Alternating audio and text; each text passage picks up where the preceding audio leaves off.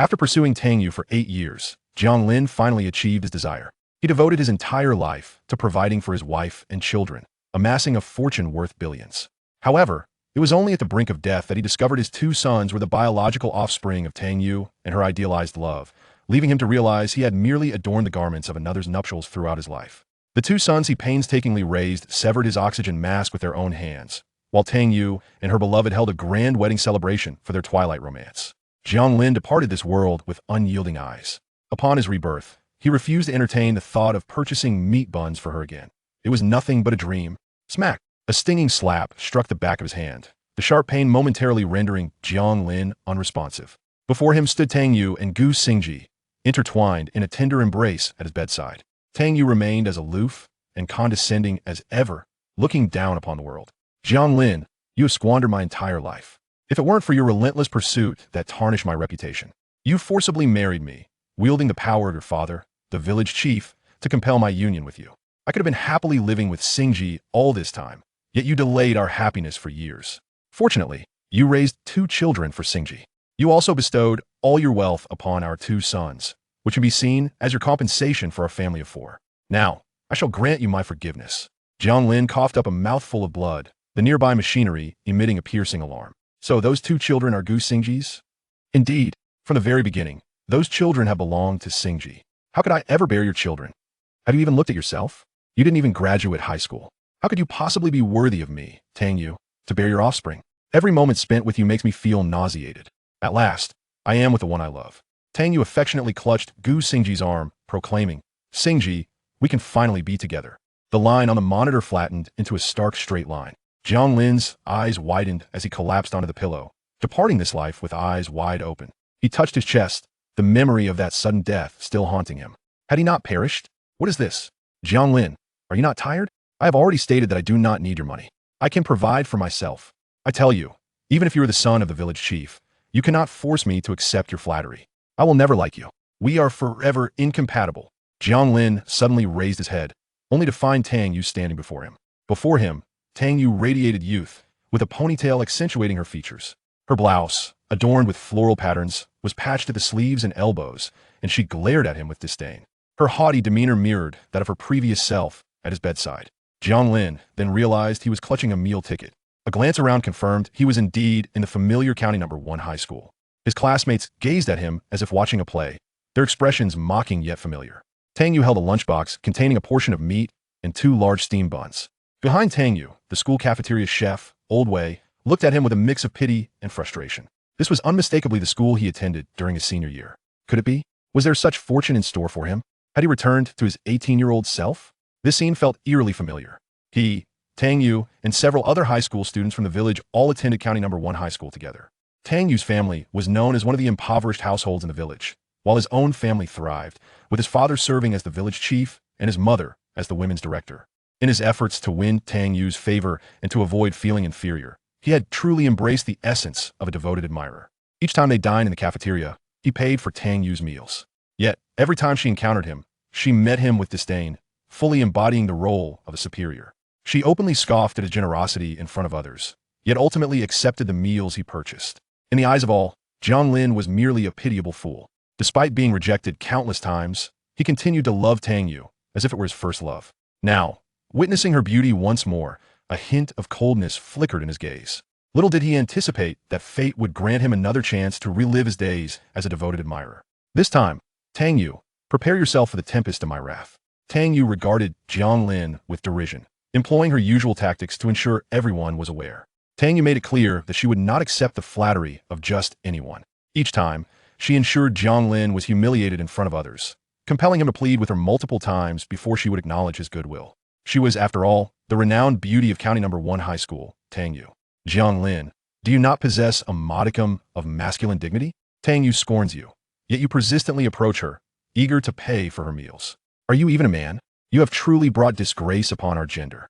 I must say, spare us the embarrassment. How could the school belle, Tang Yue, ever set her sights on someone like you? Have you looked in a mirror? Does your character warrant Tang Yue's attention? It is only Gu Xingji and Tang Yue who are a match made in heaven. Why do you, like a toad aspiring to dine on swan meat, intrude upon this? Various jibes and mockery assailed him from all directions, yet Jiang Lin remained unfazed. Having lived for 70 years, he was not so fragile as to let such trifling gossip tarnish his self-esteem. Tang Yue glared icily at Jiang Lin, counting numbers in her mind, relishing the sensation of having him beneath her heel. Simultaneously, she pondered when he would next beseech her. What the village chief's son? He too was beneath her. Tang Yue reveled in the lofty sensation of being exalted by others. Jiang Lin remained as taciturn as ever. He withdrew his hand, which clutched a meal ticket, and took a step forward, positioning himself directly beside Tang Yue. The corners of her mouth curled upward. She knew Jiang Lin was as shameless as ever. Despite tormenting him time and again, he still regarded her without resentment. With a cold smile, she declared, Jiang Lin, I have told you I do not require your money. Honor cannot be compromised, nor can wealth corrupt. Do not presume that your filthy lucre can sway my heart. I shall never harbor affection for you. Suddenly, Jiang Lin's cool voice pierced the air. Old Wei, prepare a serving of meat dishes. Are there meat buns today? If so, add 8 more. Upon hearing this, Tang Yue involuntarily swallowed hard. A flicker of joy ignited within her. Although Jiang Lin did not plead for mercy, the 8 meat buns he ordered were undeniably her favorite. The cafeteria only prepared meat buns once a week, and the quantity was limited. Old Wei's culinary skills were nothing short of extraordinary. However, as each meat bun cost 50 cents, most students could not afford them. Only Jiang Lin, with a father who was the village chief, could consistently indulge in such delights at school. Typically, Jiang Lin would order 8 meat buns and bring 6 to himself. Given that he was treating her to meat buns today, she resolved to cease her harassment of him. Chapter 2. By what right? Old Wei shook his head as he observed Jiang Lin's tranquil demeanor, reflecting that this young man might be suffering from a serious ailment. One can be fond of someone, but to such an extent is utterly devoid of dignity. If you're my son, I would certainly break his legs. However, it was not his place to discipline Jiang Lin. He could only helplessly accept the lunchbox from Jiang Lin's hands, filled to the brim with succulent dishes, and topped with 8 of the largest meat buns. It totaled 5 yuan and 50 cents. A collective gasp echoed among the onlookers, as the surrounding students hailed from various impoverished villages. Even those with better circumstances could not fathom Jiang Lin's extravagant spending. In 1985, to spend 5 yuan and 50 cents on a single meal was simply astounding. Jiang Lin turned and walked away with his lunchbox. Tang Yue, with an air of haughtiness, extended her hand. Jiang Lin, I refuse to eat the buns you bought. Each time she uttered those words, Jiang Lin would promptly offer her the buns. However, this time, contrary to her expectations, Jiang Lin simply brushed her hand aside. You think too highly of yourself. I never intended to give them to you. Taking a generous bite of the meat bun, he savored the rich flavor. In this era, meat buns were crafted with genuine ingredients. Particularly, Old Wei's meat buns were unparalleled. After years away, he had yet to encounter such a taste again. In the past, he had always bought buns, only to give them all to Tang Yue in exchange for nothing but her disdain. Now, rather than feed them to a dog, he preferred to satisfy his own hunger. Tang Yue was momentarily taken aback, her defenses crumbling. What do you mean, Jiang Lin? What I mean, it means exactly what you desire. You are proud and aloof. I certainly shall not throw money at you. You can pay for your own meals. If you wish for buns, you shall buy them yourself. I, Jiang Lin, will no longer serve you. With that, Jiang Lin boldly pushed past Tang Yue, beaming as he returned to the classroom. Sitting at his desk, he began to eat heartily. This body was at the prime stage of growth, and he had been spending his monthly allowance on Tang Yue. As a result, despite his parents providing him with sufficient funds, he had grown gaunt from hunger, burdened with supporting 2. This time, let that Tang Yue go to hell. He needed to fill his own belly. In his previous life, he had starved during his growth spurts, resulting in a height of only 178 meters.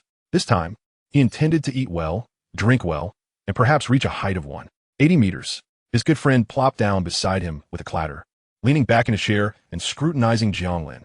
Jiang Lin, you're not running a fever today, are you? Why are you staring at me without eating? I can't exactly serve as your meal. Seeing his good friend, Jiang Lin felt a surge of emotions. Chun Jiangshan was his brother, even when misfortune befell him. This brother had sought to lend him a hand. Yet, he had always listened to Tang Yue, creating rifts with his friend. Only when he was left gasping for air, a ghost floating in the sky, did he realize it was Chun Jiangshan who had collected his body. Later, it was Chun Jiangshan who rallied their friends to bring down Tang Yue and her paramour's company as retribution. Of course, I must keep an eye on you. Have you replaced your core? Or are you a different person now? When did you suddenly become so clear-headed? Jiang Lin's actions today stunned everyone around him. It was the first time Tang Yue appeared to be at a loss in front of others. Chun Jiangshan had initially found it amusing, but soon after, he felt concerned. His brother had always been compliant to this woman's whims. Could it be that they had quarreled this time? If so, would he soon find himself back under her thumb? Was I not initially a man? Why should I endure this indignity? If she looks down on me, then I shall simply move on. I am not so cheap. Is Tang Yue merely beautiful?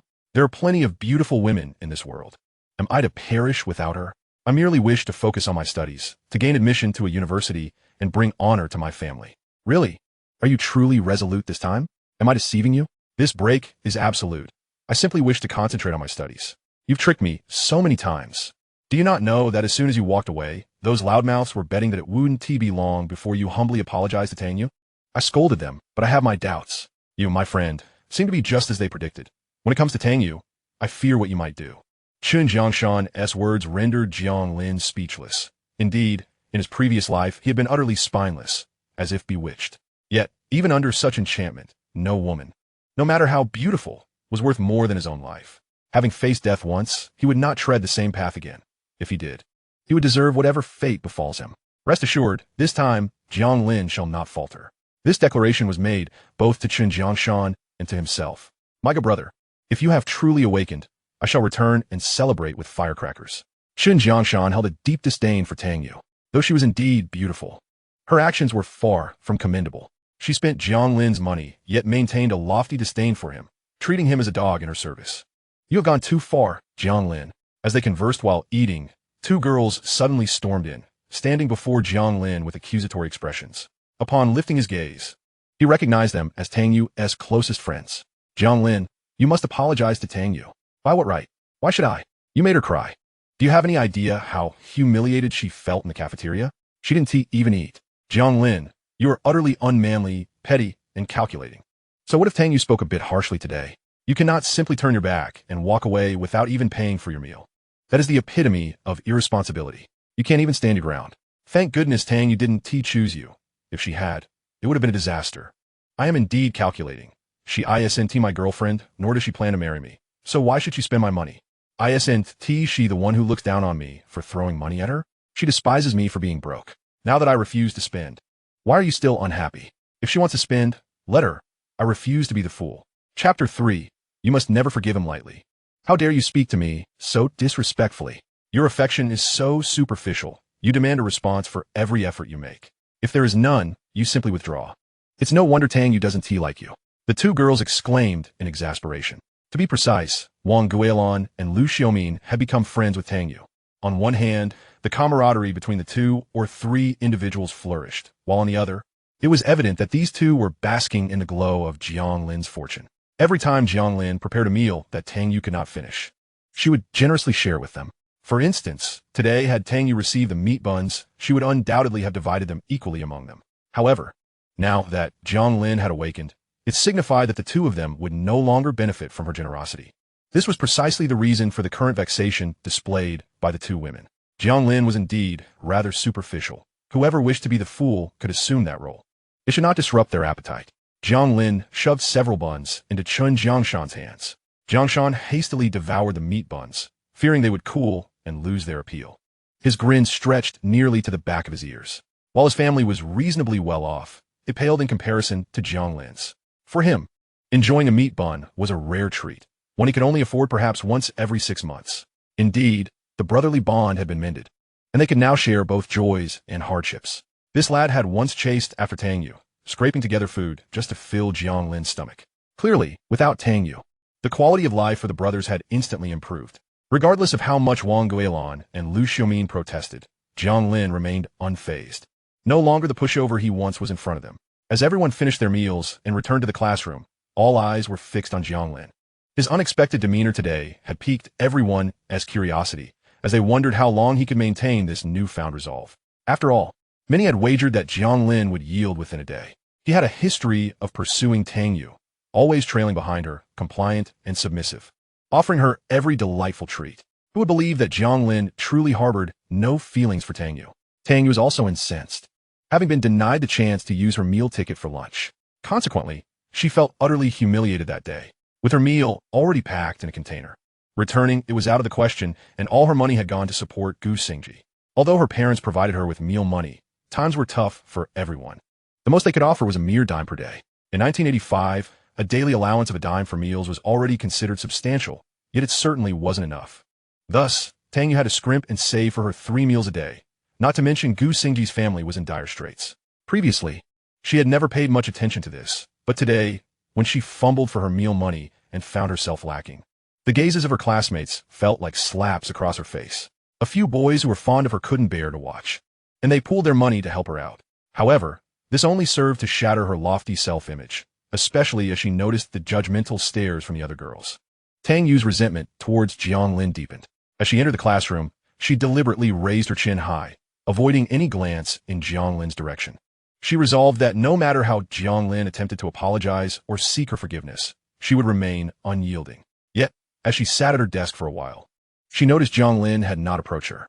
Stealing a glance with the corner of her eye, she discovered Jiang Lin, sitting diagonally opposite her, engrossed in a book, completely oblivious to her presence. Where was the apology? Tang Yue's face paled with indignation. She vowed that this time, Jiang Lin would not elude her wrath.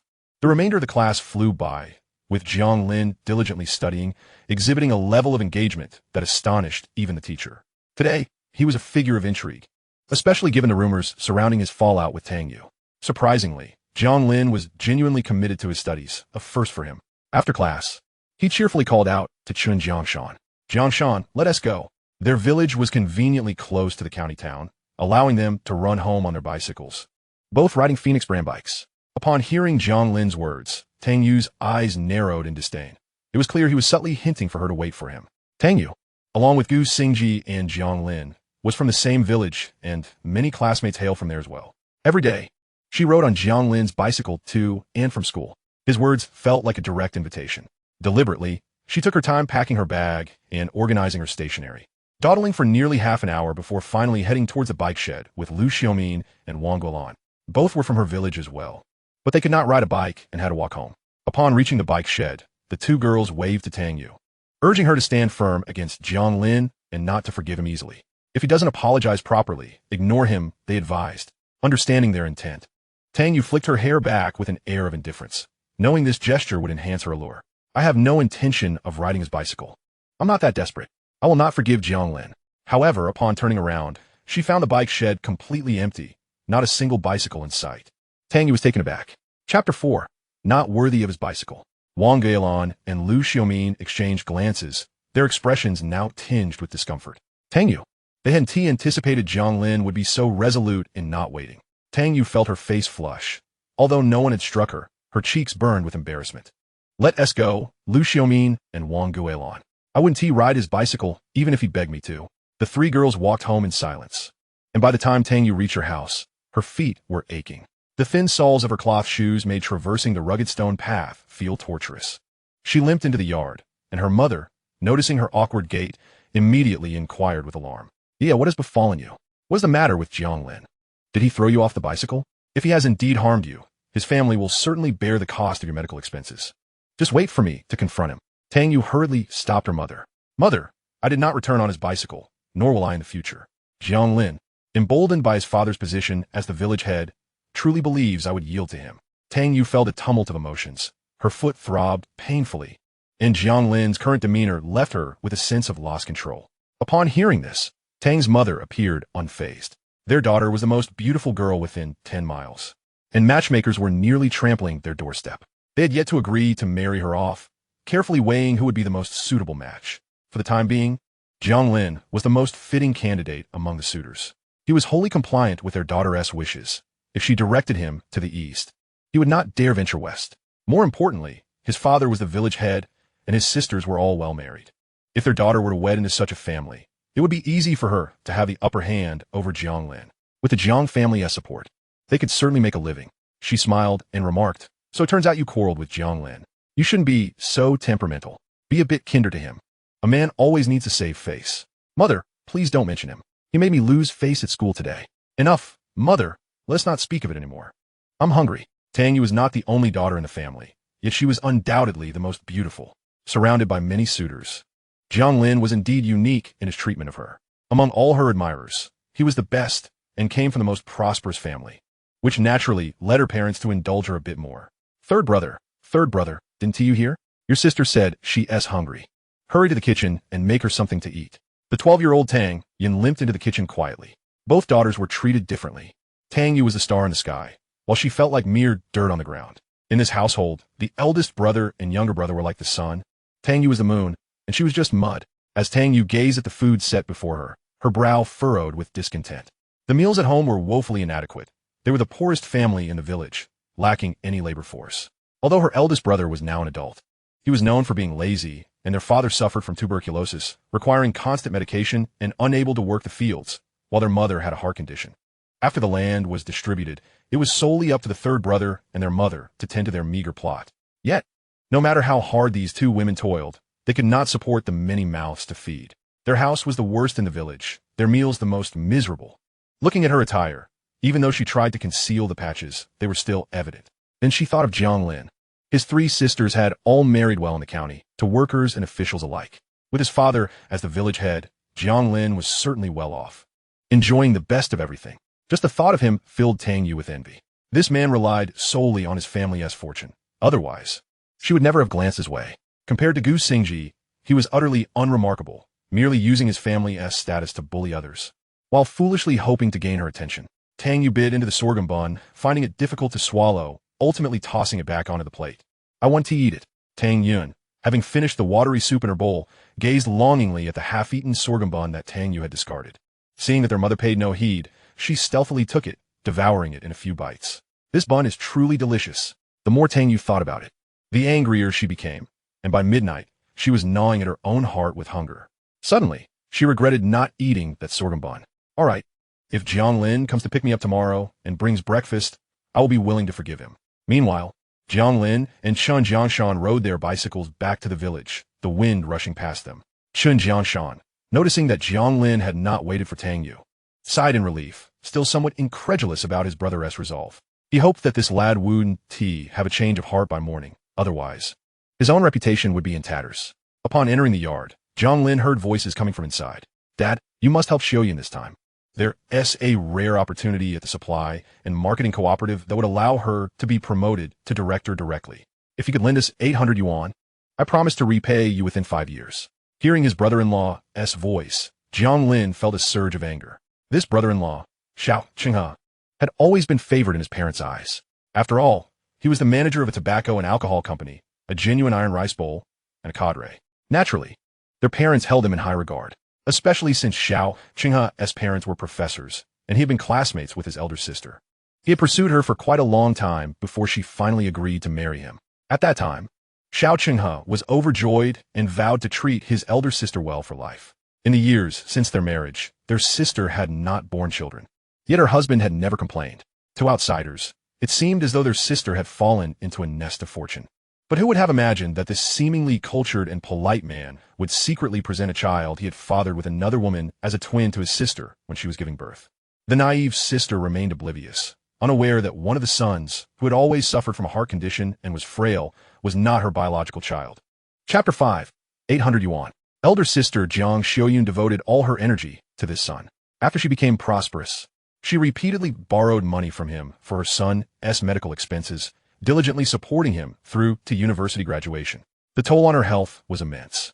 And only before her death did she discover that the daughter she had neglected was her true child, while the son was, in fact, someone else's. And now, Xiao Qinghe was plotting to deceive their family out of money to support his outside child. If Jiang Lin recalled correctly, in his previous life, Xiao Qinghe had pressured their parents to exhaust their savings. After all, as the village head, their father had some savings. Yet, this money never went towards securing a job for his sister. According to Xiao Qinghe, the recipient had taken a bribe, but failed to deliver. With their family's integrity, they could not confront anyone, and they would rather swallow their grievances than face disgrace. Who would have thought that Xiao Qinghe would stoop to such despicable acts? Using that money to support his mistress? It was precisely with their family's funds that the mistress had purchased a small courtyard, living comfortably while expecting. Later, I learned that this courtyard would become quite valuable in future demolitions, inadvertently benefiting that mistress. Your mother and I simply do not possess that kind of money. 800 yuan is no trifling sum. You are well aware of how many financial obligations we have at home. How could we possibly produce 800 yuan? Jiang Ziyuan tapped his pipe on the table. When the son-in-law came knocking, theoretically, he, as the father-in-law, should not refuse. However, the son-in-law is a cadre, and one day, his own son may find himself in need. The couple has already proven to be quite capable. The few acres of land they cultivate along with the 2 pigs and a dozen chickens they raise, yield a respectable savings each year. Yet, fate has bestowed upon them 3 daughters and a son to raise. With 3 daughters married off and a son still in school, the expenses are considerable. They are already quite enlightened parents, free from the backward thinking prevalent among many villagers who prioritize sons over daughters. Nevertheless, they still struggle to save much. His wife is quite adept at managing finances, and only through her frugality have they managed to see their children off one by one. Now, only the youngest remains. But to suggest producing 800 yuan is akin to dreaming the impossible dream. No ordinary family could muster such a sum. Father, you know such opportunities are rare. If we miss this chance, she may end up as merely a sales clerk at the supply and marketing cooperative for the rest of her life. If Xiaoyun could become a section chief, she would undoubtedly be able to support the family in the future. Opportunities like this are fleeting. Xiaoqing's face was earnest, exuding the concern of a devoted husband.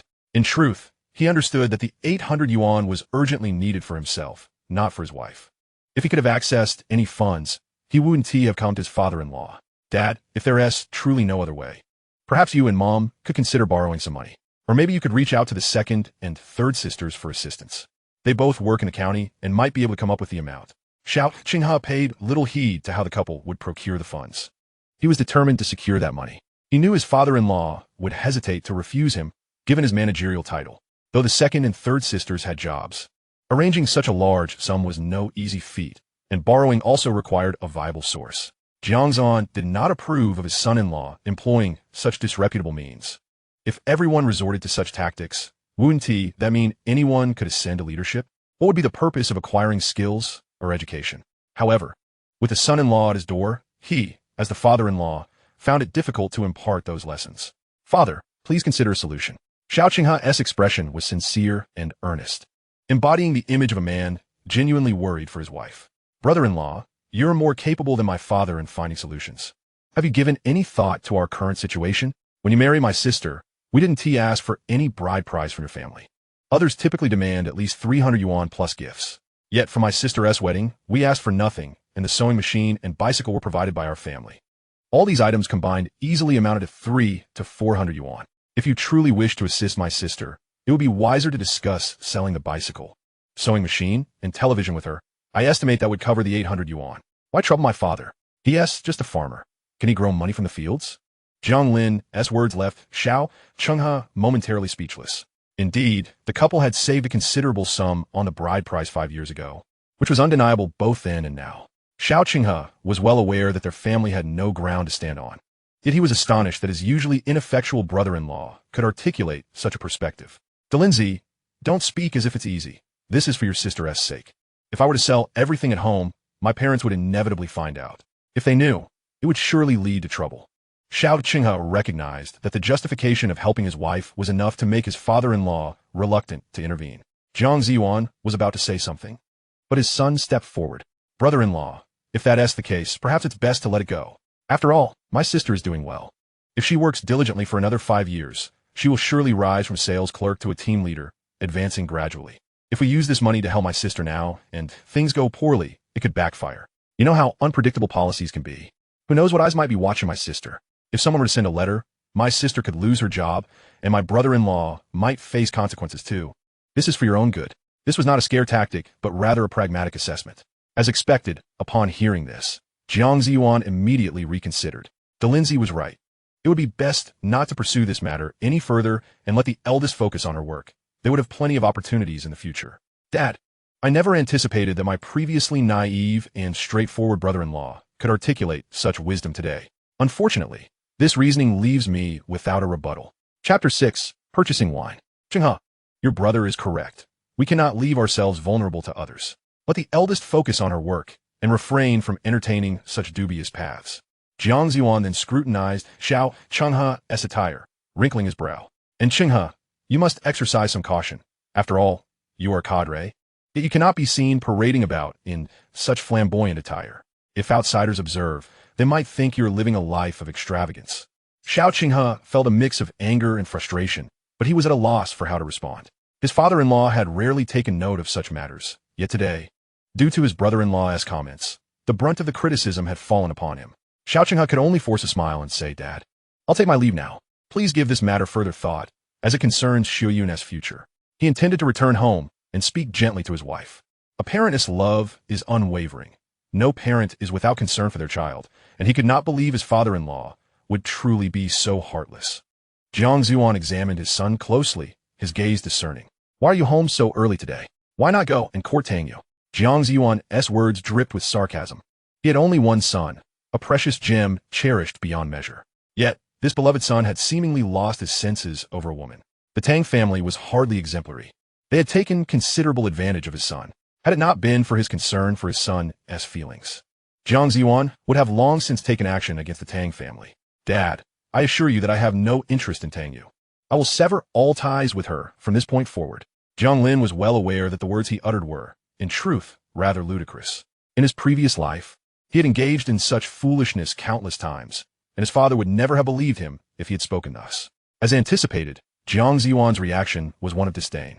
He regarded his son with a look of contempt. All right, have you quarreled with Tang Yue again? What is so appealing about that girl? Her village is the poorest among us. Relying on her connection with you, her mother insists on claiming hardship assistance from our village, completely ignoring the fact that their family is as lazy as pigs. And that Tang Yue, always dressing flamboyantly, if only she spent that time helping her family with farming or raising pigs, they wouldn't be in such dire straits. It's simply beyond me why you have taken a liking to her. Father, I assure you, I will have no further relations with Tang Yue. From this day forth, your son will dedicate himself to his studies and strive to enroll in a university, so that I may bring honor to you. Do you think I believe that? Jiang Zuan was indeed pleased to hear his son express such sentiments, yet he was acutely aware that such declarations were far from reality. His son was merely trying to amuse himself. Nonetheless, it was a relief that the boy could still utter some pleasant words. Reflecting on the past, he remembered how Jiang Lin had once held Tang Yue in the highest regard, and had he dared to mock her family, he would have faced Jiang Lin's wrath. Are you hungry? Fine, I instructed your mother to prepare scrambled eggs and pig's head meat today. Go fetch me a bottle of wine. Let's share a drink together. Though Jiang Lin's words were somewhat deceptive, his father's heart swelled with joy at the mere fact that his son could speak such kind words. All right, I shall go buy the wine for you. He swiftly turned and rode off on his bicycle. But in the kitchen, Mother Jiang, noticing her son's departure, hurriedly called out, "You little rascal, your father's blood pressure is high. You mustn't let him drink, and yet you go and buy him wine. Mother, just a little bit. Rest assured, I will make sure he doesn't overindulge."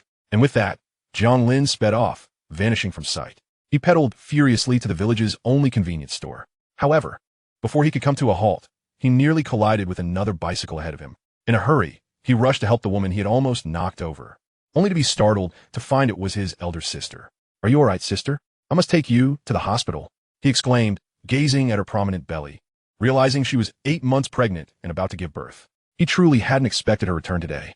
Jiang Xiaoyun, seeing her brother, couldn't help but smile as she brushed off the dust from her clothes. "Do you think I'm made of clay? Your elder sister is quite sturdy, nothing to worry about." Relieved to see her brother, she continued, "What has you in such a rush? Are you hurt anywhere?" In the eyes of the Jiang family, Jiang Lin was their treasure gem. Hearing his sister's concerned words brought tears to his eyes. His 3 elder sisters genuinely cared for him. However, in his previous life, he had exploited his sisters for a woman, neglecting their needs and failing to shoulder the responsibilities of being the sole male in the family. If he had only stood tall as the family's protector, perhaps his elder sister would not have faced such hardships. To put it plainly, in his past life, he had been an ungrateful wolf. "Sister, look at me. I'm lively and well. I'm not injured at all. By the way, why did you ride your bicycle without watching the road and crash into me?" Jiang Xiaoyun brushed her hair back with an embarrassed smile. Could she admit she had been preoccupied with thoughts of the supply and marketing cooperative director's position? "It's nothing. I was lost in thought and forgot to watch where I was going. Come on, let's get home quickly. Our parents must be worried sick." Jiang Lin helped his sister upright her bicycle, but chose to push it rather than ride. "Sister, were you thinking about that position at the cooperative?" "How did you know?" Jiang Xiaoyun asked, surprised. "How could I not? You know that today my brother-in-law came to our house and directly asked Dad for 800 yuan. You know our family situation. How could we possibly have that much money? He is pressuring our second and third sisters to chip in." Jiang Lin was acutely aware of his sister's character. If Xiao Chang'e whispered in her ear, she might truly approach their father. Their father was a good man, especially in an era that favored sons over daughters. And as the family's only son, he treated his 3 sisters remarkably well. Furthermore, he placed particular importance on the first child's birth, so it was plausible that, with enough pressure, their elder sister might persuade their father.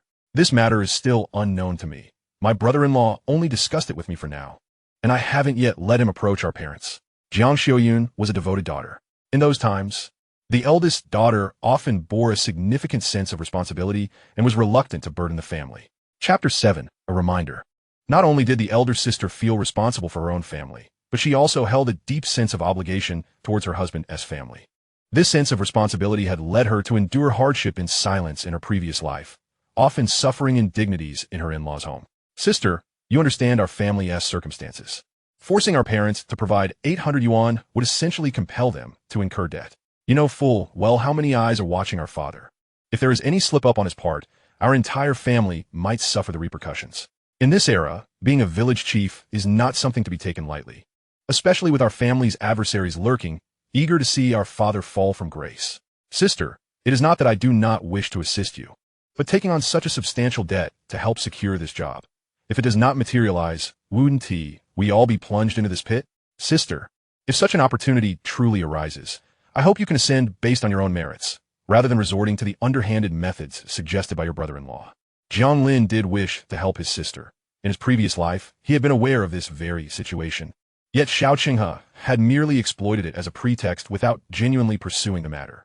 Moreover, even if Xiao Qinghe had intended to bribe someone, he had heard that the leader responsible for handling such matters was an upright individual, one who would not tolerate corruption. Anyone attempting to offer gifts or money would ultimately face consequences. In truth, while this matter was not insurmountable, it must not be approached in the way Xiao Qinghe suggested. Sister, our parents are aging. I know how much you have sacrificed for this family, but they cannot withstand any turmoil.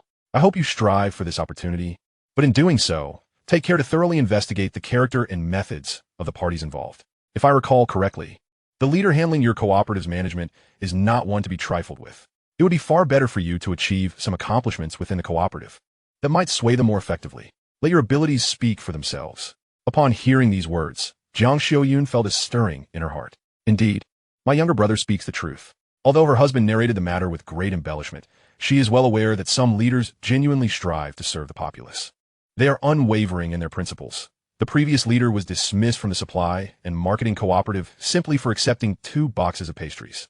Her husband assured her that he had already made inquiries, yet she cannot help but contemplate the potential pitfalls that might arise. Lin, you have matured. It's impressive that you can engage in such thoughtful analysis with your sister now. After hearing her brother's words, Jiang Xiaoyun felt a profound sense of comfort. In the past, her brother was often reckless, causing trouble that required the family to clean up after him. However, today's discourse revealed a more mature adult in him. He had never spoken so candidly with her before, and even Jiang Xiaoyun couldn't suppress her happiness. Sister, it used to be that I was the foolish one, but I've come to realize that I was indeed a reckless youth. I was a burden to our family. From now on, I shall change. I will study diligently. Upon hearing Jiang Lin's declaration, Jiang Xiaoyun was overjoyed.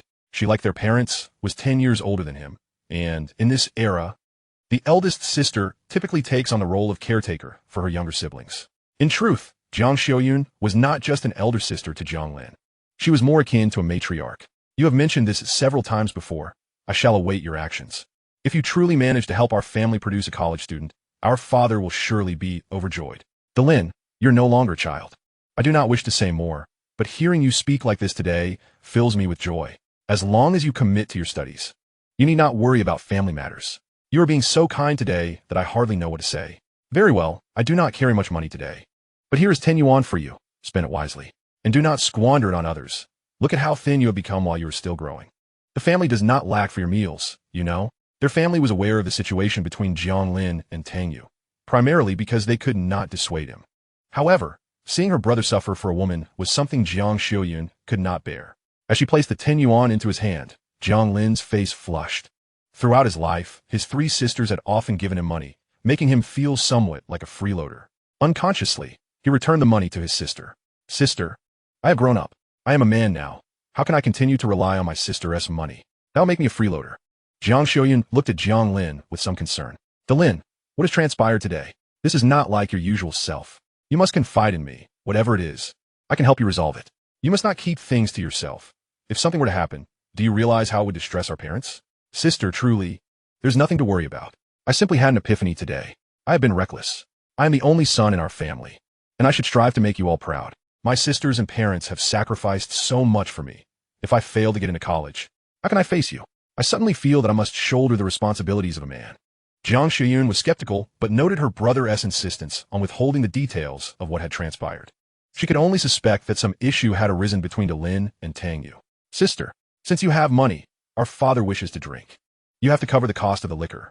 Jiang Yue, upon hearing this, chuckled. When did I ever require you to pay when we went out together? Cool me. Let us buy a bottle of Erguo too. It is our father's favorite. Jiang Lin felt a slight sting in his eyes. His elder sister had likely never contemplated that her husband could be a duplicitous scoundrel. However, he was unsure how to express this, as nothing had yet transpired, and he had no evidence to support his claim that Xiao Qinghe was unfaithful. How could his sister possibly believe him? He must gather proof soon, as he suspected Xiao Qinghe would stir up trouble if he failed to procure the 800 yuan. He could not believe that Xiao Qinghe could keep his true nature hidden for long. Sister, you are about to give birth. Please take care of your health, and do not overexert yourself. Jiang Lin was concerned for Jiang Yun's well-being, recalling that in their previous lives, Jiang Yun had experienced a premature birth with severe bleeding, almost losing her life. He now suspected that this premature birth might somehow be linked to Xiao Qinghe. If timely intervention had not occurred, his sister might have perished, allowing Xiao Qinghe to seamlessly bring in his mistress. Chapter 8. Sister, are you expecting a single or multiple births? Do not worry, I will take care of myself. Jiang Yun felt warmth in her heart. Her brother had never before uttered such heartfelt words. This young man had indeed grown up. Sister, does my brother-in-law give you his entire salary each month? Jiang Lin's inquiry made Jiang Yun glance at him quizzically. Sister, why do you look at me like that? Are you asking for money again? No, sister. Jiang Lin found the situation amusing and somewhat absurd, as he had always been perceived by his sisters as someone who would ask for money. No? Then why do you ask about your brother-in-law's salary? Sister, our family is run by our mother, and whatever our father earns goes to her. I was merely curious about who manages the household finances between you and my brother-in-law. I mean, both of you are working. And I heard my brother-in-law earns over 100 yuan a month as the manager of a candy and beverage company. It seems unlikely that he would be unable to come up with 800 yuan, right? Or are you perhaps spending too freely? Jiang Lin gently reminded his elder sister, sensing that there was much more to this situation than met the eye. Upon hearing this, Jiang Yun paused, realizing that her husband earned around 140 to 150 yuan each month, while her own salary from the supply and marketing cooperative was modest, amounting to over 30 yuan. Their combined income was approximately 170 to 180 yuan monthly. Both of Xiao Qinghe's parents were retired and received pensions, so they had no need for financial support from their son. Observing the expression on Jiang Yun's face, Jiang Lin suddenly understood. It appeared that she was unaware of Xiao Qinghe's financial situation. Sister, you don't manage the household finances, do you? Jiang Yun's face flushed. Not at all. Initially, I managed the finances, but a few times when I brought money home, my mother-in-law became upset and caused a scene. So my brother-in-law suggested that he manage his own money while I manage mine. This way, the elders wouldn't have anything to complain about. And I thought that made sense. Besides, my meager salary is enough for my needs. But what about the household expenses? Jiang Yun hesitated. My brother-in-law buys things for the family each month. If she could not voice the rest of her thoughts, as her husband initially did handle the household purchases. However, due to her position at the supply and marketing cooperative, it was she who could procure inexpensive goods from there, naturally leading to her assuming the household expenses. Occasionally, she would request a small amount of money from her husband for supplementary support, yet it seemed that Xiao Cheng and his family had never provided much assistance. After some calculation, she realized that at most, she could expect to receive a mere 10 to 20 yuan from her husband each month. They dined at the cafeteria, and with the household items being more affordable than those of others, she had never truly tallied these expenses. To put it plainly, most of the money in Jiang Yun's hands was allocated to her maternal family, which made her hesitant to inquire about her husband's finances. Over the years, she had scarcely saved anything. The little she had accumulated amounted to just over 100 yuan. Yet, with a salary of over 30 yuan, she could save that much. In contrast, her husband's salary, which had also been modestly spent over the years, should theoretically have added up to several thousand yuan. Why then? Could he not produce the 800 yuan? If her brother had not raised the question, she might never have considered it. She had assumed it was all spent on their little family, but upon closer inspection, it seemed otherwise. Sister, sometimes a woman must firmly grasp the finances at home. Men, upon acquiring money, rarely engage in virtuous endeavors. Jiang Lin remarked seemingly casually. Dalin, why do you say that? Jiang Yun felt her heart race, as if foreboding something ominous was about to transpire.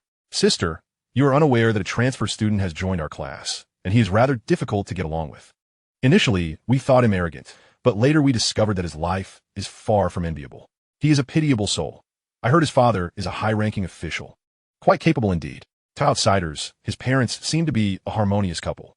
However, it was recently revealed that his twin brother was actually born from his father's affair with another woman, taking advantage of his mother's premature delivery. They brought the twins back. His brother, being frail and often ill, consumed all the family's resources, and his mother, favoring the younger brother, neglected him. Jiang Lin was incensed. She was forthright by nature, and upon hearing this, she was outraged. How could a man commit such a heartless act? Indeed, who could have imagined that the husband she had lived with for decades was capable of such treachery? How did his mother find out? It was said that when his brother fell ill and required a blood transfusion, the examination revealed a mismatch in blood types. His mother was A-type, and his father was AB-type, but he was A-type while his brother was O-type. When his mother first heard this, she assumed there was an error. Yet the test results consistently confirmed the same. Only then did she realize that the child she had raised with such devotion for so many years was not her own. At this moment, his parents divorced. For years, his father had contributed nothing to the household, leaving his mother to bear the burden alone. Ultimately, when they divorced, his father not only took the house and all the money, but also left his mother and him with nothing. After all their struggles, the mother and son faced such a tragic fate, devoid of shelter and losing their jobs. Meanwhile, that man married the woman he had been keeping, and they lived happily as a family of three. At this point, his mother discovered that all their in-laws and relatives had known about the affair, leaving her and her son completely in the dark. They could only return to the county to attend school. Jiang Lin, upon hearing this, was infuriated to the point of nearly losing her composure. How could she have been so foolish? After years of laboring to support the family, did she never think to ask her husband for money? Suddenly, she fell silent. It seemed as though she had never inquired about finances from her husband. Logically, he must have had money. Why could he not produce any? Jiang Lin, noticing his sister's dazed expression, understood that matters must unfold gradually. He had now planted a seed of doubt in her mind. Indeed, I also think his mother was rather naive, failing to grasp the economic reins of the household. Naturally, a man will do as he pleases if he possesses money. If he were penniless, could that mistress still be so brazen? Would she still bear him children? Furthermore, I find it rather foolish that she couldn't discern whether she was carrying a single child or twins. How could she have been so easily deceived? He then casually inquired, "Sister, I haven't asked you yet. Are you carrying a single child or twins?" Chapter 9. 50,000 gene of green onions. Twins. Jiang Lin responded to her brother's question, feeling a buzzing in her head. Was it merely a coincidence? She, too, was pregnant with twins. Yet, she couldn't shake the feeling that something was amiss. The movements in her belly did not feel like two children. Her husband had never given her any money. Jiang Lin shook her head, trying to dismiss her wandering thoughts. This was merely someone else's story. She must not impose it upon herself.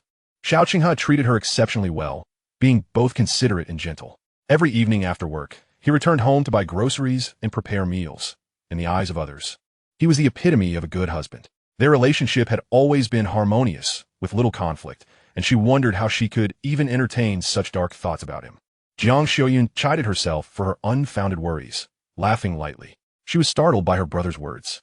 "Sister, it is said that a leader will be visiting the supply and marketing cooperative next week for an inspection. You should prepare thoroughly. If I recall correctly, you have a vegetable procurement task this week. If you exceed expectations, it will certainly enhance your work reputation." Jiang Lin shifted the topic, concerned that his sister, in her delicate condition, might be unduly stressed, leading to unforeseen consequences. Matters must unfold gradually. He couldn't simply expose the truth outright. If his sister were to break down, it would weigh heavily on his conscience. Jiang Lin whispered to her brother after purchasing some liquor, "How do you know about this? I haven't even mentioned it to our family. You're unaware that the tasks at the cooperative are becoming increasingly challenging. As a sales clerk, I was not initially involved in this matter. However, now the cooperative has assigned tasks to each clerk to meet their quotas. I have been tasked with procuring 50,000 gene of green onions. I returned to seek our father's assistance, as every household in our village grows onions. I thought it prudent to tally the yield. If it suffices, I can fulfill my quota." Upon hearing this, Jiang Yang immediately shook his head. "Sister, you sought the wrong person for this. I actually know about this from a previous life. The green onion task was not completed by you in the past. Although our village does grow some green onions, the quantity is minimal. Green onions are a winter storage vegetable, and everyone tends to plant more cabbage instead. In total, only over 8,000 jin were accounted for. Our father went to great lengths to contact the neighboring village, which had initially agreed to supply the required amount since they grow a larger quantity of green onions, and the price had already been negotiated. As the time for delivery approached, the other party unexpectedly backed out, leaving no evidence to substantiate their claim. They simply refused to sell. It was later revealed that the salesperson, who eventually became the director of the supply and marketing cooperative, had privately promised benefits to the village chief of the neighboring village, thereby intercepting the scallions that had been arranged by his own sister.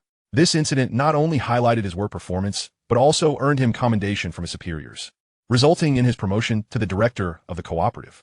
Naturally, having usurped his own sister's opportunity, he made her life exceedingly difficult. Jiang Lin endured nearly a decade of hardship under his oppressive hand before he eventually retired. However, Jiang Lin had initially had the chance to ascend to a leadership position, yet due to his suppression, she remained merely a salesperson, never receiving a salary increase or promotion even upon retirement. Nevertheless, she felt it was her duty to assist her sister in this rare opportunity. Upon hearing the news, Jiang Lin face paled. She had not anticipated the challenges that procuring scallions would entail. Fear not, her brother-in-law assured her, if it really comes to it, we can ask our father to reach out to the neighboring villages. Surely, we can gather enough scallions, as there are plenty in the surrounding areas. This time, we must fulfill the city's winter vegetable quota, which requires 300,000 pounds from our county's cooperative. If we succeed, it will undoubtedly earn us favor with the leadership. Upon hearing this, Jiang Lin understood that this was yet another scheme devised by Xiao Qinghe. Given that Xiao Qinghe had orchestrated the plan, it was clear that he had also intentionally obstructed her sister's promotion. This man aimed to manipulate his own sister-in-law. My brother-in-law is right. Let us return and have our father visit the neighboring villages. We can easily gather the 5,000 pounds needed. Jiang Lin smiled, appreciating her husband's reliability. She was wholeheartedly devoted to him and admired his competence and kindness, as no one could find fault with him. The siblings continued their discussion as they walked home. Jiang Mu had long prepared the meal, and upon seeing her eldest daughter return, she set an extra pair of chopsticks on the table. Hearing her daughter's words, Jiang Yuan quickly recognized this as an opportunity. Although he was selfless and disapproved of bribing or leveraging personal connections, he was adaptable when it came to practical matters, unwilling to rigidly adhere to rules. After listening to his daughter, he nodded and assured her that he would contact the village chiefs of the neighboring areas to ascertain the quantity needed. Confident that he could resolve the issue for her, Jiang Lin felt reassured. After they finished their meal, Xiao Qinghe unexpectedly arrived at their home. Although he missed dinner, he treated her with utmost care, as if she were royalty, riding his bicycle to escort her back. Xiao Qinghe's theatrical prowess was impeccable in the eyes of everyone. He was the quintessential husband and son-in-law, beyond reproach. Jiang Lin observed as Xiao Qinghe took his sister away, knowing that he would not dare to mistreat her at present. However, he was determined to pave the way for his sister to ensure that Xiao Qinghe could not sabotage her this time. The following day, Jiang Lin rose early, and his mother, while chiding him, handed him a steamed bun wrapped in a handkerchief. You're late again. Hurry along, and be careful on the road. Make sure to grab some hot water once you reach the classroom. I packed you 2 buns, as I know you plan to take food to the Tang girl. With that, she tucked the other bun into his embrace. Jiang Lin felt the warmth of the bun. His mother had taken the time to pan-fry it for him that morning. The bun was sliced in half, not only fried but also stuffed with 2 pan-fried eggs, accompanied by some pickled vegetables and spicy sauce prepared by his mother, an exquisite treat only he could indulge in. He understood that his mother was aware of his habit of skipping breakfast for Tang Yue, which is why she prepared an extra portion. Reflecting on his past, he regretted his previous frugality, which had contributed to his poor health. He returned the bun to his mother, saying, "Mother, you eat. Don't worry. I promise I won't share with anyone else." He then rode off on his bicycle. Jiang Mu, clutching the warm bun, felt a surge of emotion. Her son had grown up. Chapter 10, late. Jiang Lin arrived at Chun Jiangshan's doorstep, calling out, "Jiangshan, let us go." Chun Jiangshan, still fumbling to put on his shoes, exclaimed, "Why are you so late? I overslept. Don't you usually wake up early? Aren't you picking up Tang Yue?" Jiang Lin typically rose 20 minutes early to fetch Tang Yue and bring her breakfast, allowing them to stroll leisurely together. Chun Jiangshan had not anticipated being so late today. As a result, he had no time for breakfast or even to wash his face. Complaining, he hopped onto his bicycle, slinging his backpack around his neck, and pedaled to catch up with Jiang Lin. "You're not being fair. Are you out of your mind? Didn't I tell you yesterday that it was over with Tang Yue? You didn't take me seriously, did you?" Jiang Lin, riding one-handed, pulled out a handkerchief to reveal the large, white bun inside. In their region, where wheat-based foods were predominant, every household steamed buns of considerable size. Just as he expected, his mother had cut the bun in half and stuffed it with a fried egg in each gap. The fragrant aroma of the fried eggs mingled with the pickled vegetables and homemade spicy sauce created an incredibly delectable combination. Are you serious? I thought you'd change your mind this morning, Jiang remarked, astonished that Jiang Lin, once so devoted to Tang Yue, had indeed made a definitive choice. Jiang Lin broke off half of the bun and offered it to Jiang. Wow, I'm actually getting the same treatment as Tang Yue. If you're really that resolute, I wouldn't even mind skipping meals. All right, let us finish this and hurry. We can't be late. The two boys sped along, and Jiang Lin felt an exhilarating rush, reminiscent of his youthful days. He had endured considerable physical suffering before and had barely survived on a hospital bed. Now, at 18, he experienced the vibrancy of youth and boundless energy. Tang Yue sat in her room with her backpack, watching the sky brighten outside, feeling increasingly anxious. Their family did not own a clock. They were impoverished, and the notion of owning a watch was beyond their means.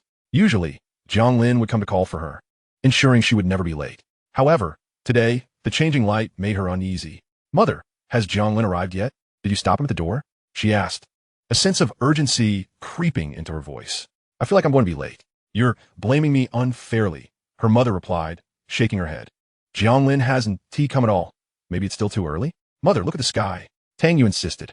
Her mother, realizing the time was indeed off, called out to the neighbor, Andy, what time is it?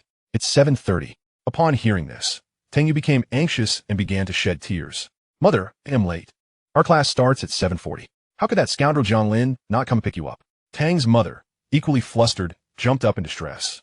But no amount of desperation would change the situation. Tang Yue had no choice but to hurriedly grab her backpack and dash outside. The weight of the books pressing heavily upon her shoulders, a burden she was accustomed to having Jiang Lin carry for her.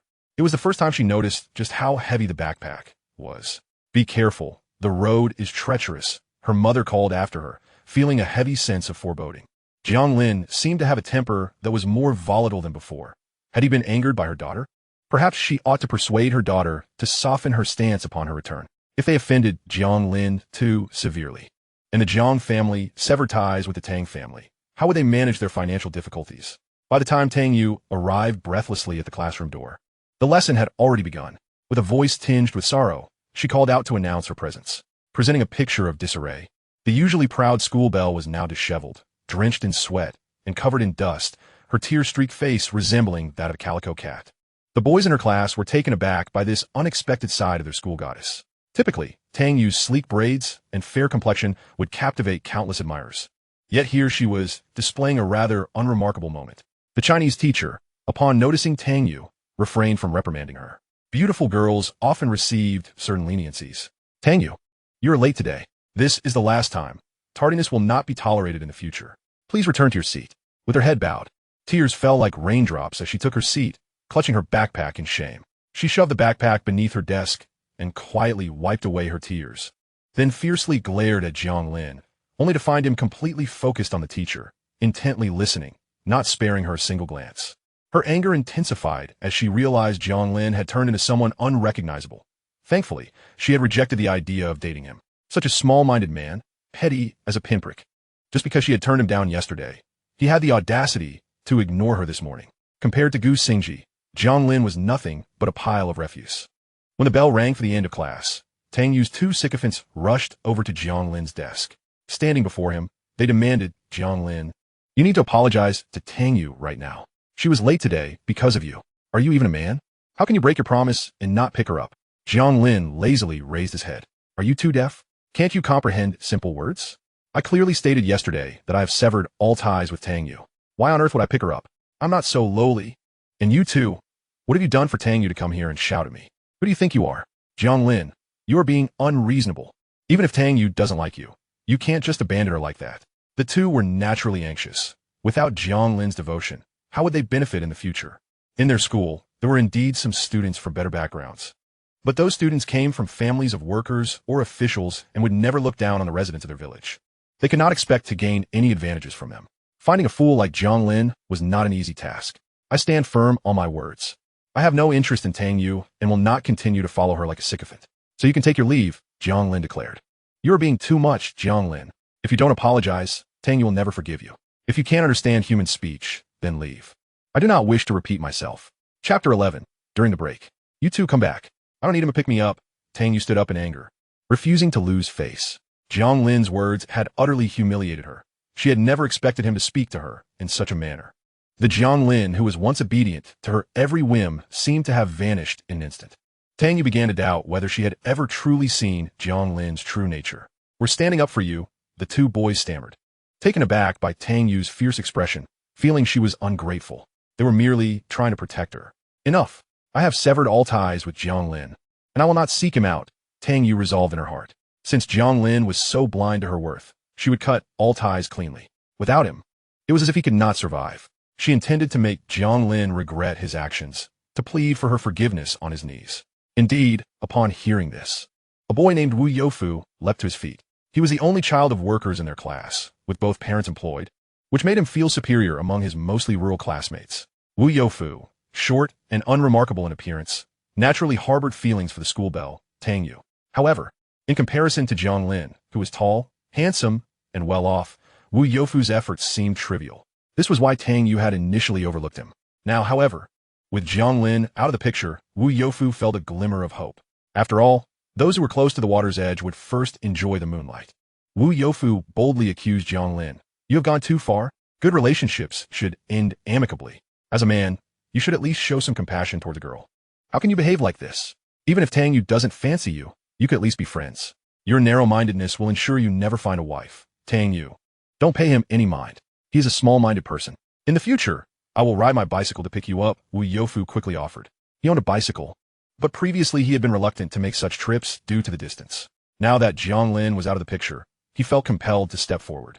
Tang Yue glanced at Jiang Lin, only to find him unperturbed. "Very well, Jiang Lin, you have some nerve." With a light laugh, Tang Yue, already beautiful, radiated charm that mesmerized Wu Youfu. "Thank you, Wu Youfu. I truly appreciate your kindness. I am so sorry for the trouble." "Not at all, not at all. It's no trouble at all. I'm more than happy to help," he replied eagerly. "Tang Yue, please wait for me after school. I shall escort you home." Tang Yue smiled and replied, "Thank you, Wu Youfu. You are unlike some others. I truly admire classmates like you, who are broad-minded and ever willing to lend helping hand." Her voice carried a hint of playful flirtation.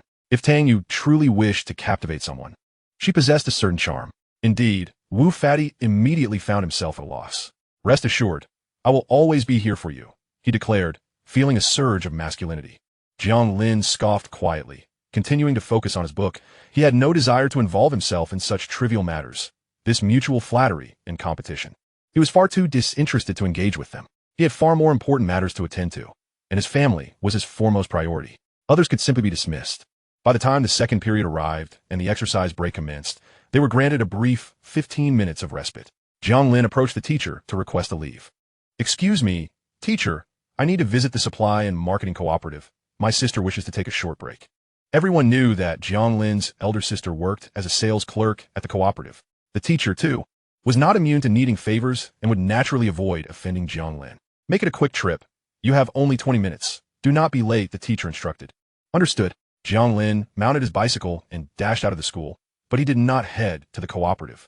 Instead, he rode directly to the dormitories near the woolen textile factory, where accommodations for various units were located.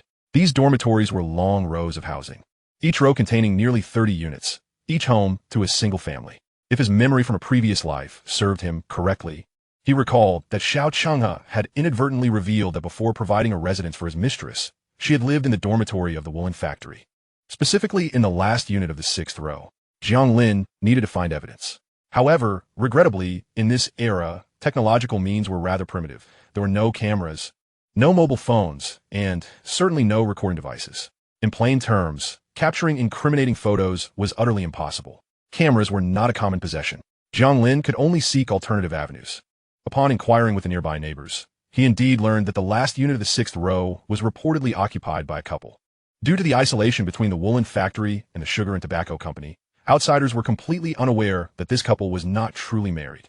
To avoid suspicion, Xiao Qinghe had long claimed to be on an extended business trip. The neighbors, lacking insight into their true nature, had no idea that this couple was merely pretending. After some inquiries, Jiang Lin remembered that in his previous life, the mistress had been rather audacious, yet he did not know her name. By the time he discovered it, His sister's situation had already reached a tragic conclusion.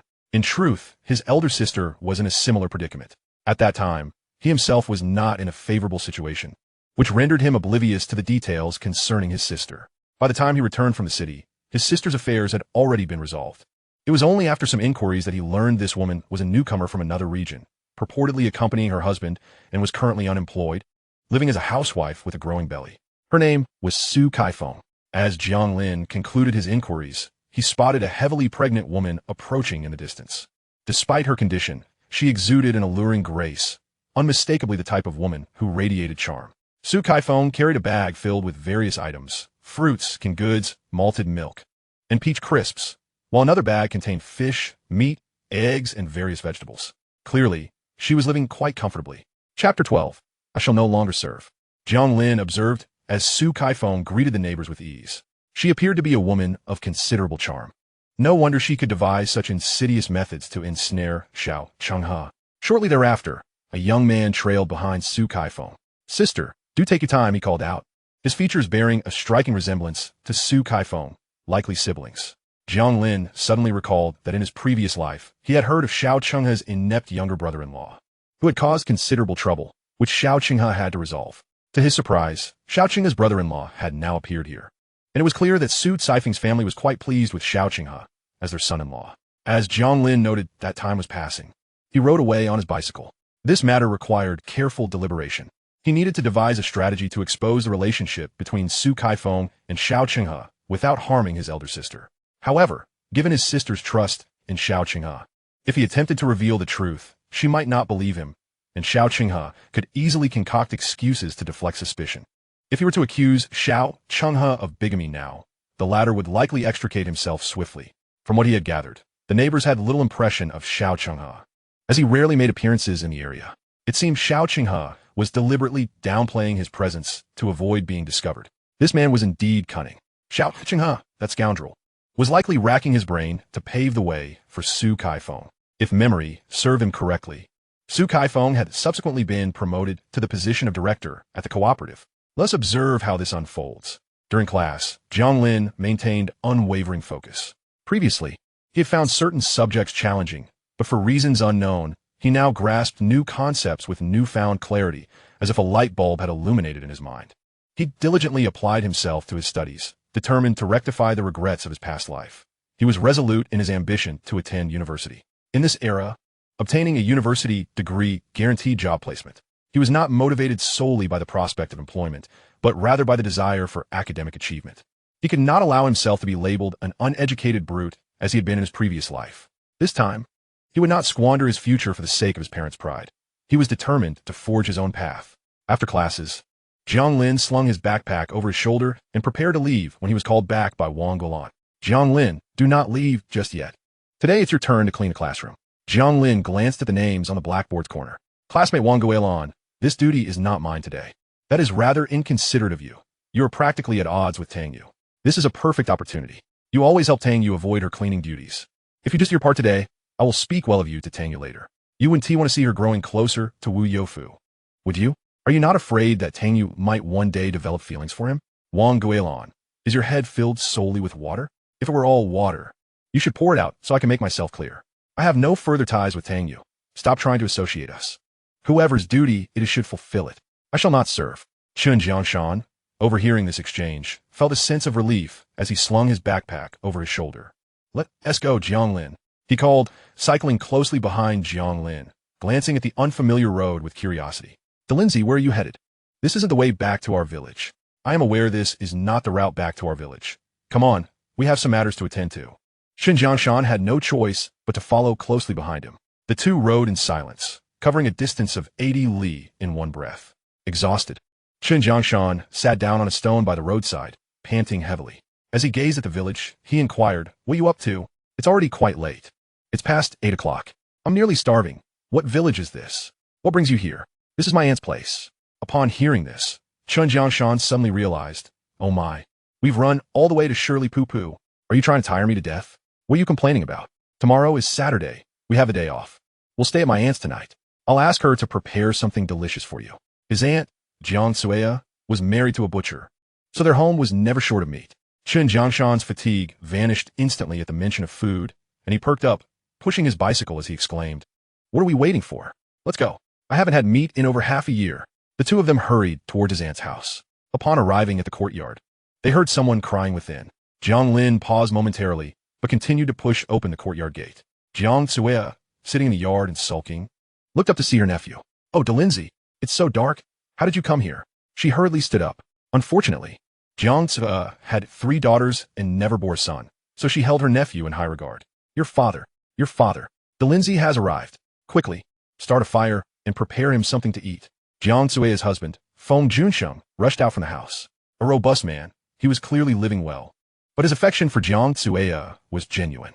Despite having 3 daughters, he held no grievances against her, though he appeared rough around the edges.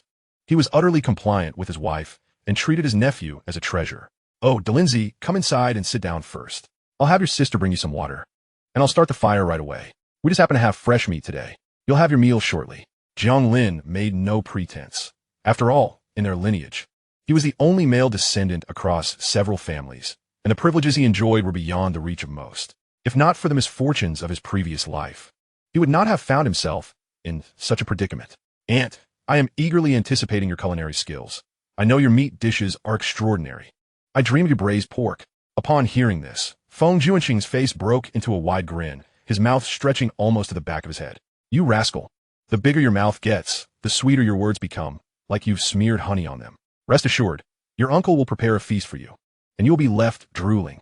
Feng Junsheng headed into the kitchen. Aunt Jiang Yue welcomed the two into the house, noticing their sweaty faces, and invited them to wash up. At that moment, Jiang Yue's eldest daughter, Feng Wenping, entered with 2 cups of water. Jiang Lin placed a towel on the wash basin rack and turned around to see Feng Wenping's eyes swollen and red. "Sister, what happened to you?" Feng Wenping hesitated, her gaze flickering, and stammered, "It's nothing, just a bit of sand got in my eye." "Sister, don't try to fool me. Which household gets sand in their eyes and ends up looking like this? Your eyes are swollen like walnuts. What on earth happened? You can tell me. I can help you if you need support." As soon as those words left his mouth, Feng Wenping's tears streamed down her face. Covering her mouth, she turned and ran into the next room, followed by the sound of her sobbing. Jiang Lin hurriedly asked his aunt, "Aunt, what is going on with my sister? Why can't you tell me?" "Oh, you wouldn't understand. Your sister is 22 this year. In our village, she is considered an old maid. After much effort, we finally arranged a match for her. The other family is quite well off, with 3 brothers. They are reputed to be skilled laborers, and this year they built a new tiled house. After both families expressed their interest, they were pleased with your sister. Initially, everything was going smoothly. The bride price and dowry were discussed and settled. Unexpectedly, today the matchmaker came with a message stating that our family only has daughters, and they fear your sister won't bear them a son. They are retracting the bride price and demanding that the dowry be doubled. If we are unwilling to increase the dowry, they suggest that all 3 sisters marry the 3 brothers together. Is this reasonable?" Jiang Yue's lifelong regret was having given birth to 3 daughters. "You must understand that in our village, having 3 daughters is considered a disgrace.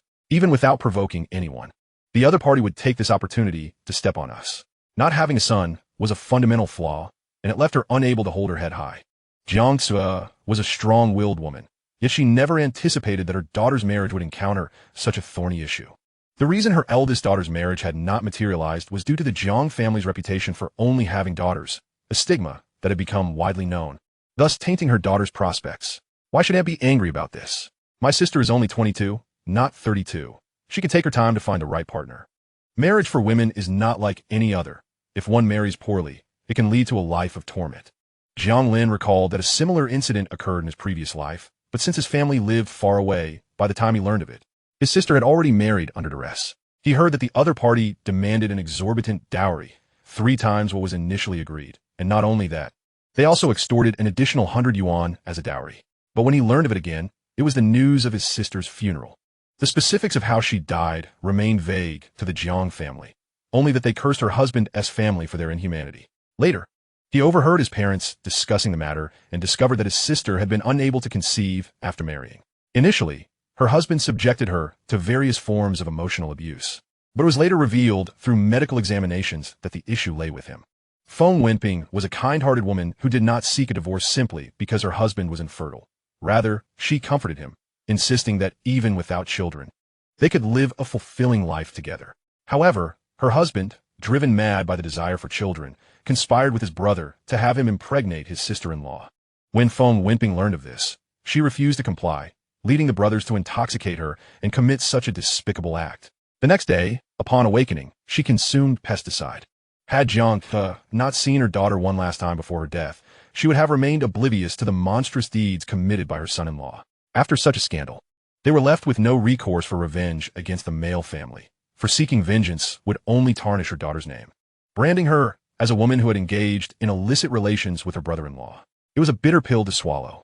But now, with your sister's situation so dire, it is not as simple as you suggest. At 32, she would be subjected to scorn by the villagers. Jiang Lin was a traditional woman, and her failure to bear a son made her feel inferior. Despite her fiery temperament, she could not silence the gossip of the entire village. The daughter, burdened by the fact that she has borne only daughters, has found her marriage prospects adversely affected, a hurdle that looms large in her heart. I pondered, if they forego the betrothal gifts, then so be it. I shall acquiesce to whatever demands they present. Is it not merely a matter of double the dowry? Your uncle has made some money over the years. Most importantly, what matters is that your elder sister can lead a fulfilling life. Upon hearing this, Jiang Lin comprehended the rationale behind his aunt's prior acquiescence. She had evidently not taken to heart her earlier declarations, but one cannot blame her. In this era, such thoughts are commonplace. No one dares to step beyond these societal confines. At 20, if one is not married, the entire village will urge you. In this age, being an unmarried youth is perceived as a sin. And if you insist on such sentiments, then I find myself discontented. Why should the Feng family consider themselves superior? My uncle, a skilled butcher, has ensured that we have never gone hungry while others have suffered. Why should the male side impose demands while we must humbly cater to them? I understand your indignation as you support your sister, but what can be done? It is all due to your aunt's lack of resources in bearing 3 daughters. Had I given them a brother or an elder sibling, perhaps they would not have faced such indignities. Why do they not have a brother? Am I not alive? Upon hearing this, Jiang Lin felt a twinge of surprise, recalling a time when she had implored her nephew to support her daughter. This nephew, disheartened, had eventually muttered that since they bore the surname Feng and not Jiang, he owed no allegiance to her. At that moment, his words struck a chord of despair in her heart, leading her to abandon her hopes. Lindsay, what has come over you today? Your sister is a Feng. She tentatively cast this statement, wary of further hurting her nephew's feelings. Aunt, although my sister bears the Feng surname, their mother is a Jiang, he replied. Aunt, I believe this marriage is unsuitable. We need not compromise our dignity. The more the female side grovels, the more the male side will perceive us as lacking. They might even think we are unworthy of them. Under such inequity, my sister would have no good life ahead, and she may even be bullied by the in-laws. You foolish boy, you speak with reason. Yet you do not grasp the reality. Where else can your sister marry if not now? No one from neighboring villages is coming forth with proposals. After all this time, we finally encounter a family willing to engage, and you suggest. Jiang Lin was acutely aware of this reality, yet felt powerless. Aunt, my intent is to temporarily set this marriage aside. My sister deserves better. Aunt, I have come to discuss matters concerning my elder sister. If this situation resolves favorably, she will become the director of the supply and marketing cooperative, and soon enough, she will have many suitors. Why should we seek a match from a mere village? It would be far better to secure her a son-in-law from the county with a stable job. Chapter 14. The Confidence of the Maternal Family. What do you mean? Jiang Lin asked, her face a mask of skepticism. Why had her nephew changed? She had often considered asking her brother to help find a suitable match for her daughter in the county, as marrying a county worker who receives rations is certainly preferable to marrying a farmer in the village. Yet, her nephew had always shown little interest in such matters, so she had resigned herself to the notion that they must find a local suitor. Observing her nephew's indifference had quelled her hopes. Aunt, I used to be immature, but now I understand that you are my aunt. We share the same blood. My sister may bear the Feng surname, but she is still my beloved sister. In our families, I'm the only male heir. Thus, we rise and fall together. If I, the sole man, do not support my sisters, then what purpose do I serve? You may rest assured that I will take charge of my sister's marital affairs. Thus, this impoverished village boy should not dare to make unreasonable demands. You should disregard him. Lindsay, are you serious? Chun Jiangshan exclaimed, his face lighting up with a smile. Aunt, indeed, you are unaware of Lindsay's current aspirations. He no longer pays heed to that girl Tang Yue from the village. He has even declared his intent to pursue higher education, to show the Jiang ancestors that their lineage is thriving. Jiang Lin felt her eyes welling with tears. Witnessing her nephew's maturation stirred a pang of bittersweet emotion within her. She had often felt the absence of her maternal family, although her third brother cared for her. His primary affection belonged to his own family. As they grew into their respective households, the closeness among siblings inevitably waned. Her nephew, it seemed, was also distant and reluctant to involve himself in their affairs, leading her to believe that finding local suitors for her daughters was her only recourse to provide them with support. But now, if her nephew had indeed changed, how could she not hope for her children to rise above their circumstances and achieve great things? Ah, then I will heed your counsel, aunt. The words from her child had warmed her heart to its core. As long as he could express such sentiments, she felt content, regardless of whether he could fulfill them. Outside, her husband, Feng Junsheng, also had red-rimmed eyes. He entered carrying 2 large bowls of noodles. Come, you must be hungry.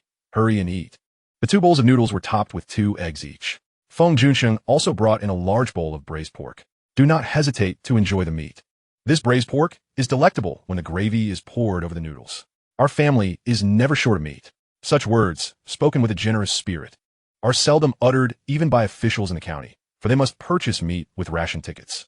Only Feng Junsheng, as a butcher, can command such abundance, as every household in the village seeks his services. Thus, meat is never in short supply. Jiang Lin wasted no time, pouring the braised pork gravy over his noodles and adding pieces of the succulent meat. His uncle's braised pork was truly a culinary delight. His skill surpassed that of Chef Wei from school, as his craft was exceptionally authentic. Xun Jiangshan felt a tinge of embarrassment at first, but Jiang Lin directly poured the remaining half-bowl of braised pork over his noodles, causing his eyes to gleam with delight. There was no resisting the allure of that half-bowl of braised pork atop the noodles, glistening with oil and rich, red sauce. The aroma, subtly sweet yet meaty, was derived from pigs raised solely on pure grains, untouched by additives or contaminants, especially given that Feng Junsheng, being a butcher, always selected the finest cuts for his own cooking. The belly meat used for the braised pork was layered perfectly, ensuring it was rich yet not greasy. Melting in the mouth, both men had not savored meat in quite some time, and they dove into their meal with fervor. Jiang Shui returned with 2 bowls of noodle soup. Placing them before the two, and seeing them so engrossed in their food, she hurriedly admonished, "Slow down, eat slowly. If this is not enough, there is more in the pot." Feng Junsheng waited until they had eaten their fill before asking, "Lindsay, what was it you mentioned about helping your sister with something? What do you intend to do? Since you have come to consult your aunt, it must be something we can assist with, so feel free to speak up. I may not dare to claim much, but I still hold some esteem in these 10 miles and 8 villages." Certainly, who would dare to offend Feng Junsheng, the butcher? Offending him would mean being unable to find him when it comes time for the slaughter at the end of the year. What? 50,000 jin of green onions? Upon hearing this, Jiang Shui and Feng Junsheng exchanged glances. What a trivial matter this was. Which household in the village does not cultivate green onions? Not only in their village, but the surrounding villages also grow them. A mere search in these neighboring villages would yield thousands of jin of green onions. And, you may not be aware, but some villages do have green onions, yet they tend to reach out to other units, perhaps offering a little extra to ensure their supply. Do you think those units would willingly sell to my sister's supply and marketing cooperative? Thus, we must handle this matter discreetly and sign contracts with the villagers. Written agreements are not easily reneged upon. I understand what you mean. All right then, without further ado, my uncle will take care of this for you. I know several individuals who have dozens of acres of green onions.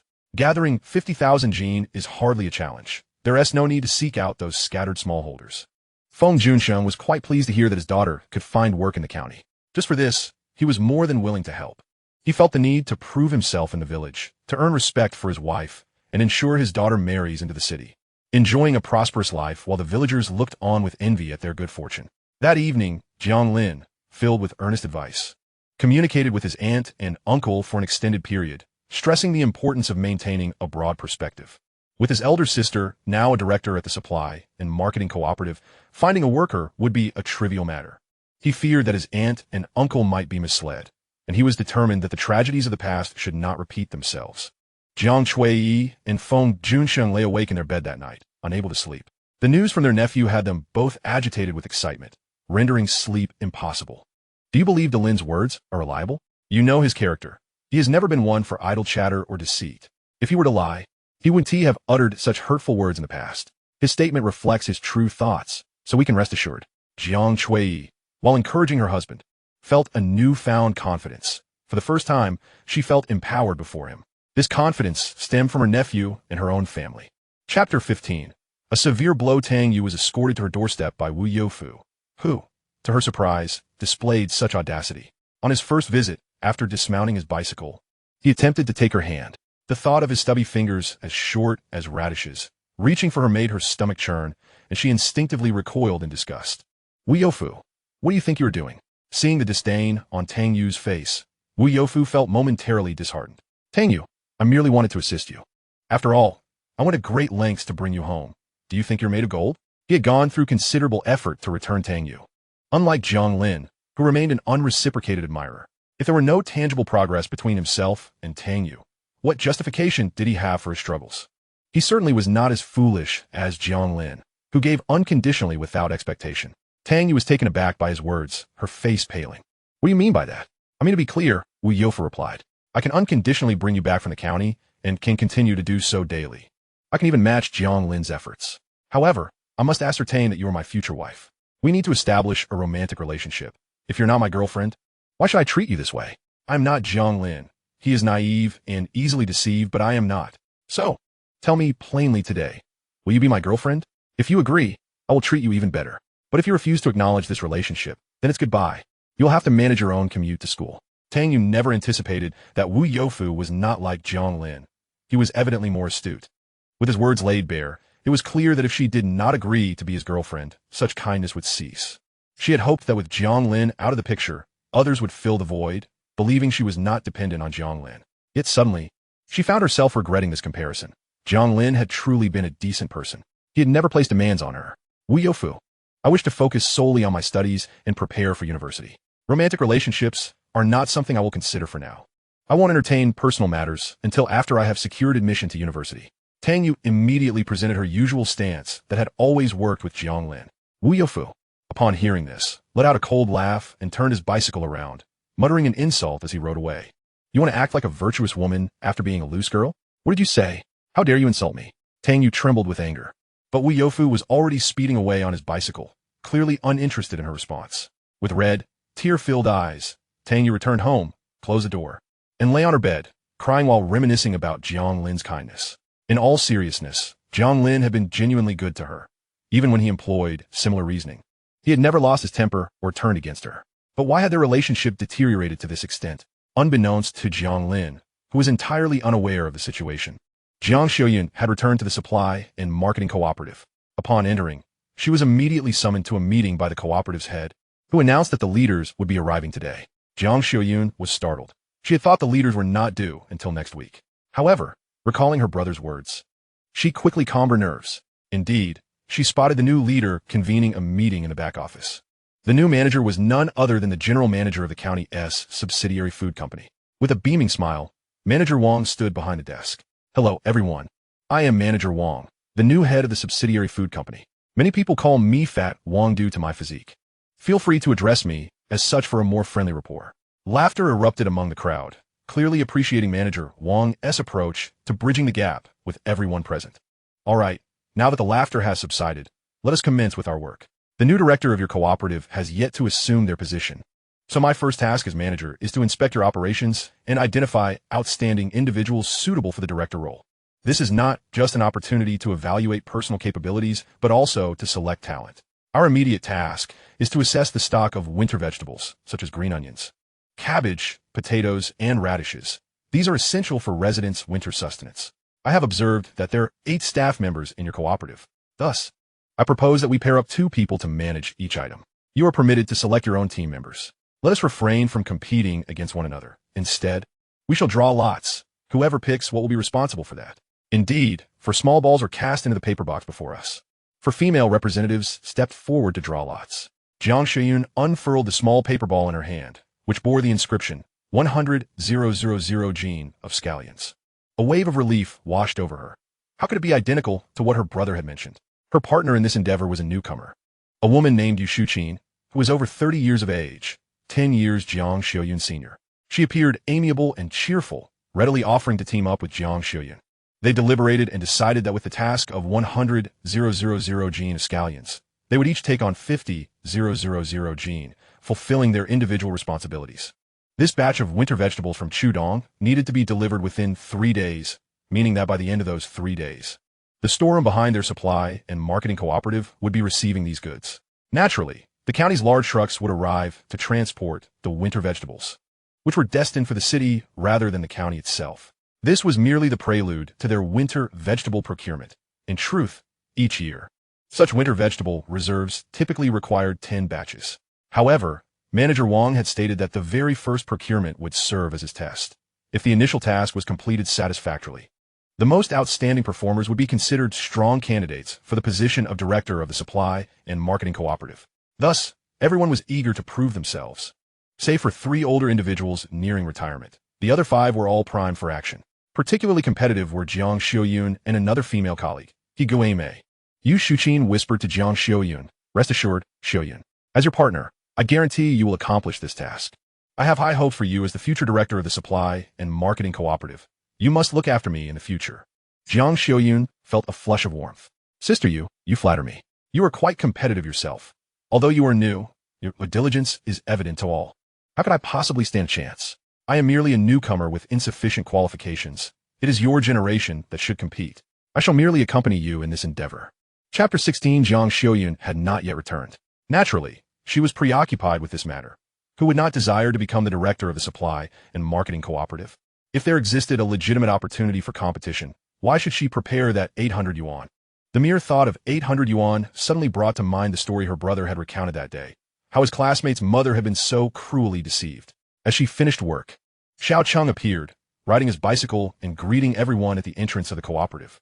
"Oh, Xiuyun, your husband Xiao has arrived. Just look at how considerate he is. Sending you off to work each day and picking you up afterward, treating you like a treasure." The older ladies of the supply and marketing cooperative expressed their envy. Their own husbands were far less attentive. Most would rather lounge at home, reading the newspaper than come to collect them. Indeed, Xiuyun is close to giving birth. "If I were not cautious, how can I manage?" They remarked. "Xiuyun is carrying twins. How delightful it would be to have a pair of dragon and phoenix twins." Xiao Cheng's gentle countenance and tender gaze rested upon his wife's belly.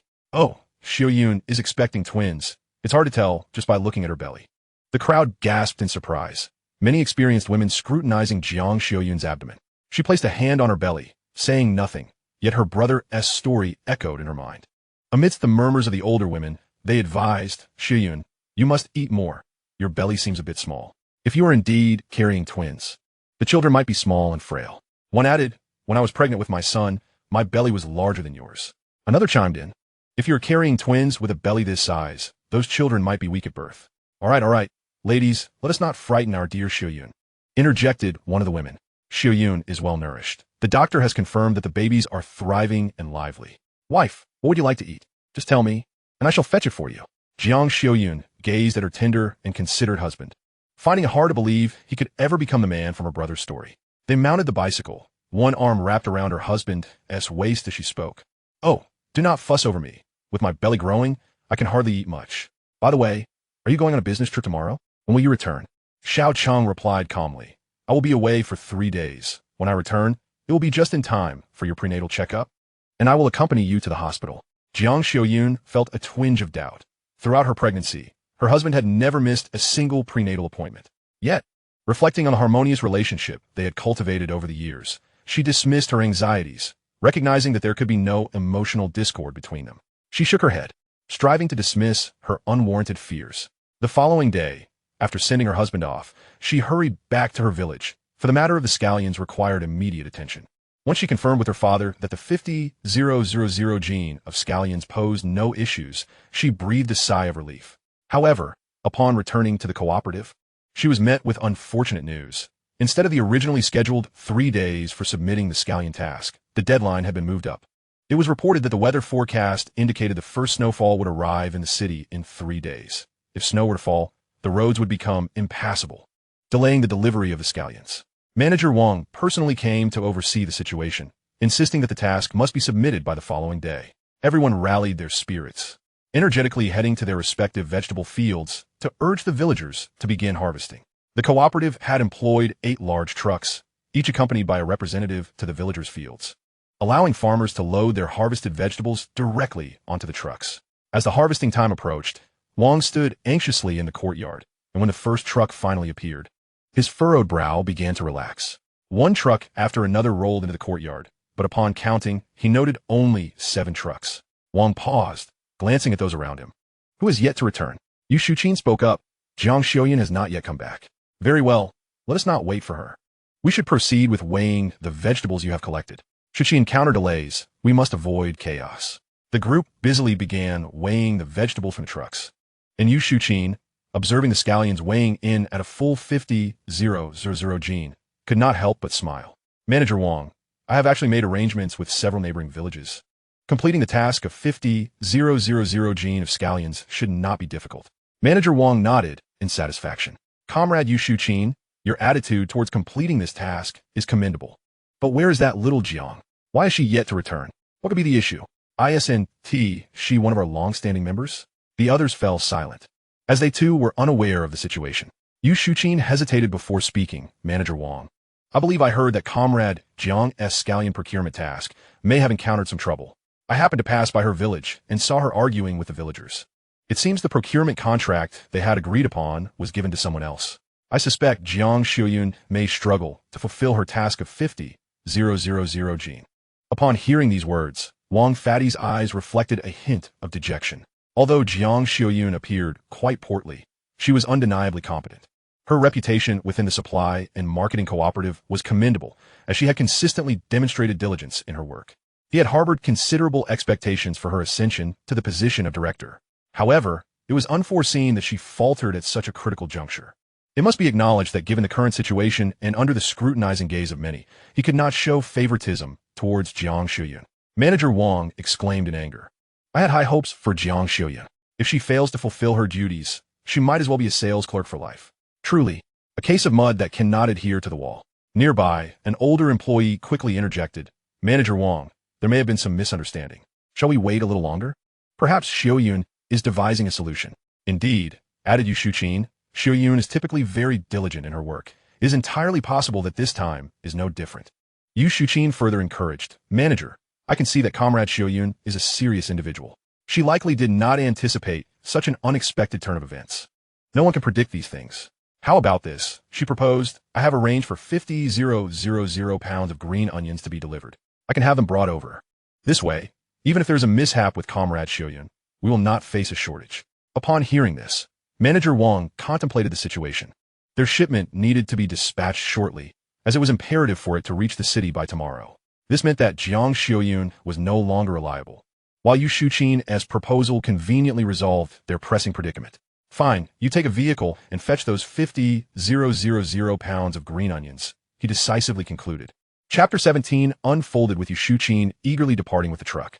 Wang Fatty felt a surge of frustration. I had such high expectations for Jiang Xiaoyun. The others exchanged glances, hesitant to speak, wary of inciting further ire from Manager Wang, who was evidently already agitated. Yu Shuqin instructed the driver to head directly to the village she had contacted.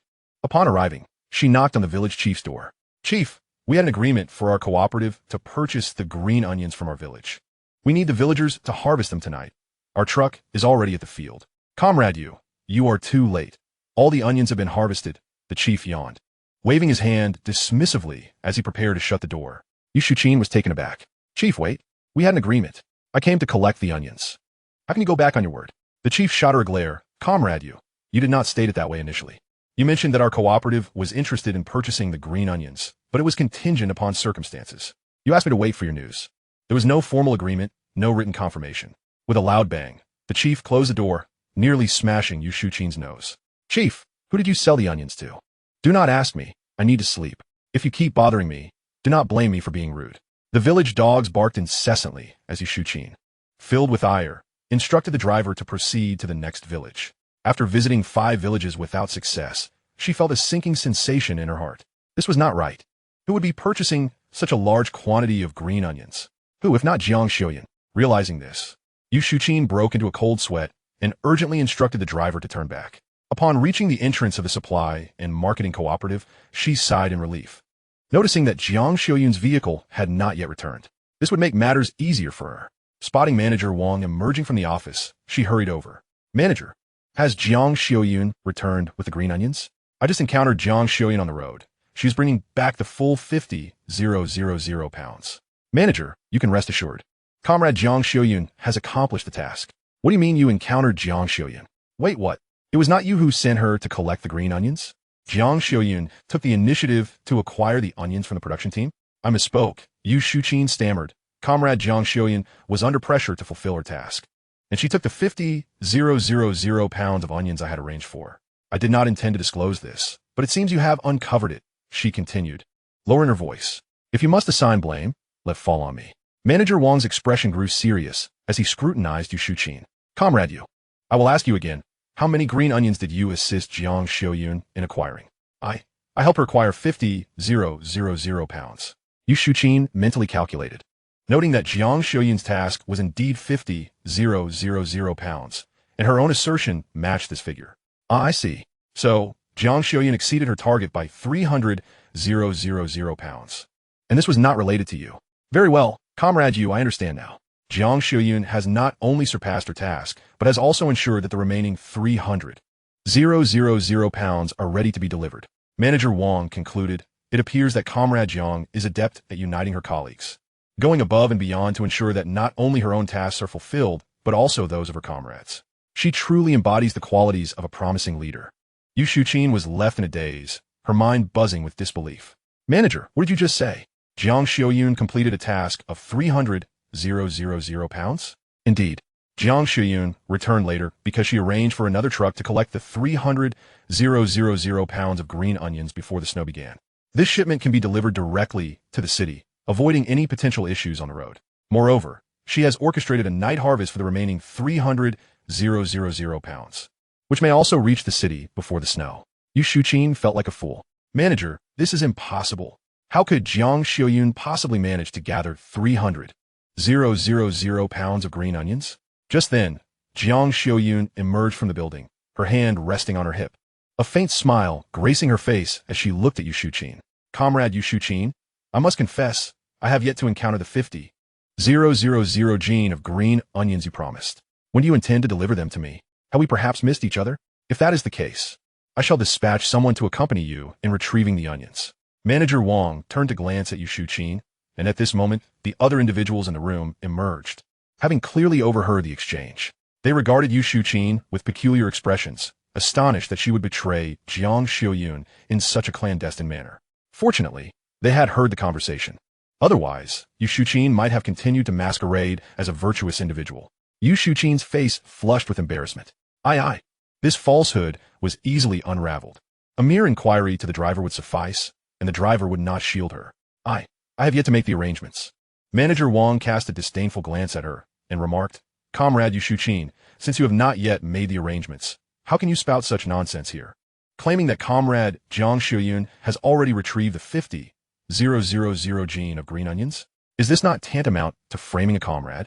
It is imperative that you conduct your work with sincerity, rather than usurping the achievements of others. Moreover, do not harbor such petty grievances. It is thanks to Comrade Jiang Xiuyun that the onions were brought back in advance, and she confronted you directly in this very room. Otherwise, what would you have said if I had misunderstood Comrade Jiang Xiuyun? Your conduct suggests a desire to sow discord among comrades, fearing unity amongst us. Comrade Yu Shuqin, your actions are utterly disgraceful. I hope you take this lesson to heart and ensure such an incident does not occur again. Comrade Xiao Jiang, as the director of the supply and marketing cooperative, you must maintain strict standards for your subordinates. Individuals like this must not be indulged. Jiang Xiuyun's position as the director of the supply and marketing cooperative is now firmly established. Yu Shuqin nearly collapsed onto the ground. Chapter 18. A child Jiang Xiuyun felt a slight pain in her abdomen, her complexion paling. Yesterday, she had been tirelessly working in the fields, and although her father and brother assisted her, she had been overly concerned. Manager, I would like to request a day off. My stomach feels a bit uncomfortable, and I wish to visit the hospital.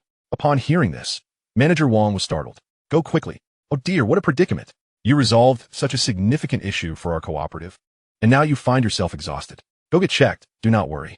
Jiang Xiuyun hurriedly made her way to the employee's hospital, supporting her abdomen as she walked briskly. Just as she was about to reach the hospital, she instinctively touched her belly, recalling her husband's assertion that they were expecting twins. The doctor had also mentioned twins. Yet, as a mother, she felt something was amiss. Remembering a story Jiang Lin had told her, she thought, no, Even if it is just to ensure a peaceful night's sleep, she must verify this. Jiang Xiuyun veered towards the more distant county hospital. Their county boasted 2 hospitals, the county hospital and the employees' hospital of the nearby machinery factory. Typically, they frequented the employees' hospital due to its proximity and the possibility of reimbursement through factory documentation. After registering, she lay on the gynecology examination bed, watching the doctor conduct an ultrasound on her abdomen. The baby is quite healthy. Are you experiencing any discomfort? The doctor inquired, smiling to ease her anxiety while examining her closely. Doctor, my stomach has been hurting today, and I'm worried about the baby inside. Jiang Xiuyun held her breath as she asked, Doctor, are my 2 children all right? She nearly held her breath, dreading the response. What 2 children? You only have 1 baby in your belly, the doctor replied, a look of skepticism crossing his face as he scrutinized the screen, unsure if he had misread the results. 1 baby? Impossible. During my prenatal checkup at the employees' hospital, they always told me I was expecting twins. Jiang Xiuyun sat up in surprise, exclaiming, How can this be? How is it possible? Please lie down and remain still. I need to examine you more thoroughly, the doctor urged, now serious, knowing that prenatal examinations must be conducted with utmost accuracy. After a thorough inspection, the doctor, still puzzled, remarked, Surely you must be mistaken? I have examined you thoroughly. There's indeed only 1 baby. Dazed, Jiang Xiuyun left the hospital clutching her examination report. Standing at the entrance, she suddenly found herself at a loss for direction. No wonder she had always felt an underlying unease. No wonder she sensed something was off with the movements of the baby in her womb. No matter how she felt, she always sensed there was only 1 child. If there was only 1 child, then why had the doctor at the employees' hospital insisted she was having twins? Suddenly, she recalled that when her husband had taken her for the checkup, he mentioned that the gynecologist was his classmate. A realization struck her, recalling the story her brother had shared. What was Xiao Qinghe truly up to? Was it possible, as the story suggested, that he intended to raise the other child as a twin? Was it conceivable that Xiao Qinghe had another woman outside? As Jiang Xiuyun pondered these thoughts, she found herself inexplicably standing at the entrance of her brother's school. For some reason, she felt an urgent need for assistance. The moment the bell rang, signaling the end of class, Jiang Lin began to pack his bag, only to find someone blocking his path. He looked up to see Tang Yue, his expression darkening. Move aside. A good dog does not block the way. Tang Yue's eyes glistened with unshed tears as she gazed at Jiang Lin in disbelief. Jiang Lin, how can you speak to me like that? How should I speak to you? Jiang Lin retorted with a cold laugh, slinging his bag over his shoulder and shouldering past Tang Yue towards the classroom door. Jiang Lin, is this really necessary? You are no longer a child. Why act so immature? I merely made a comment. If you're upset by what I said, I can apologize now, but we are friends. There's no need for this.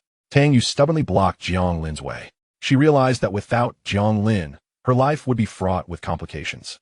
At the very least, Wu Youfu's attitude towards her today had been quite poor. Gu Xingji was not in the same class as her, being in the adjacent one. Moreover, although Gu Xingji was from their village, he always stayed in the county with his aunt. When faced with life's challenges, Gu Xingji could not be of assistance. She could not bear the thought of having Gu Xingji pick her up every day. Who would want to be your friend? I have no desire to be your friend. Tang Yue understood her own worth. Jiang Lin, you are being unreasonable. Just because I did not agree to date you, you adopt this attitude? Are you still a man? Shouldn't a man be unwavering in his pursuit of the woman he likes? I merely presented you with a small test, and you respond in this manner. You have truly disappointed me. We are still students, and the college entrance examination is approaching. I merely wish to focus on my studies. If I manage to enroll in university in the future, I shall certainly consider the prospect of romance, and when that time comes, you will undoubtedly be my foremost consideration. However, your current demeanor has left me utterly disillusioned. How can I entrust my future to you with such trepidation? Jiang Lin scoffed, reflecting on how formidable Tang Yue truly was, as he recalled how he had once been ensnared by her manipulative tactics in a previous life. You are indeed correct. We are students and should focus our attention on our studies, for I am one who must prepare for university. What significance does romance hold? Who truly yearns for such trivialities? There is no need for you to test me. Disappointment is disappointment. You may tread your own path while I navigate mine. Tang Yue, do not engage with me henceforth, lest you earn my disdain. Jiang Lin strode away with great urgency. Chen Jiangshan, with a jovial demeanor, chased after Jiang Lin, casting a triumphant glance at Tang Yue. Some individuals truly perceive themselves as pivotal players. When others regard you as inconsequential, you become just that. Tang Yue, incensed, stamped her foot in frustration, yet a sense of dread began to swell within her. What if Jiang Lin truly ceased to acknowledge her? What then? Jiang Lin's father was the village head. Any assistance for their family's difficulties required the village's approval. Without Jiang Lin, how would she manage her sustenance? For the past 3 days, she had borrowed meal tickets from Wang Guilan and Lu Xiumin to get by. Yet, without those tickets, her endurance would falter. How could Jiang Lin so callously sever ties with her? Chapter 19. A night without sleep as Jiang Lin pedaled his bicycle out of the school gates. He spotted his elder sister standing in a daze by the corner of the entrance, seemingly lost in her thoughts. Though she had clearly seen him exit, it appeared as though she was oblivious to his presence. Her expression was somewhat vacant. A sudden pang of unease gripped Jiang Lin. His sister's demeanor did not bode well. Jiang Xiuyun was lost in contemplation until the screech of a bicycle brake jolted her back to reality.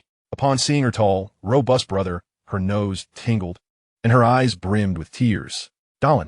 Jiang Lin noted the redness around her eyes and immediately sensed that she had uncovered something troubling. He had not anticipated that she would remain oblivious to the situation. The discrepancies left by Xiao Qinghe were far too numerous. In her previous life, Jiang Xiuyun had been kept in the dark, partly due to her unwavering trust in that relationship, and partly because everyone had been excessively kind, failing to conceive that others could harbor such malice. Moreover, Xiao Qinghe was a master at feigning virtue, being outwardly regarded as an exemplary man. "Hop on, sister," he urged, patting the rear seat of his bicycle. Jiang Xiuyun climbed aboard, leaning against her brother's back, inexplicably comforted despite her inner turmoil. Jiang Lin pedaled slowly, mindful of his sister's condition, as her pregnancy was visibly advanced.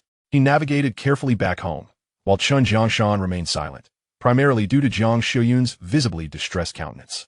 Upon returning home and finishing dinner, she sat lost in thought.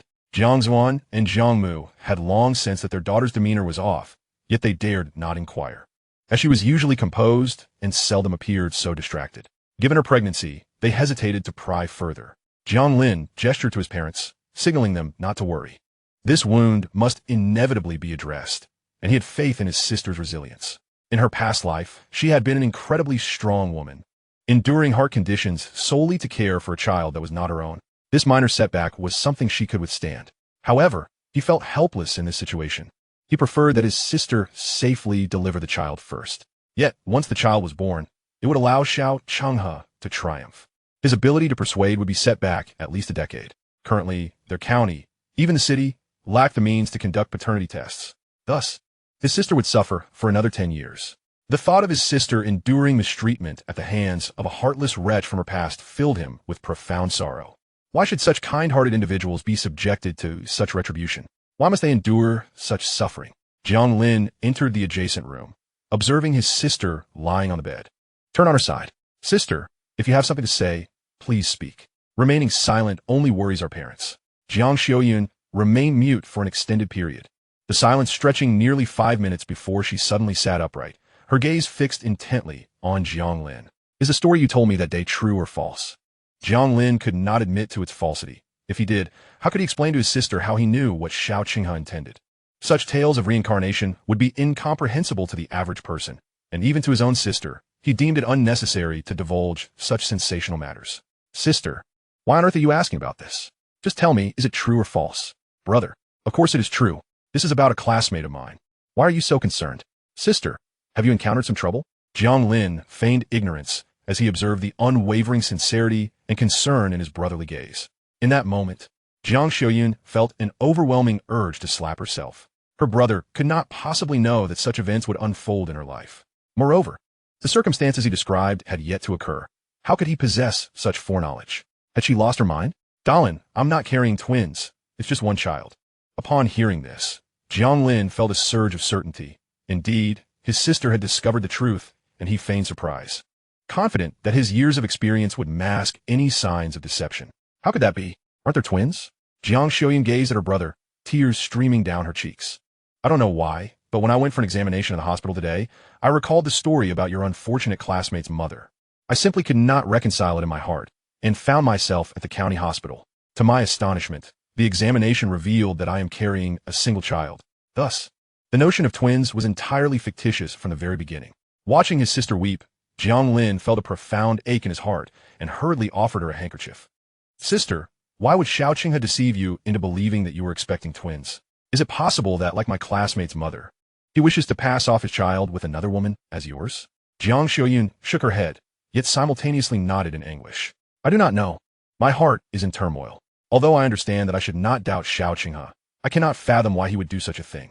The doctor who conducted my examination at the workers' hospital was an old classmate of his, and he accompanied me to every prenatal checkup. Why? Aside from a situation with your classmate's mother, I cannot conceive of any other explanation.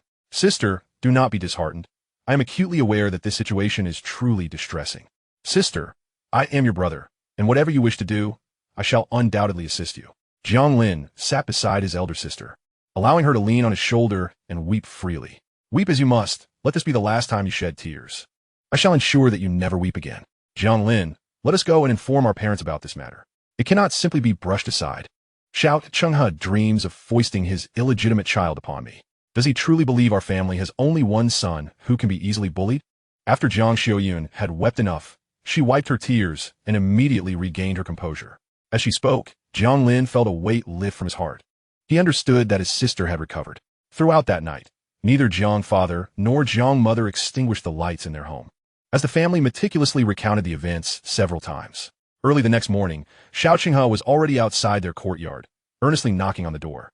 Xiaoyun, I just returned from a business trip and noticed you were not at home. I even went to the supply and marketing cooperative, but you were nowhere to be found. I presumed you had come to our parents' house. Chapter 20, The Savings Book. Xiao Qinghe, you still remember to come back, I see. Jiang Xiaoyun's face was cold, her expression frosty as she watched Xiao Qinghe push his bicycle inside. A pang of unease gripped Xiao Qinghe's heart. What had happened to his wife? Xiaoyun, what's wrong? I was away on business for 3 days. It was beyond my control, a company arrangement. If you have any grievances, don't keep them bottled up. You can hit or scold me if you wish. Just do not harm yourself or the child. Xiao Qinghe maintained the demeanor of a dutiful husband, willing to endure any reprimand. Xiao Qinghe, spare me your sweet talk. I simply want to know where the money at home has gone. Her words released a sigh of relief from Xiao Qinghe. He had feared Jiang Xiaoyun had discovered something alarming. Why, dear wife, isn't all our money with you? He approached with a grin, knowing that her savings book likely contained little. Xiao Qinghe, do not smirk. I am addressing serious matters. I am about to give birth. Are you truly expecting me to finance this alone? Darling, how can you speak so? Xiao Qinghe was taken aback. Throughout their marriage, Jiang Xiaoyun had adhered to their initial agreement regarding finances, which had allowed him to live so leisurely. Who would have thought that his wife, despite her intelligence, had her own salary, and Xiao Qinghe felt a sense of accomplishment regarding their financial situation. Xiaoyun, why are you speaking to Qinghe like this? Regardless of his temperament, a husband should never provoke his wife to such a degree. Qinghe, Xiaoyun is upset. Did you not know she is in considerable pain today? I mentioned to her mother that if you two were to have the twins in a hospital, it would not proceed as smoothly as a typical delivery. Preparations for both children must be made in advance. When Xiaoyun glanced at the savings book and saw only a few dozen yuan, she questioned him. You two have earned quite a bit over the years. How is it that there is so little money? The couple had been rather extravagant, and Xiaoyun was not adept at managing finances. Indeed, Qinghe, my mother calculated it today, and I suddenly realized you earn over 100 yuan a month, and I merely earn a fraction of that. Even if we spend extravagantly 30 or 40 yuan a month, we could still afford a comfortable life, saving at least 100. After 8 years of marriage, where is our money? Do you even truly wish to live this life with me? Jiang Xiaoyun's eyes brimmed with tears, cascading down her cheeks. Xiao Qinghe was startled. Xiaoyun had always been strong-willed, and he had never seen her cry like this. More crucially, with her pregnancy nearing its end, any disturbance could unravel all his plans.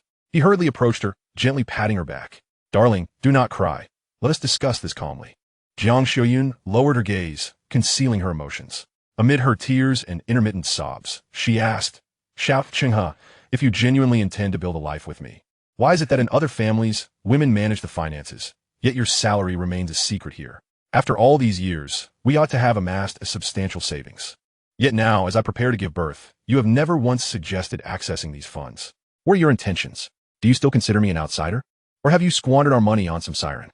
The last question struck like a bombshell, leaving Xiao Qinghe pale with fear. Darling, how would you think of me in such a way? All these years, I have returned home after work. When have you ever seen me cavorting with others?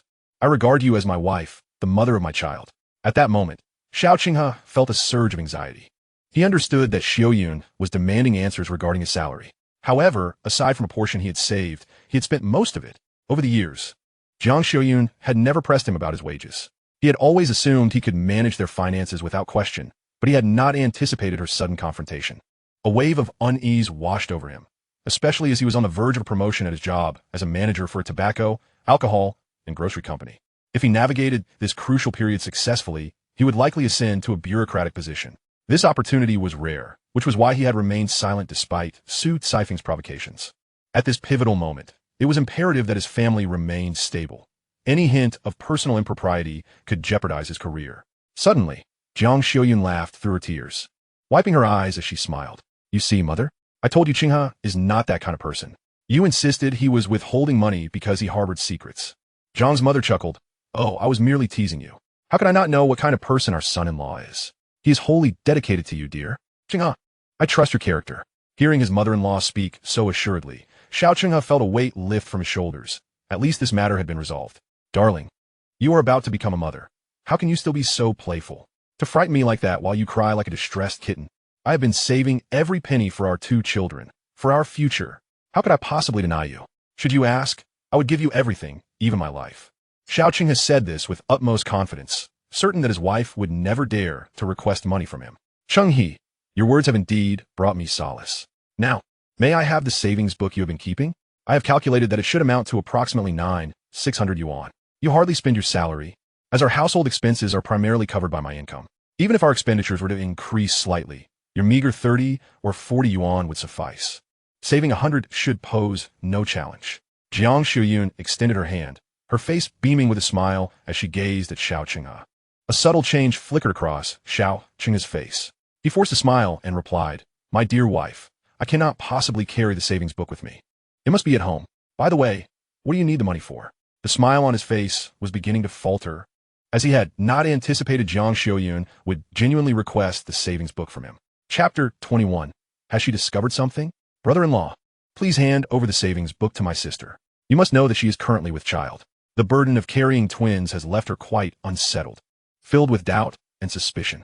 I regret that when I brought her back today, I was chatting with Chun Jiangshan along the way. He recounted a tale about a man who kept his salary hidden from his wife, spending it on other women. When his wife went into labor, he could not even afford the surgery to save her life, and she nearly perished. You have no idea. That man deceived his wife, claiming he withheld the money to prevent her from sending it back to her family, when in reality, he squandered it all on another woman, even renting her a home. The woman is about to give birth to his child. Jiang Lin added fuel to the fire. Indeed, this revelation struck fear into Xiao Qinghe's heart. Moreover, this man is truly despicable. Xiao Qinghe managed to utter, feeling as though he were speaking of himself. Jiang Xiuyun, linking her arm with Xiao Qinghe's, smiled and said, Indeed, my husband, it seems those who tread both paths are truly lacking in virtue. To dare take a mistress while married is unconscionable. It was only when Chun Jiangshan's cousin discovered discrepancies in the savings book that the truth came to light. I began to ponder. If you have a significant amount of money, why do I not hold any? If you were to take up with another woman, what would become of me and our child? Cold sweat dripped down Xiao Qinghe's back, but he forced a smile, saying, My dear wife, how could you think such a thing of me? I am not that kind of person. I spend a mere fraction of my time commuting to and from work and have never dallied outside. Upon returning home, I wash clothes and prepare meals. If you suspect me, then I am most unfairly accused. Indeed, I believe my husband is not that type. Anyone capable of engaging in extramarital affairs while their wife is bearing their child is nothing short of a beast. His wife toils to bring their offspring into the world, yet he seeks solace with other women. Is there no conscience left in such a man? This is a clear case of betrayal. This is abhorrent. Jiang Xiuyun's expression turned fierce. If Chun Jiangshan's cousin were in my position, I would tear that vixen to shreds. I would sever that man's manhood with a single stroke. Let us see how he would continue to cavort with others. She mimicked a slashing gesture, perilously close to Xiao Qinghe's groin. He was so frightened that cold sweat broke out, yet he feigned a smile, exclaiming, My dear wife, how could that be possible? I would never engage in such a heartless act. You have laboriously borne our children. How could I possibly do such a thing? Yes, I too believe our Xiao cannot commit such acts. If he were to do so, may the heavens strike him down, leaving him without descendants. Jiang Xiuyun maintained her smile, but Xiao Qinghe felt an unsettling chill creeping down his spine. Cheng-He, you must give me the savings book. If you refuse to provide me with the funds, I will suspect you are secretly keeping a mistress. Jiang Xiuyun stated flatly, turning her head away, yet her words sent a shiver down Xiao Qinghe's spine. That cannot be. Xiuyun, I am not that kind of person. Xiao Qinghe's heart raced. The prospect of producing 600 yuan seemed impossible. He had only 2,000 yuan to his name. All the savings he had accumulated over the years had been spent on Su Meifeng. Xiao Qinghe had never anticipated Jiang Xiuyun would demand money from him. Had he foreseen this, he would have taken a different path. Very well, bring me the savings book tomorrow. I will transfer the funds to my account for peace of mind. What if something were to happen during childbirth? Without the necessary funds, would her child suffer? Faced with his mother-in-law, Xiao Qinghe could only stammer an agreement. Let us discuss this further at home. It is quite late. We should return now. However, Jiang Xuyun dismissed the idea. I shall not return. I am feeling unwell. If you run back and forth, what if something happens to the child? You should head back. Come to pick me up for work tomorrow morning. Jiang Xiuyun was fully aware of her intentions. There was no way she would return home. How could Xiao Qinghe find his mistress for money if she were to accompany him? She, a considerate wife, deliberately granted him time to gather the funds. Such a thoughtful spouse is indeed rare. Xiao Qinghe, feeling agitated, acquiesced and rode off on his bicycle. The moment he left Jiang's home, the smile on his face vanished, replaced by a mix of anger and anxiety. He realized that Jiang Xiuyun was adamant about obtaining the money. And if he failed to produce it, how could he explain himself? He could not simply confess that he had squandered all his savings over the years. His spending habits were evident to anyone, especially to his wife. With a heavy heart, Xiao Qinghe cycled to Su Meifeng's place. Each time he visited her, he arrived after dark and left before dawn. Although others knew he had a wife, none had ever seen what she looked like. To avoid Jiang Xiuyun discovering the truth, he rarely stayed overnight at Su Meifeng's. Upon seeing Xiao Qinghe, Su Meifeng, visibly pregnant, greeted him with a smile. Dear child, what brings you here today? Is that fierce woman not keeping you from visiting? Though she joked, a tinge of bitterness lingered in her heart. She was 20 years younger than Xiao Qinghe, an 18-year-old girl who had chosen to be with him, not out of love, but for his status and wealth. Yet, she had no choice but to embrace her role as a devoted woman, resigned to her fate without uttering a single complaint. By the way, where's the savings book I left with you? Xiao Qinghe inquired, glancing at Su Meifeng's belly and getting straight to the point. Su Meifeng hesitated, her gaze faltering as she replied, What made you think of the savings book? Is something amiss? Are you not trusting me? You mentioned keeping the savings book here for emergencies during childbirth. Now, due to unforeseen circumstances, Jiang Xiuyun is suddenly inquiring about my salary from these past years. If I cannot provide it, she might suspect I have someone on the side. If the money is not gathered today, I fear that woman will inevitably investigate this matter. Should she uncover the truth, it would be disastrous. Upon hearing this, Su Meifeng was taken aback, quickly placing her hand on her belly and exclaiming, Has she discovered something? Chapter 22. Do not fear, she will not discover anything. Do not fear, she will not discover anything, he reassured her, observing Su Meifeng's evident fright.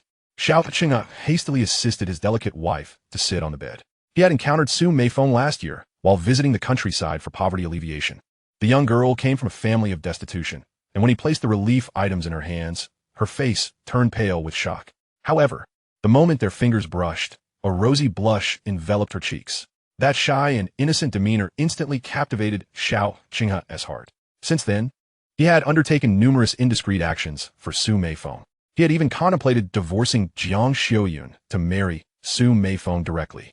However, abandoning his wife in his current position would leave an indelible stain on his reputation. Moreover, Jiang Xiuyun's character was such that she would rather perish than endure humiliation. It was possible she would retaliate fiercely. After much deliberation, Xiao Qinghe decided he must suppress his feelings. He pondered and subsequently discussed with Su Meifeng how he could assist her and her family by arranging jobs for them, ensuring a better life. However, Su Meifeng would have to relinquish the notion of a formal relationship with him. After all, his father had already paved the way for him. With a few years of hard work, a promotion to the city was within reach. To the outside world, he and Jiang Xiuyun appeared as a harmonious couple, and any revelation of his involvement with another woman could severely hinder his political career, potentially bringing it to a halt. Xiao Qinghe had always placed great importance on his political life. This was precisely why he went to such lengths to support Su Meifeng in raising her child. He could deceive his wife into believing she was pregnant with twins, all for the sake of a future switch. As a man, he still bore a sense of responsibility. He would not allow his child to be branded as an illegitimate offspring.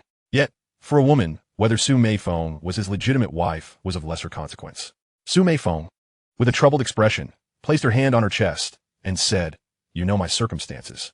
Just a few days ago, my brother mentioned wanting to start a small shop and asked me for some money. There is hardly anything left in the savings account. Her gentle voice carried a hint of grievance. She understood that her sorrowful, tearful visage was most pitiful and would elicit sympathy. Xiao Qinghe was particularly susceptible to her charms. As expected, upon hearing her words, Xiao Qinghe immediately comforted her, saying, "It's all right if it's spent, it's spent. My money is for you and the child.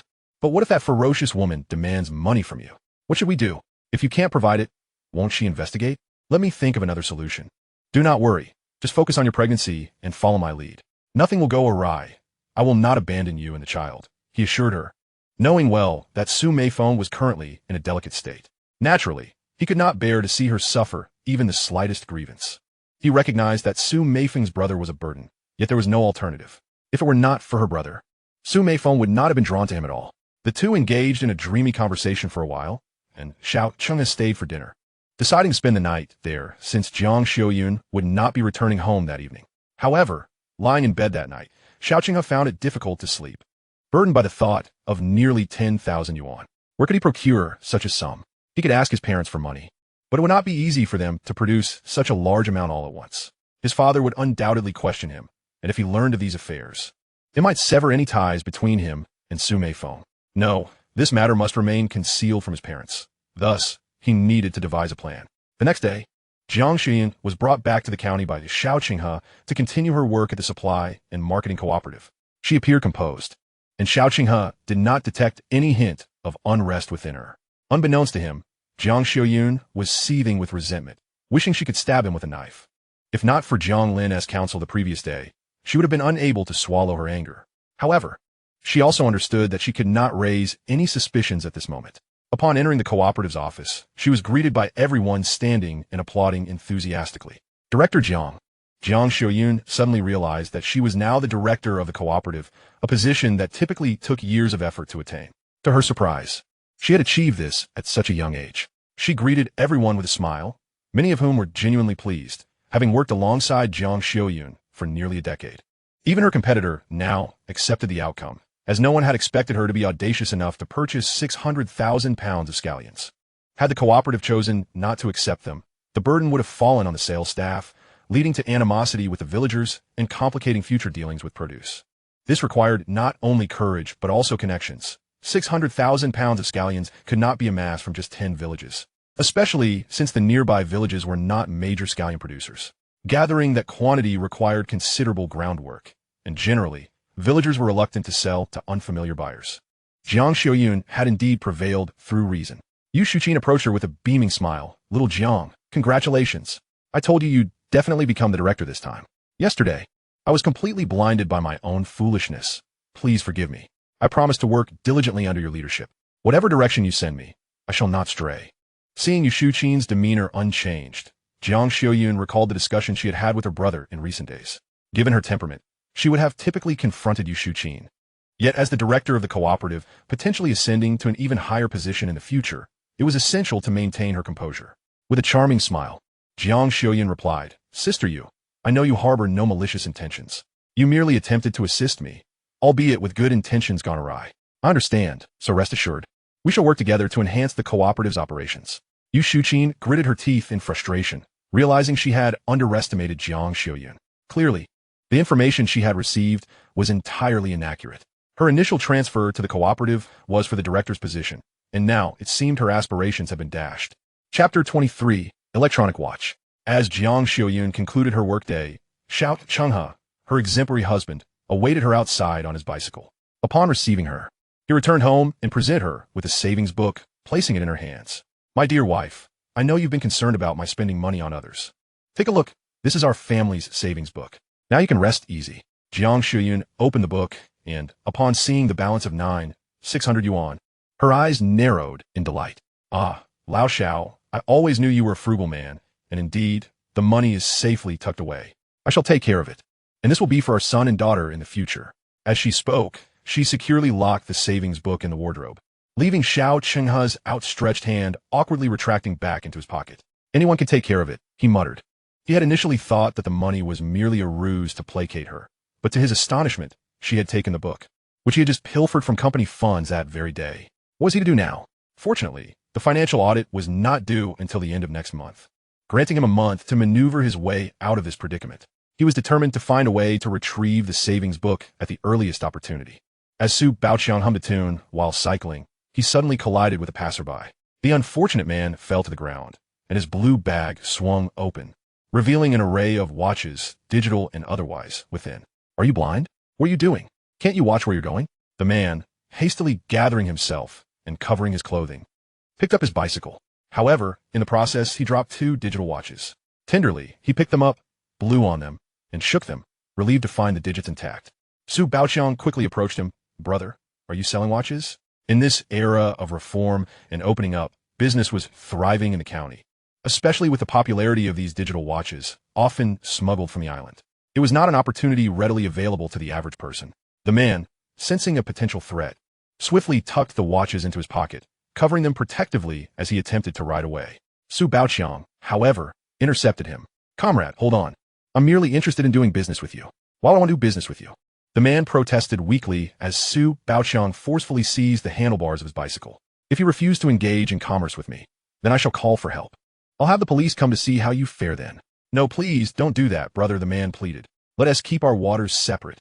Seeing the man cowering before him, Su Baoqiang smugly declared, "You ought to know who I am. My brother-in-law is the manager of the candy and liquor company. Offending me brings no benefit to you. I simply wish for us to engage in mutual business. We can all profit together." The man, clearly intimidated, immediately adopted a fawning smile upon hearing this revelation. "Ah, your brother-in-law is so capable. Let us discuss this further, my friend. I'll treat you to a drink." Su Baoqiang, holding a bag of bananas and apples, approached his sister with a grin. "Sister, these are for you, bananas and apples that are quite rare to come by. I waited in line at the supply and marketing cooperative for days to finally get them." Su Meifeng looked at the fruits and smiled. "What trouble are you up to now? Have you run out of money again? Or have you gotten into some mischief? Can you not just buy me something nice without ulterior motives?" Su Baoqiang hurriedly handed her a banana. "Sister, we grew up together. You've always been fond of me. I have a chance to engage in a lucrative business venture. If it succeeds, making tens of thousands of yuan will be a walk in the park. I've always relied on you. Now I have an opportunity to earn, and once I do, I promise to spend it all on you and my little nephew. Please lend me some money." Su Meifeng, wary, responded, "What kind of business are you proposing? If it's something dubious, I advise you to abandon it. Your brother-in-law is working on finding you a position at the food company. That would be far better than pursuing a risky venture." "Sister, you don't understand. Business people on the street are making a fortune these days. I've recently met someone who is a middleman. Although his reputation may be questionable, he earns tens of thousands each month." Su Meifeng dismissed his claims, unable to believe anyone could make that much. "Don't be ridiculous. Business isn't that easy. Your brother-in-law hardly makes that much in a month." "Sister, you don't see the bigger picture. I'm not lying to you. You've heard of those electronic watches selling for 30 to 40 yuan, even 70 to 80? People are clamoring to buy them, but they're hard to find." Upon mentioning electronic watches, Su Meifeng recognized their desirability. "Yes, they do sell well, but I've heard they're often smuggled. If you get caught, the consequences could be severe." "Sister, fortune favors the bold. I know a friend who specializes in this electronic watch business. It's thriving and stable. I just want to invest in this venture with him. Trust me, once I earn money, I will never engage in such activities again. This is a once-in-a-lifetime opportunity. Let me earn for our family like a man, will you? I feel uneasy constantly asking for money from your husband. Relying on him my whole life is no way to exist. We need to have our own strength. Otherwise, he will always look down on us. If your brother had any capabilities, would he truly allow you to remain in his shadow? He is only able to act so brazenly because our family relies on him. If you wish to secure your rightful place with your husband, you need a brother who can support you." Upon hearing these words, Su Meifeng felt a stir of temptation. She was acutely aware of the need to tread carefully around Xiao Chenghe, as their family depended on him. The old adage rings true. One who accepts favors is at the mercy of the giver. If her brother could indeed succeed in business, it would be a boon, relieving them from constant reliance on Xiao Chenghe. She would then possess the confidence to assert her rightful status. Chapter 24. Premature Birth. When Xiao Chenghe spotted Su Meifeng at the entrance, his heart raced with trepidation, and he quickly glanced around, noticing the absence of others. He quietly pulled her aside into a nearby alley. "What brings you here? I told you not to come to my workplace. What if someone sees you?" Su Meifeng, incensed, retorted, "Xiao Chenghe, am I so shameful to be seen? Are you so afraid of being seen with me? If you truly wish to distance yourself, then so be it." Upon witnessing Su Meifeng's fury, Xiao Chenghe hastily plastered a smile on his face. "Why are you so upset? Haven't I told you that this period is crucial for me? I am on the verge of a promotion. Do you not wish for your man to be better? If I succeed, our lives will improve. I have already assured you of that. Rest assured, I will definitely give you a proper title. Xiao huh? You always say the same thing. Yet you fail to take any tangible action, Su Meifeng retorted. Let me be frank, I am in dire need of money. My brother is planning to start a business and requires 5,000 yuan. Xiao Chenghe's expression darkened at this revelation. The Su family was an insatiable pit. Ever since he had met Su Meifeng, he had already poured in several thousand yuan, particularly due to her younger brother's insatiable greed. Where am I supposed to find money? You know very well that all my funds are in your hands. How can you expect me to provide 5,000 yuan? Su Meifeng trembled with rage upon hearing this. What do you mean by that? Do you look down upon my family? If you refuse to give my brother this money, then I'll terminate this relationship right now. With resolve, she turned to leave. Xiao Chenghe quickly grasped her and pulled her into his embrace, glancing around to ensure no one was watching before whispering urgently. Oh, come now, look at your temperament. You get angry so easily. I never said I wouldn't help. But 5,000 yuan is not pocket change. You must allow me some time to figure things out. Moreover, what trouble has your brother stirred up this time? Money doesn't grow on trees, and you demand 5,000 today and 2,000 tomorrow. When will this end? Su Meifeng recounted her brother's plans. Surprisingly, Xiao Chenghe fell into contemplation upon hearing her words. This electronic watch business could indeed be lucrative. You may not know, but these watches are currently all the rage. Not just in our county, but also in the surrounding cities. They are incredibly hard to come by, almost a rare commodity. I have heard that anyone with access to these watches can make a fortune. I never imagined your brother possessed such acumen. If he is venturing into the electronic watch business, then very well, I will find a way to assist him. Not only will I secure him 5,000 yuan, but I shall also provide him with 10,000. The remaining 5,000 will count as my investment. Upon hearing this, Su Meifeng instinctively wrapped her arms around Xiao Chenghe's neck and planted a kiss on his lips. You truly are the best, dear father of my child. Xiao Chenghe felt a surge of excitement at her sweet words, yearning to embrace her for another kiss, but they quickly parted as they heard voices in the alley. You should hurry back.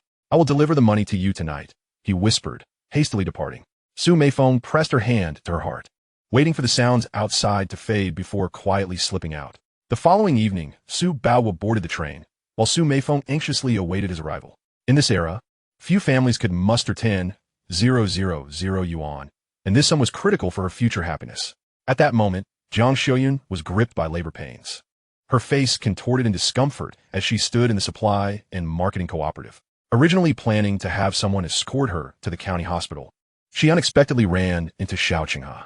Realizing that her plans to reach the hospital might be thwarted, she seized Xiao Lu's arm and urgently whispered, Xiao Lu, hurry, go to the county high school and find my brother Jiang Lin. Have him notify my parents to come to the hospital. Jiang Xiuyun had not anticipated that she would go into labor a full 2 weeks ahead of schedule. Initially, she planned for a timely delivery, but the child's eagerness to enter the world disrupted her arrangements. She was soon admitted to the hospital. Xiao Chenghe, feeling anxious, wondered why Jiang Xiuyun had gone into labor so early. Wasn't she due in over 2 weeks? Su Meifeng was also scheduled to deliver 2 weeks later, and the plan had been for them to undergo cesarean sections together, allowing for both children to be born simultaneously. However, if Jiang Xiuyun was delivering early, that would mean Su Meifeng's child would arrive a month ahead of schedule. Xiao Chenghe was uncertain if that was feasible. Rushing Jiang Xiuyun into the delivery room, he instructed someone to notify Su Meifeng's family to bring her to the hospital urgently. He had already arranged for his old classmate, the head of obstetrics, to oversee the delivery, allowing for a seamless switch if necessary. Just as Jiang Xiuyun was taken into the delivery room, Jiang Lin arrived. Upon seeing his brother-in-law's arrival, Xiao Chenghe's face turned pale. Why are you here, Delinzi? Brother-in-law, how could I not come for such a significant event as my sister giving birth? Good heavens, your presence here is of no help.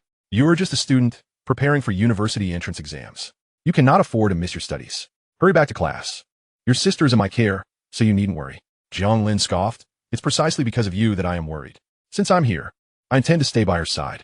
Rest assured, I have already informed my parents. They should be arriving shortly. Xiao Chenghe's face paled further. What? Your parents are coming too? The more relatives from Jiang's side that arrived, the greater the risk of exposure. With so many people, one careless mistake could lead to discovery. He had not anticipated that Jiang's family would learn of the situation so soon. Frantically, Xiao Qinghe found himself in a bind as Su Meifeng was hurriedly assisted into the hospital. At that moment, Zhang's father, mother, and Jiang Lin were all gathered outside the delivery room, and no one could enter. Jiang Xiaoyun was in severe pain, and the doctor informed her, "The twins are not positioned correctly. We should proceed with a cesarean section. Otherwise, both you and the babies may be at risk." Jiang Xiaoyun gritted her teeth and replied, "No, I want a natural birth. If I have a cesarean, I might lose consciousness and not know what is happening. I want to be aware if I deliver one child or two." At this juncture, she realized that this was all part of Xiao Qinghe's scheme. Had it not been absolutely necessary, she would never have come to this hospital. Chapter 25, Medical Disturbance and Assault. The doctor furrowed his brows and softened his tone. "Xiaoyun, we have known each other for many years. I'm an old classmate of Xiao. My concern is solely for your safety and that of your child. It would be best if you agree to the cesarean section. Otherwise, both you and the babies are in peril." Cold sweat beaded on Jiang Xiaoyun's forehead as she clenched her teeth. "I refuse, if not for her exhaustion." Xiao Qinghe's insistence would never have brought her to this hospital. The attending physician, with a furrowed brow, exited the room. "Who is the patient's family? Who is Jiang Xiaoyun's relative?" Xiao Qinghe hurried to greet the doctor. "Doctor, that's me. Let me inform you that the mother's condition is quite critical and requires a cesarean section, but she is unwilling. We need your consent to proceed." Xiao Cheng and Yi immediately grasped the situation. Nodding in agreement, "We consent to the cesarean." "I do not agree," Zhang's mother interjected, seizing the doctor's wrist with fervor. "Doctor, my daughter is clearly capable of a natural birth. What justifies a cesarean? Are you a quack? Can you even treat my daughter? If not, we shall transfer her." The doctor, now visibly impatient, replied, "Please remain calm, family member. Your daughter's condition is currently precarious. After a consultation, we believe a cesarean is necessary. Any further delay could endanger her life. I urge you to reconsider your stance on the cesarean." Zhang's mother immediately erupted into tears. "Oh my heavens, you charlatans. My daughter can certainly deliver naturally. Why impose a cesarean? Just days ago, her fetal position was perfect with no issues. Why this sudden urgency for a cesarean? It is you doctors who are jeopardizing my daughter's life. I tell you, I will never consent to a cesarean." The doctor could only glance at Xiao Cheng, silently pleading for him to persuade his mother-in-law. Xiao Cheng hastily approached Zhang's mother. "Mom, I beg you. If this continues, you are endangering Xiaoyun's life. Mom, both Xiaoyun and the baby are in danger. You cannot cling to outdated notions." Suddenly, Xiao Cheng knelt before Zhang's mother. "I implore you, let Xiaoyun have the cesarean. I will take full responsibility. If you delay any further, both Xiaoyun and the baby may not survive." Onlookers began to take notice as Zhang's mother shouted, "Where is the hospital director? I demand to see your director. What is going on in this hospital? Just days ago, my daughter's checkup revealed no issues. And now you say she is in life-threatening danger. If you do not provide me with a satisfactory explanation today, we will not let this rest." Jiang Lin stormed forward, grasping the doctor's collar. "What is going on with my sister? Are you incompetent? I'll warn you. If anything happens to her, I will hold you accountable." Upon witnessing the escalating situation, Jiang Yuan rushed forward and slapped the doctor across the face. Jiang Lin pinned the doctor to the ground, landing blows. The commotion drew a crowd, and soon the duty chief, the director, and the vice director all arrived. Xiao Cheng had not anticipated things would escalate to this degree. He remained kneeling. Initially, he intended to morally coerce his mother-in-law into agreement, but the situation spiraled beyond his control. He could hardly react, as his usually reasonable father-in-law resorted to violence, and his impetuous brother-in-law joined in the fray. Even if he wished to intervene, it was too late. The director and vice director hurriedly separated Jiang Lin from the doctor. "Comrades, please, no fighting. Let us discuss this calmly," the chief surgeon said, clutching his bleeding mouth. Too intimidated to speak. "You must be the director. You need to take charge. My sister was perfectly healthy and the fetal position was ideal just 2 days ago. Yet now, we are told she and the baby are in danger. I demand to know what is happening. What is my sister's condition?" Director Li, flustered, wiped the blood from his mouth and nervously explained, "Director, the patient's fetal position is now incorrect. I fear for the fetus's safety. Hence I hope the family will consent to a cesarean. I never anticipated they would resort to violence." The director frowned, turning back to the family with a conciliatory tone. "I completely understand your distress. The patient is indeed in a dangerous situation. Rest assured, I will arrange for the vice director to assess the situation. He is our hospital's most esteemed obstetrician. We will do our utmost to ensure safety and provide you with a satisfactory answer." Upon hearing that the vice director would enter, Director Li became anxious and quickly interjected, "Director, there is no need for the vice director. I am very familiar with the situation inside. The director, sensing something amiss, exchanged glances with the vice director. Li promptly led the vice director into the delivery room. The health bureau leaders were inspecting work at that very moment in the director's office. If this incident escalated, the hospital's subsequent development would be halted. It was imperative to avoid any issues at this critical juncture. As the vice director and director Li entered the delivery room, Jiang Lin and his parents felt a slight sense of relief. Jiang Lin had not anticipated that the worst-case scenario would indeed unfold. They had intended to transfer his sister to the county hospital at the time of labor, catching Xiao Cheng off guard. However, Xiao Cheng had been monitoring the situation closely and had received warnings. In the end, Xiuyun was brought to this hospital by Xiao Cheng. Given the circumstances, they had no choice but to escalate the matter. If it became a public issue, at least Xiuyun was not carrying twins, which could be sufficient to oust the current obstetrician. Jiang Lin's greatest fear was that, in an attempt to conceal the truth, they would harm his sister in the delivery room. Had it not been for a small nurse notifying him, he would still be unaware of the situation inside. Knowing his sister was not in immediate danger allowed him to confront his parents with bravado.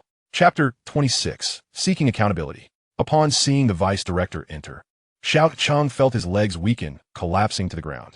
It was over. His meticulously orchestrated plan had unraveled. An hour later, the vice director emerged, exhausted but smiling, proclaiming, "Congratulations! You have welcomed a baby girl. Both mother and child are safe.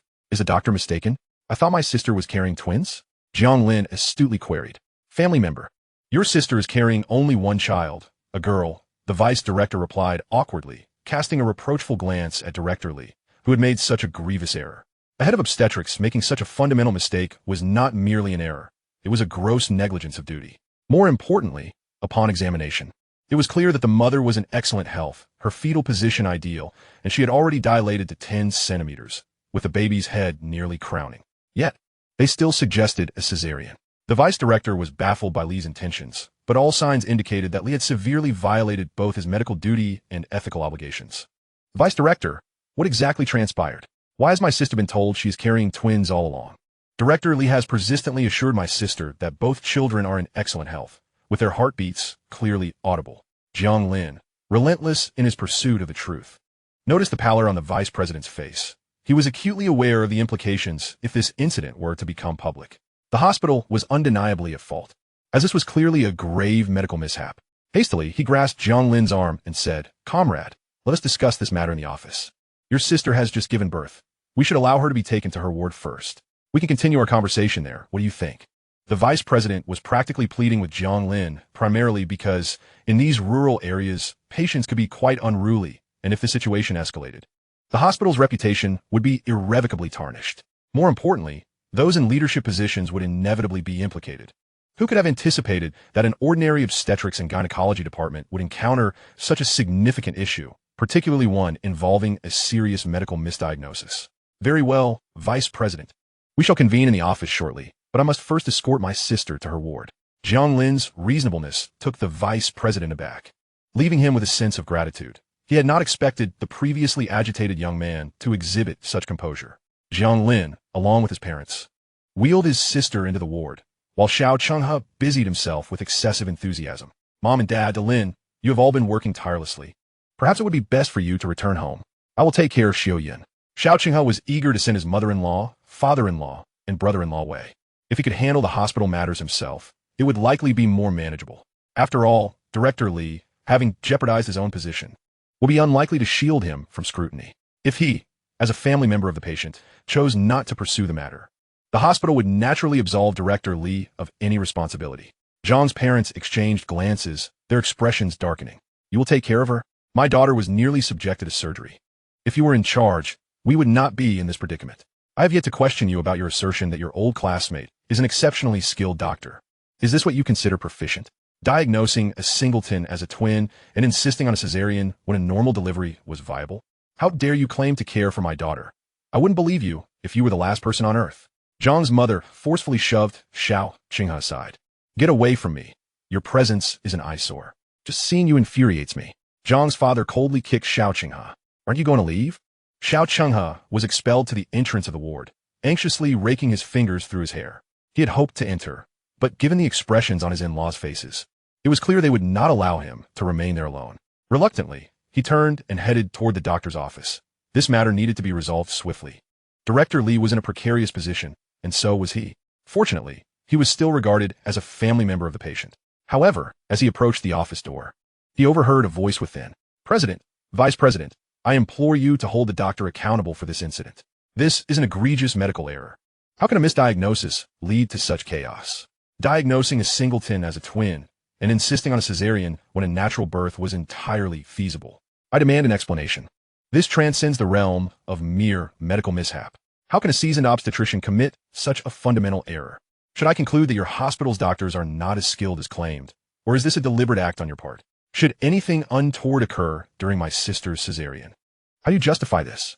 You are disregarding human life. If your hospital does not provide us with a satisfactory explanation today, this matter will not conclude here. If I do not receive a resolution, I will escalate this to the county authorities, and if they remain indifferent, I shall take it to the city level. I refuse to believe that our health bureau can turn a blind eye to such gross negligence among its physicians, treating patient lives as trifles. It was unmistakably Xiao Qinghe's voice. He hurriedly pushed the door open. Lin, what sort of nonsense are you conducting? He had not anticipated that his brother-in-law had just stepped out. He assumed he had gone elsewhere, only to find him in the president's office. Xiao Qinghe plastered on a smile and approached. President, I believe there's been a misunderstanding. I understand that our doctors are highly skilled, and such issues may arise from minor oversights. On behalf of my wife, I shall not pursue this matter further. What authority do you possess to speak for my sister? Jiang Lin interjected. I assure you, I intend to pursue this to the fullest extent. Lin, must you persist? Your sister is safe now, and the child has been born. For the sake of the child, let's not dwell on this issue any longer. We must leave room for reconciliation. This matter cannot solely be blamed on the doctor. Upon hearing Xiao Qinghe's words, both the president and vice president regarded him with puzzled expressions, having never witnessed a family member attempting to exonerate a negligent doctor. Throughout their medical careers, they had never encountered such a scenario. Xiao Qinghe, you scoundrel. What gives you the right to speak here? I suspect you are colluding with Director Li, deliberately trying to downplay the situation. How dare you suggest leaving room for reconciliation? I demand accountability for today's events. This is far from over. I need to understand why my sister Singleton was misdiagnosed as a twin. If a twin pregnancy was misdiagnosed as a singleton, it could be forgiven, but a singleton turning into twins? What sort of obstetricians are you employing? Furthermore, how can a normal delivery necessitate a cesarean? I wish to know which doctor would act in such a manner. Chapter 27, Massive Hemorrhage. Director Li, upon hearing this, faltered, unable to articulate a response. If it were merely Jiang Lin on his own, he might have been able to deceive him. However, with both the president and vice president present, how could he, a renowned obstetrician, fail to distinguish between a singleton and a twin? It would be sheer folly. Director Li cast a desperate glance toward Xiao Qinghe. Xiao Qinghe promptly stepped forward, feigning intimacy as he patted Jiang Lin on the shoulder. Lin, I understand your distress.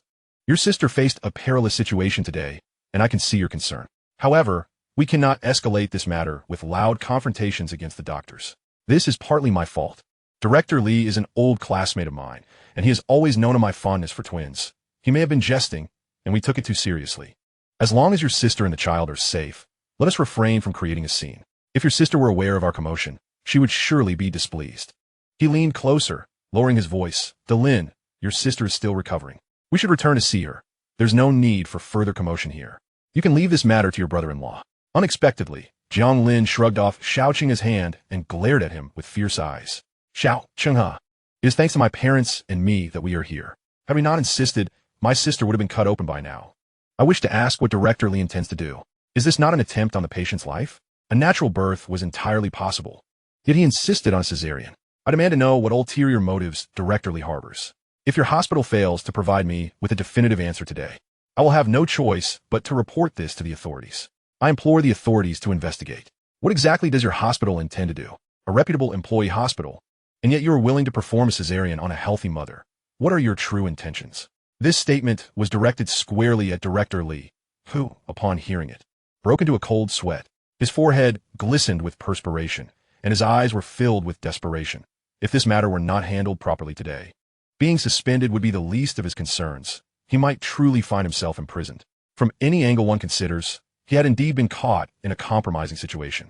Xiao Qinghe was equally startled. Should the authorities intervene, it would be all too easy to uncover the underlying deceit. If it were revealed that Su Meifeng was involved, the repercussions will be dire. Yet Jiang Lin was not the naive person he once was, no matter how much he tried to reason with him. His words fell on deaf ears. Director Li, seeing Xiao Chenghe's silent demeanor, was immediately incensed. Xiao Chenghe, what pretense are you putting on here? If it weren't for your request, would I have been compelled to fabricate this lie? Let me make myself clear. This is not a misdiagnosis on my part. It was Xiao Chenghe who implored me to tell his wife that she was expecting twins, and he insisted on a cesarean section. He promised he would bring one child to present as twins. The mother in question is currently in the delivery room undergoing surgery. I merely accepted 1,000 yuan from Xiao Chenghe. I never anticipated that it would escalate to this level. Upon hearing this, Xiao Chenghe was at a loss for words. His first instinct to protest. Director Li, it was you who made the erroneous diagnosis. You cannot unjustly accuse an innocent person. This is sheer nonsense. Jiang Yang interjected coldly. Director Li, Xiao Chenghe is claiming that you are framing him in a bid to evade responsibility for your medical malpractice. Since this constitutes malpractice, we ought to notify the authorities. We cannot allow this situation to devolve into a mutual attack. It must not end here. Upon hearing Jiang Lin mention calling the police, Director Li became frantic. He pointed a finger at Xiao Chenghe, berating him. Are you accusing me?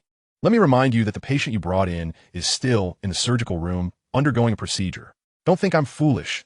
I've already deduced the truth. That woman is your mistress. Her pregnancy is evident. She and your wife are both expecting at the same time. You know very well what you've done. You think I can be deceived by your words? Turning to Jiang Lin, he continued, Comrade, I am aware that you are Xiao Chenghe's brother-in-law. Let me assure you, this Xiao is not to be trusted. There is undoubtedly a conspiracy afoot. Otherwise, why would he have brought his mistress into the operating room? I suspect he intends to pass off the child she bears as your sister's, so she will raise it as her own. Do not be fooled. I speak nothing but the truth.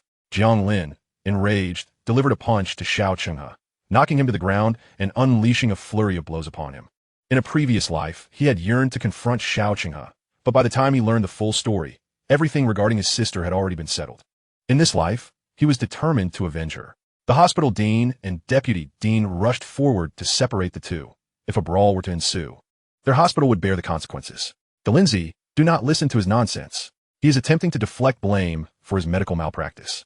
This is slander, a deliberate attempt to entrap me. How could I possibly commit such an atrocity? Just then, a nurse burst into the dean's office, panic etched on her face. Director Li, Dean, Deputy Dean, there has been a massive hemorrhage with the patient Su Meifeng in the delivery room. Director Wang has sent me to summon you. The patient is in danger. Everyone was taken aback. A massive hemorrhage was the most critical of situations. If not managed properly, it could lead to death. The three rushed out, and at that moment, Xiao Chenghe sprang to his feet, for upon hearing Su Meifeng's name, he realized it was his wife and child at stake. He intended to rush outside, but saw Jiang Lin coldly blocking his path. Xiao Chenghe was startled, suddenly aware that he could not afford to expose himself. Lindsay, your sister just gave birth. I must return to prepare her some chicken soup. Do not entertain any wild thoughts, nor speak recklessly in front of your sister. Otherwise, she may not recover properly. These are mere fabrications. You must not believe them. It is Director Li who is seeking to evade responsibility. He is deliberately framing me. The truth of whether Xiao Chenghe was framing him was simple enough to ascertain. Director Li certainly knew the identity of the heavily pregnant woman. Let's confront this matter directly, Jiang Lin insisted. Panic washed over Xiao Chenghe. If Jiang Lin pressed the issue, Director Li might inadvertently reveal Su Meifeng's identity, leading to serious consequences. Lindsay, why do you not trust me? Your sister and I have never had a quarrel. How could I commit such a heartless act? Jiang Lin replied coldly. Xiao Chenghe, do not forget what you have said today. Should I discover that you are indeed keeping a mistress, your sister will have no choice but to divorce you. No, rest assured, Lindsay. I assure you, your brother-in-law is not that kind of person. Seeing his brother-in-law finally relent, Xiao Chenghe wiped the sweat from his brow and hurriedly followed. Although he was desperate to learn about Su Meifeng's condition, he did not dare approach the surgical room. However, events conspired against him. A man and woman approached him directly, seizing him with urgency. Chenghe, you must go and check on Meifeng. She is experiencing severe bleeding.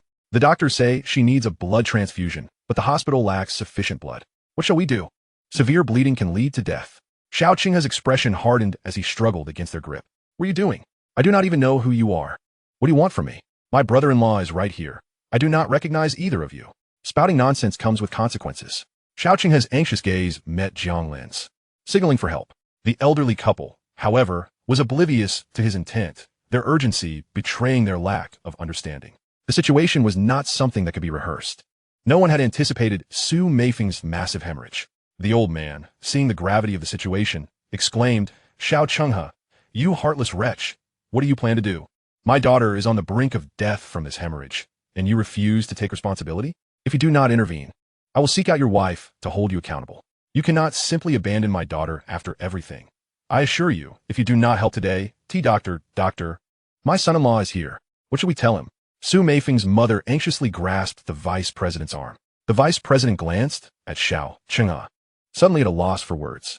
Moments ago, in the office, they had been engrossed in a melodrama, speculating the reasons behind this bizarre situation.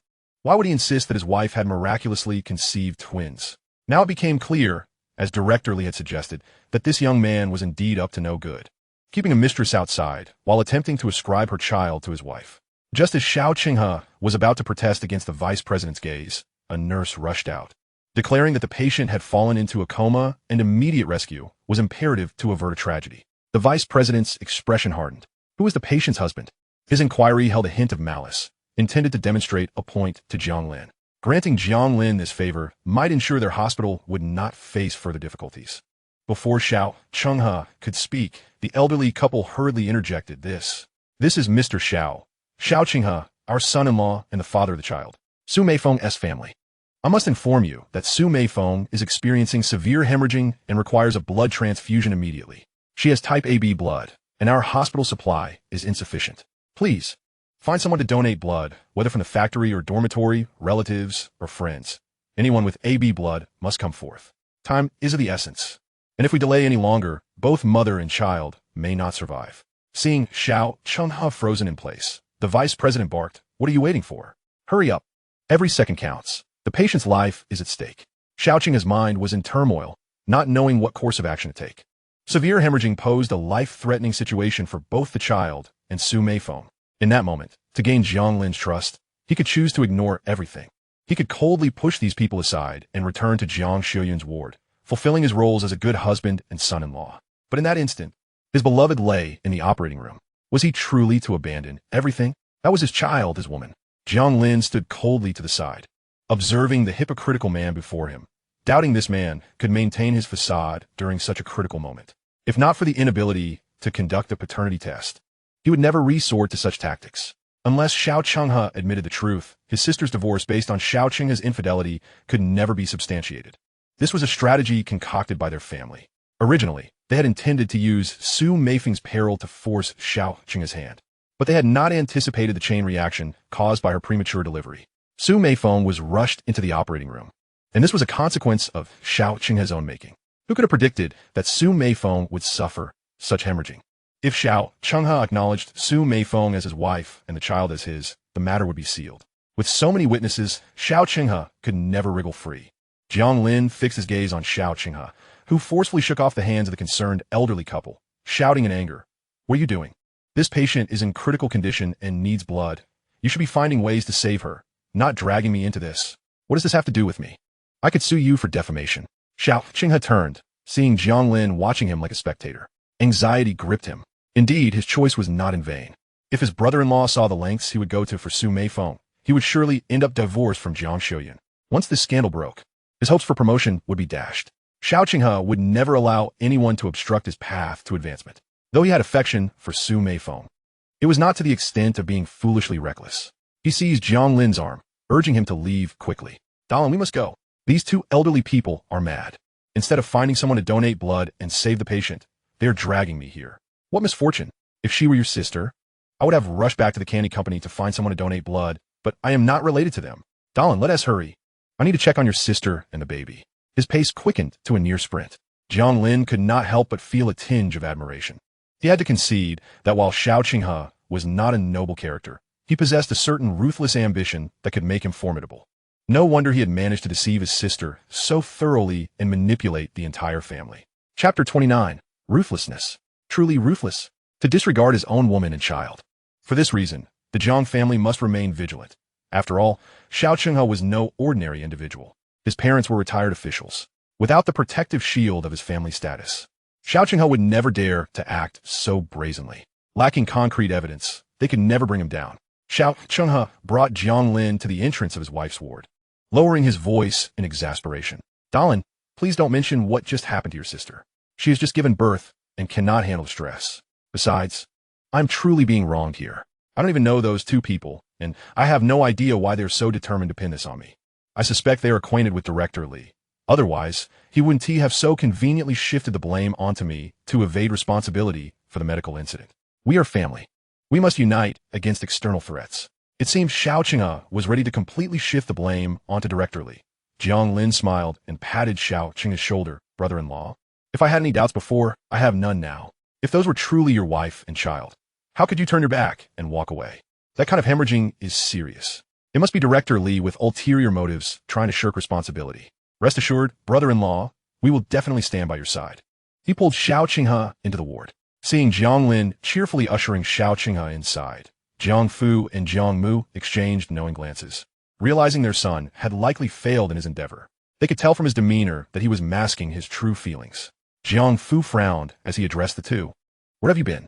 Your sister has just given birth and needs help everywhere. Yet here you are, running off. Qinghe, weren't you supposed to be making chicken soup? Why have you returned empty-handed? What will happen if Xiaoyun gets hungry? Xiao Qinghe, already in a state of urgency, struggled to find an excuse to leave. Hearing his father-in-law's words, he suddenly recalled, Yes. Father, you told me to make chicken soup, and I will go do that right now. My dear brother-in-law, I must trouble you to care for Xiaoyun here with our parents.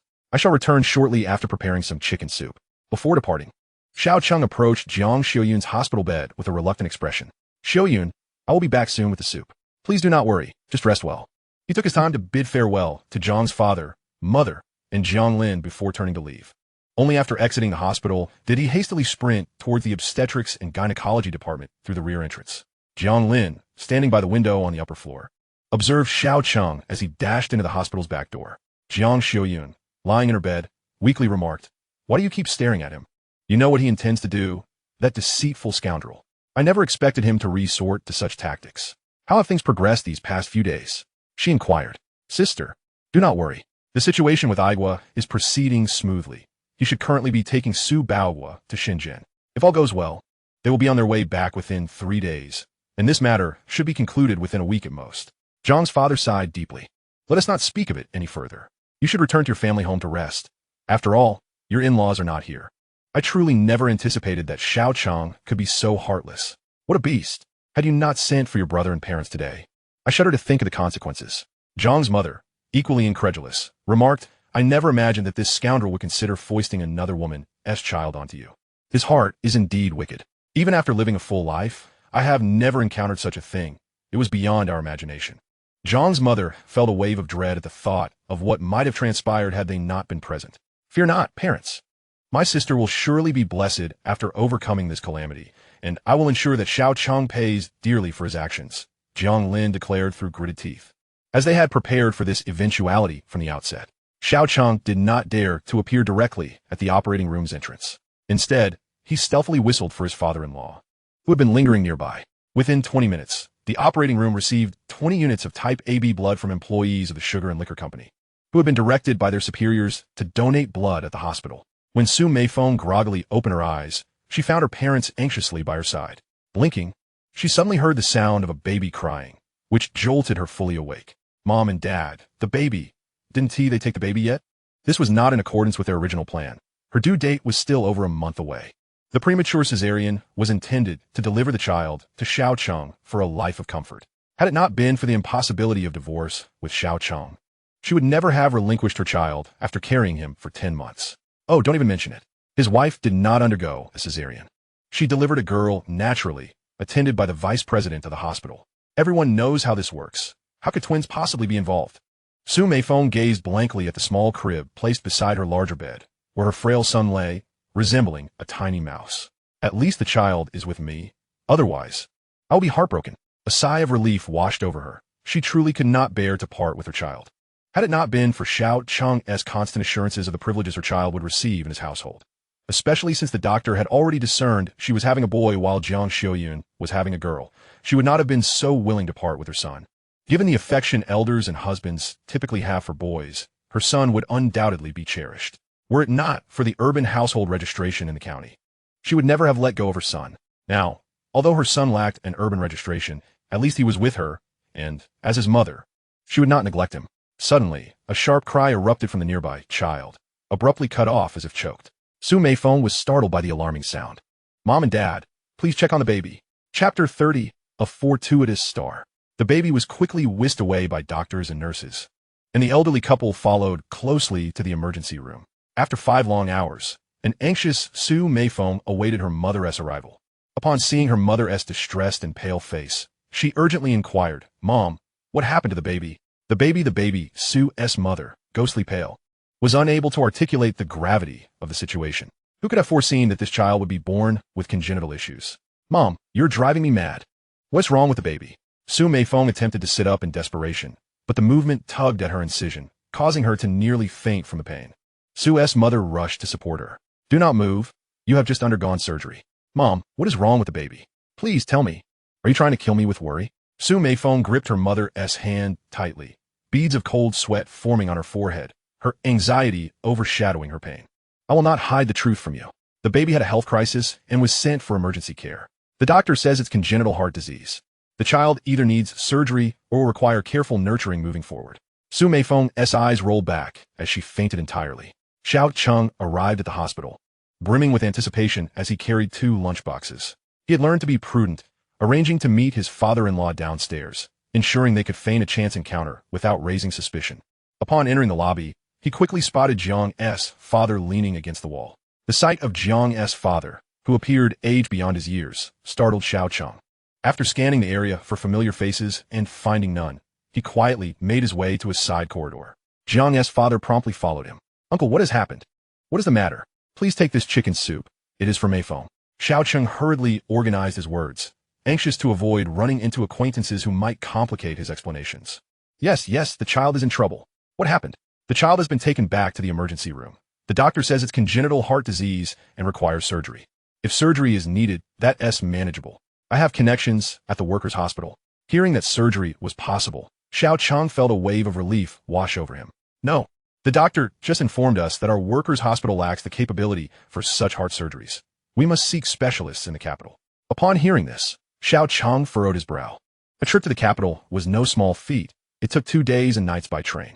More importantly, with no acquaintances in the capital to facilitate the surgery. It would entail considerable expense and effort. Who would accompany the child for the operation? It certainly could not be him. For the first time, Xiao Cheng felt that since the birth of his son, nothing seemed to go right. Was this child truly a harbinger of misfortune? Hasten to find someone to take the child for medical attention. The doctor has indicated that although the child is currently receiving emergency care without surgery, the child's condition may either require meticulous nurturing at home or result in stunted growth. Su's father, of course, is anxious. After all, his daughter has finally given birth to a son. While it may be deemed unseemly, the son-in-law is sincerely devoted to his daughter, and his family is well off.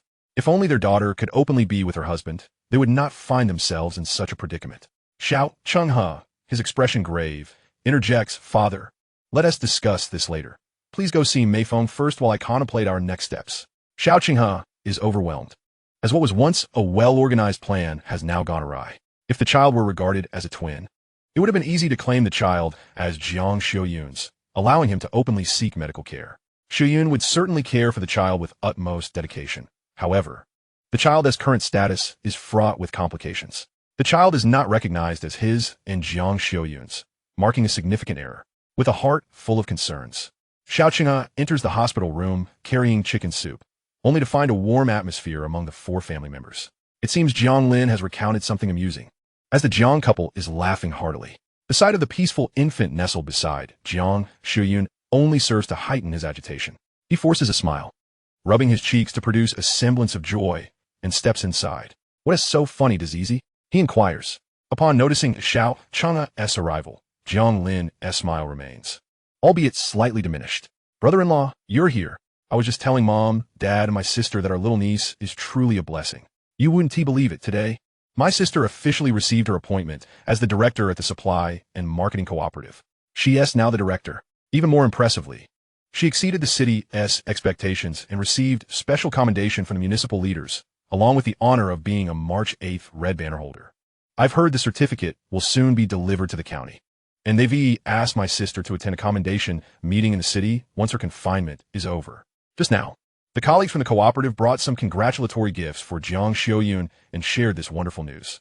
Naturally, Jiang Lin is elated, having unexpectedly devised a plan that has significantly aided his sister. In a past life, she was merely an ordinary salesperson at the cooperative. Yet now she has risen to the position of director. Particularly, the honor of being a March 8th Red Banner holder carries substantial weight. It is understood that once she attains this status, her future in the county government will be assured should she continue to excel at the cooperative. Jiang Lin never imagined that a mere flutter of his wings could elevate his sister to such a distinguished position. In these times, the empowerment of women has become a prominent theme, and with the right winds at her back, his sister may soar to great heights. Xiao Chenghe, astonished by this revelation, allows a genuine smile to break across his face as he approaches the little girl. Ah, our little lady is quite impressive. Indeed, such a boon for her mother. This smile reflects newfound sincerity. Frankly, since the child's birth, this is the first time Xiao Chenghe has earnestly regarded her. He hasn't even held her once. Jiang Xiaoyun, filled with disdain, nonetheless adopts an increasingly tender demeanor. They are now prepared for everything, save for the crucial turning of the tide. All right, you just come in from outside without washing your hands. Refrain from touching the child. Yes, I want to touch her, Xiao Chenghe responds, gazing at the plump, healthy infant, feeling a tumult of emotions within. Why, he wonders, must it be a daughter who is thriving, while his own son is frail? Chapter 31. The leap on the rooftop. Xiao Chenghe casts one last glance at the child before hurriedly departing. Jiang Lin, observing his retreating figure, scoffs coldly and turns back to the hospital director's office. Xiao Chenghe naively believes he can evade this situation, thinking they are fools. Time waits for no one. He cannot afford to delay any longer. Before Su Baowu returns, he must resolve the matter concerning Xiao Chenghe. Inside the director's office, Director Li appears dejected. The hospital's leadership, with serious expressions, addresses him gravely. Old Li, I do not comprehend how this situation has arisen. But without a reasonable explanation or evidence to prove this was the family's idea, we are left with no recourse. The family is adamantly demanding accountability for the attending physician. For now, you are to be suspended and must write a self-reflection. If you cannot provide conclusive evidence, you will face an investigation from the Health Bureau. This conclusion was reached after the two hospital leaders conferred with Jiang Lin, who is relentless in pursuing the matter. Initially, the director hoped to quell the situation, considering one of those involved is a family member of the patient. He believed that if the family did not wish to pursue repercussions against their brother-in-law, the issue could be easily swept under the rug. However, Jiang Lin's obstinacy complicates matters, as he insists that if Director Li cannot provide any evidence, it will only serve to indicate that he attempted to frame his brother-in-law. The brother-in-law has declared that such accusations are entirely unfounded and that Xiao Chenghe would testify to his innocence. Upon hearing the hospital leaders convey Jiang Lin's words, a flash of fury ignites in Director Li's eyes. He had not anticipated that Xiao Chenghe would ultimately betray him. Gathering his belongings, Director Li exits the office, only to encounter the gaze of nurses and doctors filled with suspicion, disdain, and contempt. Although no one openly expresses their thoughts to him, the whispers and pointed fingers challenge his dignity. Most painfully, he realizes that if Xiao Chenghe and Jiang Lin persist in their accusations, his dream of practicing medicine could be irreparably shattered should the Health Bureau investigate, and Xiao Chenghe refutes all his claims. He would bear the stigma of a significant medical malpractice incident, forever tainting his career and reputation. In a daze, Director Li returns home, only to be met by his children, who are visibly distressed. Dad, Mama's gone back to her family. What have you done? A neighbor just scolded her, and she left home in tears. Alarmed, Director Li wonders if word of the incident has spread. He quickly mounts his bicycle and rushes to his father-in-law's house, only to be confronted by his mother-in-law's fierce demeanor. How dare you show your face here? Have you any idea of the disgraceful mess you've created? Now, the neighbors are pointing fingers at my daughter, calling us murderers. If you don't resolve this matter, don't even think about coming home. I'll have my daughter divorce you. Xiaoli, look at the havoc you've wreaked. This is an enormous medical malpractice incident. Do you understand how serious this is? Even if you don't end up in prison, what hospital would ever employ you again? How will your children and wife face others? They'll be drowned in shame. As we followed your lead, we too were subjected to humiliation. I implore you to return promptly and clarify this matter. If it remains unresolved, you shall face the consequences. After enduring a scathing reprimand from his in-laws, Director Li returned home, crestfallen. After a long-awaited meal, he lay awake, tormented by his thoughts, unable to find solace in sleep. As he tossed and turned, the stillness of the night was shattered by a sudden crash. The glass of his window had been shattered. Rushing outside, He found only 2 bricks lying before the broken window, with no sign of the perpetrator. The following morning, he awoke to find his doorstep smeared with excrement. Stinking eggs and rotten vegetable scraps adorned the walls of his yard, rendering it a sight most distressing. His 3 children trembled in fear. With great effort, he suppressed his disgust and cleaned the mess, only to find it had reverted to its previous state by the afternoon. The entrance bore the chalked accusation of murderer. That evening, after consuming half a bottle of liquor, his anger grew as he pondered the injustice of his predicament. Why should he suffer such consequences for merely accepting 1,000 yuan from Xiao Qinghe? That sum had effectively cost him his family. And now his wife sought to divorce him. He and his children had become pariahs, reviled by all. Meanwhile, Xiao Qinghe continued to flourish without a care. Was this unfortunate turn of events solely due to his lack of evidence? Indeed, he possessed no proof to substantiate the connection between Xiao Qinghe and Su Meifeng. However, he would not allow anyone to trample upon his dignity. The notion that he should bear this burden alone was a mere fantasy. Early the next day, Xiao Qinghe felt an unsettling twitch in his eyelids. Today marked his wife's discharge from the hospital. As he rode his bicycle to the hospital, he was intercepted at the entrance by Su's father. Qinghe, a grave situation has arisen. Upon seeing Su's father's distressed expression, Xiao Qinghe quickly surveyed the surroundings, only to find a once bustling hospital lobby devoid of life. He noticed nurses peering anxiously from behind the windows, observing something amiss. What has happened? Director Li has taken a child to the rooftop and threatened to jump. A wave of despair washed over Xiao Qinghe. He had refrained from approaching Director Li these past few days, fearing the exposure of his misdeeds, and had intended to wait for the situation to cool before discussing matters privately. If only Director Li would take the blame for the incident, he could devise a way to assist him in securing a temporary position at another health clinic. With so many eyes watching, he dared not make an appearance. Yet, he could not fathom why Director Li would resort to such a self-destructive act. At that moment, the hospital's president and vice president rushed toward him, their faces etched with urgency. Xiao Qinghe, we need to see you immediately. If we cannot reach him, he will jump with the child. This unprecedented incident had become a scandal for the county. As Xiao Qinghe was hastily led to the rooftop, he realized that the building was not particularly tall. Yet the stakes were monumental. The life of the child and Director Li's arms hung in the balance. On the rooftop, 2 uniformed officers conversed with Director Li, who stood precariously on the edge, cradling the infant in his arms. Dr. Li, please do not jump. We can discuss this rationally. Present your demands, and we shall assist you in resolving them. You are a promising young doctor. Why resort to such drastic measures? The child is innocent. As Director Li caught sight of Xiao Qinghe approaching, his emotions surged, and he waved one hand threateningly while clutching the baby tightly with the other. Do not come any closer. If you dare approach, I will leap. Let Xiao Qinghe come forward, he cried. He has brought me to this ruin. Now he wishes to place the blame upon me. Not a chance. The police chief quickly attempted to soothe him. Stay calm, please. We will allow Xiao Qinghe to approach. But do not act rashly. As he cautiously retreated, he whispered to Xiao Qinghe, stabilize his emotions. We must rescue both the child and him. Pale with fear, Xiao Qinghe was unprepared for this harrowing situation. Although the building was not high, the implications of a fall with the child were grave. After all, it was his own son. He stepped forward slowly, prompting Director Li to shout, Stop! Do not approach. If you come any closer, I will jump. Seeing Xiao Qinghe, Director Li's eyes were filled with rage. Old Li, we have been classmates for years. Speak your mind. The child is innocent. Xiao Qinghe's thoughts raced. Why was Director Li contemplating suicide? The gravity of the situation intensified as he realized that if Director Li jumped, it would escalate into a catastrophe. You still have the audacity to speak to me? Is the child not innocent? I am the one who suffers. To cover for you. I risked everything to help you change this child's identity, and now I've lost my career. How will my family survive? You thought a mere 1,000 yuan would absolve you of guilt? You want me to take the fall? Fine, before your very eyes, I will take this child and leap. Director Li tightened his grip on the infant and began to edge closer to the ledge. Panic surged through everyone present. Do not move. We can talk this through.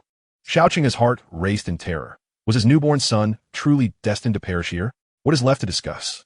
I ask you, Xiao Qinghe, is this child yours? Is he yours and Su Meifeng's? The air grew thick with tension, silence enveloping the scene as all eyes turned to Xiao Qinghe. Caught in a moral quandary, he grappled with the decision of whether to save his son or remain silent. The 2 police officers, witnessing his hesitation, urged him urgently, Xiao, respond to him. With great difficulty, Xiao Qinghe finally spoke, Director Li, please do not do this. The child has no connection to me. Very well, Director Li retorted. If he is not yours, then we shall die together. Director Li, cradling the infant, turned abruptly, preparing to leap. Xiao Chenghe, alarmed, called out urgently, Director Li, please don't jump. What is it that you truly desire? You mentioned your demands, and we are willing to meet them. This child has only just entered the world. There is no need to harm such a precious life.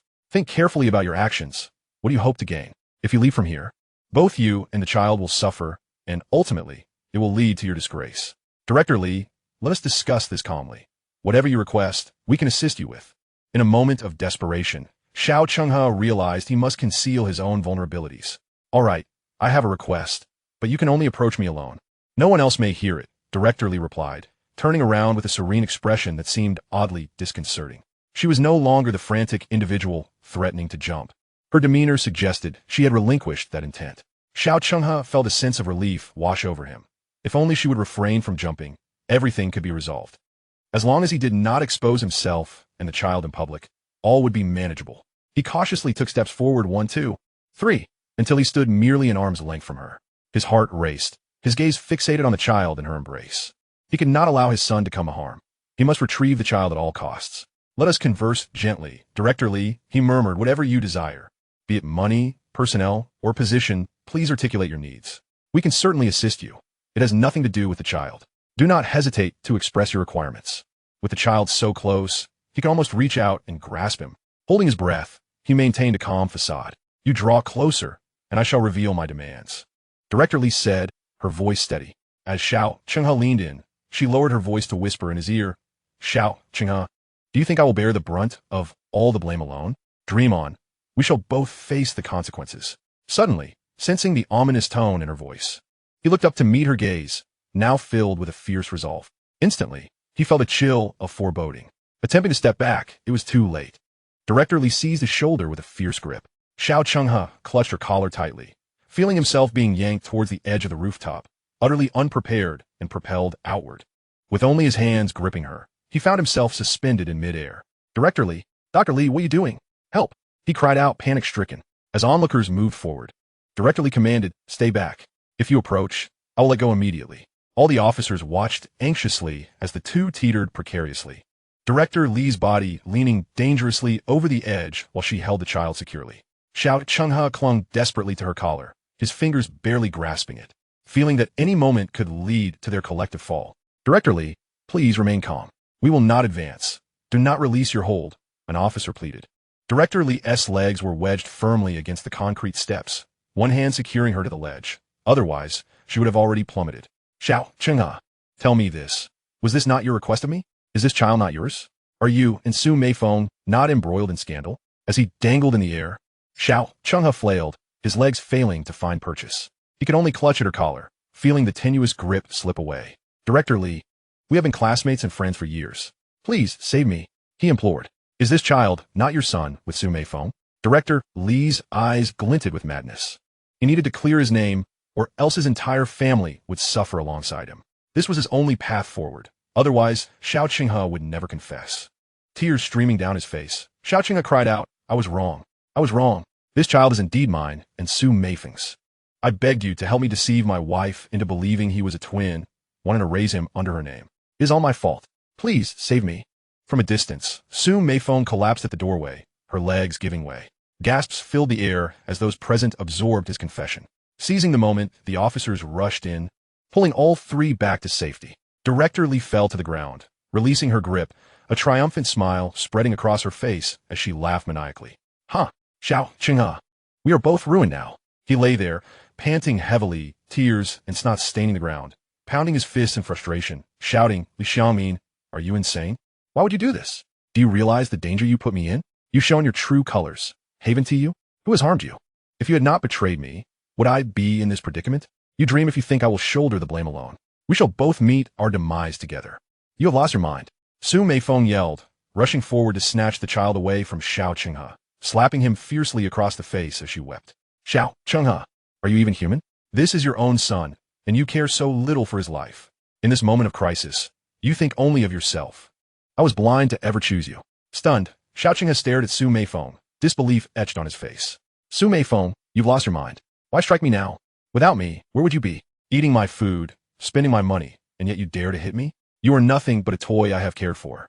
As he spoke, he looked up to meet the cold, piercing gazes of Jiang Lin and her family. The weight of their stares struck him like daggers. Realization hit him hard.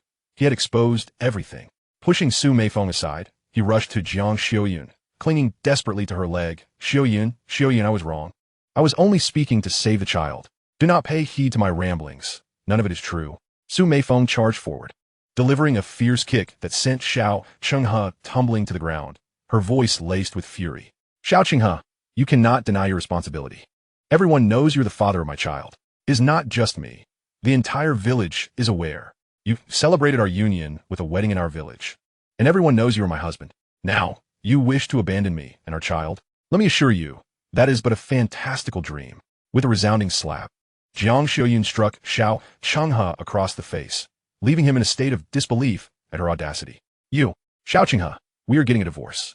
The words detonated like thunder, nearly rendering him unconscious. He could not fathom a divorce. Had he truly contemplated such a course, he would never have entertained this disastrous idea.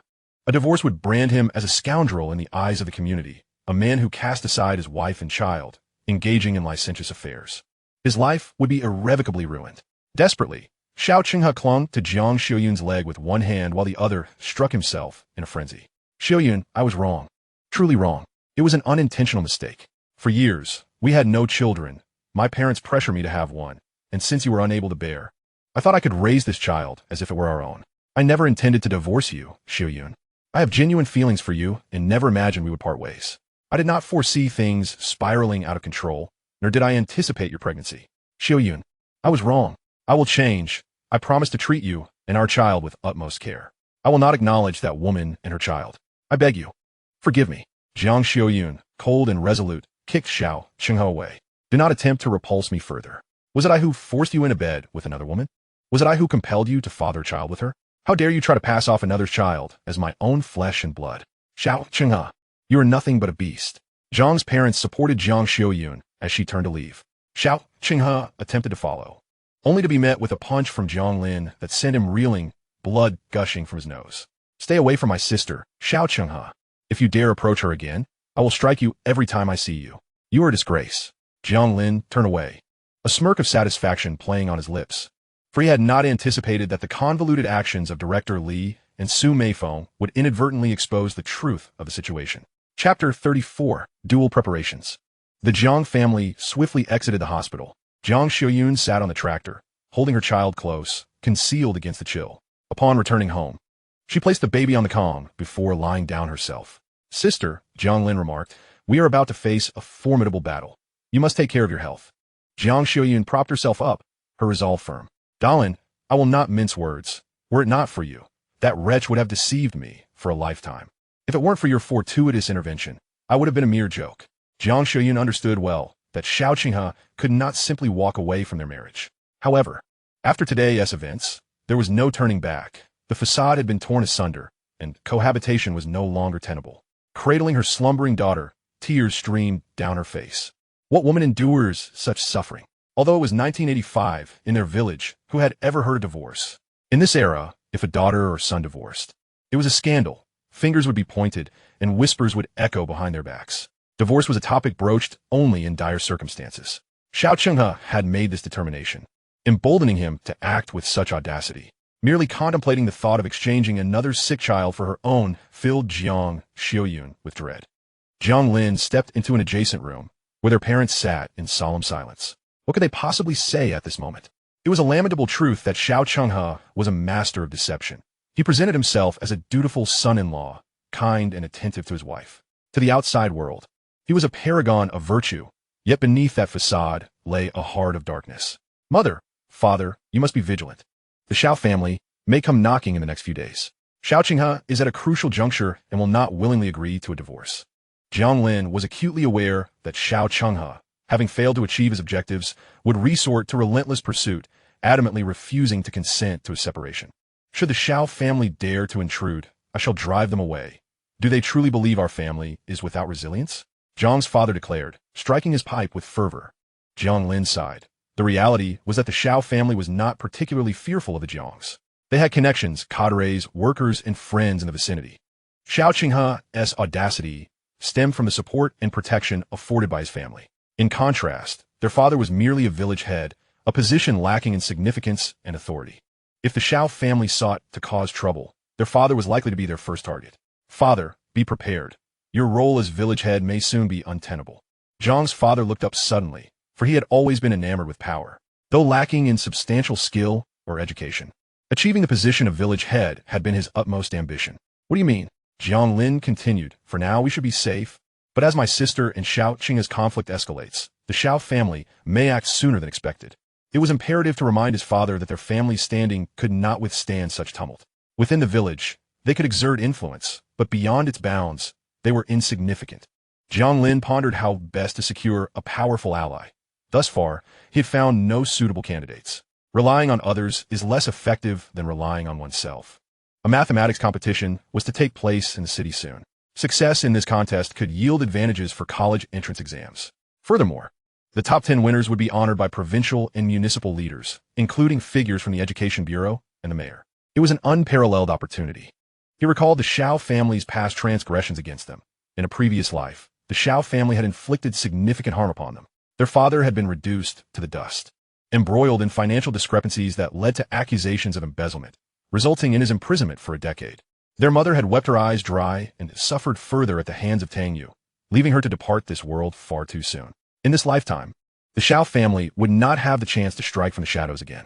Jiang Lin returned to his room to devise strategies, aware that they must divide their efforts. However, more pressing was the fact that their father's financial mismanagement had indeed resulted in deficits. Despite years of service as village head, his contributions to the village had been minimal. In this era of reform and economic revitalization, the villagers each had their own agendas.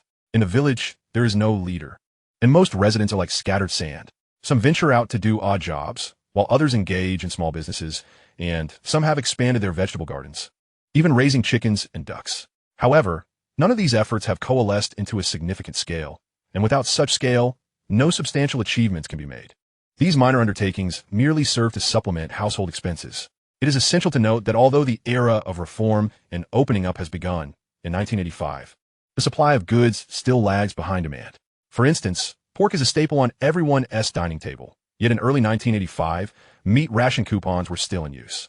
Each person was only allotted half a kilogram of pork per month. The root of the issue lies in the fact that pig production has not kept pace. There is a scarcity of feed, antibiotics, and growth hormones, resulting in low reproduction rates, coupled with a high mortality rate among pigs. National pork production has failed to meet demand.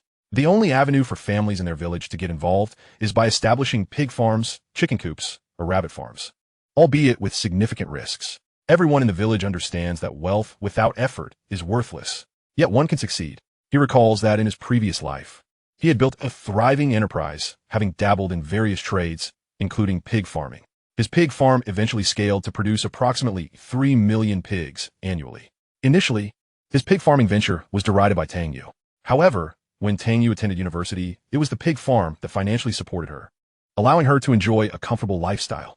Having endured the burden of such a leech in his past life, why not impart his pig farming expertise to his father in this life?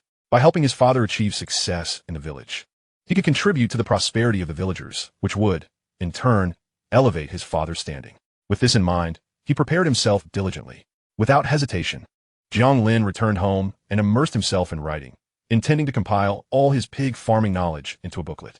He feared that his records might be unclear, so he planned to review the booklet repeatedly to identify and fill in any gaps. Chapter 35, The White Moonlight and the White Moonlight. At this moment, Tang Yue was walking home with Gu Xingji. Yeah, why haven't you come to find me recently? Is something troubling you?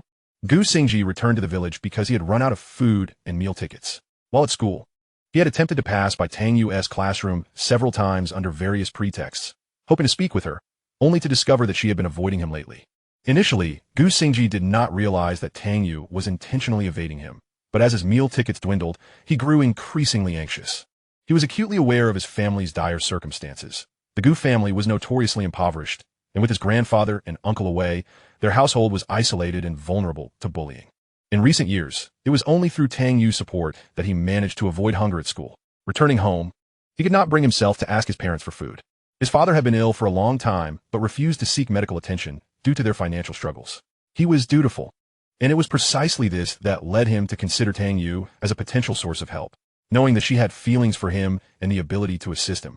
Upon hearing this, Tang Yue displayed a look of helplessness. No, there's nothing wrong. Gu Xingji was cultured and charismatic, a person of noble character and pride. How could she burden him with her trivial troubles? Tang Yue felt a deep-seated sorrow that she could not articulate. Recently, Jiang Lin had been so busy that she hadn't even caught a glimpse of him. She had heard he had taken several days off. Tang Yue's uncertainty grew. Could it be that Jiang Lin's return was genuine this time? Gu Xingji halted, firmly grasping Tang Yue's shoulders, his gaze earnest and resolute. Yeah, there's definitely something bothering you. Don't hide it from me. I know it must be Jiang Lin who is harassing you. He had heard the rumors circulating at school, but he had dismissed them. The gossip surrounding Jiang Lin and Tang Yue had proliferated over the years, yet Jiang Lin remained consistently unchanged.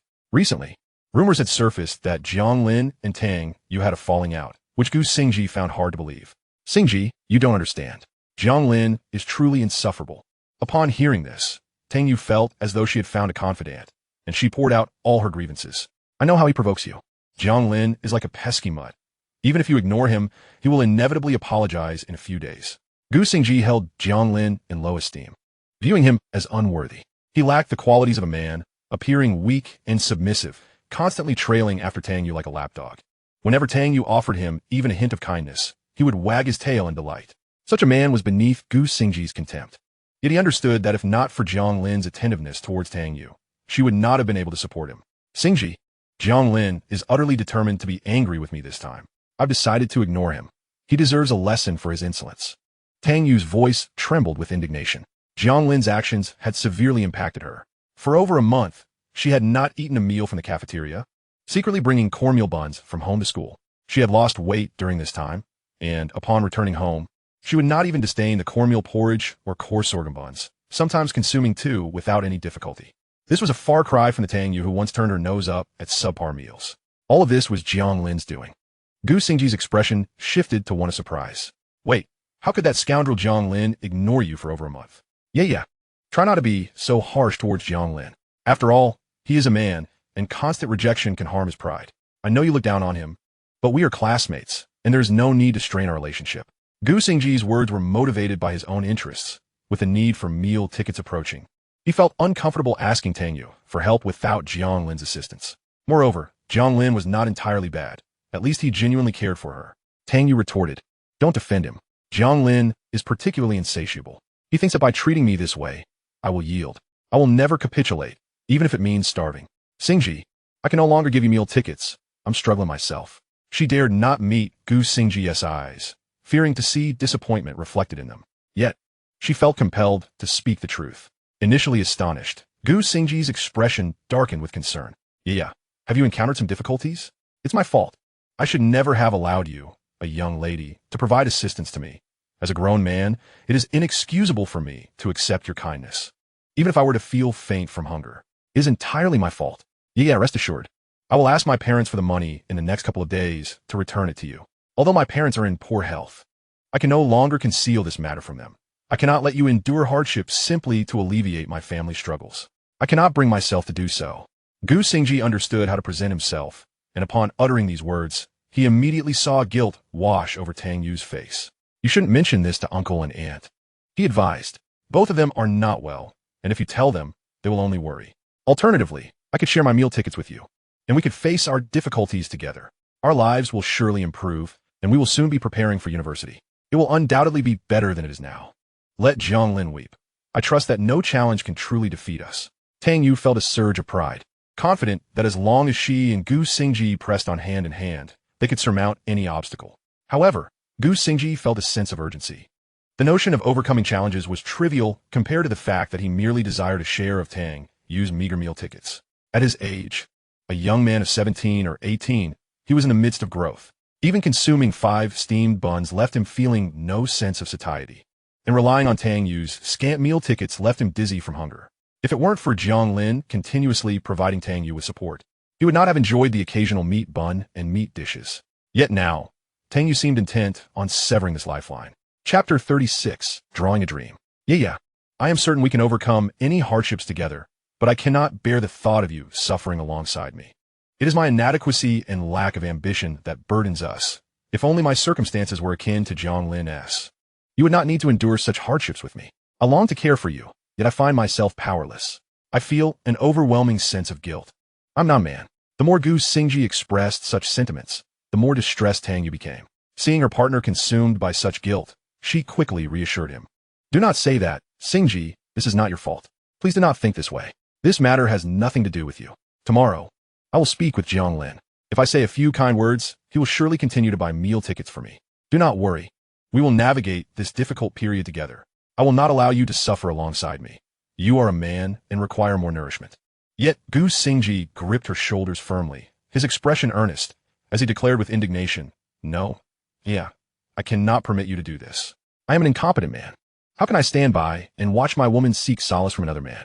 I'm no longer a person. I might as well be dead. Tomorrow, I will seek work at the construction site in the county to support you.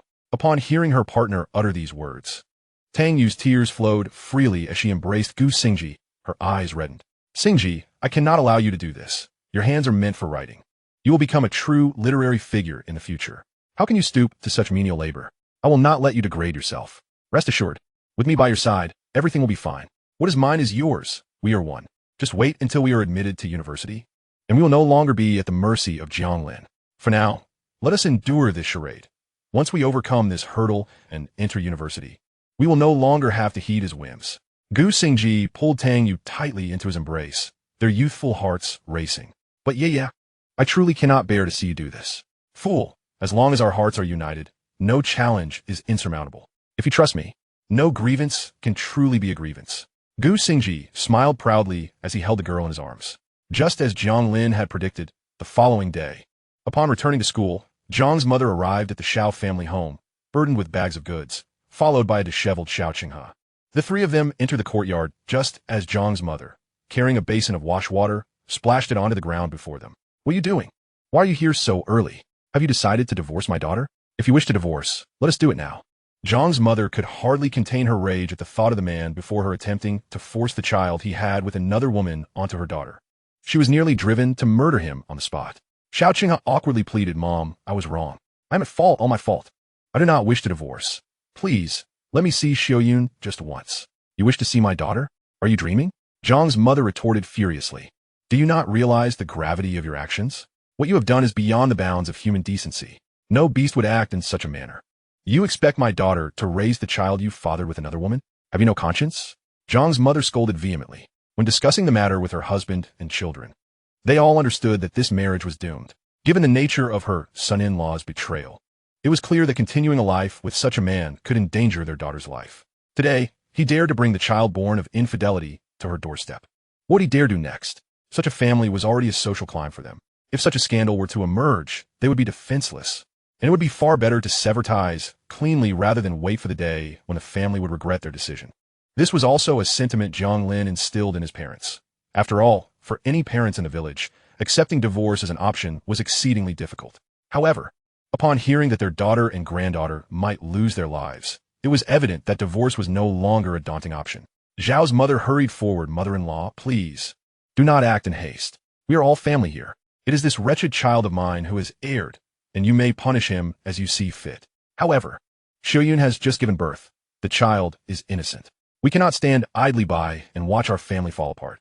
I understand your anger, directed at this foolish child. Yet, Xiaoyun has borne a child, and you must allow me to see them both. Zhao's father interjected with a stern face. Mother-in-law, my son has merely made a mistake that any man might make. You have scolded him enough. The child has acknowledged his wrongdoing. That should suffice. You know what condition your daughter is in. If she were to divorce my son, what man would accept a second marriage with a child? 8 years without a child. And my son has not even let out a peep. How could anyone endure such a fate? We as in-laws have done more than enough. If it were not for the 8 years without a child, we would not have arrived at this juncture. You should blame your daughter as well. After all, she has brought this burden upon herself. No wonder my son sought solace elsewhere. Upon hearing these words, Xiao Qinghe's expression changed. He realized he should not have brought his father along. His father was nothing more than a blundering fool. The kind who was more adept at creating chaos than achieving anything of worth, particularly after having once held a position of authority in the factory. It is essential to understand that attaining the rank of factory director undoubtedly satiated his thirst for power, instilling in him a sense of superiority over the humble villagers.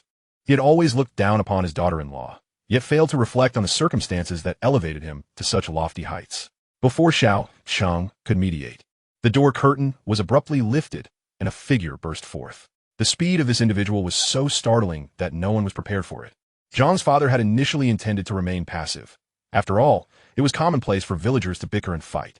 However, he had always treated his in-laws with utmost respect, recognizing their status as officials.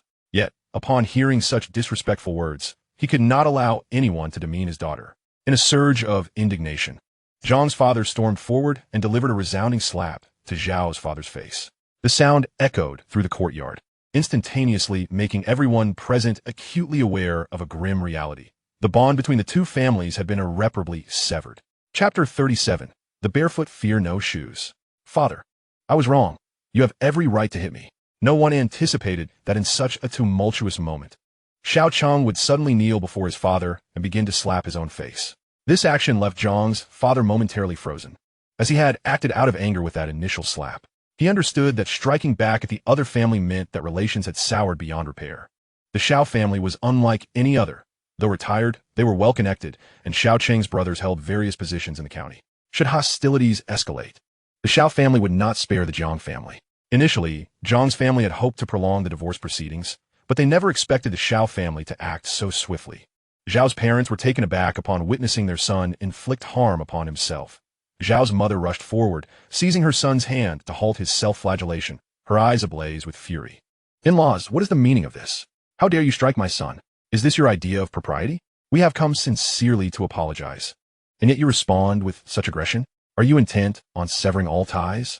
Your daughter has given birth to a girl, not a son. And we have never expressed disdain, yet you seem to take offense. Even if my son were to divorce her, we would soon welcome a grandson. Do you think I covet your daughter? If it were not for my son's earnest pleas, who would willingly endure such humiliation from your family? Zhao's father stepped forward. Zhao, stand up and look at yourself, such a cowardice. They dare to strike you. Well then, if you must divorce, so be it. I wonder what kind of good family you believe they will find for their daughter after this. These two were pulling and tugging, forcibly yanking He Cheng up from the ground, their demeanor radiating disdain for the Jiang family. It was no wonder, given the stark disparity between the two families, one comprised of mere peasants, while the other was filled with officials. Jiang Lin ambled into the courtyard, his bicycle in tow, and collided directly with the Xiao family. He slowly placed his bicycle down. Indeed, you are correct. Since we have reached such a point in our discourse, let us address the matter of the divorce face to face. What are the terms? Rest assured, my sister will not hinder your plans for a grandchild. Jiang Lin approached Jiang Ziyuan, who was visibly irate from the earlier confrontation with the Xiao couple. Divorce? Fine. Let us finalize the paperwork by tomorrow. My daughter will not endure this treatment. Zhao's mother sneered. Very well, you show spirit. Just don't regret it later. If you divorce, then your daughter will become nothing more than a peasant laborer. That wretched girl is of no consequence to us. Let us see who she can marry with a daughter in tow. Once divorced, my son could easily find a fine young lady. Since we have broached the subject of divorce, let us clarify the terms of the separation. All assets, including the house and savings, shall belong to my sister, along with a newborn child. Jiang Lin stated coolly, his audacity leaving Zhao's parents aghast. Xiao Cheng, for the first time, realized the boldness of this brother-in-law, who seemed unafraid of the repercussions. Furrowing his brow, he darkened his expression. You should know that divorce laws dictate an equal division of property. Your demands are excessively greedy. If that is your stance, then I shall not agree to the divorce. The earlier exchanges between their parents had sealed the fate of this situation. Xiao Cheng knew that divorce was inevitable. He could only attempt to minimize his losses. I have never mistreated your sister during our marriage. The property should be divided equally. The house is the dormitory of our tobacco and alcohol company, and I cannot give it to your sister, nor can I relinquish custody of the child. The self-satisfaction in his tone ignited Jiang Ziyuan's fury. This once proud son-in-law had finally revealed his true colors. Why should we not claim what is rightfully ours? My daughter has been with you for so long. We shall take the property, the house, and the child, and you will leave empty-handed. At this moment, both families had cast aside any pretense of civility. No one was willing to consider the other. Xiao Cheng sneered. Brother, you are well aware of our situation. Should this divorce proceed to court, the law stipulates that property be divided equally. Furthermore, I am employed at the tobacco and alcohol company. In terms of providing for the child, I am far better positioned than your sister. Thus, naturally, custody will be awarded to me. Your family would stand no chance in a legal battle against me. He had anticipated watching Jiang Lin become flustered, but instead, he was met with a calm, unsettling smile from Jiang Lin, whose lips curled in a predatory fashion. Xiao Cheng, If you wish to avoid losing everything, we can take our time with the divorce proceedings. You are an educated individual. Thus, you should understand that since the child is still nursing, custody will unequivocally go to my sister. You cannot win in court. However, I can ensure your reputation is utterly destroyed. Do you not aspire to a managerial position at the tobacco and alcohol company? I will ensure you lose your job. Engaging in illicit affairs and fathering a child out of wedlock? That surely qualifies as bigamy, does it not? Shall we inquire at the police station regarding the legal repercussions? I can also gather evidence and present it to your superiors at the tobacco and alcohol company. I refuse to believe that someone with such a deplorable character could Xiao Chenghe stood outside the door with his parents. The three of them exchanging glances laden with profound apprehension. Worries crept in as they recalled their earlier audacity. Feeling overly confident that the Jiang family was merely composed of unsophisticated folk lacking in education, they dismissed Jiang Lin as an insignificant child, believing the Jiang family to be pliable, like dough molded to their whims. They were not ignorant of these truths, yet felt emboldened by the assumption that the Jiang family was blissfully unaware. However, Jiang Lin's incisive remarks illuminated their misjudgment. He was not only knowledgeable, but astutely aware of the nuances of their predicament, fully grasping the essence of their vulnerabilities. Where could they raise their grievances? Chapter 38, Apprehension. Jiang Zhan was about to speak when he noticed his son placing a finger to his lips in a shushing gesture. Jiang Lin cast a furtive glance towards the door. Father, do not fret. My sister is now the director of the supply and marketing cooperative, recently promoted and noted by the municipal leadership. The Xiao family will need considerable prowess to contend with her. Do they believe our Jiang family lacks male support? Even if I, Jiang Lin, were to risk my life, I would demand justice for my sister. Rest assured, I have meticulously compiled all the evidence into a dossier, from which I shall produce 20 copies, submitting one to each department, first tarnishing Xiao Chenghe's reputation within the county, and then escalating the matter to the city and province. Xiao Chenghe, who cavorts with women, dares to dream of a seamless divorce. He seeks to trample over my sister's dignity upon my corpse. Jiang Zuan suddenly comprehended that his son's words were clearly directed at the Xiao family. Seizing upon his son's cue, he spoke up. Dalin, do not fear. Although you're the sole male in our family, your father was once surrounded by kin. Your uncles and their support will bolster us. There are over 300 Lin families in our village. When the time comes, I shall call upon the clan, for they have all benefited from your grandfather and great-grandfather's kindness, and they will not stand idly by. When you go to the county, I will ensure that all 300 families accompany you. We shall confront them at the entrance of the sugar and grocery company. If the company's leaders dare to shield him, we shall take our case to the city. Rest assured, your father will exhaust our resources to buy tickets for everyone to accompany you to the city. As the village chief, Jiang Zuan possessed a sharper intellect than most, understanding precisely how to navigate this situation. Indeed, as soon as the father and son concluded their exchange, a knock resounded at the door. Xiao's mother's voice, now softened, emerged. Father-in-law, please open the door. Let us discuss this matter amicably. It is not beyond negotiation.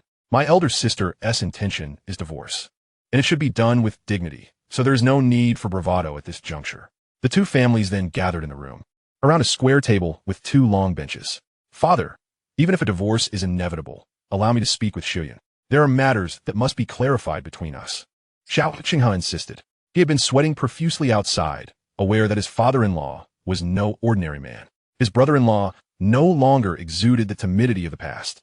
With both men standing resolutely, the Xiao family realized they were not as formidable as they had believed.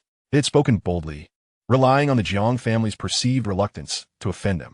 But if the Jiang family were to resort to drastic measures, they would not withstand the confrontation. Thus, Xiao Chenghe resolved to meet Jiang Xiuyun, believing that by appealing to her emotions, he could persuade her to avoid divorce. More importantly, he considered it crucial to postpone the divorce for 3 months until he secured his position as manager of the tobacco and grocery company. By then, he would not fear any backlash from the Jiang family. Jiang Zuan glared fiercely. You still wish to see my daughter? Do you not believe you have already wrought enough havoc in her life? Jiang Lin, however, chuckled as he patted his father's arm. Father, this matter must indeed be clarified between Xiao Chenghe and my sister. Xiao Chenghe, you may meet with my sister, but I must be present. Otherwise, should you act impulsively and harm her, or the child Xiao Chenghe cast a furtive glance at Jiang Lin, realizing his brother-in-law was ever more perceptive. This was a precaution against him. Very well, he replied, stepping into the adjoining room. Jiang Xiuyun had just lulled the child to sleep, and she had heard every word exchanged in the courtyard. She found herself reflecting on her own partner, realizing how, after all these years. She had failed to see his true nature. Upon Jiang Lin's entrance, he quietly took a seat on a stool by the wall, adopting a demeanor of complete detachment. Xiao Chenghe gazed at Jiang Xiuyun, who seemed transformed after having given birth. The woman who once gazed at him with adoration now resembled an impenetrable iceberg. Xiao Chenghe's heart sank. He understood that he could negotiate terms with Jiang Xiuyun only because she had once loved him. If that affection were absent, his predicament would become dire. He approached Jiang Xiuyun with a solicitous demeanor. Xiuyun, since you gave birth, I have yet to see our child. Please allow me this chance. Jiang Xiuyun raised her eyebrows with indifference. Why must you bother? You have never cared for this child. Your heart has always belonged to Su Meifeng's son. Has it not? Now that you have a son, you can freely bring your mistress home. Why do we continue to entangle ourselves in this manner? Xiuyun, I am not. I never intended it that way. It was merely a moment of drunken folly, a single lapse in judgment. When Su Meifeng came to me, already heavy with child, I cannot bear to let her terminate the pregnancy. That would be a life. I cannot bear it, which is why I considered this alternative. Hoping we could raise this child as our own and live happily together, I promised to sever all ties with her. Xiuyun, I acknowledge my wrongs. Please forgive me this once.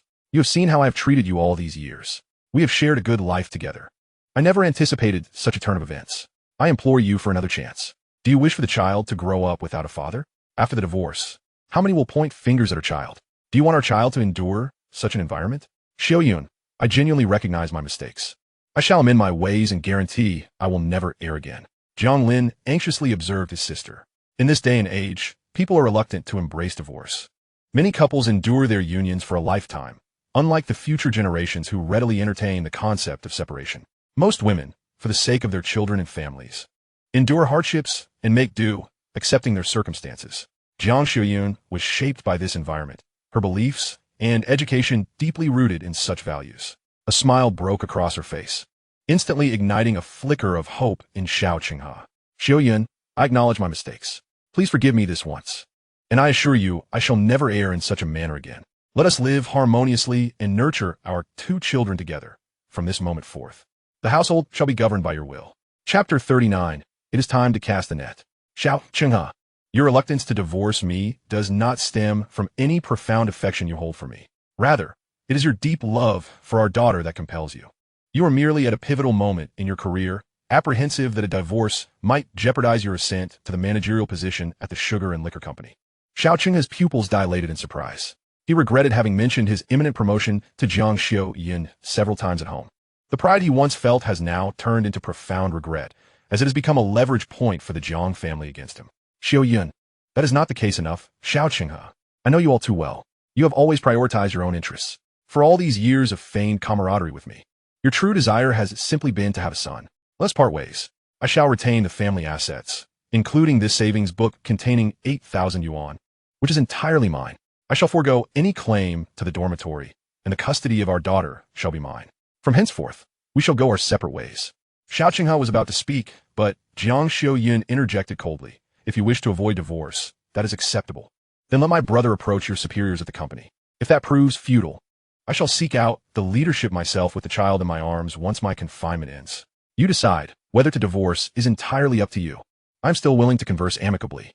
However, once I approach them with the child, our discussions will no longer be civil. I do not wish to sever all ties.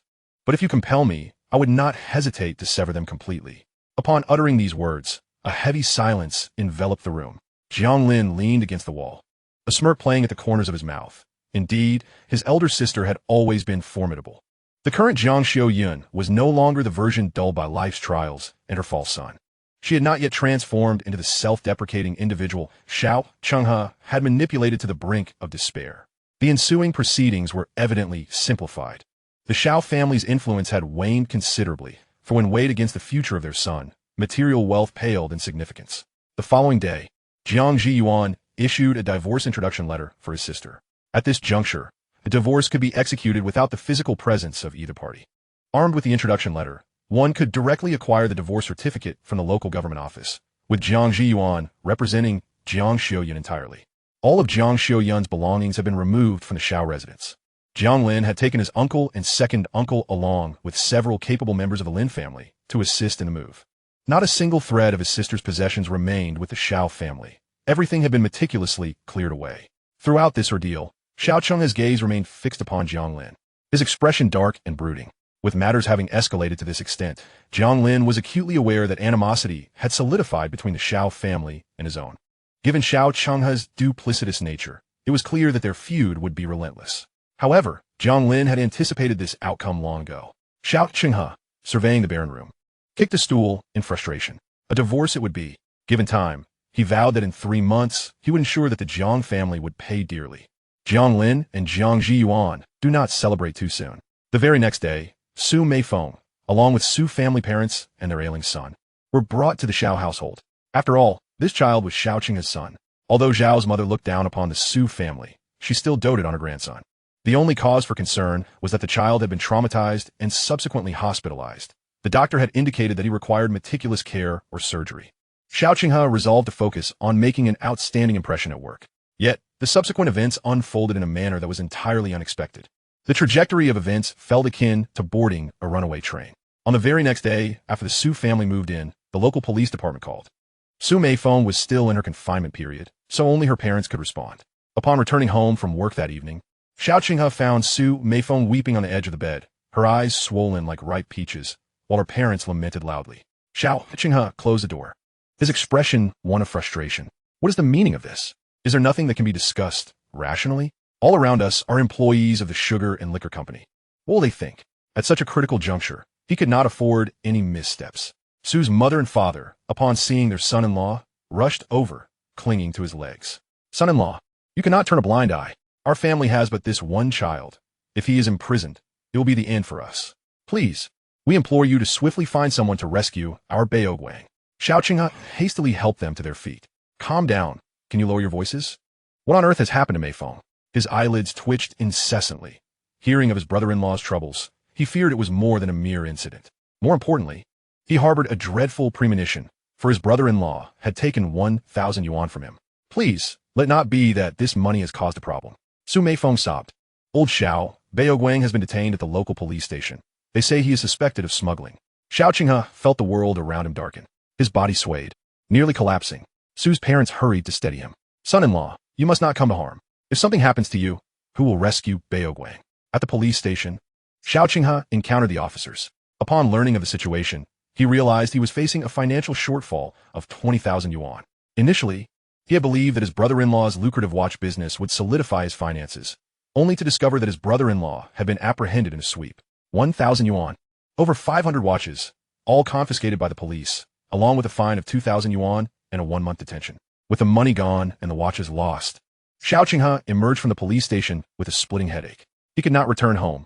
He needed to consult his parents, for he alone understood the gravity of his financial predicament. As he stumbled towards his parents, Jiang Lin exited the county post office. He had just placed a whistleblower call to the city. The only public phone in their county was located at the post office. Upon hearing of Su Beoguang's arrest at the police station, he had rushed to make the call. After all, this was a trap he had meticulously laid. The net had been cast. Now it was time to reel it in. Did Xiao Chenghe truly believe the Jiang family was powerless against him? From the moment Jiang Lin arranged for his sister's divorce, he had prepared for this moment. Xiao Chenghe and Su Meifeng had caused his sister and niece immeasurable suffering in their previous lives. In this lifetime, they could only pay with their lives. Evil begets evil. Chapter 40. Wealth should not be squandered recklessly. Jiang Lin returned home in high spirits. Jiang Zhiyuan sat on the doorstep, troubled and smoking a pipe. Father, what troubles you so? Your brow could crush a fly. Witnessing his father's troubled expression, Jiang Lin's mind wandered back to the past, seemingly untouched by any significant events within the family. Alas, will you truly comprehend? The time for water contention is upon us once again. Every year, this period claims 2 lives. My heart is heavy with unease, considering the current discord with the Xiao family. What if another tragedy were to unfold in the village? The Xiao family wields influence in the county, and it is conceivable that someone might seek to have me removed from my position. Jiang Ziyuan is equally powerless. The village faces annual water disputes, invariably resulting in fatalities. The land is the lifeblood of the farmers, and in a flatland village like theirs, devoid of any advantages, water is paramount. Each year, skirmishes erupt between their village and the 2 neighboring villages over water access. This cycle of violence has persisted for 2 to 3 decades, fostering long-standing enmity over the critical issue of water, which must be resolved, not only for drinking but also for irrigation. Suddenly, Jiang Lin recalled that, 20 years hence, their village had discovered an underground spring. This subterranean river was uncovered by sheer accident during a foundation excavation. To their astonishment, the spring proved to be abundantly rich in water. 3 decades later, their village flourished, relying on this newfound resource for fertile lands and bountiful harvests. Moreover, they managed to cultivate the underground river, raising fish and shrimp.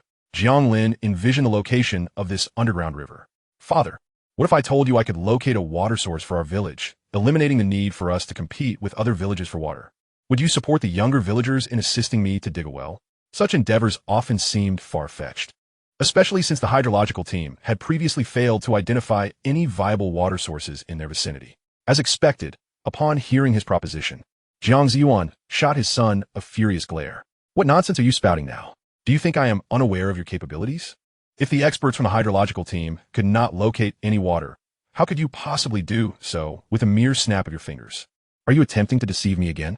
Do you wish to swindle money from me? Jiang Lin forced a bitter smile, recalling how he had previously used various excuses to extract money from his parents in order to curry favor with Tang Yue.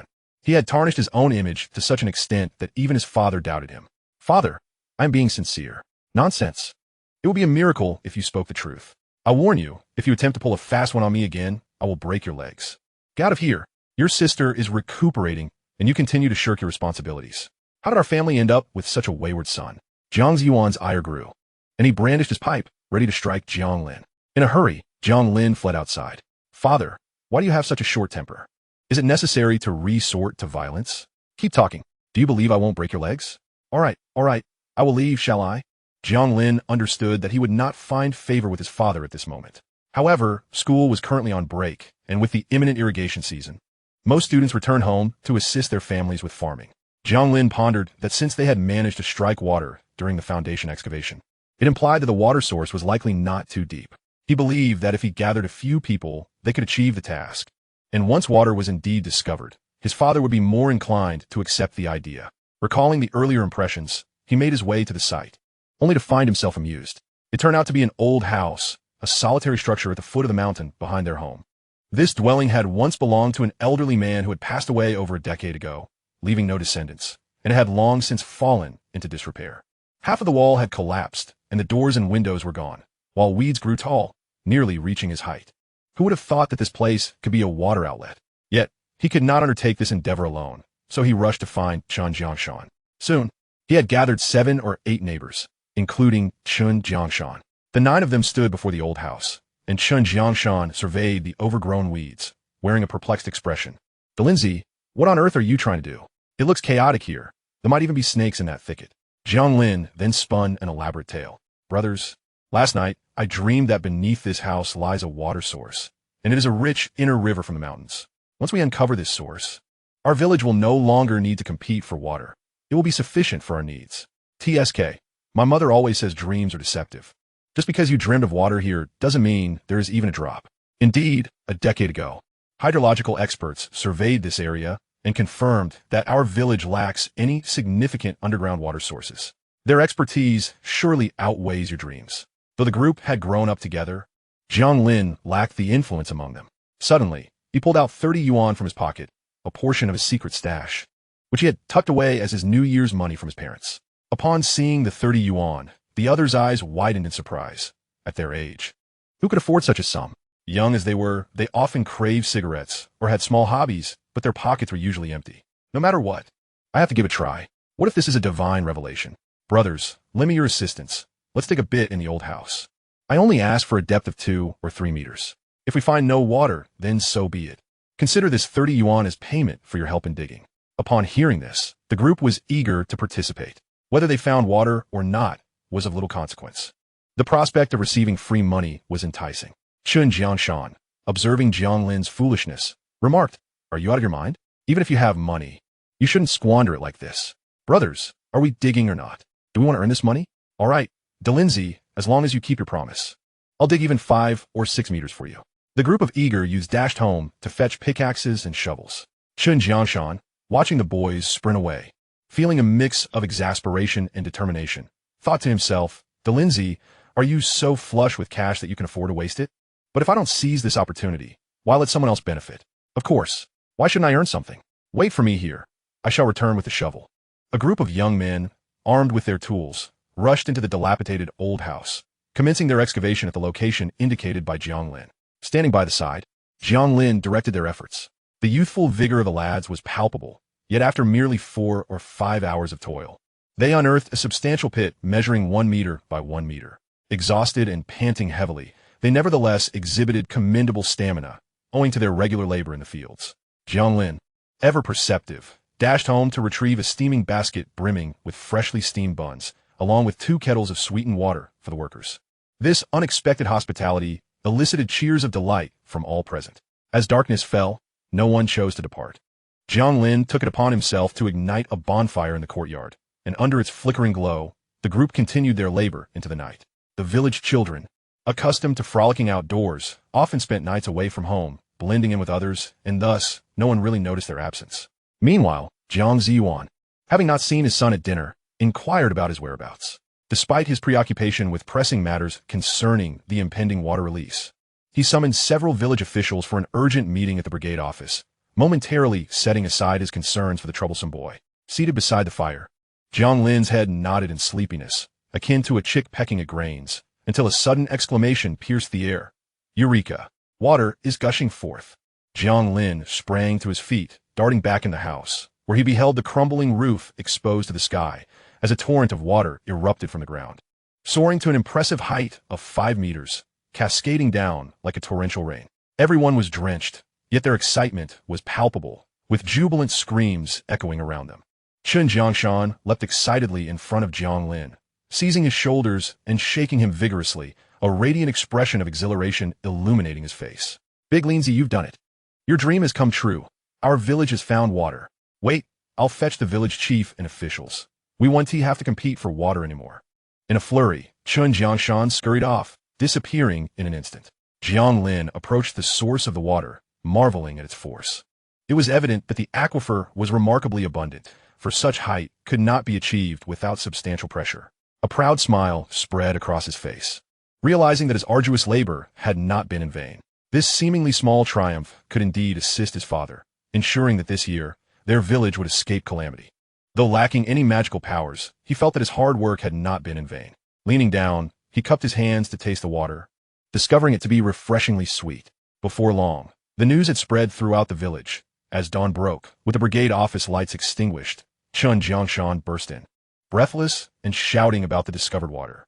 The villagers, taken aback, were compelled to witness it for themselves. This commotion roused the elders and the youth alike, and soon a throng of villagers flocked to the old house, their eyes wide in disbelief at the sight of the gushing water. Jiang Zan spotted his son squatting near the spray, grinning foolishly at him, and suddenly recalled his son's prior mention of a water source in the village. The subsequent events unfolded naturally. The young men who had unearthed the water were soon joined by skilled well diggers, who promptly assessed the situation. The old craftsman emerged, beaming with joy. Village chief, this is indeed a momentous occasion. The water is substantial. It must be from an underground river, and this appears to be an outlet. If we drill a well, or create a pond here, we can channel water to our fields. We won't have to compete for water anymore. The villagers erupted in cheers. The perennial struggle for water would soon be a thing of the past. Jiang Ziyuan thumped his thigh, declaring, "Let us not waste any time. We'll withdraw all the funds from our village accounts. We shall dig a well and a pond simultaneously. All hands on deck. No one rests until the work is done. With this water, we won't be beholden to anyone." The jubilant cries reverberated through the skies. In a matter of 3 short days, the village had excavated a pond covering 3 mu of land and successfully drilled 2 wells. Meanwhile, the neighboring villages remained wary, keeping a close watch on each other as the season for water disputes approached. Yet, the usually industrious Hongqi Brigade was conspicuously silent, leading to speculation among the villagers. What could the Hongqi Brigade possibly be up to? Unbeknownst to them, in just 3 days, the fields of the Hongqi Brigade had already been irrigated, with clear water coursing through the channels to the crops. All present wore expressions of satisfaction, relieved to avoid the tragedies of the past, and grateful that their fields were preemptively watered, ensuring a bountiful harvest. Jiang Ziyuan prepared to call the county office to report this significant achievement, but his son, Jiang Lin, abruptly pressed his hand against the phone, halting him. "Big Lindsay, what are you doing?" Jiang Ziyuan protested. "Father, are you planning to call the county government?" "Of course. This is a momentous occasion that warrants communication. Am I a fool not to?" "Father, It's not that I don't want you to call, but you shouldn't contact the county government. You need to reach the hydrological team instead. A moment of realization dawned upon Jiang Lin, a thoughtful smile gracing his features. This lad is quite astute. Chapter 42, The Discovery of Secrets. The neighboring villages awaited the announcement of the reservoir's release with bated breath, dispatching individuals to guard the area daily. This year's drought was more severe than in previous years, and the dwindling water levels in the river filled everyone with trepidation as they observed the parched, cracked earth along the banks. Anticipation for the water release was palpable. However, when a notice was posted stating that the reservoir's opening would be delayed by a week, despair settled over the populace. The reservoir simply lacked sufficient water.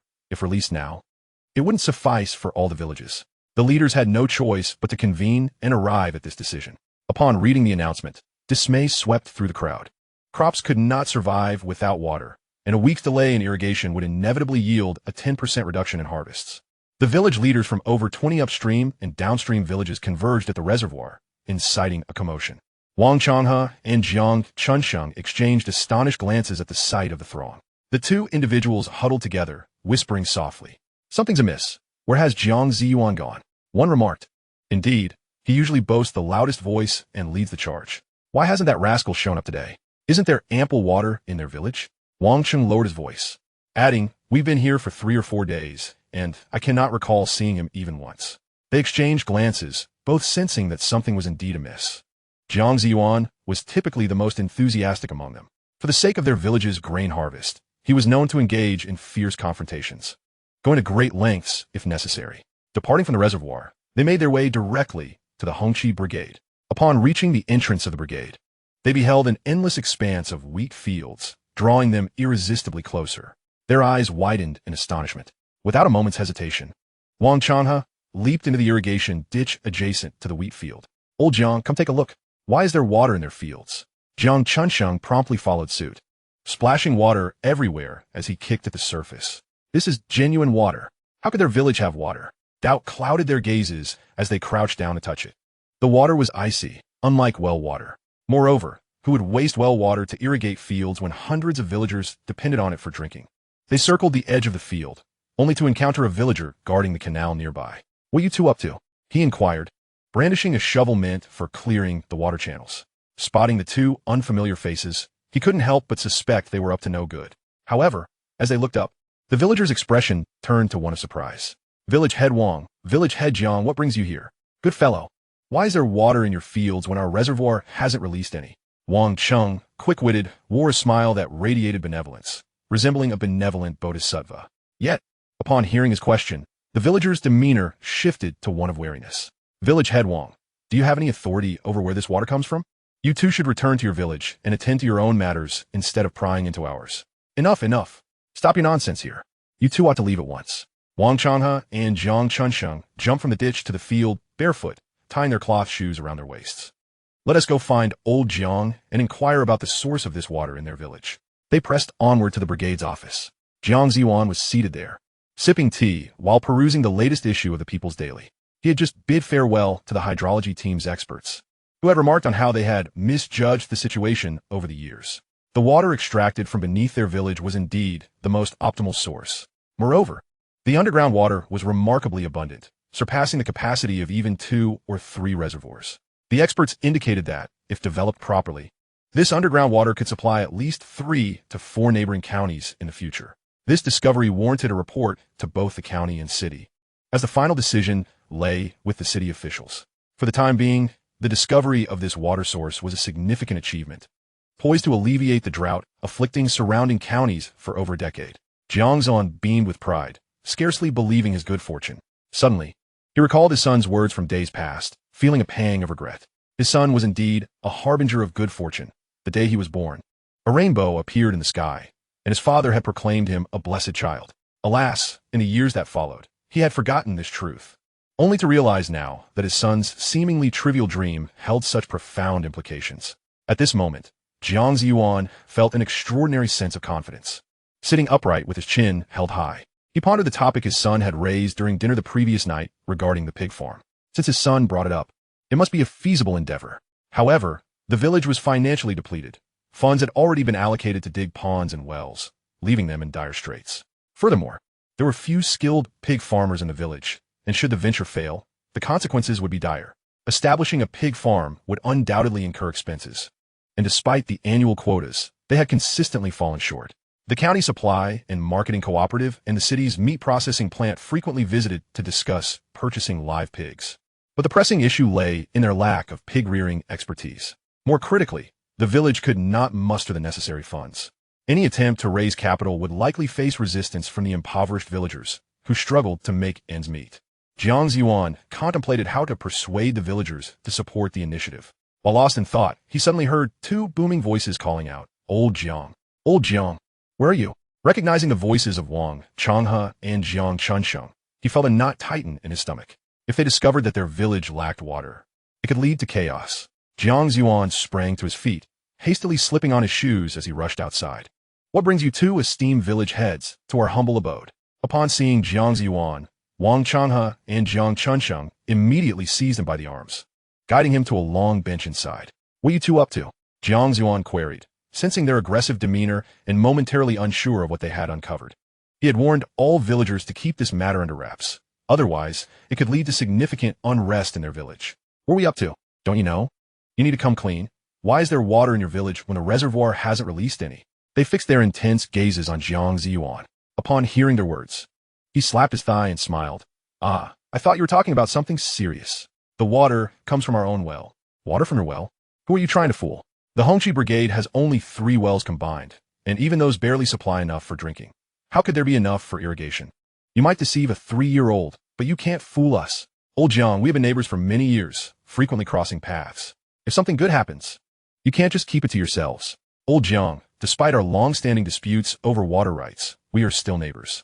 In times of need, we must rely on each other. Was it not our villagers who assisted in extinguishing the fire that nearly engulfed your village last year?" Their voices were filled with indignation. Jiang Lin found himself at a loss for words, forced to chuckle awkwardly. "Why would I deceive you? Indeed, this is the well water from our village. We have recently drilled 2 new wells. Who are you trying to fool? The terrain here is quite elevated. I've heard that drilling down over 20 meters yields no water. You say it's well water, but can you really expect me to believe you? Old Jiang, you know that this year everyone is relying on the meager harvest from the fields. If we water late for a week, the yield will surely drop by at least 10%. Just think of how many people would go hungry from that 10% of grain. We're brothers. Surely you wouldn't want to benefit at the expense of everyone else, would you?" The 2 men appealed to both emotion and reason, convinced that there was indeed something amiss with Jiang Lin's claims. As they walked, they noticed that every irrigation ditch they passed was brimming with flowing water. Rather than beseeching help from the reservoir, the 2 were resolute in their determination to confront Jiang Lin. Jiang Lin stood up, exclaiming, "Oh my heavens! What are you two saying? We are all from the same village. If you could help me, you would. But I assure you, this is genuinely new well water. If I lie to you, may I be struck by lightning and have my lineage severed. Is that acceptable?" His declaration was so emphatic that it left Wang Changhe and Jiang Chunsheng somewhat skeptical. Jiang Lin's demeanor did not suggest that he was lying. Who would swear such a grave oath when deceiving? The Jiang family had but 1 son, and Jiang Lin would never jest about his child. Could it be that the 2 had misunderstood the situation regarding the Hongqi Brigade? "Village leader Jiang, what brings you and leader Wang here?" Jiang Lin arrived at the brigade office on his bicycle. Upon reaching the entrance, he heard his father swearing an oath inside. Amused, he stepped in, knowing well that his father was a bit of a bureaucratic enthusiast, yet his limited education had restricted his foresight. Jiang Lin had broached the subject of starting a pig farm several times, and while his father had listened, it was evident he had been restless at night, often found sitting on the doorstep with his pipe, deep in thought. Jiang Lin was acutely aware of his father's concerns about the village's financial struggles. Despite being 1985, rural life was still fraught with poverty. Infrastructure was lagging, and although their village was relatively flat, it remained economically disadvantaged. He had considered ways to assist the villagers in engaging in small businesses or securing orders to generate income, but their distance from coastal cities complicated matters. While his own family struggled, the prospect of uplifting the entire village seemed daunting. The villagers were unlikely to heed his advice, and many still regarded small-scale commerce as unworthy. Just as Jiang Lin spotted his son, he blinked nervously, fearing a slip of the tongue. "Darling, you've arrived. Oh, your mother sent me to have you come home for dinner. Let us go, let us go. Look at old Wang and old Jiang. My wife has prepared dinner. The children are calling for me. You should hurry back for a meal and not waste time speculating on trivial matters." Wang Changhe and Jiang Chunqing knew Jiang Ziyuan well. His anxious demeanor indicated that something was indeed amiss. Wang Changhe stepped forward, grabbing Jiang Ziyuan's arm. Come, I need to discuss something with you. Let us step outside. Jiang Chunqing, perceptive as always, immediately understood and took Jiang Lin aside. Dalin, it's been a while since I've seen you. Come, let us have a chat. Jiang Ziyuan grew increasingly agitated. Hey, we need to head home for dinner. What else with all this pulling and tugging? Surely, there is nothing that can't be discussed here. Dalin, be sure to speak respectfully with your uncle Chunqing and refrain from saying anything foolish or unfounded. Jiang Ziyuan cautioned. Jiang Lin chuckled, realizing that his father was quite transparent in his anxiety. Uncle Wang, please don't hold my father back. Are you here to inquire why the fields in our village have been watered already? As soon as the words left his mouth, Wang Changhe perked up. Dalin, that is precisely what I came to ask. You're much more forthcoming than your father. Dalin, you're a good child. I've watched you grow. Please tell me why the fields in your village are already watered. Jiang Ziyuan, alarmed yet unable to voice his concerns, began to fidget anxiously. Dalin, let us hurry back. Your mother has prepared dinner, and I'm hungry too. Old Jiang, could you refrain from interrupting? You're acting like a child. Your son is behaving more maturely than you. Jiang Lin interjected with a smile. Uncle Wang and Uncle Jiang, please don't blame my father. He has been pondering this for days and actually intended to invite both of you over. Not just the two of you, but he was planning to gather the village leaders from several upstream and downstream villages along the river. If we could all come together, perhaps we could discuss the matter of watering the fields. Chapter 44, Selling Water. Jiang Ziyuan watched helplessly as Wang Changhe and Jiang Chunqing dashed away like startled rabbits. Unable to stop them, frustrated, he stamped his foot and turned to his son. You reckless child. Our village has finally acquired a bit of water. And you go and spill the news? Do you have any idea what could happen if word gets out? People will swarm to us like desperate bandits. And it could lead to chaos. Just think about how many lives could be lost in a conflict. With so many families from neighboring villages, they would surely consume us whole. Seeing his father's face pale with anger, Jiang Lin rushed to support him on the bench, gently calming him down. Father, please don't fret or lose your temper. Let me explain. What is there to explain? You've caused a tremendous mess. You must gather the whole village right away. We need to prepare. We might not make it through tonight. How'd I end up with such a troublesome child? Dad, please set that aside for now. I just want to know, should we proceed with the pig farm? Jiang Ziyuan was momentarily taken aback by the question. It seemed completely out of context. The house is about to catch fire, and you're worried about the pig farm? How can we even afford to start a pig farm? You know our village has no money in the accounts. Jiang Ziyuan was at a loss for how his son could be so oblivious. Dad, while it's true the village lacks funds, the money to start the pig farm is right in front of us. Think about it. If the reservoir releases water, wouldn't each downstream village have to pay? Our village has water, and more of it than the reservoir. Since everyone needs water, we should let them use it. We have so much water in our hands. Eventually, the city and county will have to distribute it. Rather than waiting for the county or city to make decisions in the future, it will be more prudent for us to take action now. By releasing this water, we can still generate income this year. Once we recover our funds, our pig farm will be financially secure. Not only will we be doing a favor for the villagers, but the leaders of the 2 or 3 dozen villages will surely appreciate our goodwill. Next year, the county and city will undoubtedly plan for our village's water source, at which point we will have no say in the matter, and our opportunity to profit will be lost. Just consider how advantageous it would be to receive actual cash. Establishing our pig farm would be far better than waiting for others to discover our water supply. If we merely cling to our resources, we risk not only losing goodwill, but also incurring resentment. Which scenario is truly more beneficial? Jiang Ziyuan sat there, momentarily stunned. His son's words struck him like a bolt of lightning, dispelling all the fog that clouded his mind and illuminating the previously murky situation. Indeed, the experts from the hydrology team had already surveyed the abundant water sources, and it was inconceivable that the city and county would neglect such a valuable resource. It was impossible for a single village to monopolize such a vast water supply. While he had been preoccupied with the fear that others would come to seize their water, he had overlooked the possibility of releasing it. By doing so, not only would they gain goodwill, but as his son suggested, they would secure initial funding for the pig farm. Jiang Ziyuan slapped his thigh. Son, your intellect surpasses mine. You have a keen insight. Truly, education brings wisdom. I will heed your advice. The father and son exchanged smiles. This was a momentous decision for the village. Jiang Ziyuan promptly summoned the village secretary, the accountant, and several village officials to discuss how to implement the water release and establish a fee structure, as it would be relatively straightforward to facilitate water flow to the nearby villages. The downstream villages were already connected to the river channels, and with a simple removal of the earth blocking their flow, they would benefit significantly. However, the more pressing issue lay with the upstream villages, where the elevated water levels would prevent backflow. In a matter of moments, the village officials devised a preliminary plan, while Jiang Lin had already returned home. From a distance, he spotted dozens of village leaders hurrying towards their team headquarters. These leaders arrived over an hour late, having visited the fields of the Hongqi Brigade to observe the irrigation in action. The gathering of village leaders remained at their headquarters until nightfall, leaving with mixed emotions.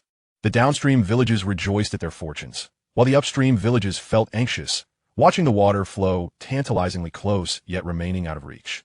The leaders of the downstream villages had already reached a consensus. The reservoir would charge a fee for the water release. Since they had discovered such a significant water source that would allow them to irrigate their fields, paying for the water was a minor inconvenience. The fee simply shifted from the reservoir to the Hongqi Brigade. Once this decision was made, the process unfolded smoothly. By the following day, the leaders of the 8 downstream villages delivered their payments, and the accountant joyfully collected the funds, issuing receipts. That same day, the earth blocking the river channel was swiftly cleared, and the abundant water began to flow forth. By nightfall, the 8 downstream villages witnessed varying degrees of water reaching their fields. Meanwhile, the 20 upstream villages were left in distress, but eventually, a solution emerged. Despite being upstream, they could easily procure a pump. The villagers collectively raised funds to purchase a pump, whereby each village would contribute to the electricity costs for the water extraction. This arrangement would effectively address their water supply concerns, and the investment would prove beneficial for both this year and the next. Without hesitation, the 20 villages pooled their resources and swiftly acquired the pump, connecting it directly to their pond.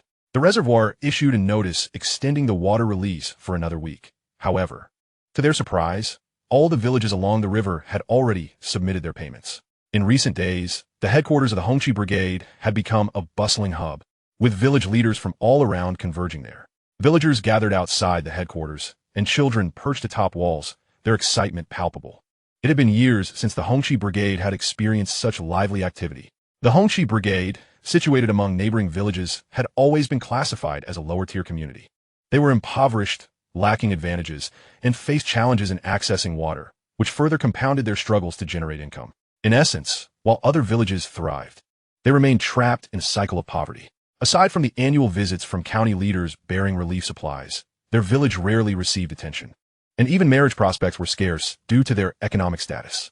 Yet now, the leaders of those prosperous villages were bowing and scraping before their own village leaders. Everyone felt a sense of pride. It had been years since they had witnessed such a scene. Chapter 45, The Pig Farm. The villagers of the Hongqi Brigade were enjoying a newfound comfort in their lives, relishing the fact that they no longer had to scramble for water, engage in conflicts, or fear for their safety due to water-related disputes. Their admiration for their village leader, Jiang Lin, reached unprecedented heights. He had not only secured water for their village, but had also garnered respect from the residents of neighboring villages, who now greeted them with deference. It was not a matter of subservience, but rather an undeniable shift in dynamics. Their stature had risen in comparison to others. The villagers were reveling in their good fortune when a loudspeaker crackled to life. Villagers, this is Jiang Lin, the village leader of the Hongqi Brigade. I request that every head of household come to the headquarters for a meeting. The loudspeaker continued to broadcast, leaving the villagers puzzled. This was not the busy season.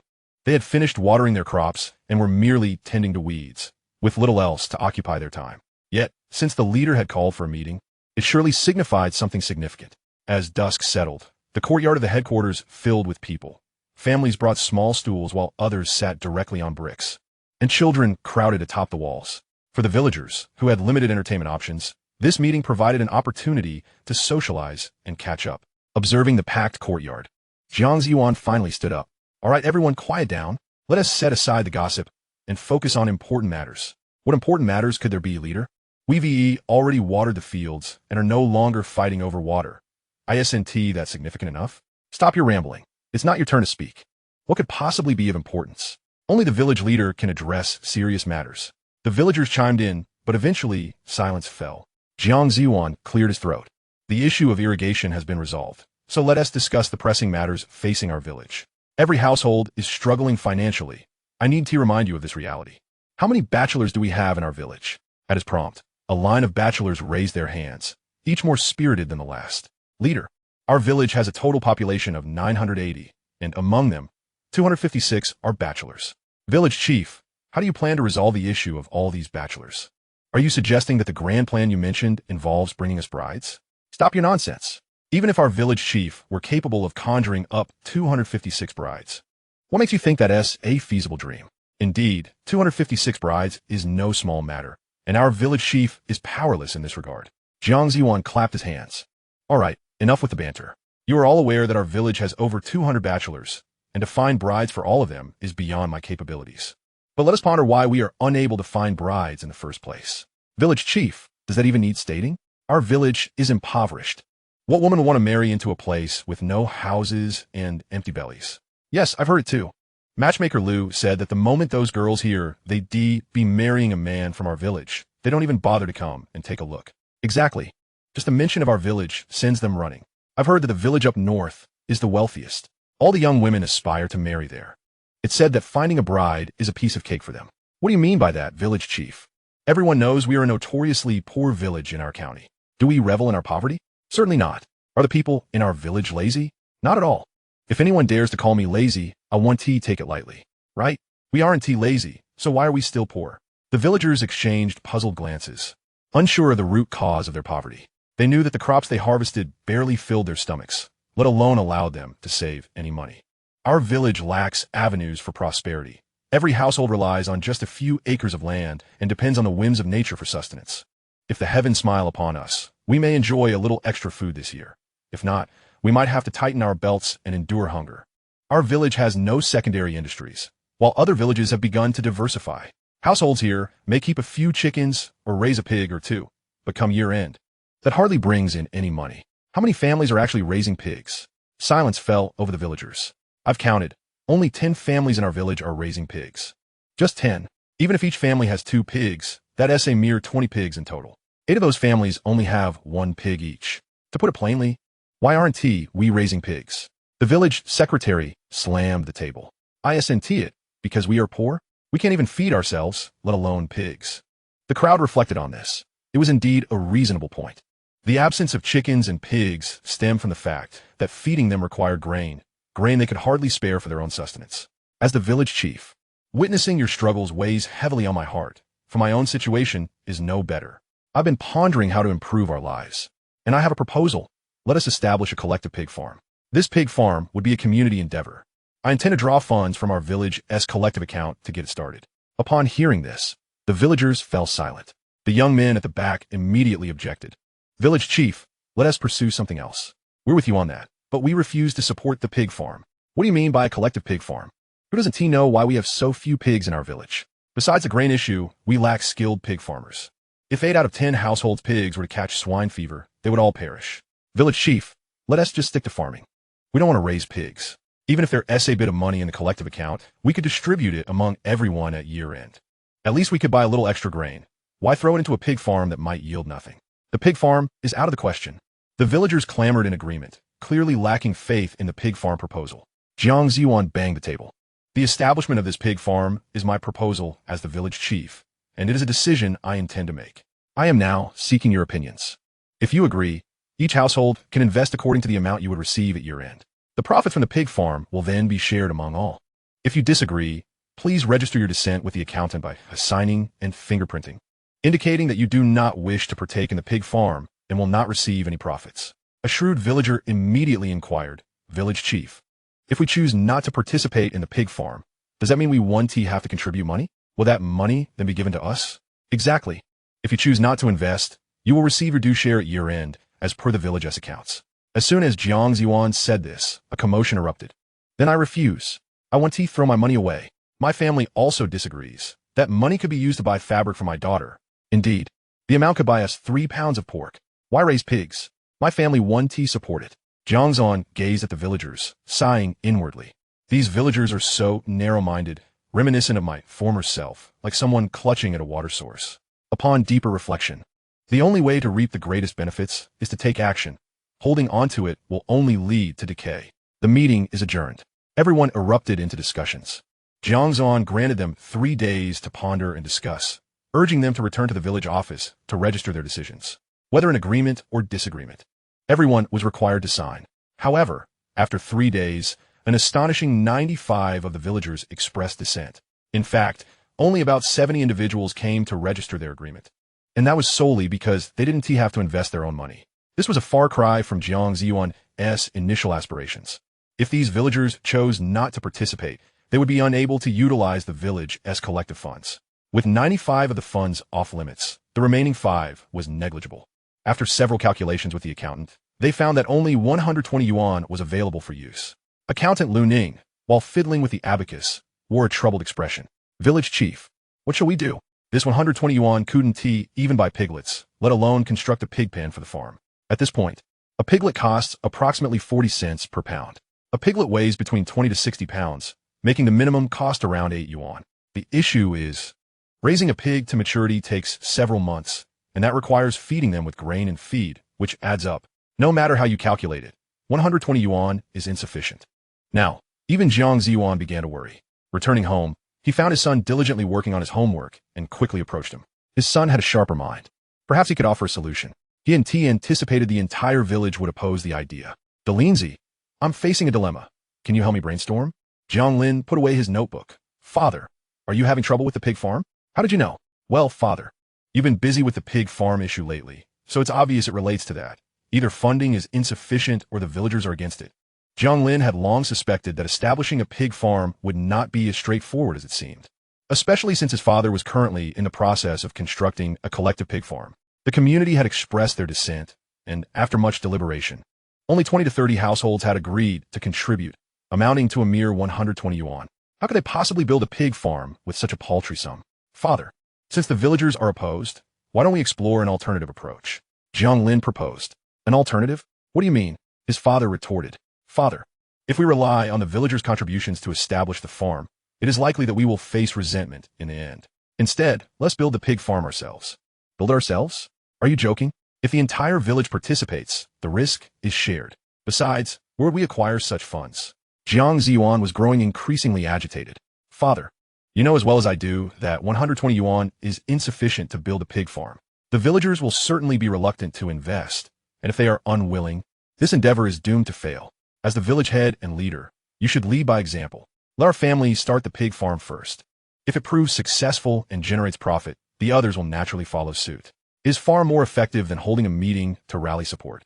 If the farm fails, the villagers will not suffer any losses, and you will not face any blame. At worst, there may be some gossip. Are you serious? Your father is no expert in pig farming, and establishing a pig farm requires not just 180 yuan, but thousands. Jiang Lin exclaimed. We simply do not have that kind of money. What if we incur losses? The villagers share my views. Father, I have already assured you that the pig farm will be profitable, but it must be done according to my plan. Jiang Lin insisted. Your plan? You, a mere boy who has never even raised a pig. What do you know? Father, while I may not have experience, I am educated. The literature on pig farming is quite comprehensive. Moreover, I intend to raise the newly introduced large white pigs. Jiang Lin was aware that the large white pigs had only recently been introduced to their city, and the market was still predominantly populated by local breeds. I should have known better than to ask you. It is utterly pointless. You're just a young lad, barely out of childhood. If you attempt to raise pigs, our family will surely face financial ruin. Jiang Lin remained unconvinced. Father, do you not recall that I have access to funds? I still have 8,000 yuan from my divorce settlement. Jiang Shuyan interjected, entering the room with a child in her arms. Her statement startled Jiang Lin. What nonsense are you spouting? This money is essential for your and your child's future. If you use it to establish a pig farm and it fails, what will you and your child eat? Father, I also have a job at the supply and marketing cooperative. As the director, I earn around 70 to 80 yuan a month. Rest assured, I can manage the child. If my brother believes this venture is viable, I will support him. Chapter 47.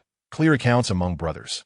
Jiang Lin felt a warmth in his heart. His sisters had always supported him unwaveringly. To put it in modern terms, they were the quintessential brother-supporting sisters. Sister, I will not betray your trust. It seemed almost fated that the money his sister received from her divorce would serve as his initial capital. Your sister trusts you, but I do not. This is 8,000 yuan. Who bears the loss if it goes to waste? While I may favor sons over daughters, my intentions are solely for my son's benefit. However, I will not harm my daughter's prospects. Jiang Lin was visibly displeased. I will not take my sister's money without consequence. I will write her an IOU. If this venture fails, I will owe her, and I will repay her with future earnings. Brother, what are you babbling about? If it fails, it fails. If it weren't for you, my sister might have been deceived and sold while counting someone else's money. I would not have acquired this 8,000 yuan without your reminder. So regardless, this money will be used for you, and that brings me peace. Father, can't you see? Though Daling has been silent in the past, it doesn't mean he lacks insight. My brother has finally developed his own ideas, and I trust him. Jiang Zuan was nearly overwhelmed by his eldest daughter's words. You foolish girl, do you not see for whom I am doing this? The entire village believes we favor sons over daughters, treating your brother like a treasure while disregarding my daughters. I am acting for your and your child's future, and yet you resent me for it. If Daling loses all your money, do not come crying to me or your mother. Hearing the commotion, Jiang's mother rushed in. Having listened from the doorway for some time, she was pleased to see her children united in their views. Enough, enough. What does their business have to do with you? You're only causing trouble here. Come, let's go back to our room. Besides, our Daling is not as incompetent as you say. She pulled Jiang Ziyuan away, who was still fuming. You just keep defending him. This is a serious matter. Daling has never raised pigs. Do you really trust him based on what he has read? There are many livestock specialists in the county far more knowledgeable than he is. Why hasn't the village prospered? Because pig farming has proven difficult. You are blindly following him. When the time comes, you will all regret it. Father, I am determined to open the pig farm. But for now, I am focused on my studies. The summer vacation is approaching, and once it begins, I will procure the pig breeds and construct the pig pen, ensuring the farm opens successfully before the new year. Jiang Lin cheerfully called out to his father, who remained skeptical of his son's abilities. In this era, raising pigs and chickens is not as straightforward as it may seem in future times, where one can access a wealth of information and consult various experts. Daringly, Delingzi embarked on this venture, for the 8,000 yuan was not a sum that his sister took to heart. She considered her support for him. Jiang Xiuyun was earnest. As the director of the supply and marketing cooperative, her salary was sufficient not only to sustain a child but also to provide for the entire family. If this sum could indeed enable her brother to achieve great things, it would be a fortuitous circumstance. Over the years, her brother had toiled at home, yet whenever he spoke, he accomplished remarkable feats. For instance, regarding her recent divorce, it was her brother who had initially cautioned her, leading to the family's eventual planning, which ultimately resulted in this outcome. Furthermore, when it came to the village's water supply issue, no one, including herself, believed in her brother's claims. They deemed them nonsensical. Who would trust that a dream could yield water? Nevertheless, regardless of belief, the village's water supply was resolved, and their father received commendation from the county leaders for this discovery, an honor that was indeed rare in these times. Jiang Xiuyun often pondered that her brother must possess extraordinary fortune.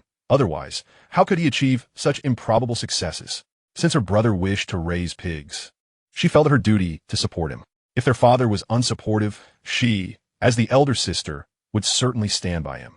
Dear sister, do not say that. Let us consider this 8,000 yuan as your investment.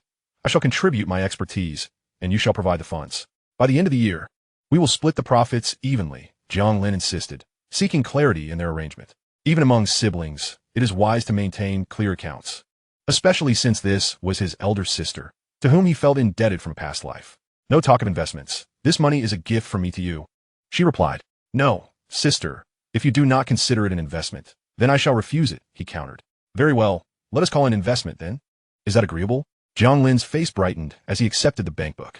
With just over a month until the holiday, Jiang Lin was contemplating the construction of the pig farm, beginning with the pigsty. Lacking any magical advantages, his only assets were the experiences and profound understanding of social policies he had accumulated from his previous life. The matter of the pig farm had not stirred any gossip in the village, primarily because the 120 yuan required was beyond their means to establish such a facility. The inconclusiveness of this venture had led to much ridicule directed at the Jiang family. For several days, Jiang Zuan felt unable to hold his head high, as the grand promises had culminated in mere whispers, diminishing his stature as village head. However, good news had emerged. This year, they had irrigated the fields early, resulting in an excellent harvest on the horizon. In recent days, Jiang Lin had roughly estimated the budget for building the pigsty and was preparing to visit his second sister's family in the neighboring village during the upcoming holiday. His brother-in-law, a skilled mason, was well known in the area, and thus he had many connections. It was essential that the pigsty be constructed by someone from their own family. Yet, as he arrived at the school on his bicycle, he found himself cornered in the bike shed. Upon looking up, he frowned at the sight of the person before him. Recently, he had maintained a distance from Tang Yue, treating her as if she were merely a phantom, only acknowledging her presence in passing at school. Initially, their peers had anticipated a spectacle, eagerly waiting to see when he would relent towards Tang Yue. In the end, however, they were left admiring his resolve to sever ties completely, as they had not interacted for quite some time. He was taken aback when Tang Yue blocked his path in the bike shed. "Jiang Lin, why have you changed so much?" she exclaimed as he locked his bicycle, ignoring her entirely and attempting to walk past. Her frustration grew as she realized that, despite having awaited his concession for months, it was not forthcoming. Instead, her own circumstances had deteriorated. Tang Yue was perplexed by Jiang Lin's behavior. Was it truly a matter of her refusal to be his girlfriend that warranted such retribution? If that were the case, then his character was remarkably petty. Yet, she had no choice but to abandon her pride. Her current situation did not allow for such luxury. Although her parents still provided her with some pocket money, half of it had to be given to Gu Xingji, leaving her in a precarious position. Gu Xingji had not complained, but it was evident that he was also struggling. His close friends had hinted that he had nearly fainted during class due to malnutrition and severe anemia, a plight that Tang Yue shared. Without Jiang Lin's financial support, she found herself dizzy from hunger, barely surviving on half of her meager allowance. In light of this, she recognized that finding another boy who would treat her as Jiang Lin had, without reservation, would be a daunting task. Therefore, she felt compelled to approach him. "Speak quickly. I have matters to attend to and no time for idle chatter." "Why have you become this way, Jiang Lin?" "I merely wish to talk to you for a moment." "Yet you seem so impatient." Tang Yue felt wronged by his demeanor, noting that he treated her with far less courtesy than he extended to other classmates. "This is how I am now. You call me over, not the other way around. You clearly have no genuine intention to converse, so I suggest you keep your distance." "I have nothing to discuss with you," Jiang Lin retorted, slinging his backpack over his shoulder and turning to leave. In a rush, Tang Yue dashed in front of him, arms outstretched to block his path. "Jiang Lin, please don't go. Just let me finish what I have to say." Jiang Lin stepped back, creating distance. "If you have something to say, then hurry up." "Jiang Lin, why have you changed? You were never like this before. Can we not return to how things were?" "Return to how things were? Is it you who has lost your mind? Or is it I? Back then, I catered to your every whim, using my family's resources to support you while you basked in the limelight as the village belle, relishing in the attention of all. Yet, you never regarded me as worthy. How lowly must I have been to demean myself to such an extent for your sake? Who do you think you are?" Jiang Lin's disdain was palpable as he regarded Tang Yue, feeling a sense of shame for having once been enamored with such a woman. The sorrow of his previous life weighed heavily upon him, as he reflected on how distorted his perspective had become. Perhaps his initial affection had blinded him to her selfishness, leading to his emotional manipulation. After enduring such psychological control, he had believed that their child was truly his, willing to endure adversity for the sake of the child's future. Yet, life had proven to be a cruel jest, and in his tragic solitude, he had perished, filled with resentment. In this lifetime, he has exercised considerable restraint, merely letting go of Tang Yue without seeking vengeance against her. This woman dares to come before him, weeping about why she has treated him poorly. Tang Yue is entirely unprepared for the fact that Jiang Lin is not only impatient with her now, but has also lost the gentle tones he once used. Her words effectively strip away Tang Yue's last vestiges of dignity. "How can you say such things to me, Jiang Lin? All those sacrifices you made were your own choice. I never compelled you to act in such a manner towards me." Indeed, she did not coerce him, since it was voluntary. He had willingly given to her in the past, without any regrets or expectations of reciprocity. But now, his willingness has vanished. "I am not a fool. I no longer wish to invest in you. So why have you come to me? Is it because you're out of money and hungry? Or is your dear childhood friend, Gu Xingji, also on the brink of starvation? Is that why you must humiliate yourself by seeking assistance from me, Jiang Lin, whom you scorned?" Tang Yue's face flushed red, for every word Jiang Lin uttered struck home. "Please, Jiang Lin, do not speak to me in such a manner. Let's have a candid conversation. Isn't your ultimate desire to be in a relationship with me? You resort to such tactics to pressure me into dating you. Do you not feel ashamed or despicable? Is it merely because you possess a bit of money? Fine, I will agree to date you. Does that satisfy you?" The condescending tone of her words amused Jiang Lin. "Tang Yue, do you truly believe I am desperate to be in a relationship with you? I once harbored feelings for you, but now I find you utterly unappealing. Even if you offered yourself to me freely, I would refuse." Upon hearing Tang Yue's words, Jiang Lin felt a profound sorrow for his past self. How could he have ever been attracted to such a woman? Indeed, love can blind one's judgment. What about Tang Yue warranted his affection? "Jiang Lin, do not go too far. I have already humbly acquiesced to your demands. What more do you want?" What do you mean by humble acquiescence? I did not beg you to comply with me. Am I not clear enough? Tang Yue, I have no interest in you. A woman of your caliber does not captivate me. Look at yourself. What about you is worthy of my regard? I assure you, even if every other woman in the world perished and you were the last one standing, I would not marry you. As Jiang Lin turned to leave the shelter, he heard a series of whistles. Qin Jiangshan and several male classmates were exchanging knowing glances. They had previously worried that Jiang Lin might be swayed by Tang Yue's manipulative words and capitulate, especially given his past. They were astonished to hear such resolute words from their friend, and relief washed over them. Dalin, you've made us proud. Enough of this spectacle. Let us head back to school. Class is about to start, and will be punished for tardiness. Jiang Lin kicked Qin Jiangshan playfully. Recently, his few good friends at school had been those who had helped him dig for water last time. Initially, they had been motivated by the prospect of payment. But as time passed, they genuinely respected Jiang Lin. A noisy group returned to the classroom, while Tang Yue, red-eyed, re-entered the classroom 10 minutes later. Observant individuals could easily discern what had transpired. Chapter 49, Bring It On. Ex-wife. During the break, Tang Yue, with her reddened eyes, encountered Gu Xingji. Upon seeing her distressed expression, he hurriedly inquired, "Yeah, what is wrong? Has someone bullied you?" Currently, he could only rely on Tang Yue. Without her, how would he manage his own expenses? He had made several attempts to have his friends relay messages to Tang Yue, urging her to approach Jiang Lin on her own accord. After all, now that she was no longer with Jiang Lin, she lacked the means to assist him.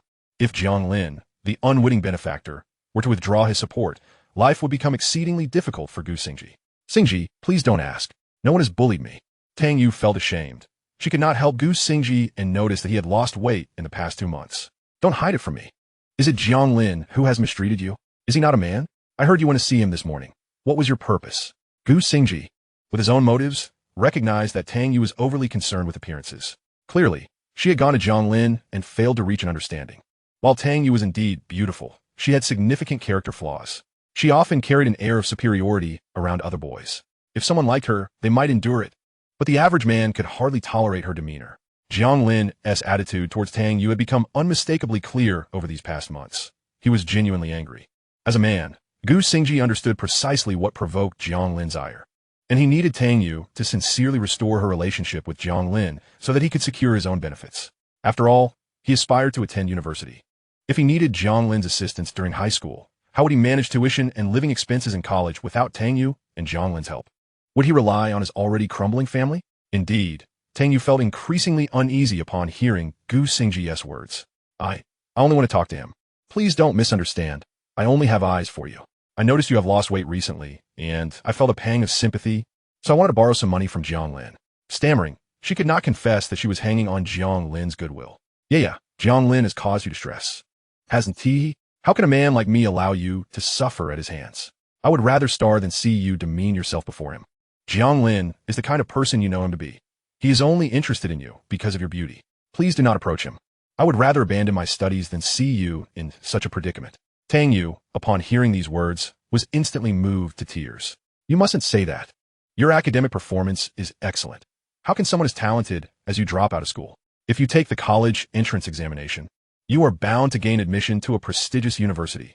Your future is limitless, and you must not let this hinder you. Xingji, do not concern yourself with this matter. I will find a way to handle it. Just focus on your studies. Anything I do for you is my own choice. I only ask that you remember me in your heart. Whether we become a couple is of no consequence. Yeah, how can you say such a thing? I want to be with you through thick and thin. Gu Xingji asserted firmly. Xingji, you have a bright future ahead of you. Listen to me. I am merely placating Jiang Lin. I just need to appease him so that we can secure funding for our university education. Once we both have promising futures, everything will fall into place. Jiang Lin is merely sulking. Do not worry. I will find a solution to this matter. Just concentrate on your studies. I will ensure our future is well planned. Yeah, I cannot bear to see my beloved woman ingratiating herself with another man. Xingji, sometimes one must endure minor inconveniences to achieve greater ambitions. You are destined for greatness, and in such matters, do not be bound by trivialities. Rest assured, I will not allow Jiang Lin to take advantage of this situation. I am acquainted with that individual, Jiang Lin. In truth, he is rather dim-witted. As long as I whisper sweet nothings into his ear, he will heed my every word. After much contemplation, I have concluded that his current bravado merely stems from the belief that I have taken advantage of him. In the coming days, I shall devise a method to ensure he behaves amicably towards me once more. Yu, however, this places you in an unfortunate position, and my heart is heavy with remorse. As a man, how can I bear to witness the woman I cherish sacrificing so much for my sake? As long as you remain steadfast, and we align our hearts and minds, our path ahead will undoubtedly be prosperous. Once we gain admission to university and depart from this place, far removed from the Emperor's domain, who shall remember these past grievances? Very well, Yu. I shall acquiesce to your wishes. Everything you do is for my benefit.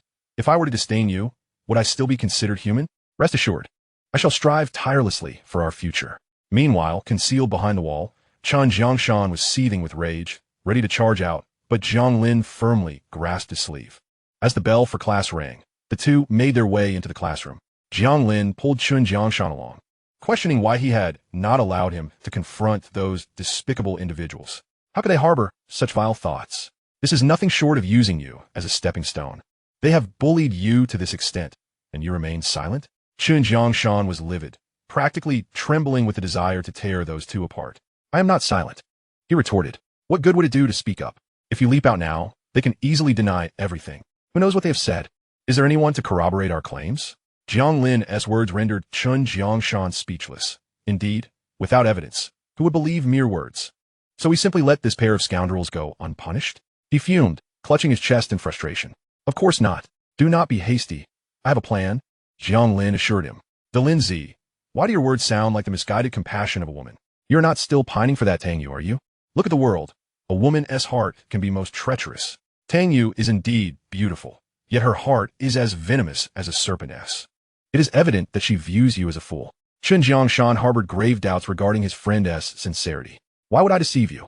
I assure you that I will resolve this matter before the semester concludes, but you must swallow your anger for now. Jiang Lin was acutely aware of Tang Yue's next move. She was indeed as cunning as a serpent. Her next step would likely involve creating a situation rife with drunken indiscretions, ensuring that Jiang Lin would feel compelled to devote himself to her. If Tang Yue sought her own demise, she could hardly blame others for her fate. Let the games begin, ex-wife. Chapter 50. The hen that lays no eggs. Jiang Lin took a day off, for the children in the village always had some agricultural tasks that required assistance. The school teachers were not particularly strict about absences. Jiang Lin intended to visit his second brother-in-law, as the neighboring village was quite distant. After requesting leave and informing his father, he set off on his bicycle towards his sister's home, a journey that would take nearly 4 hours. Before leaving, he made sure to take a piece of cured meat from the beams of his home, something his mother had set aside to satisfy his cravings. Even during the autumn harvest, when she would not part with it for the family, Jiang Lin did not mention this to his mother. Stealthily, he gathered cucumbers and peppers from their family plot and hung them on his handlebars, making his way to his brother-in-law's house. Upon finally arriving at his sister's doorstep, just as he was about to push the door open, he overheard a tirade from within the yard. You barren hen!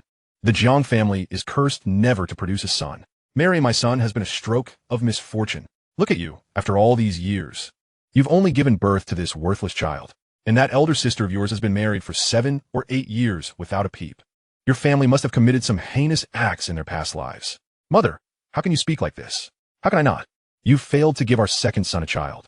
Am I mistaken? Let me tell you, in ancient times, a hen that lays no eggs would have been sent back to her family. You should consider yourself fortunate to be living with my son, and you dare incite him to split our family?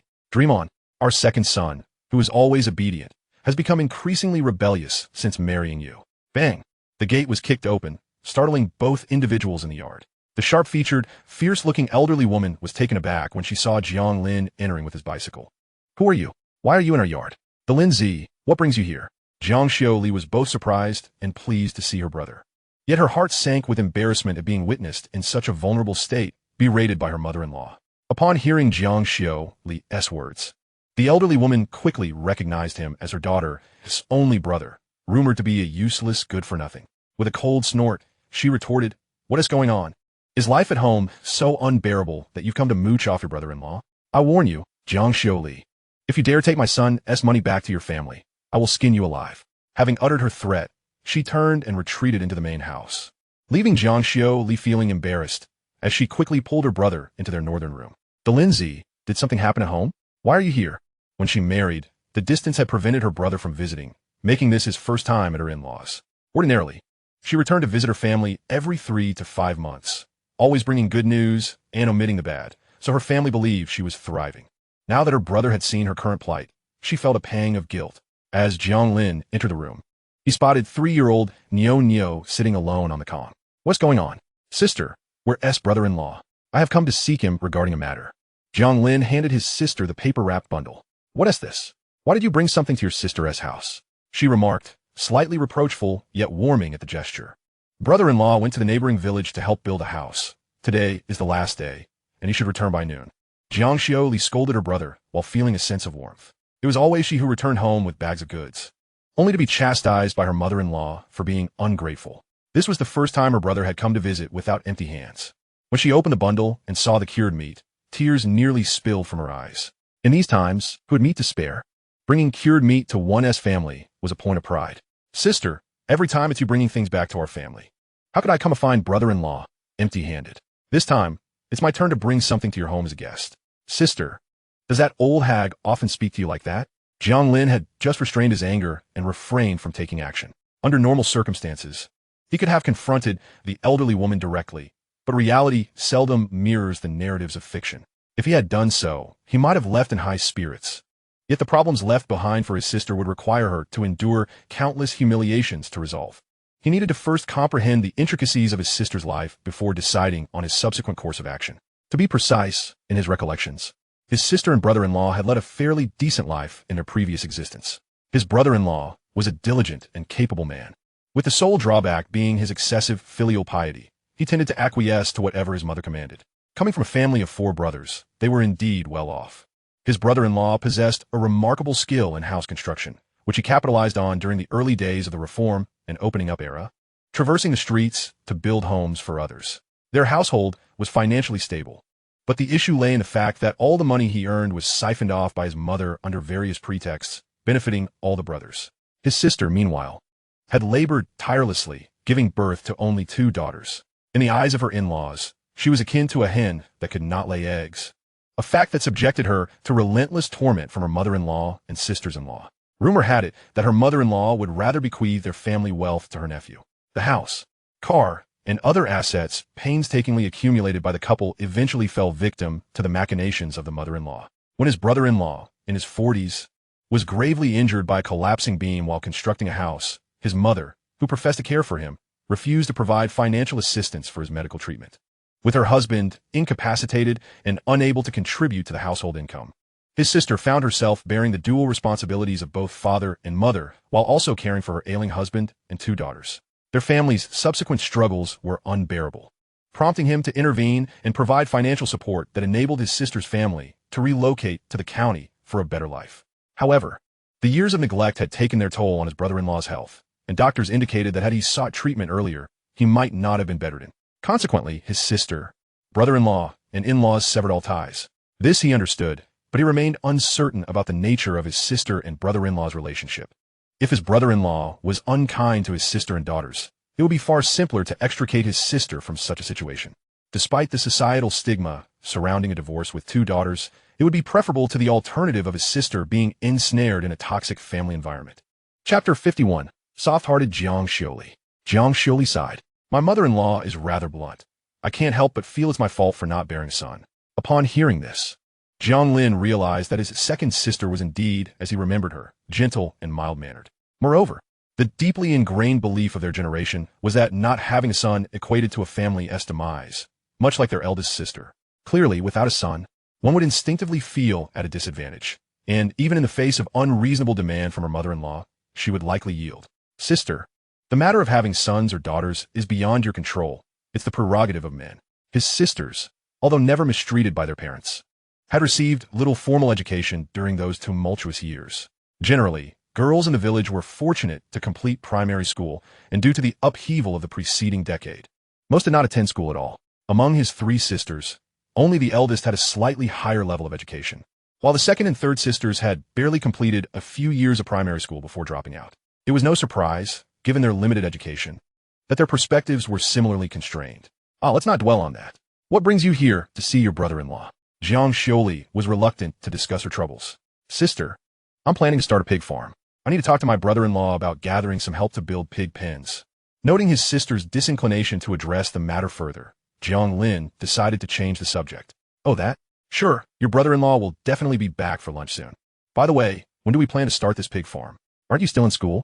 How could Dad possibly agree to that? Jiang Lin felt this plan was implausible. Her brother lacked the capability. Sister, just leave it to me. I can manage the pig farm while studying. Although Jiang Lin did not argue, she ultimately felt that her brother's ambitions were likely mere fantasies. Upon returning home, their father would probably disapprove of such an endeavor. Thankfully, he was a capable man who wouldn't let his son pursue reckless ventures. Nyo, upon seeing a strange man leaning against the bedspread, refused to come out. Her face a mask of fear, clearly unaccustomed to outsiders. Nyo, I'm your uncle. Come here to your uncle. Jiang Lin, recalling how his sister's 2 daughters were exceptionally dutiful in caring for their paralyzed father, felt a surge of tenderness for the timid child before him. Yet, Nyo merely shrank back further. Observing her reaction, Jiang Lin's eyes brimmed with tears. Lin, please don't blame Nyo. She's shy around strangers. I often have to lock her at home while I work in the fields, lest she be bullied by the boys next door. While she felt a deep pang of sympathy for her daughter, there was little she could do, as she had born daughters in this household. Even speaking up felt like a struggle. Jiang Lin's frustration only grew as he witnessed Nyo's distress. What on earth was his brother-in-law doing? How could he remain passive and allow his wife and daughter to suffer, not uttering a single word in their defense? He knew his brother-in-law was a decent man. Otherwise, his sister would not have devoted herself to caring for him all these years without complaint. However, no matter how virtuous a person might be, they could not continue to subject their family to such indignities. Jiang Lin retrieved a pack of White Rabbit creamy candies from his pocket. These treats were exclusive to the county supply store and not commonly available. A gift from his eldest sister. He had found them while rummaging through his cupboard before his visit. Nyo, come here. I have White Rabbit candies for you. The little girl, biting her finger, gazed at the candy with a mix of trepidation and longing. Eventually, with gentle coaxing, Jiang Lin managed to pull the timid little girl into his embrace. Nyo, look, Uncle will unwrap the candy for you. See, there's a little rabbit on the wrapper, a plump and fluffy one. This candy is called White Rabbit. As Nyo nestled against him, her initial tension dissipated upon spotting the cute rabbit, her fascination evident. She clutched the candy wrapper tightly, cautious not to damage it. Once Jiang Lin placed the sweet treat in her mouth, her face lit up with delight as she tasted the sugary goodness. Uncle, the candy is so sweet. Her soft, melodic voice melted Jiang Lin's heart. Having no daughter of his own in his past life, he found it impossible to resist such an endearing little girl. Sweet. ISNT it, enjoy it, and I'll bring you more next time. Perhaps due to the irresistible charm of the White Rabbit candy. It wasn't long before the little girl was playing joyfully with her uncle. Their bond quickly formed. The little girl emitted a delightful peal of laughter. Yet it evidently provoked the ire of the elderly lady next door, who bellowed, "What are you laughing about? What is there to find amusing?" Jiang Lin, feeling anxious, hurriedly admonished her daughter, Nyo, let us refrain from laughing and keep our voices down. We wouldn't want to upset Grandma. Jiang Lin was taken aback to discover that his sister and niece were enduring such a life at home. He was eager to observe how his brother-in-law would respond upon his return. After a short while, the old woman's voice rang out again. Second daughter-in-law. Why are you still dawdling? It's nearly lunchtime. Shouldn't you be preparing the meal? Why should I have to ask you repeatedly? The workers in the fields will be returning soon, and here you are, enjoying yourself at home, completely oblivious. Jiang Lin, flustered, jumped up and replied, Mother, I will go prepare the meal right away. I'll start by filling the water tank. You act like a corpse, devoid of any initiative. I have to prompt you before you even move. I do not strike the diligent, nor the lazy, but rather those who lack awareness. After all these years of marriage, you still haven't learned to read my moods? What use are you? You can't even bear a healthy son. And I have to remind you to do the simplest tasks. Jiang Lin's eyes reddened. In front of her brother, her mother-in-law showed her no respect whatsoever. She hastily rose to fetch a yoke from the yard. Jiang Lin stepped forward and grasped his sister's wrist firmly. Sister, I will go fetch the water. Jiang Lin quickly shook her head. That won't do. You cannot handle the water. You've never done such heavy work at home. Here, it's not your turn to labor. You stay and play with Nyo. Jiang Lin resolutely held his sister's wrist. Sister, I've grown up. Fetching water is nothing to me. Trust me. With the yoke balancing 2 iron buckets, he strode out, determined to alleviate his sister's burden while maintaining a semblance of calm. Chapter 52. Shopping. Zhang Mu observed Jiang Lin walking away with the yoke and scoffed. Just as the rumor suggested, this younger brother from the maternal side was indeed a simpleton, utterly incapable of standing up for his sister in the face of adversity. She had previously worried about this brother turning against her, but now she saw him as easily manipulated. After Jiang Lin filled the water tank, he encountered his brother-in-law. Zhang Yukai, who had just returned to the village. Jiang Lin was not particularly tall, standing at around 1.7 meters, but he had an honest demeanor. At least his appearance suggested integrity, and there were no whispers of any vices in his past. It was clear that Jiang Lin did not recognize Jiang Lin, having only met him once during the wedding, and had long forgotten what his brother-in-law looked like. Today, after completing his work, Jiang Lin felt a thrill of excitement as he pocketed the 8 yuan he had earned over the past fortnight. This was the largest sum he had made recently. He envisioned handing the money to his mother, who would surely be pleased, and for a few days at least, she would show kindness to Xiuli and Yonyo. Brother-in-law. Jiang Lin was taken aback by the unexpected address, and turned to find that this tall young man was indeed speaking to him. Who are you? I am Jiang Lin, your brother-in-law. Jiang Lin suddenly recognized him, feeling a wave of awkwardness wash over him. Jiang Lin, when did you arrive? Upon noticing the yoke and the 2 full buckets of water on Jiang Lin's shoulders, his embarrassment deepened. It was evident who he was fetching water for. Surely Jiang Lin hadn't come to their village simply to draw water for another family. He quickly dropped his bundle on the ground. Come, Jiang Lin. Let me do that. You've never done this before. Jiang Lin accepted the offer without hesitation. He hadn't fetched water in years, and in his previous life, he had never had to. Such chores had always been taken care of by family, leaving him free from worry. To fill the tank was a challenge that pushed him to his limits, and now his shoulder ached painfully, almost to the point of blistering. Brother-in-law, I remember there's a small shop at the village entrance. Is it still open? Yes. With the new policies, the small shop in the village has been doing quite well these past couple of years. What would you like to buy? Jiang Lin understood that his brother-in-law was a precious treasure from the family of his wife. The family had treated their daughter well when they married her off, demanding only a reasonable bride price, primarily because they recognized his good character and skills. Since Jiang Lin had spoken up, Jiang Lin felt it was only right to accommodate his brother-in-law's wishes. He patted the 8 yuan in his pocket, grateful that he had received his wages today. Then please lead the way, brother-in-law. I need to buy a few things. Jiang Lin's intentions were deliberate. He understood his brother-in-law all too well. Perhaps there were some underlying truths he was unaware of, but after Jiang Lin became paralyzed in his previous life, the entire family had avoided him like the plague. Yet Jiang Lin had heard from his sister how hard Jiang Lin had worked for the family throughout his life. In this lifetime, he was determined to alter his sister's fate. Why should she endure such treatment in this household? Although his sister was indeed somewhat submissive and wouldn't change overnight, he disapproved of her husband's role as a dutiful son to a fault. However, as a younger brother, it was inappropriate to confront his brother-in-law and accuse his family of exploiting his sister. Naturally, Jiang Lin was closer to his own parents and siblings, while Jiang Lin, as a brother-in-law, had to remain on the sidelines. Jiang Lin wished to rescue his sister, but he never intended to force her into divorce. Each person possessed their own character and life path.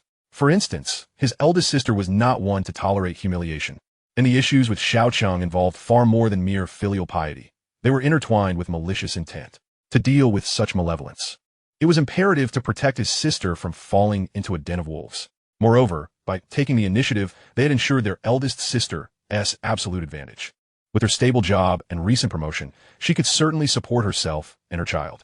However, the situation was different for his second sister, who was a quintessential rural woman with limited education and a gentle disposition. Forcing her to get a divorce without her child was out of the question. She could never abandon her offspring. If she were to take the child, Jiang Lin would undoubtedly object, and the Zhang family would never relinquish such free labor. Even his second sister herself might lack the confidence to provide for both herself and her child. Such matters could not simply be resolved through empty words about the future. No one would believe in vague prophecies. Thus, he needed Jiang Lin to gradually perceive the true nature of his family rather than act impulsively. Upon arriving at the small shop, to be precise, the small convenience store in their village is rather decent. Although the items may have been there for quite some time, it is overall quite comprehensive. Jiang Lin pointed to the peach crisps on the shelf, as well as the 2 jars of canned fruit nearby. Comrade, please hand me a packet of peach crisps, and also 1 jar of orange and 1 jar of apple preserves. The shopkeeper, a middle-aged woman, immediately sized Jiang Lin up upon hearing his request, and with a smile, inquired, "Oh my, who might this generous relative of yours be?" "This is my little brother-in-law." "Ah, so this is your little brother-in-law." After a moment's hesitation, it was evident from her tone that she held Jiang Lin in low regard. Jiang Lin chuckled. "My brother-in-law has come to visit my wife and coincidentally wanted to pick up a few things. Dazhong, is there anything else you wish for? Don't hesitate to let your brother-in-law pay." Although he felt a twinge of guilt while grasping the 8 yuan in his pocket, Jiang Lin still spoke with a grand demeanor. Naturally, He could not let his brother-in-law leave empty-handed on his first visit. Failing to do so would likely provoke his mother's ire. Yet, since his brother-in-law had made a request, he, as the brother-in-law, could not refuse. "Auntie, I am Jiang Xueyin's brother. I happen to have some free time today to visit my sister and thought I might ask my brother-in-law for some help. Auntie, do we have any fresh pork here? I was thinking of making some dumplings." Chapter 53, A Slap. 10 minutes later, Jiang Yue was wiping the cold sweat from his brow.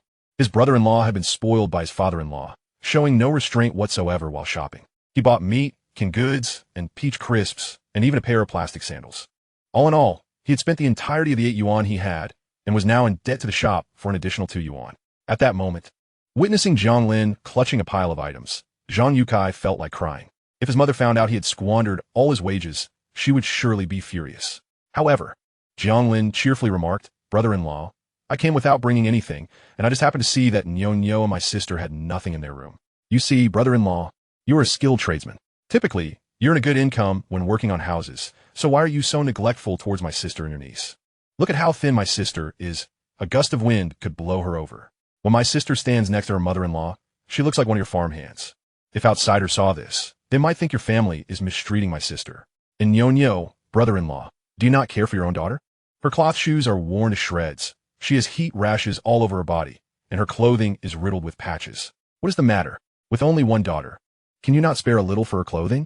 Jiang Yue had just been worried about how to deal with his mother upon returning home, but now, he was momentarily stunned into silence. In truth, he had indeed neglected these matters. He typically spent 10 days to half a month away from home, rushing back just to head out again to earn money. Even when he returned home, his mother and older brothers clamored for his attention, leaving him with little time to notice the situation at home.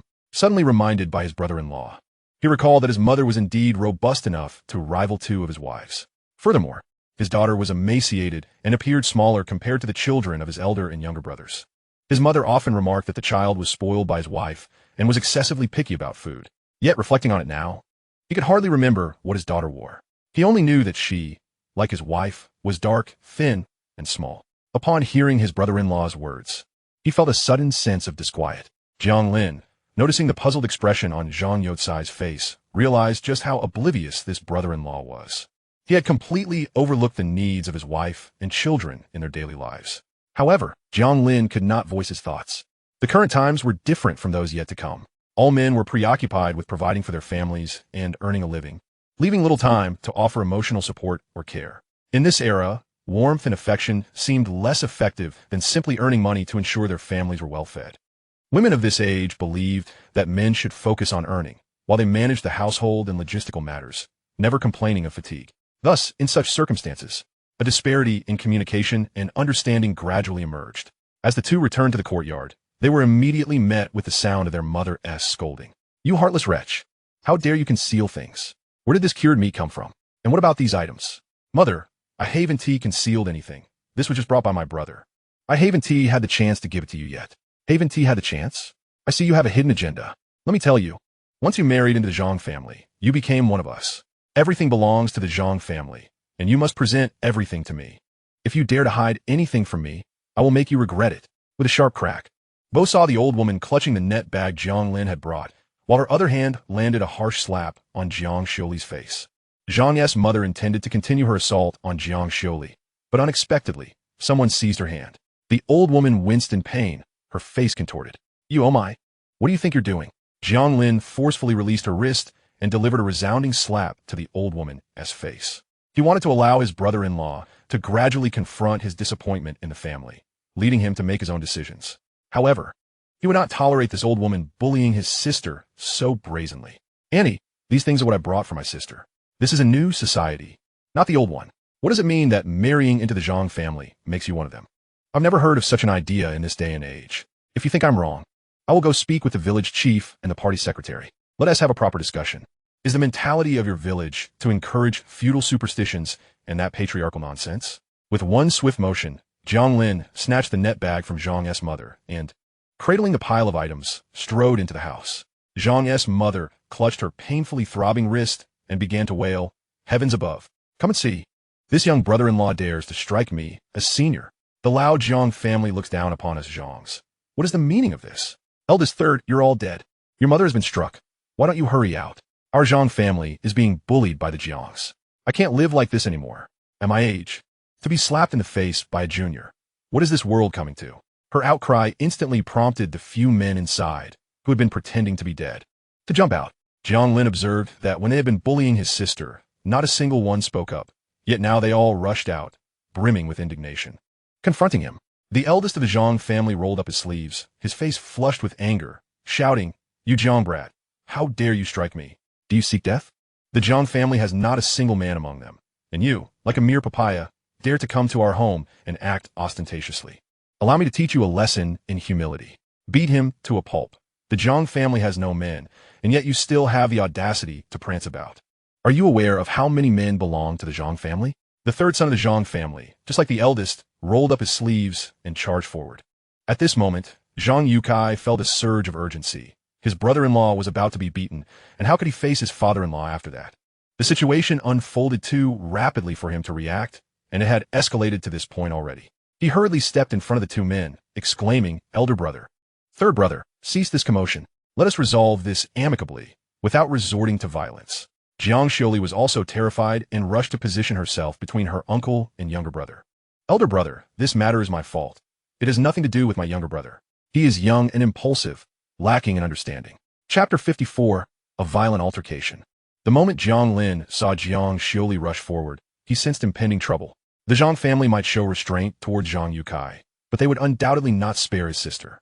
Before he could intervene, his suspicions were confirmed as the eldest son of the Jiang family delivered a harsh slap to Jiang Xiuli's face, followed by a brutal kick. Meanwhile, the previously distraught Jiang mother seized a handful of Jiang Xiuli's hair from behind. Witnessing the Jiang family's merciless actions ignited a fierce anger within Jiang Lin. Initially, he had intended to let matters unfold gradually, allowing his brother-in-law to discern the truth and ultimately sever ties with his family. However, it was now painfully clear that all his plans had unraveled. Jiang Lin charged forward, despite being perceived as a timid individual. He had once trained diligently as a father for his soon-to-be abducted son, though he had never had the chance to utilize his skills in his past life. It seemed they would finally serve a purpose in this one. 10 minutes later, the Zhang household lay in eerie silence. Even Zhang mother had ceased her wailing. The stillness was so profound that the sound of a pin dropping could be heard. The eldest son of the Zhang family lay with his arms dislocated, while the third son's face had swollen grotesquely, rendering him incapable of speech, his eyes too swollen to open. Zhang mother, having lost a patch of hair, revealed her scalp. A kitchen knife now rested against her throat. This knife was not drawn by Jiang Lin. He was utterly unaware of the Zhang family's kitchen. It had been hastily retrieved by the eldest son after being severely beaten, intending to strike Jiang Lin, but instead, it landed upon Zhang Yukai's arm. Zhang Yukai had desperately shielded his younger brother, receiving the blow. Although the eldest son of the Zhang family attempted to retract the knife upon realizing it was his brother, his fury was uncontrollable in that moment. Subsequently, Jiang Lin seized the knife, disarming him. The blade now rested against Zhang mother's throat. Initially, she had been resolute, but as the sharp edge bit in her flesh, she realized this young man was not merely trying to intimidate her. He was genuinely serious. Observing the blood oozing from her neck, Zhang mother began to regain her senses. Trembling, her complexion pale, she fought to remain still, terrified that Jiang Lin would strike her. "Didalin, please, don't act rashly. You're still young. Should you strike, you'll face imprisonment and worse consequences." Jiang Lin had not anticipated that events would escalate to this extent. He had underestimated the situation, unaware that his temper had returned with the vigor of his 18-year-old self. At that moment, the village head, the secretary, and several villagers arrived. The commotion at the Zhang household had drawn the attention of neighbors who had climbed walls to witness the spectacle. Upon witnessing the knife, they were understandably horrified. The village head stepped forward, alarmed by the sight of Jiang Lin's knife poised against Zhang mother's neck, blood trickling down. He felt a pang of dread. If a fatality were to occur in their village, it would be a disgrace of monumental proportions. The entire village would suffer the repercussions of such an incident. He hastily urged, "Comrade, please, do not act impulsively. This is a matter of life and death. Let's discuss this calmly. Do not wield the knife. Should you do so, it will be deemed intentional harm or even murder." Before he could articulate his thoughts fully, Jiang Lin withdrew the knife. "Village head, I did not seek to kill. My brother-in-law did not injure anyone. It was the eldest son of the Zhang family who attempted to attack me, and my brother-in-law was merely protecting me." He continued, "Given that they initiated the violence, my actions are merely an act of self-defense. Even if this matter were to reach the police station, I would not be held accountable. It is the eldest son of the Jiang family who deserves judgment. Upon hearing this, the village head's expression shifted. He realized that this seemingly young man was articulate and well-educated, his arguments sound and rational. Moreover, his words hinted at the familial ties between the two families, indicating that the actions of the Jiang family were not entirely justified. Jiang mother, finally free from the knife's threat, began to wail, "Village head, you must intervene. Look at how our Jiang family has been bullied by the Jiang family. This insolent young man dared to attack us in our own home, leaving my eldest and third sons in such a state. He must be taken to the police station to face justice." Her eyes burned with hatred, as the humiliation of this day weighed heavily on her. Being assaulted by a mere brother-in-law was a disgrace that could not be borne. If Jiang Lin were not imprisoned, how could they possibly continue to live in the village? Jiang Yue quickly interjected, "Mother, this situation is not the fault of Dalin. Village head, do not heed my mother's words." This began with her provocations. Jiang mother delivered a harsh slap to her son's face, catching Jiang Yue off guard. "Whose side are you on? How did our family produce such a traitor? Look at what has happened to your brothers. Your mother nearly lost her life, and you dare to protect that little wretch." The eldest and third sons of the Jiang family, both in pain from the beating they had received, joined in. The eldest son, his arms hanging limply, contorted his face as he spoke. "This cannot be overlooked. Look at what he has done to us. If he is not imprisoned, we must seek compensation." The third son, unable to open his eyes, called out to the air, "This matter is far from over. He must be locked away. I will not rest until he pays." The village head scoffed, "Are you still not done? Who is truly unresolved here? I ask you, was it not the eldest son of the Jiang family who drew the knife first?" The eldest son, now aware of his culpability, replied sheepishly, "I was merely caught up in the heat of the moment. I never intended to kill him." He recognized his own wrongdoing. He did not intend to kill him. "So is it not your brother who delivered that blow?"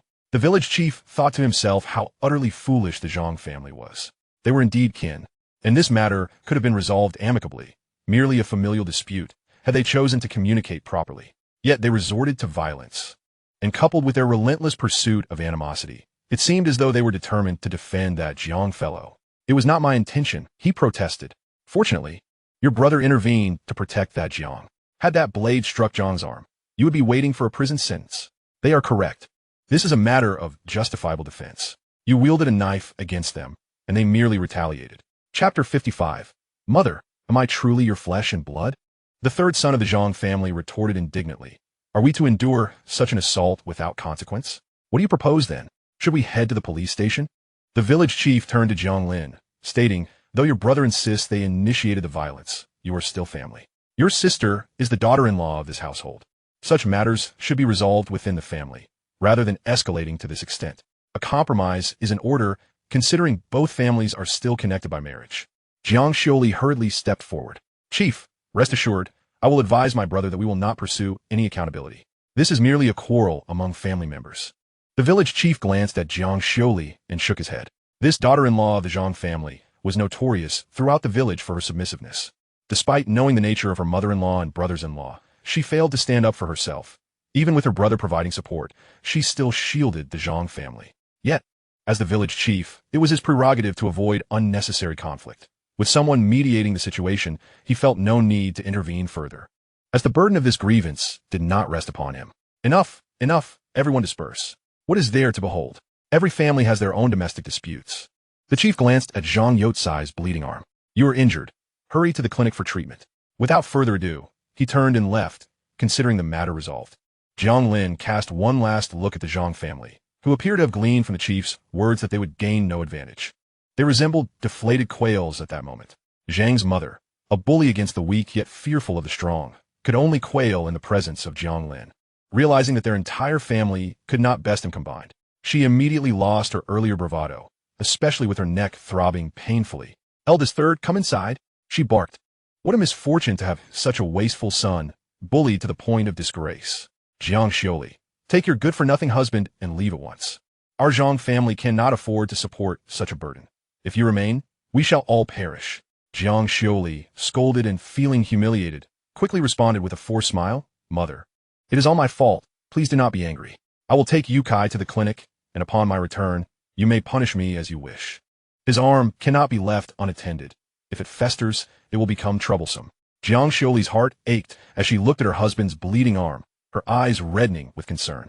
She attempted to pull Jiang Yue toward the clinic, but he felt awkward, having not a penny to his name. "Mother, could you lend me a couple of coins?" The new nurse at the clinic does not allow credit. Jiang's mother, upon hearing this, exploded like a powder keg. "You dare ask me for money? What have you done? You return home with unpaid debts, and you still have the audacity to ask for more? Where's your own money?" Jiang Yue lowered his gaze, refraining from mentioning that his brother-in-law had spent it all. "Mother, I haven't settled the bill yet. I will pay it back in a few days. Please lend me some money. It is merely a little blood. I can manage with some ash from the stove to dress the wound. Every day you squander money." "I have none." Jiang Li had already examined her husband's arm. The gash was deep, with flesh torn open. Mere ash would not suffice to treat such an injury. "Mother, please just give us some money. His injury is severe." "Money, money, money. Where do you expect me to procure money? Your brother did not return with any." Jiang Yue, feeling wronged, insisted, "Mother, every time I earn money, I have given it all to you. You told me you would keep it for me, to be used when needed. I have not kept a single coin for myself. With so many mouths to feed in our family, how could I have anything left? I assure you, I have none." Jiang's mother felt a twinge of guilt. Indeed, all her son's earnings were in her possession, but over the years, she had supported the eldest and the third families. She truly had little left. Thoughts of her grandchildren crossed her mind, and any guilt dissipated. After all, her eldest son's children were of greater importance. And it was not her fault that her second son's offspring was a burden. "I cannot give you money, and what good is a little injury? Who in the world has not been injured? You must understand, managing this large family is no easy task. Money is always tight. We must save where we can. Mother, I have earned thousands over the years, and I only ask for 2 coins to treat my arm. Are you truly unwilling to help your own son?" If it were any other day, Jiang Yue would have never dared to speak so boldly to his mother. But today, perhaps inspired by Jiang Lin's words about his own wife and daughter, he felt a peculiar chill in his heart. "Am I not your son? If I am, why this treatment? Do not be foolish, of course you are my son. It is not that I refuse to give you money. Farmers are not so delicate. Enough. Go back and rest. In a few days, the wound will heal on its own, and if need be, your wife can boil you a couple of eggs for nourishment." Jiang's mother turned her back and left, firmly resolved not to part with her money. It was all saved for her grandchildren. Jiang's eldest and third sons hurriedly entered the house, pleading, "Mother, you cannot disregard us like this. We must visit the clinic. Look at how badly the third one has been beaten, and I need to have these 2 arms treated. Enough. You are all nothing but debt collectors. I have given you enough to survive on the winds of the Northwest." Jiang's mother gazed at the pitiful appearance of her eldest and third sons, her heart aching, and ultimately retrieved some money from her handkerchief. Jiang Yue held the 2 coins in his hand, his gaze vacant. Chapter 56. Details never before noticed. Jiang Lin stood by, observing the scene with a cold eye. Even he felt a flicker of doubt. Could it be that his second sister's husband was not a biological member of the Jiang family? Observing how Jiang's mother immediately produced money upon hearing her eldest and third son's lamentations, he pondered that without the efforts of the eldest and third sons, Jiang Yue would never have received those 2 coins. However, he firmly believed that the sums the eldest and third sons obtained far exceeded what Jiang Yue had. Did he not see that they had already rushed to the clinic? Even as an outsider, he felt that the family's bias could not extend to such extremes. Looking at this second brother-in-law, he suddenly felt a twinge of pity for Jiang Yue. In his previous life, although he held no status in front of his parents-in-law, he was likely the favored child among his own parents and had never felt the pangs of injustice. Yet, the plight of his second brother-in-law was somewhat tragically heart-wrenching. He toiled diligently to earn a living for this family, only to end up with such a result. In his previous life, perhaps this incident never transpired, allowing Jiang Yue to be invigorated and serve this family like a beast of burden for a decade. The Jiang family's subsequent days were quite prosperous, not only constructing brick houses, but also allocating separate plots for the eldest and third sons. Had it not been for the second brother-in-law's later incapacitation, he would likely still be serving as a devoted son. Perhaps it was due to his recent actions that he had unwittingly stirred up such a peculiar event, prematurely unveiling the hypocritical facade between the second brother-in-law and his family. In a way, it could be seen as a blessing. Jiang Li anxiously supported her husband. "Lindsay, please assist me. Let us take your brother-in-law to the clinic." Seeing her husband's bloodied wounds filled her heart with dread. What would become of her and their daughter without him? He was her world. Jiang Lin heard the faint cries of Nyunyo from within the house, and, without hesitation, returned inside to scoop her up. The little girl, terrified, had gone pale, as she must have witnessed the scene in the yard from the window, trembling like a leaf. Her sobs resembled those of a small kitten.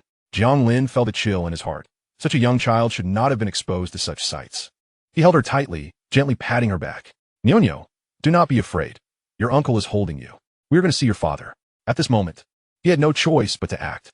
If his sister went to the clinic in her current state, she would likely faint. Furthermore, he needed to administer a strong dose of reality to his brother-in-law. Otherwise, Jiang Lin would heal and forget the pain. Sooner or later, this matter would pass. But he could not allow it to be easily forgotten. He intended for the Jiang family to remain in their self-destructive cycle.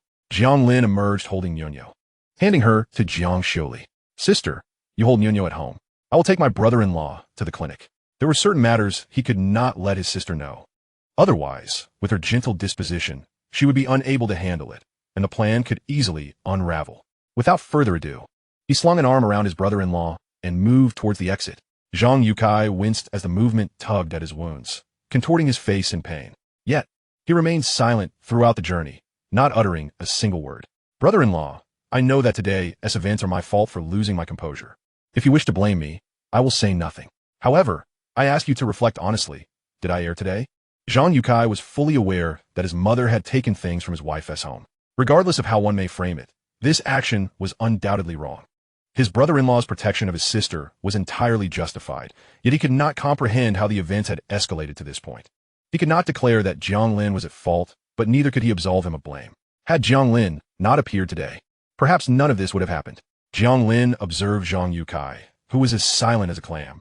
The man was not typically so reticent, usually engaging in conversation with ease. Yet today, he was uncharacteristically mute, likely suffering internally. "Brother-in-law, I do not wish to sow discord or malign your family. I merely wish to ask, are you certain you are your mother's biological son?" Upon hearing this question, Jiang Lin sprang up like a cat whose fur had been ruffled, his eyes reddening as he shouted, "Delinzi, today you struck my mother. I have never spoken against you because she was in the wrong, but what do you mean by that? What are you trying to imply?" Jiang Lin's inquiry echoed the unvoiced question in his heart. However, while he could harbor doubts, it would be somewhat insulting for his brother-in-law to vocalize them. "Brother-in-law, do not take offense. I merely think that if you were a daughter, your mother's preference for sons would be understandable. However, you are a son in this family, and indeed, the only skilled worker capable of earning for the household. Logically, such a capable pillar of the family ought to be the favored child. Even if not the most favored, at the very least, one would expect fair treatment. Yet why is it that you must beg for money to tend to your wounds? If it were not for your two brothers needing money after I injured them, would you have even received these 2 coins? I simply do not understand. Do not speak nonsense. My mother is not like that. She has always favored me above all," Jiang Lin stubbornly asserted, though even he was uncertain. Who was he trying to convince? "Brother-in-law, if you insist on saying that, it loses its meaning. It is precisely because my sister married you that I feel compelled to voice this. Otherwise, if I were an outsider, would I concern myself with such matters? If you claim that your mother dotes on you, do you not find that hard to believe? If she truly favored you, how could she treat my sister and your daughter this way? When I asked you earlier, did you not feel a pang of awareness? Do not say you were oblivious. Your ignorance stems from a lack of concern for my sister and the child. What kind of life do your mother and siblings lead at home? Even if you are unaware, can you not discern the disparity? If she genuinely cared for you, who would treat you this way? And what your own life at home? Are you truly unaware? When there is good food or fine things, does your mother not think of you first? You are currently the only one earning for the family. If your mother treats you this way now, how would she regard you if you could no longer provide? What about my sister and my little niece? That cannot be. Do not speak foolishly. My mother is not a heartless person." Jiang Lin attempted to bolster his faltering confidence with these words, yet he felt an overwhelming sense of despair. Deep down, he recognized the contrast between how his brothers and sisters-in-law could sit together at the dinner table while his wife was relegated to the kitchen with Nyonyo. Whenever he inquired, his mother would dismissively say there was no room and that they should make do by the stove. Every time there was a feast laid out on the table at home, mother would invariably be the first to serve the children of the eldest brother and the third brother, followed by the elder brothers themselves. If he had not previously paid attention to this sequence, this time, however, the familiar order vividly flashed in his mind. He could clearly recall a moment in the past when the family finally managed to enjoy a meal of steamed buns. As he reached for a second bun after having taken one, he witnessed mother nonchalantly place the last bun from the basket into the bowl of the eldest brother. It was evident that she had seen his outstretched hand. She was well aware of his appetite. Jiang Lin felt a sharp sting in his eyes. In chapter 57, he said nothing. Jiang Lin noticed the brother-in-law, bowing his head, tears dripping onto the ground. He could only pat his shoulder. "Brother-in-law, The heavens can be unpredictable, and fortunes can shift overnight. Right now, you can still work, but my sister and Yonyo are living through these times at home. If one day something were to happen to you, what kind of life would my sister and Yonyo lead? If I were you, I would seize this opportunity to truly test the family dynamics. Are they genuinely kin, or something else entirely? In this world, the most reliable support comes from one's own family, yet they can also be the most treacherous. He recounted a classmate whose father was similar to him. When his father went out on an errand, he met with an accident and fell into a ravine, resulting in paralysis. Immediately, he, along with his wife and children, were cast out by their family. The brothers who had once shown him affection turned cold and unyielding. The parents who professed to love him abandoned them during a critical moment, leaving them penniless and homeless. Oh, what a tragedy. I heard he could only survive by begging. He continued, brother-in-law, what do you think would happen if such a fate befell you? Zhang Youcai's back bent, as if he were about to collapse. Upon hearing this, Zhang Youcai felt as if a fog had been lifted from before his eyes. He was desperate to know whether his mother and brothers would treat him in such a manner. He saw an answer. If today had broken his heart, he truly wondered what choices his mother would make behind his back, unseen. When they arrived at the clinic, they coincidentally passed by the eldest and third brothers of the Zhang family. The third brother had already smeared red ointment on his head, and his face resembled a dying workshop. The eldest brother had also sustained injuries, but appeared to have regained his mobility, sneering at Jiang Lin upon seeing him. However, these two brothers knew they were no match for Jiang Lin. In these times, the foolish feared the reckless, and the reckless feared those willing to take risks. Clearly, Jiang Lin's blade had taught them a lesson. They hastily departed without a word to their brother. Zhang Youcai watched the departing figures of his elder brothers. A dazed expression in his eyes. He sensed their resentment towards him. He could not have misinterpreted the contempt in their gazes. This situation was not his fault. Why did they dare treat him in such a manner? It was as if they were not family at all, not even bothering to inquire about him. They were fully aware of the severity of his injuries. Zhang Youcai and Jiang Lin entered the clinic, where the new young doctor, in his 20s, greeted them with visible impatience. Why must I come to this desolate place to learn? I have already applied for a transfer to the county, he lamented, not anticipating that he would encounter so many troubles just days before his departure. Upon seeing Zhang Youcai's wound, the young man displayed a look of astonishment. You were cut, weren't you? This wound is quite severe. Fortunately, it missed your tendons by 3 inches. Otherwise, your arm would have been ruined. What on earth were you fighting for? As he began to treat the wound, he continued, you'll need at least 10 stitches for this. I don't have any anesthetic here. Would you prefer to have it stitched here or at the county hospital? Stitch it here. Zhang Youcai gritted his teeth. He only had 2 yuan on him. He dared not go to the county, as even the fare would not suffice. The young intern doctor raised his thumb in approval. All right, you have some spirit. You're as tough as an Iron Man. Half an hour later, Zhang Youcai nearly fainted, drenched in sweat, his lips torn and his complexion as pale as a ghost. All right, it's done. I must tell you to return in a week to have your stitches removed. The weather is hot, so be careful. Keep the wound dry and avoid heavy labor. If you get a fever at night, take 2 fever-reducing pills. Oh, and I'll prescribe some anti-inflammatory medication for you. Zhang Youcai hesitated for a moment before finally asking, Doctor, may I discuss something with you? The young man's expression shifted to one of shock, as if struck by lightning. His mouth agape, as if he could swallow a chicken egg. Is that even possible? That would be lying. As a doctor, lying is a sin that invites divine retribution. Zhang Youcai struggled to find the words, unable to reveal that he merely wished to understand how his family truly felt about him. Such a shameful matter could not be disclosed to outsiders. Yet, Jiang Lin leaned closer to the young doctor and whispered something in his ear. As expected, the young man's expression transformed into one of righteous indignation, tinged with sympathy. Zhang Youcai felt increasingly uncomfortable under his gaze. I'm transferring tomorrow. So the doctor at your clinic won't be me anymore. I won't disclose anything about this matter. What you said is your business. And I have never claimed to know how your injury occurred. After the young doctor finished speaking, Zhang Youcai suddenly felt a sense of relief. The implications of the doctor's words were crystal clear. He repeatedly expressed his gratitude. Doctor, thank you, thank you. Don't thank me. I haven't done anything. By the way, let us settle the medical fees. I won't be extending credit here. It's 8 yuan in total. Zhang Youcai clenched his hands tightly around the 2 yuan in his pocket, unable to extend them, his face flushed with embarrassment. Just then, Jiang Lin pulled out 8 yuan from his pocket and handed it over. Doctor, thank you for treating my brother-in-law. As Zhang Youcai and Jiang Lin exited the clinic, he resolved with determination as they neared his home, clenching his teeth. Delingzi, I wish to stage a performance. I'll need your cooperation. Jiang Lin nodded. Recognizing that Zhang Youcai was not beyond redemption, Otherwise, he would not have considered the possibility of allowing his second sister to divorce. Supporting her in Nyonyo was not an insurmountable challenge. However, it was evident that Zhang Yukai had made up his mind. Upon returning to the courtyard, they immediately spotted Mother Zhang sitting beneath the eaves. Seeing her son walk in with a pale complexion, Mother Zhang's anger flared at Jiang Lin. Second, look at yourself. It's just a minor injury. We cannot have outsiders in our home. I feel uneasy just seeing them. Get him out of here at once. The essence of this dialogue is that Jiang Lin is subtly pressuring Zhang Yukai. A sense of panic washes over Zhang Yukai as he casts a desperate glance at Jiang Lin. Although he had resolved to deceive his mother, he found himself at a loss for words. It is evidently challenging for an honest man to weave a lie. Chapter 58. Lower your voice. Jiang Lin swiftly seized Zhang Yutsai's arm, exclaiming, "Brother-in-law, allow me to escort you inside. I shall take my leave shortly." Zhang Yukai, bewildered, could not comprehend why his brother-in-law prevented him from speaking. However, he remained uncertain about how to broach the subject. Thus he complied and hurriedly entered the house. Upon her husband's return, Jiang Lin rushed to greet him, assisting him to the edge of the Kong and inquiring with concern, "How is it?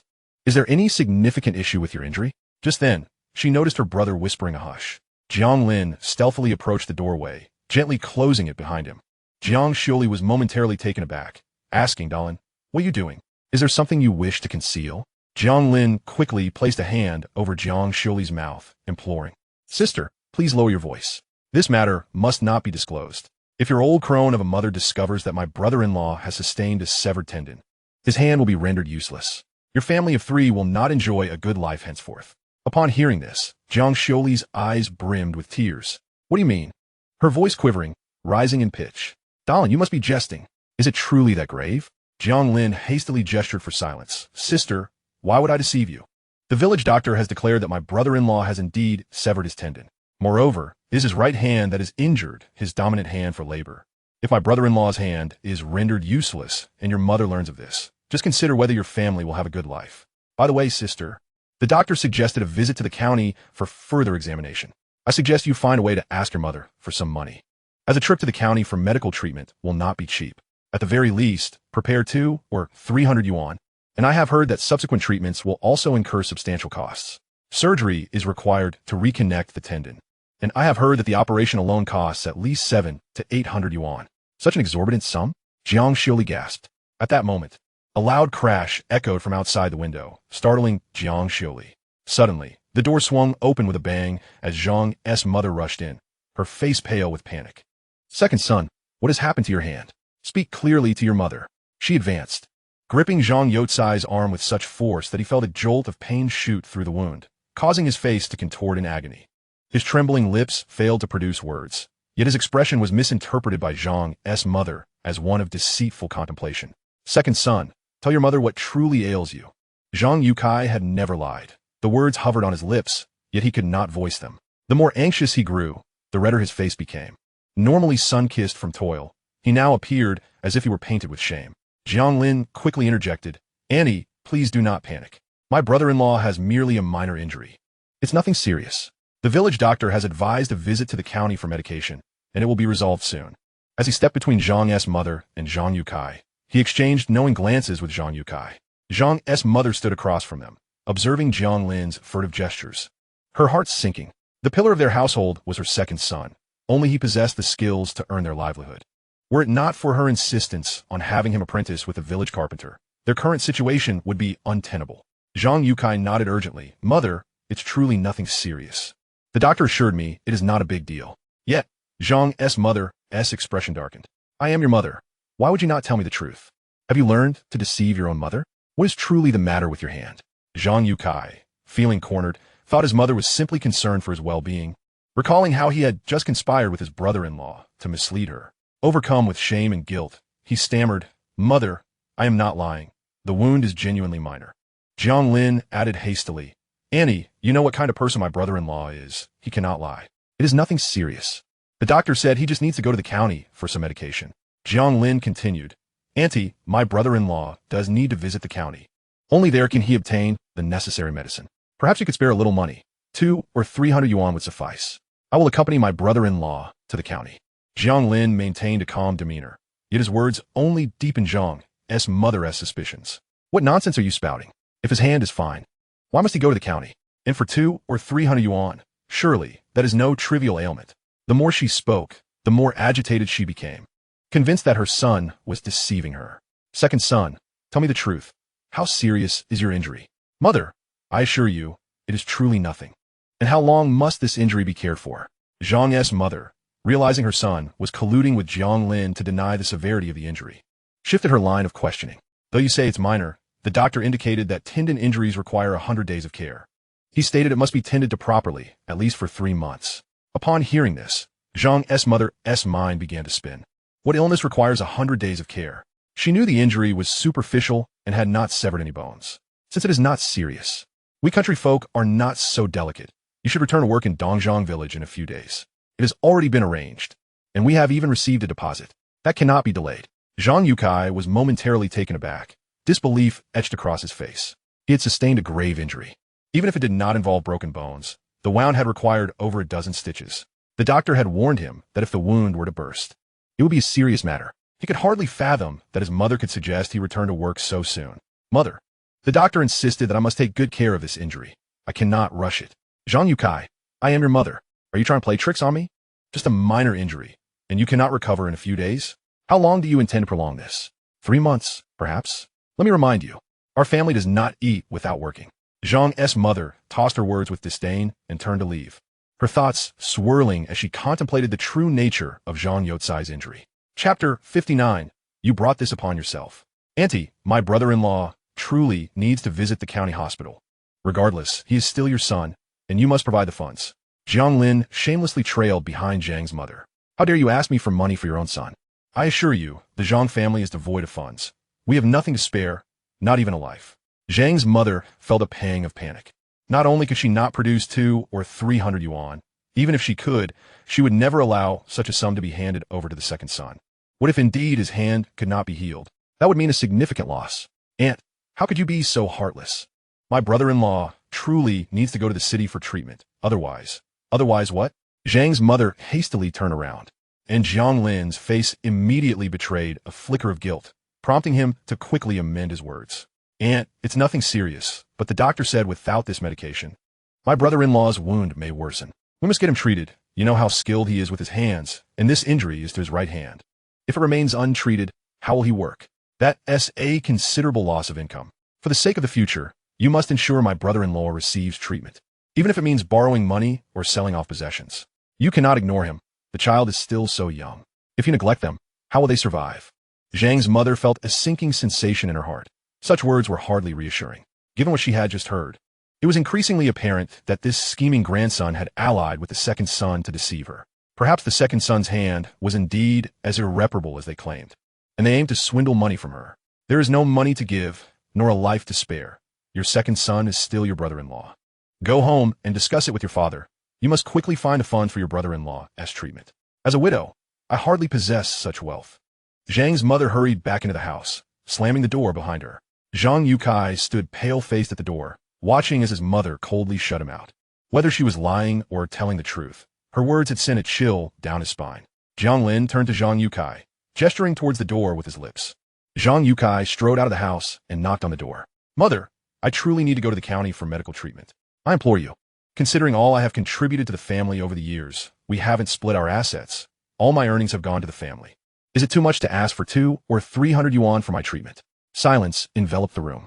It was as if Zhang's mother was not even present. Zhang Youcai's heart grew colder. Just moments ago, he had harbored hopes that his mother would care for him. Now he felt like a mere joke. Mother, I need treatment. He nearly shouted in desperation. Zhang's mother flung the door open, and simultaneously, the eldest and third sons emerged from the adjacent room. They had been eavesdropping, and hearing Zhang Yukai audaciously request 2 or 300 yuan from their mother had left them displeased. For a peasant family, earning that amount was no small feat.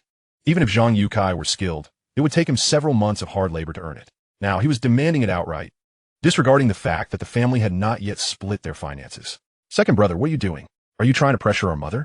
That 2 or 300 yuan is not a trivial sum. You know our circumstances, it's just a minor injury. A little rest, and it will heal. Every peasant has endured injuries. Are you intentionally trying to burden our mother? Is this how you, as a son, should behave? The eldest son was visibly displeased. Ever since the arrival of the second son's brother-in-law, the second son had seemed off-kilter, daring to raise his voice at their mother. Jiang Lin fixed his gaze on Jiang's mother, ignoring the eldest and third sons, and calmly asked, "Mother, I need 300 yuan for medical treatment. Will you give it to me?" Jiang's mother felt a twinge of guilt under his unwavering gaze, but anger also bubbled within her. "If you wish to seek treatment, then you must give me a clear answer. What is the status of your arm? Can it be healed?" Jiang Yu's eyes suddenly gleamed with resolve. If earlier he had hesitated to deceive his mother, at this moment he realized that perhaps his brother-in-law's words had been entirely accurate. "Mother, the doctor said I need to go to the county for treatment, and possibly even to the city. The tendons in my hand were severed, so I must undergo surgery in the city. I cannot guarantee the extent of recovery. It is possible that my hand may be permanently damaged, but there is also a chance that treatment could restore it." As these words left his mouth, a heavy silence fell in the yard. The eldest and third sons stood frozen, quickly weighing the implications in their minds. Initially, they had thought it unjust for the second son to claim the 200 or 300 yuan alone, but now they realized that if his hand were to become useless, the family would suffer a significant loss of income. They had never truly considered how Jiang Yu's hand would be treated. Their first instinct was to protect the family's current finances. "Second brother, hold on, let mother think this through." "Think about what?" "My hand is on the verge of being useless. The priority is swift treatment. For years, I have labored tirelessly for this family. Is it unreasonable to spend 200 or 300 yuan on my own recovery? If my hand is rendered useless, how will I support my wife and children? How will I provide for my family?" "Brother, at this critical juncture, you suggest we wait for mother to think? What is there to contemplate? You tell me what we should be thinking about." The third son retorted angrily. "We haven't wronged you. You always seem to clash with others. If you hadn't insisted on rushing in, this situation would never have arisen. This is all you're doing." Implicitly, they suggested that Jiang Yu had brought this upon himself, that he deserved it. "Mother, do not be deceived. Second brother, your elder brother and third brother are correct. The family has not yet divided assets. All money belongs to all of us. We cannot jeopardize our livelihood for your sake." Jiang's mother finally spoke up. "Mother, what do you mean by that? Are you refusing to allow me treatment?" Jiang Yu's eyes brimmed with tears. He had anticipated that his mother might favor his elder brother and third brother over him, but he had always believed that as her biological son, she would care for him regardless of any perceived inequities. "However, it is only at this moment that I realize, apart from the joy I experience when I bring home money, my treatment of myself, as well as of my elder brother and younger brother, pales in comparison. Second brother, since there is little hope of your hand healing, even if it were to be miraculously cured, it would likely still result in some form of disability. Why should we squander our money on this? Is that not a wasteful expenditure? Life at home is already difficult. You are aware that you do not have a son of your own. If you were to become disabled, would it not fall upon your elder brother and younger brother's sons to support you? We will have many future expenses. Earning money is not an easy task, so let us not waste it frivolously. It would be better for you to recuperate at home." Seeing her son with red-rimmed eyes, Mother Jiang felt a pang of sorrow. Yet, compared to the elder and youngest sons, who had always been favored, the second son, who rarely spoke sweetly, was instinctively regarded as the least important when faced with a significant matter. "Mother, the doctor said that if I go to the city for treatment, there might be a chance of recovery." Jiang Yu pleaded, his voice tinged with desperation. "I am still young. If I become disabled, how will I support my wife and children?" This time, Jiang Yu genuinely begged his mother, not wanting to be utterly defeated in front of his brother-in-law. He hoped his mother would not be so heartless. "Second brother, the family truly cannot afford such an expense." Mother Jiang steeled herself, compared to the elder and youngest sons. The second son was the most expendable, for he had no children of his own. She had to consider her lineage. "Mother, can you truly be so cruel? Are you really going to watch me become disabled without a care?" Mother Jiang was provoked by his words and retorted sharply, "What do you mean by cruel? In our village, when someone falls ill, don't they just take some medicine and bear it? Why does it become my cruelty when it comes to you? Mother, what if I insist on treatment? Even if I have to borrow money from relatives, friends, or the entire village, I must get my hand treated." Jiang Yu posed his question, fully aware of the direction it would lead. He understood the implications of his brother-in-law's earlier words. He was not a fool, but his affection for his mother and family had clouded his judgment. "Second brother, what are you planning to do? Your own life is difficult enough. Do you intend to drag the entire family down with you? Don't think I didn't hear Jiang Lin just now. He said your illness would cost at least 800 or 1,000 yuan. With such a sum, how much hardship would you impose on our family? If you dare to borrow money, do not blame me for being ruthless. We will split the family." Mother Jiang resolutely declared. If the second son truly began borrowing money, the villagers would see them as a single unit, and the debts would inevitably come back to her. Second brother, listen to mother. Your hand is already beyond repair. Further treatment will only yield marginal improvement. It is better not to treat it at all. You will end up with a mountain of debt. How will we repay it? Elder brother, you have no son. In the future, when it comes to supporting the family, you will still rely on us.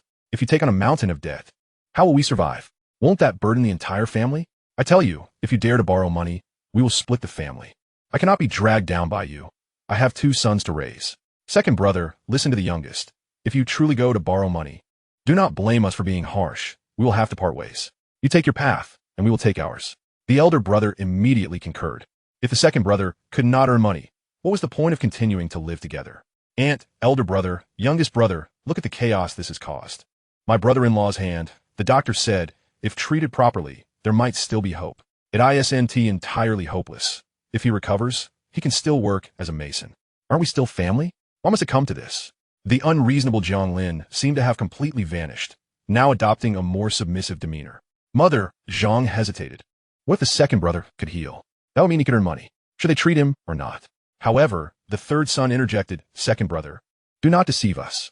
Your brother-in-law is clearly on your side, fearing that his sister will have no one to rely on if you become disabled. Jiang Lin, you need not pretend to be humble here. Just a moment ago, you were quite arrogant. Why the sudden shift? It is because you know my brother's hand is beyond repair, and you know you will have to rely on us brothers for support in the future. I'll tell you, Jiang Lin, how you treated me today is your retribution. You deserve it. You best watch your mouth, or I'll make sure you regret it. Jiang Lin retorted, stepping forward, causing Zhang San to retreat in fear. Jiang Lin, if you dare to lay a hand on me again, do not blame me for being rude. Mother, do not be deceived by them. Look at Jiang Lin. Does he seem like someone who speaks reasonably? I suspect this situation is just as I imagined. The elder brother immediately supported this notion. Mother, I too believe that the youngest might be right. The flicker of doubt in Mother Zhang's heart dissipated entirely. Indeed. Jiang Lin had the audacity to create a scene the first time he visited their home. Was he truly someone to be trifled with? Why was he now acting meekly? This only proved that the second brother's hand was undoubtedly beyond recovery. Had it been otherwise, Jiang Lin would not have bowed his head. This time, Mother Zhang resolved firmly. Second brother, I do not care what you say, whether your hand can heal or not. This matter is no longer my concern. Today, we shall part ways. I cannot stand by and watch you drag down the entire family. Zhang Yukai fell to his knees. Mother, why must you treat me this way? At this moment, can you not have a little hope for me? What if my hand can heal? Mother, considering the years I have toiled for this family, do I not deserve that 800 or 900 yuan? Second brother, Mother feels for you, but she has no choice. She is not just your mother alone. Do not blame her for being heartless. We must part ways. Zhang Yukai collapsed, his body limp as if drained of all strength.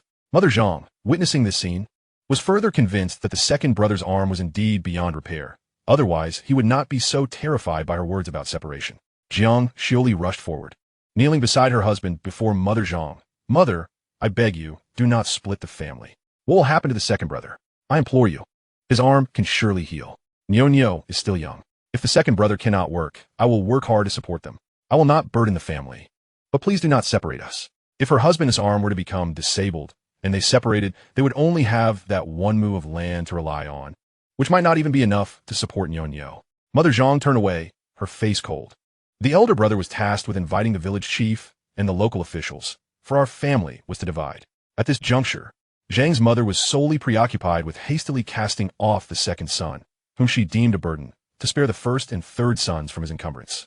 She harbored no doubts regarding the veracity of this matter, primarily due to Zhang Youcai's reputation as a straightforward and honest man, both within the household and in the eyes of the villagers and outsiders alike. He would never stoop to deception.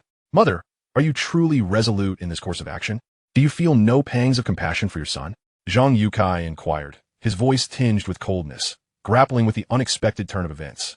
Before returning home, he had been filled with hope, believing that his future days would be increasingly promising. He thought that by exerting himself a little more, he could save up some money for the family, especially with 2 nephews soon to marry. Little did he know that he was about to receive a devastating blow. Reflecting on his past, he felt like a fool, having been manipulated by his own brother and mother. It dawned on him that all the money he earned was essentially laboring for others without recompense. When adversity struck, no one stood by his side. Rather, they seemed eager to cast him and his wife out. His own mother had not even considered how he would provide for his wife and children in the future. Zhang Yukai felt utterly disheartened. Second son, what good does it do to lament now? Your division is for your own benefit. You three can manage. Even if your arm is injured, you can still manage some work in the fields to keep yourselves fed. Besides, you have a daughter, when the time comes. Marrying her off to a good family won't cost much, Jiang's mother asserted, adopting an air of concern that Jiang Lin found laughable. This was indeed his own mother, putting on a facade of tenderness. Mother, do not regret this decision. If my hand heals, I can still work as a mason, he retorted. Jiang's mother felt a flicker of doubt. What if her second son's hand could be healed? She couldn't simply accept this hasty conclusion without consulting the village doctor. At that moment, Jiang's third son called out toward the entrance, "Oh, Dr. Li, where are you headed?" He hurried to the courtyard gate. Spotting the health team, doctor pushing his bicycle. Dr. Li, with a stern expression, replied, "I'm going to the county town." Jiang Lin, your injury requires treatment in the county. Why haven't you gone yet? Your injury is serious, and if you delay further, there's a risk of infection, which could lead to amputation. At this point, your arm is still salvageable. Do not take it lightly. I know the medical expenses are considerable, but it is far better than losing your arm. With that, Dr. Li mounted his bicycle and left, leaving behind a sense of urgency. If Jiang's mother had any lingering doubts, they were now dispelled. The prospect of amputation was grave. Losing an arm was far worse than being disabled. Jiang Lin silently praised Dr. Li for his benevolence.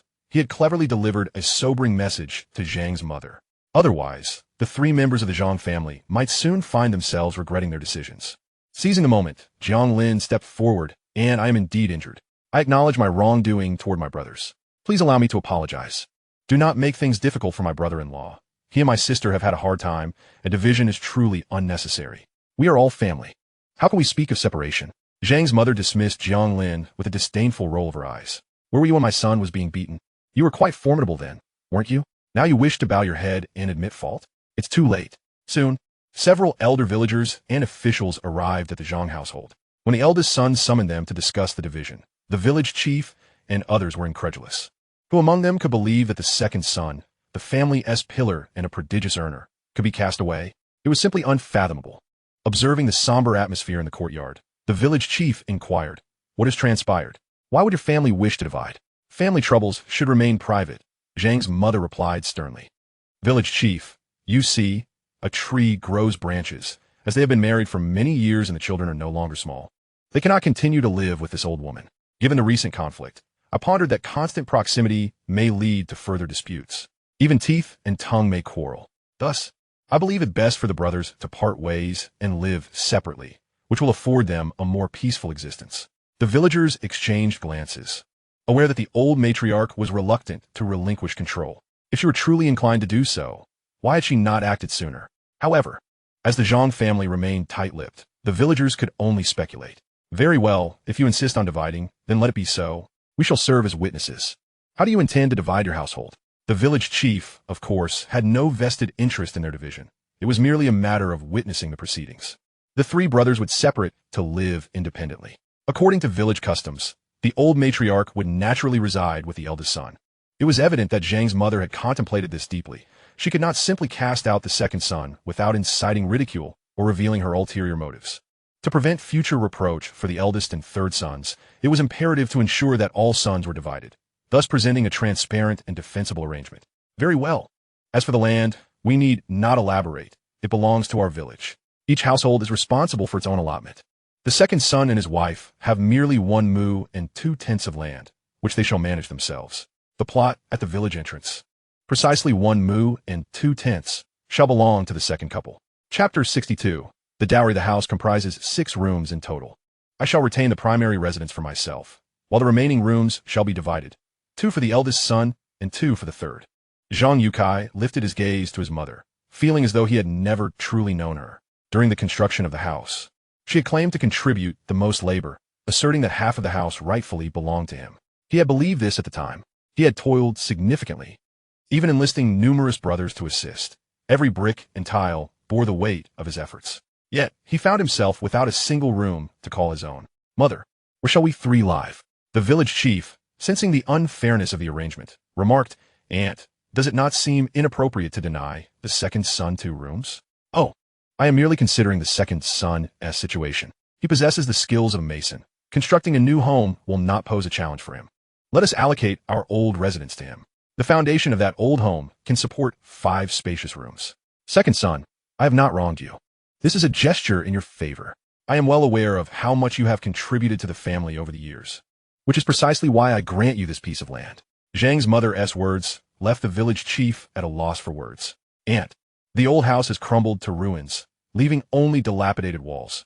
How can anyone reside there? Even if Jiang's second son possesses remarkable skills, constructing a house is not a task that can be accomplished overnight. As the village chief, my intentions are solely for the benefit of the second son. He may eventually master the craft of masonry, but his elder brother and younger sibling lacks such abilities. Furthermore, my decision to allocate the old homestead's foundation to him is a form of leniency. Henceforth, he shall not bear the burden of supporting me in my old age. That responsibility will fall upon his elder and younger brothers. Would you not agree that I am being considerate towards my second son? Jiang's mother's audacious remarks left the village chief at a loss for words. Handing over a property unfit for habitation to someone felt as if the second son was receiving an unwarranted advantage. Indeed, Aunt, your intentions seem to favor him. In our village, it is customary for families to provide at least 100 jin of grain and 5 yuan annually for the care of the elderly. Look at how generous our mother is to you. Second brother, you must appreciate our mother's goodwill from now on. It will be my elder brother and I who shoulder the burden of caring for her. Jiang Yue observed the shameless expressions of his mother, elder brother, and younger brother, and he found himself bemused. At this juncture, he felt utterly incapable of engaging in any further debate. This was the true nature of family. Very well, village chief.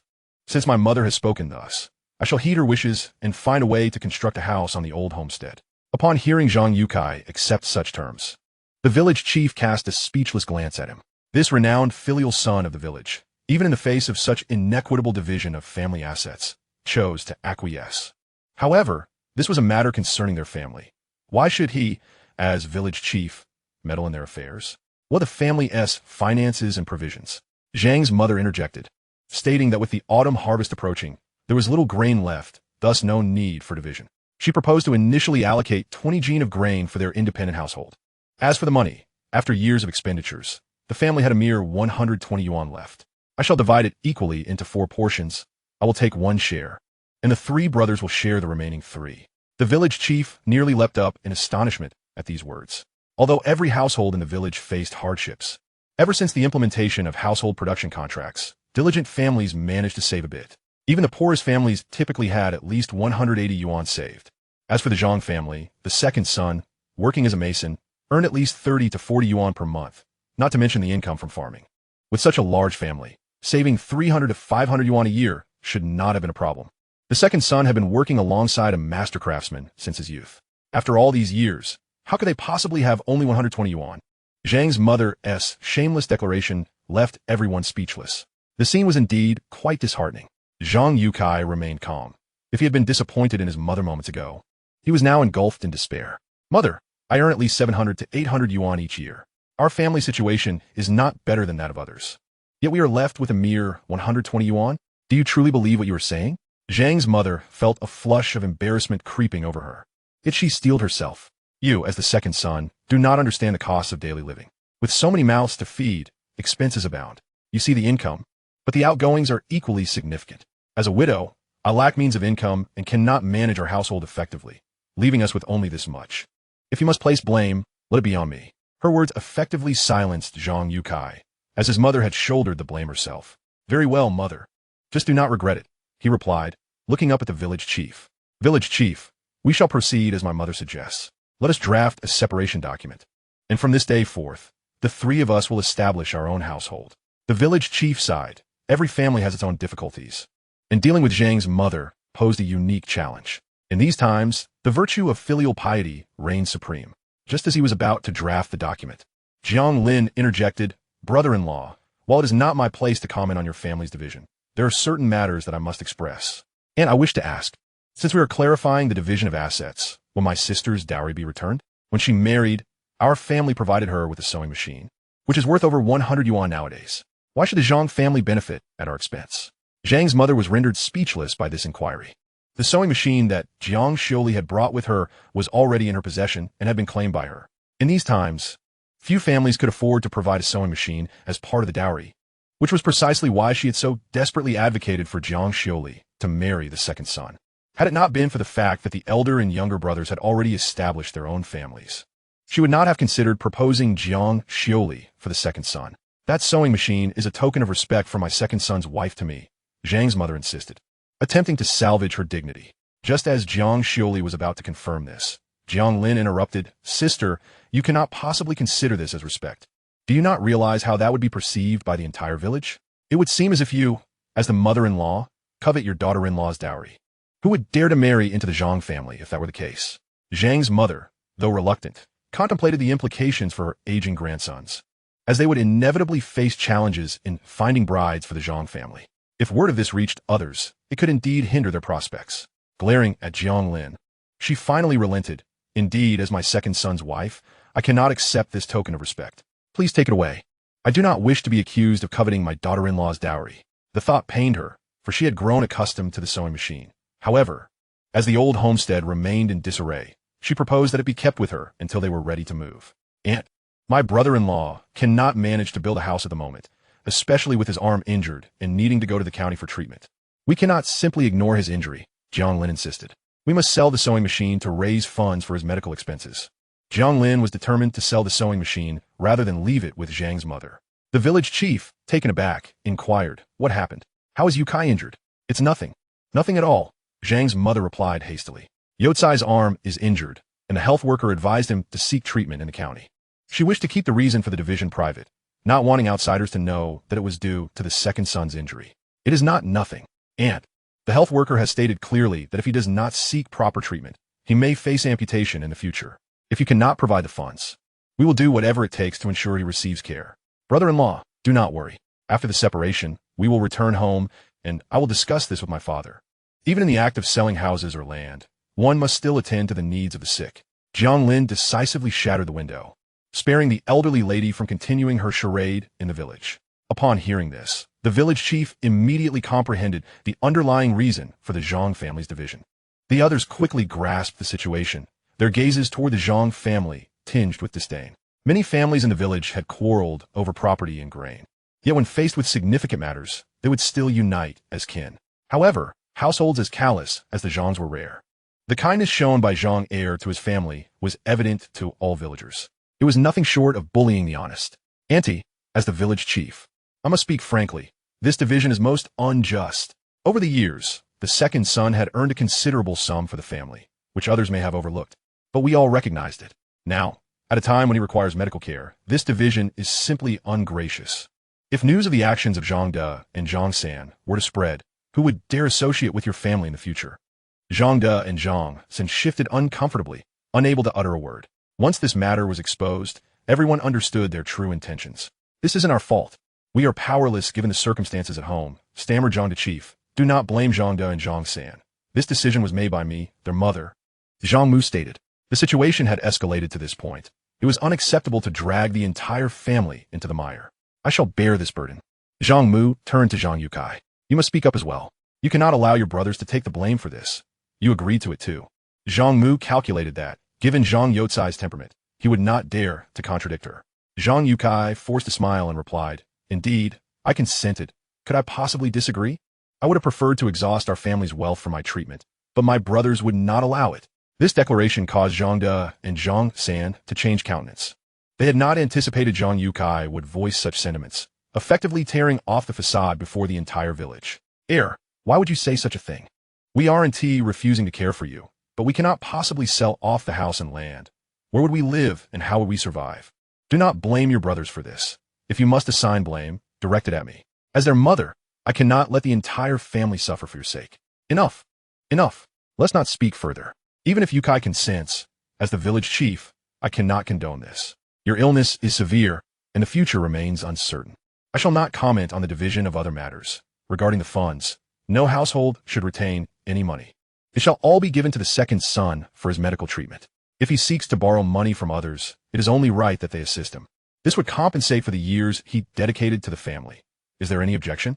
With the village chief's decision made, despite their reluctance, Zhang De and Zhang heir could only acquiesce, as all eyes were upon them, filled with the scrutiny of respected elders in the village. The family, gritting their teeth, signed the separation documents in triplicate, marking the formal division of their household. Zhang Yukai turned to the village chief. "Uncle, I wish to seek medical treatment and would like to borrow money from our village. Could you announce this over the loudspeaker? This money is borrowed solely by Jiang Yue, and he vows not to burden the Jiang family further. Jiang Lin nodded in satisfaction. His brother-in-law was a sensible man. Once the halo of familial affection had faded, he understood precisely how to navigate the situation. Initially, he had contemplated encouraging his sister to rally the village for funds, making a grand spectacle of it. He had not expected his brother-in-law to alleviate his concerns so directly. The village chief sighed. Very well, do not worry. I shall make an announcement over the loudspeaker. You have made many acquaintances over the years. They will likely come to your aid. We shall gather what we can. You must first have your arm treated. With that, the decision was solidified. Uncle, in the coming days, please assist in establishing a separate household for my family of 3. Jiang Yue steeled himself. He needed to sever ties with the Jiang family completely. From this incident, he realized the unreliability of his kin. Riding the momentum of this decision, he felt it imperative to disconnect entirely. Otherwise, once his arm was healed, his mother and elder brother might yet pressure him into servitude again. Previously, he had never needed their insistence. He had always considered his family, everyone but himself. However, from this day forth, he would live solely for his own heart. Very well. The village chief departed with his entourage. Zhang Mu harbored unexpressed frustration. She had not anticipated that the family's last vestige of wealth would be directly claimed by her second son. Heir, since you have taken all the money, you and your family should promptly move to the old residence. We have divided our household. Do not linger here. Overcome by resentment, even Jiang Yue could not fathom how his mother could utter such cold words. Mother, the old house is uninhabitable. Can you not wait a single day? Jiang Yue was incensed. The second son is not cruel. You have taken all the money. How will this family survive? If you wish to stay here, then pay rent. For the room you occupy, it is 5 yuan a month. You must pay for a year in advance. Zhang Mu pondered how to reclaim that money. Knowing full well Jiang Yue had no place to live. Even if it meant taking advantage of him, she would insist on receiving the money. Jiang Xiuli nearly fainted upon hearing this. The original 120 yuan was insufficient for medical expenses, and now her mother-in-law demanded 60. Mother, are you trying to drive us to our doom? Jiang Xiuli was now in a state of anxiety. Her husband's recovery was uncertain, and she had heard that medical costs could be exorbitant. She and her daughter had no notion of what the future held, yet their mother-in-law treated them with such cruelty, making them feel as though they were at a dead end. What do you mean I am forcing you? Is it not you who are forcing me? Zhang Mu remained unmoved. Either pay rent, or you must vacate the premises. Fine, mother.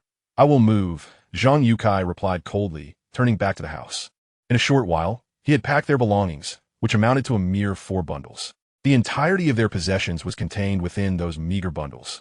In the dilapidated house, the cabinet and table he had once crafted for his wife had long since been relocated to the homes of his elder brother and third brother.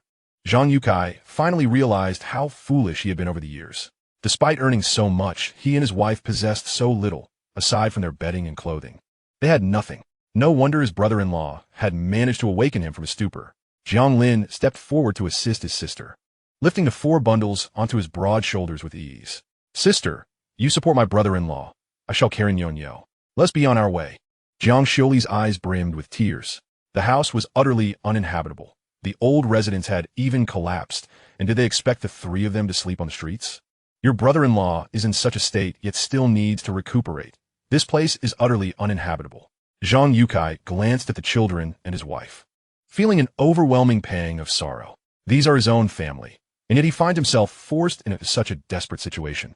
How could his mother treat him in this manner? After all these years of devotion to his family, is it too much to ask for a few days of leniency? Upon witnessing her son actually leave, Zhang's mother could not contain her anger. Just go. Hurry and leave. This is not me chasing you away. When the time comes, don't come knocking on my door asking to move back in. I assure you, I will not consent. Zhang's mother was entirely unconcerned about where her son might go, for the old house was certainly uninhabitable. There were no vacant homes in the village. It was precisely this certainty that emboldened her to threaten her son so brazenly. Jiang Yue, his wife, and Jiang Lin stood on the road outside, momentarily at a loss as to where to turn. Jiang Lin was pushing his bicycle, laden with 4 bundles. 2 were hanging from the handlebars, while the other 2 were wedged onto the rear seat. At this moment, he could have played the part of the Good Samaritan and taken his brother-in-law to stay at his home. However, having just severed ties with Zhang's mother, bringing his brother-in-law home would likely only please her. Once his brother-in-law's hand was healed, Zhang's mother might sweet-talk him, promoting a facade of familial harmony. Who knows? Perhaps his brother-in-law would forget the entire ordeal, believing that only through enduring pain would he learn a lesson, such as human nature. Moreover, unless his brother-in-law experienced the hardships faced by their family firsthand, how could he truly grasp the agony of being forsaken by loved ones? How could he appreciate the unwavering support his sister and child provided? Thus, Jiang Lin remained silent. Zhang Yukai observed the averted gazes of those around him. Many were peering through the cracks of courtyard doors, watching their family's plight unfold, relishing the spectacle. At that moment, the wound on his arm throbbed with renewed intensity. "Let's go take a look at the old house," he suggested. Deep down, he knew the old dwelling was uninhabitable, yet he clung to a glimmer of hope, for his family had nowhere else to turn. Upon arriving at the dilapidated old house, Zhang Yutsai's heart sank entirely. The roof had collapsed, and 3 of the 4 walls lay in ruins. Wild grass had grown so tall that it nearly obscured the view of the ground. Who would dare reside in such a place, uncertain of what snakes or vermin might lurk within? Jiang Xiuli's eyes were red-rimmed. She had always viewed her husband as her pillar of strength. Yet witnessing the anxiety etched on his face, with the corners of his mouth blistered from stress, she understood that his distress was futile. "What if we return to my parents' home for a few days?" she tentatively proposed, realizing that they could not stay here, especially with her husband needing medical attention. Before Jiang Lin could find a reason to interject, Zhang Yukai spoke up first. "No. How can we possibly go back to your family? What then? This place is utterly unlivable," she replied. Little Nyonyo, nestled in her mother's embrace, looked around in fright and burst into tears. Zhang Yutsai's heart ached for his daughter. She was aware that even an adult like him felt uneasy in this desolate wilderness. "Let us head up the mountain. There are some abandoned caves up there where we can stay for a while," he suggested. The family made their way to the foot of the mountain, where a cluster of caves awaited them. These had once served as dwellings for the educated youth sent to the countryside, but after their return to the city, the caves had remained vacant. In total, there were over a dozen caves. Clearly, they were in better condition than the old house, while the doors and windows were in disrepair. They managed to find one that was still somewhat habitable. Selecting a cave with relatively sturdy doors and windows, they found it filled with dust. As they pushed open the cave door, a mouse darted out unexpectedly. Jiang Lin waved his hand to disperse the dust, covering his nose, as the cloud of dirt was suffocating. "Sister, let me take care of Nyonyo outside while I clean up the cave," he proposed.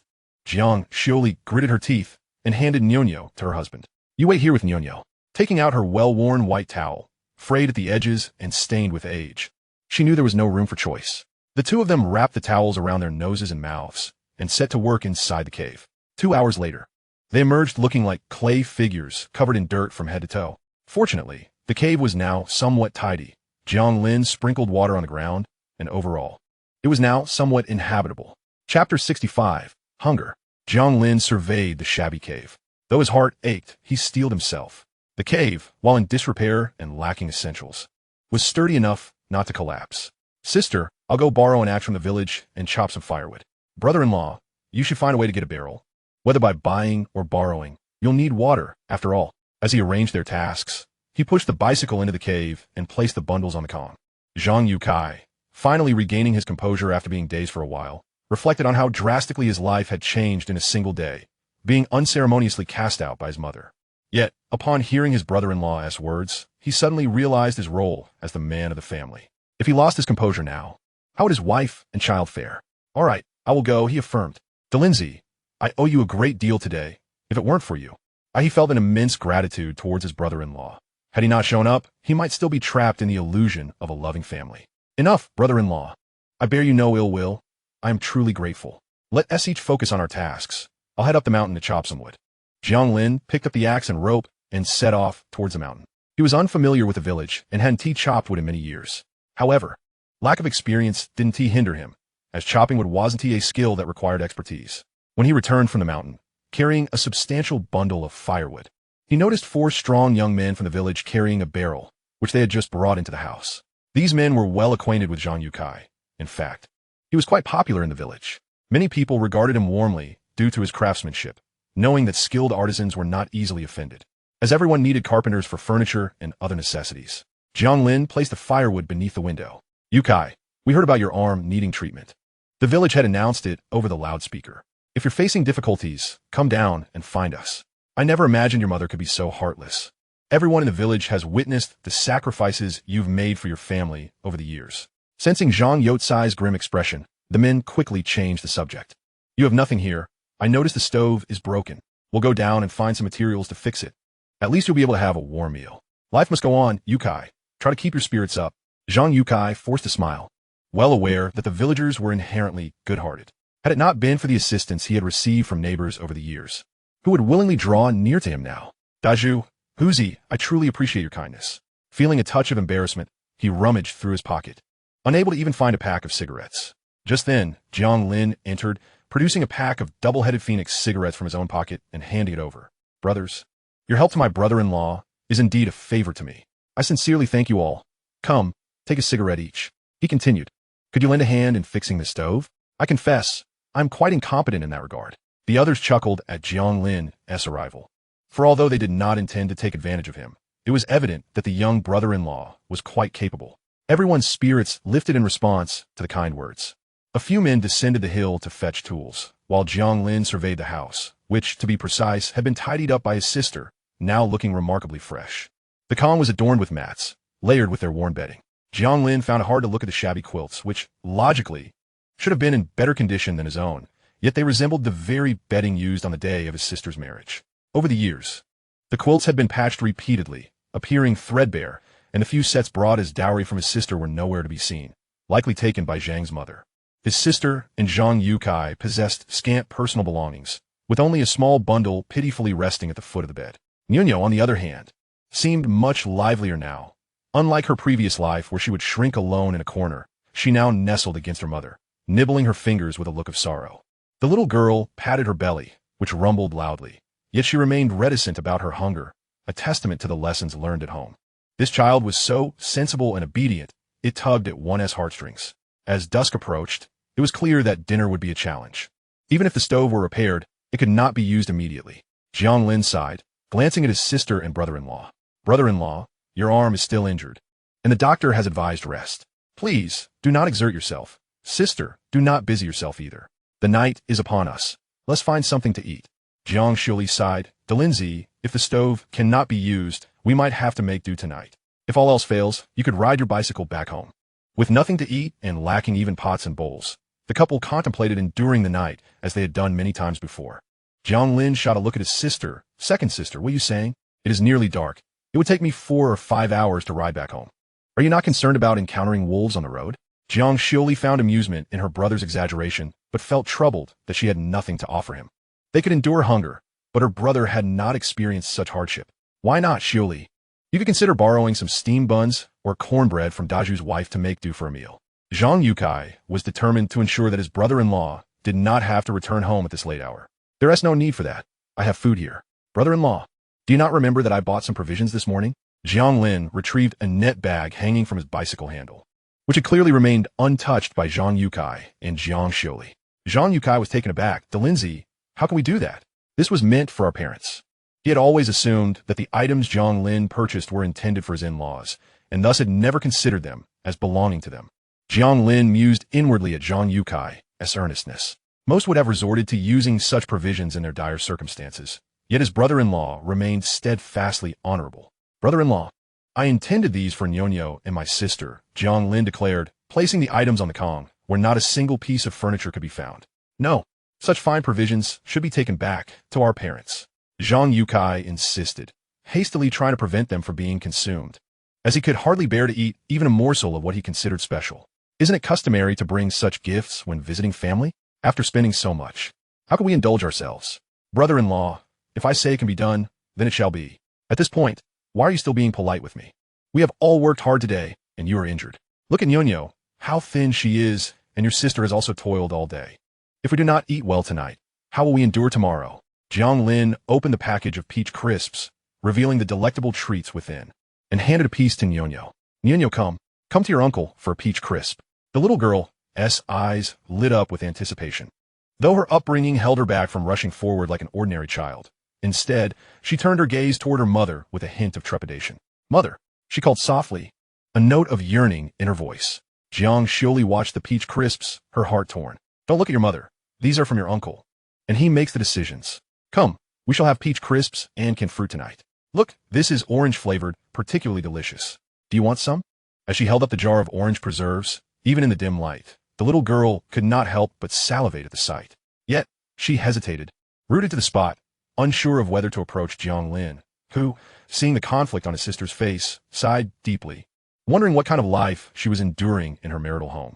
He bent down and scooped Nyo into his arms, placing the peach crisp in her tiny hands. Eat. Do not mind your mother. Not only did he offer Nyo a peach crisp, but he also handed 2 pieces to his sister and brother-in-law. If you two do not eat, how will Nyo dare to? Enough with the formalities. We are all family. Even if our parents knew you had this, what of it? We cannot let our family go hungry at night. Jiang Lin sighed, recognizing that his brother-in-law had their best interests at heart. Eat. For it is I who have caused both you and the child to suffer, as life had brought them to such a juncture. He felt like a pioneer in their village, a situation almost comical to him. Despite earning a good income, he had never thought to provide his family with decent food. And now, after being cast out, it was his wife and child who could finally enjoy good things. Watching his sister and brother-in-law accept the treats, Jiang Lin cheerfully pinched Nyo's little nose. See, your parents are eating now, so hurry and join in. The little girl observed her parents biting into the peach pastries, and, filled with delight, brought the pastry in her hand to her own mouth for a small nibble. As she savored the sweetness, her eyes sparkled with joy. Uncle, it's sweet.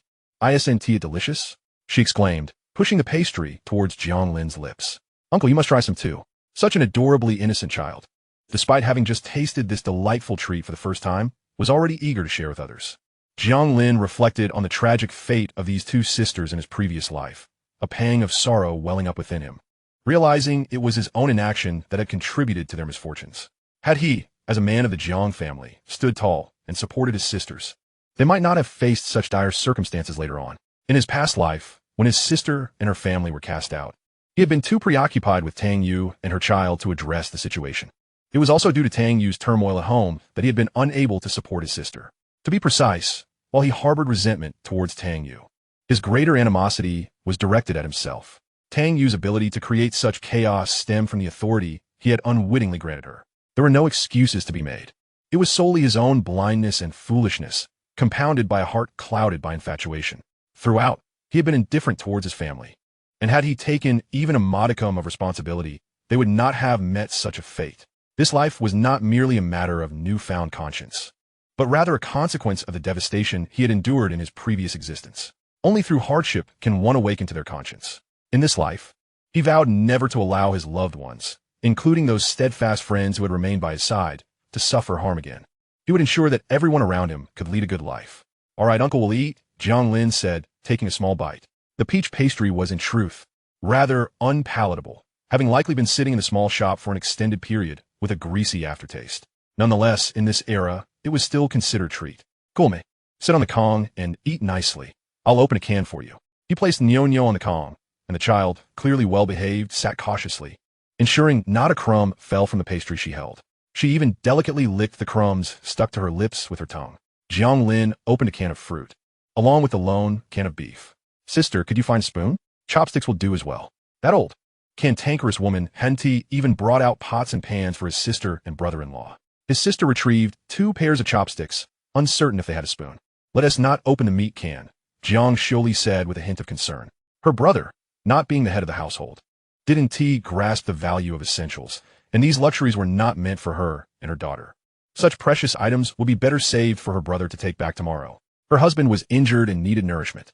If we had a stove, I would have you fry the cured meat along with the pork I brought, but alas, that is not possible now. Upon mentioning her husband's injury, Jiang Lin fell silent.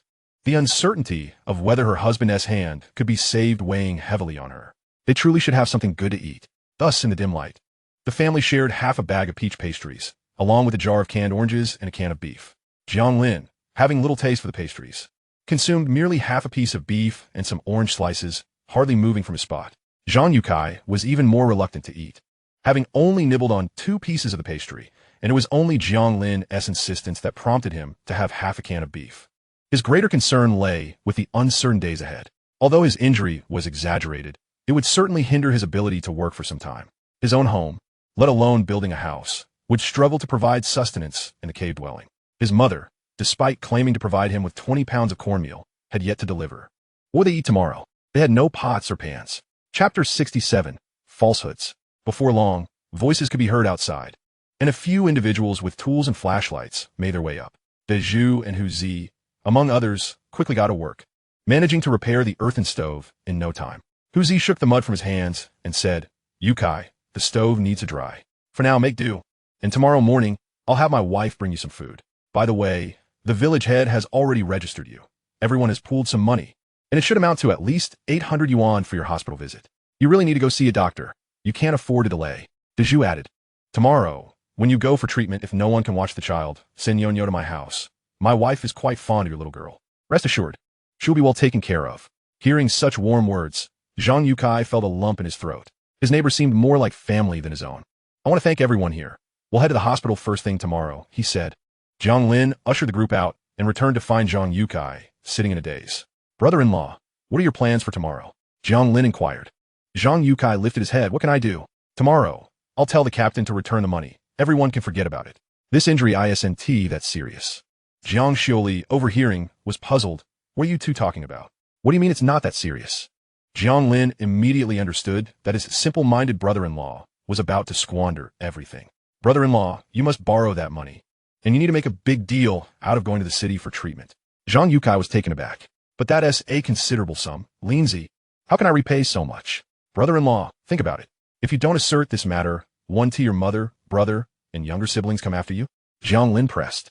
"When your mother comes crying, one to you soften and return home to toil like a beast of burden. I understand you still have feelings for your mother and family. That's natural. However, today you've seen what kind of people they are. In a critical moment, they will push you away without hesitation. After all these years, you must have earned something, even if it's not much. But in the end, if you're left with just 120 yuan, I don't know how that would make you feel or what thoughts you might harbor. But let me make myself clear. If you tell everyone tomorrow that your injury is not serious, I guarantee that within an hour, your mother and brothers will come knocking, demanding you return home. I suspect your mother will lament her helplessness, while your brothers will say they can't bear to see you go. In the end, you'll still be obligated to earn money for the family, and none of what you earn will benefit your wife or daughter." Zhang Yukai, unable to suppress his feelings, replied, "But there's still my mother and my family." Jiang Lin's expression darkened instantly. He knew Zhang Yukai was not easily swayed. He was grateful he hadn't taken Zhang Yukai back to his own home. "Zhang Yukai, if you wish to suffer in silence and serve your family like a beast of burden, that is your choice. But I cannot stand by and watch my sister and Yonyo endure this kind of life any longer. Look at Yonyo. She has grown so much and has never tasted such delicious food. You earn quite a substantial amount each month. Can you not support your child or your wife? How can you let your own child and wife live in such conditions? I tell you, if you wish to return to your family for a reunion, that is beyond my concern as an outsider, but my sister and Yonyo cannot be left behind. If you truly desire a life filled with maternal love and filial piety, then why not simply divorce my sister and let her have Yonyo? I will take them back with me. The Jiang family does not lack for food. They will not starve, but I will not allow them to suffer in someone else's household. How can this be? I have never considered divorce. Why should we end our marriage? You know you've never thought of divorce either. Yet what kind of life are my sister and Yonyo living? Don't you have any sense of this? For all these years, you have been preoccupied with your own family, dedicating yourself wholeheartedly to them. But does your family not include my sister and Yonyo? Brother-in-law, they say when marrying a man, one should consider food and clothing. What kind of life has my sister led after marrying you? Are you truly oblivious to this? Look at the meager possessions she has accumulated during these years of marriage. She can't even produce a single decent outfit. Think about it. Today, when your arm was injured, who stood by you unconditionally? If you wish to return to such a life, that is your affair, but do not drag my sister and Yonyo into it. Yonyo is still so young. What kind of life is she leading under your care? If I were you, I would harden my heart. You've borrowed such a considerable amount of money. I fear your mother and your two brothers will not come forward to help you. In fact, they would likely want to distance themselves from you. If you truly care for them, use this opportunity to heal your wounds properly. When you earn money in the future, build a house so that you at least have a shelter from the storm. That would be a way of honoring my sister and Yonyo. If your family encounters difficulties later on, you should be in a position to help if you truly wish to do so. Not like now, when you cannot even provide a penny when faced with a minor issue. Today it is you. What if it were my sister and Yonyo? What if my sister fell ill, or if Yonyo fell seriously ill and needed medical care? You would be unable to provide for them. Just think of the consequences then. This time it is a false alarm, but what if it were real? Have you considered what the repercussions would be? If your injury were genuine and your arm were to be permanently damaged, how will my sister and Yonyo fare in the future? Jiang Xiuli, upon hearing this, suddenly grasped the situation. False? Is your arm truly fine? Of course. The second sister was joking. If it were real, Wouldn't the sky have fallen in on your family? Jiang Lin laughed and cried at the same time. She was relieved that her husband's arm was fine. Moments ago, she had envisioned the worst-case scenario of her husband becoming disabled and that she would have to work harder. The little more than an acre of land would not sustain their family, and she would have to raise more chickens. Selling eggs could help supplement the household expenses, and building a house would take time. She was even contemplating discussing with her husband about working together to cultivate the land. If they couldn't afford bricks and tiles, they could still build a mud house. They could not continue living in that cave forever. Yet, she never imagined that everything was a falsehood. However, it saddened her that this incident left her feeling disheartened. If her mother-in-law's family treated her and Nyonya poorly, that would be one thing. After all, she was an outsider and had given birth to a daughter, which did not earn her favor. But why treat her husband, their own son, in such a manner? He had contributed so much to the family. Chapter 68. For Nyonyo's sake, they could not continue living that way. Is your arm truly fine, my child's father? Jiang Yue, looking into his wife's earnest eyes, nodded, feeling a pang of shame. You two are grown adults. How could you lie about something like this? Do you know that you nearly scared me to death today? I was just thinking about the 800 yuan I borrowed from the village. What if your arm doesn't heal properly? We are buried in debt. I was contemplating raising more chickens to pay it back little by little. If all else fails, we could work hard to cultivate the land at the foot of the mountain. We could manage to build a house. Yet here you two have spun such a grand lie. You both have quite the talent for deception. Jiang Li's eyes turned red with anger. Seeing his wife cry, Jiang Yue clumsily reached into his pocket for a handkerchief, but found nothing. Don't cry, my wife. Please don't cry. This is all my fault. Everything has come to a head because of what Lindsay said. I had my doubts, which led to this situation. I never anticipated things would escalate to this point. This morning we were still a large family, and by evening we were cast out. Lindsay was right. This is all my fault. For years, I've been busy working odd jobs, thinking I was providing for the family. I thought my mother would treat you and Nyonya well because of my earnings. Yet I never realized you and Nyonya had not been living well at home. It's my blindness and ignorance. Jiang Yue clumsily wiped his wife's tears. Seeing her tears flow more freely made his heart ache. The fleeting hesitation he felt earlier vanished instantly. Yes, he had earned so much money with the intention of making life a little easier for his wife and child. Yet, he hadn't been home in months, and what he returned to was merely a facade created by his family. The hard-earned money he thought would ensure a comfortable life for his wife and daughter had instead resulted in them living poorly. What kind of man was he? You scared me to death. Do you know I truly thought the sky had fallen today? Why did you only think to do this today? If you had opened your eyes sooner, Nyonya and I would not have had to endure these years of hardship. I have never seen you so clever before. Now you're suddenly using your brain. Do you realize you've terrified not only me but also scared her child? Jiang Lin lamented, feeling somewhat wronged. Over the years, she had never had the opportunity to speak in detail with her husband. Although they were married, they had not spent much actual time together. Her husband was often away, working, and when he returned, his mother would find ways to keep him occupied. She never had the chance to share personal thoughts with him. And by the time she could return to their room, she and the child were usually already asleep. Each time she saw her husband so exhausted, she could not bear to trouble him with household matters. Yet day after day passed like this. As a result, her husband was entirely unaware of their grievances. Jiang Lin picked up little Nyonya, who was likely feeling a bit drowsy in the dimly lit room. The little girl had grown quite fond of her uncle. Nestling against his shoulder, her tiny hands clasped around his neck.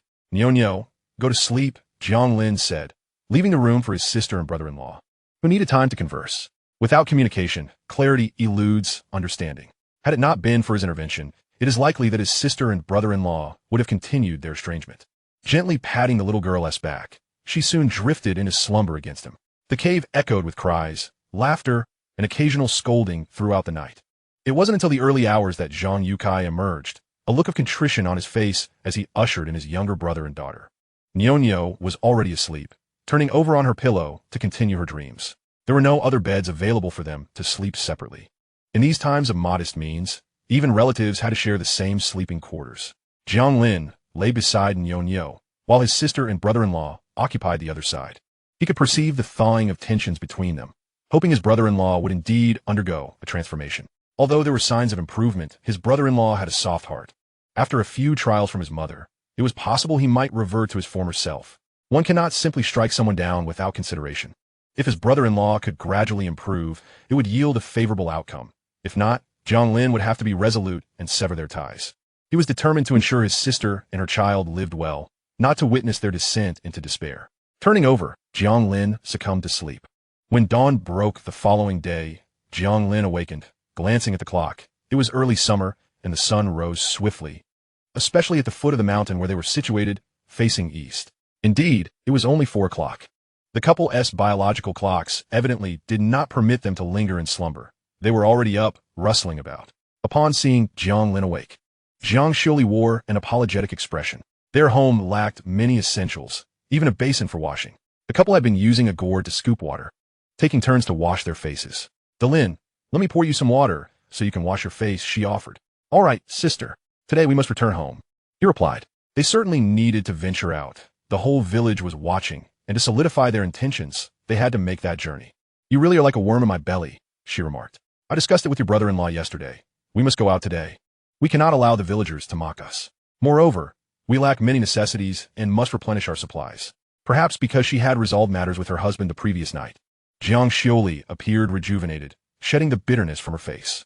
"What do you and my brother-in-law think?" Jiang Lin understood that his second sister was soft-hearted, inherently a good-natured person incapable of malice. Yet, both her husband and sister require transformation. Otherwise, even if her husband became resolute, she would still be a hindrance. "Yesterday, your brother-in-law and I discussed our past. We both played a role in how our lives turned out. For Nyonyo's sake, we cannot continue living like this." Chapter 69, Withdrawing Money. "Lin, I must thank you this time," Jiang Lin said, her gaze filled with gratitude for her brother, suddenly realizing how different he had become. It was truly her brother's unexpected visit that triggered a series of changes. Moreover, the transformation in him was beyond her imagination. Once an honest and reticent child, her brother had now emerged as someone who stood up for her, even confronting her in-laws. This was entirely inconsistent with the meek image she had of him. She was astonished to discover his newfound courage. For years, she had endured grievances in her marital home, wanting to confide in their parents, yet fearing it would only cause them distress without providing her any support. Given her brother's temperament, she had assumed he would only be victimized. Yet, she never anticipated this time he would open her eyes to a new reality. The very relatives who had bullied her were likely taken aback by his fierce defense. Jiang Lin felt a sense of pride swell within her. This newfound backing made her restless throughout the night. "Sister, we are siblings. If you continue to treat me so formally, I might truly become upset. The injustices you've faced in your marital home are largely due to me. If I see anyone bullying you, I cannot remain a coward. Sister, do not subject yourself to such humiliation. Remember you have a family, and your brother will always stand by you." As these words left his lips, tears streamed down Jiang Lin's face. Jiang Lin washed his face, pretending not to notice her reddened eyes. He had longed to express this, to reassure his sisters that he would be their support. Although their family had only one man, it was enough. The entire family had not eaten breakfast and directly took Nyonyo to the village. They first dropped her off at Juzi's house. Juzi's wife lit up at the sight of Nyonyo, as she had 2 rambunctious boys at home, making her keenly fond of the little girl. Nyonyo, being well-behaved, naturally garnered much affection. Juzi's wife had initially insisted they stay for a meal, but the 3 adults declined, knowing they were eager to head to the city for medical attention. With little interest in indulging in food, they soon arrived at the village chief's house. As the money was held there, the village chief handed over the funds collected from the villagers to Jiang Yue. "This is the money everyone has contributed. I counted it. It totals 789 yuan. Here is the ledger detailing each person's donation. I believe you'll find it useful. By the way, if the funds fall short, you can borrow a little from our village's account. Medical care is paramount." Jiang Yue accepted the paper package. "Rest assured, village chief, regardless of whether my arm can be healed or not, I will certainly repay everyone. If I cannot repay within a year, I shall do so within 10 years. If 10 years is not feasible, I will repay for my entire life. Enough, enough, do not dwell on such matters. Hurry and seek medical attention." The village chief waved his hand, recognizing Jiang Yue as a valuable member of the community. As the 3 prepared to leave, they were confronted by Zhang's mother, accompanied by the eldest and 3rd sons. Upon spotting Jiang Yue, she immediately noticed the paper package in his hand, her eyes glinting with greed. "Second son, I was just looking for you. Come home with me." The previous night, her 2 sons had learned from the village that the villagers had pooled together over 700 yuan for Jiang Yue. Such a sum was significant, and the thought of it being used for his arm's treatment made Zhang's mother restless. Having lost 120 yuan to his own son, coupled with the absence of a capable laborer like Jiang Yue, Zhang's mother found herself unable to sleep last night, tossing and turning. Ultimately, she called her 2 sons together to deliberate the matter. The three of them concluded that this sum of money must not fall into Jiang Yue's hands. For with his arm irreparably damaged, it would be wiser to retain the funds at home. At the very least, it would alleviate the burden of future marriages for several grandsons. Moreover, this money had been borrowed in Jiang Yue's name from the entire village, and naturally, he would be the one to repay it. It appeared to be a venture with no risk and abundant returns. The trio was early in their vigil outside the village chief's residence. Upon spotting Jiang Yue and his companions' approach, Jiang's mother promptly led her group to confront her son. Jiang Yue noticed a fleeting look exchanged between his mother and brothers. Over the years, he had grown accustomed to sacrificing for his family, and when seeing them, he instinctively speculated about their concerns. Were they worried about his injury? After all, family does care for one another. Mother, please don't worry. We are heading to the city shortly. I will ensure I receive proper medical attention, Jiang Yue said, struggling to suppress his emotions. Years of emotional manipulation had conditioned him to this submissive state, making it difficult to alter his mindset. It was no wonder that Jiang Yue had lived this way for so long. It had become a framework within which he found it hard to think beyond.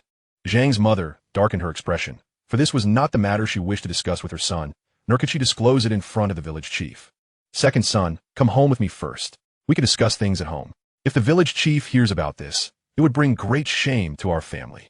Mother, let's postpone this conversation until I return from the city. There is only one bus, and if I miss it, I won't be able to find another ride. Jiang Yue replied, finally displaying some clarity of thought after reconciling with his wife the previous evening. Today, he was resolute about demonstrating to everyone that he was indeed seeking medical treatment. He hoped his mother and brothers would maintain his dignity, at least not to embarrass him in front of his brother-in-law and wife. Let us go another day. It's not worth rushing. After all, your arm is already incapacitated. Jiang's mother said impatiently, if you catch the bus to the city, how will we keep the money safe? Jiang Yue felt a wave of panic at her words.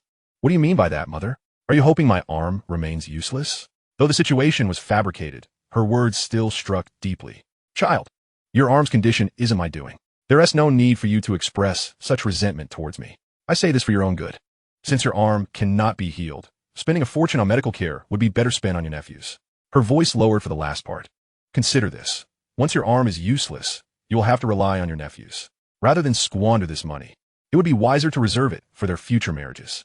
Mother only wishes the best for you both. Chapter 70, A Plea for Money. Mother, you truly are my own flesh and blood, Jiang Yue exclaimed, this being the most profound anger he could muster. Of course, I am your mother.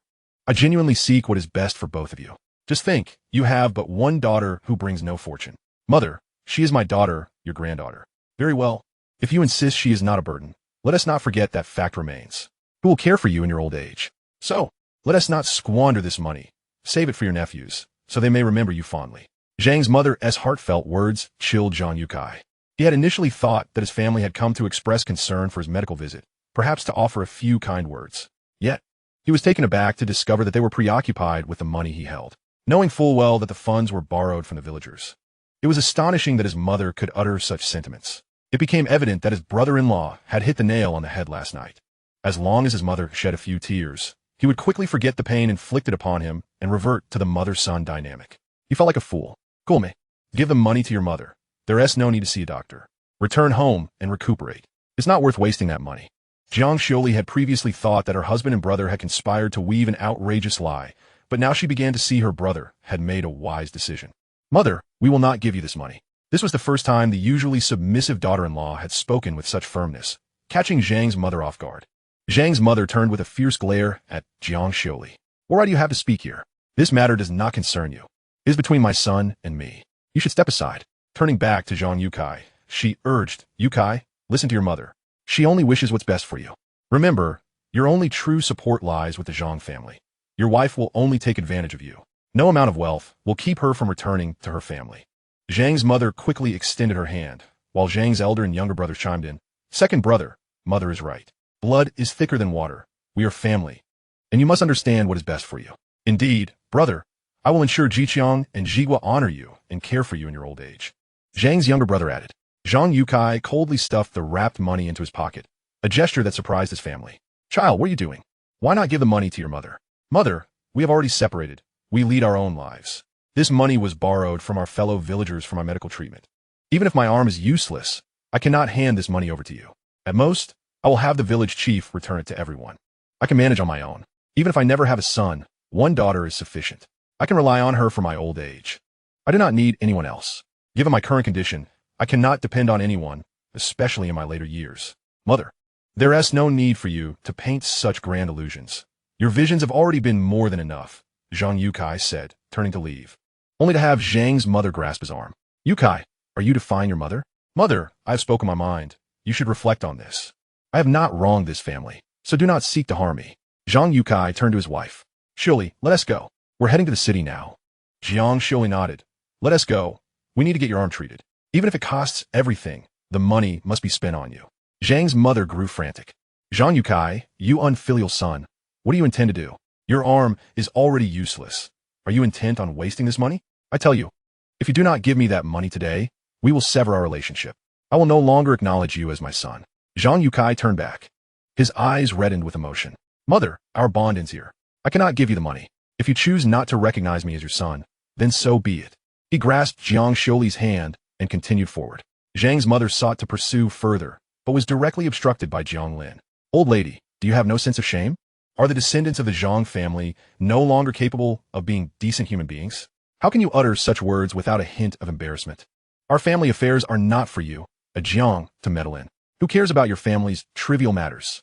Let me tell you, if Jiang Lin weren't my brother-in-law, do you think I would bother? You have already split your family. To suggest that a gravely ill son should repay borrowed money to his brother. Is this something I should announce in the village? Let everyone see the integrity and character of the Zhang family. The eldest and third sons of the Zhang family hastily took 2 steps back, wary of Jiang Lin. This lad does not play by the rules. He shows no regard for Jiang Lin at all. He is even more shameless than they are. What do you intend to do? Jiang Lin, do not forget that your sister is our daughter-in-law.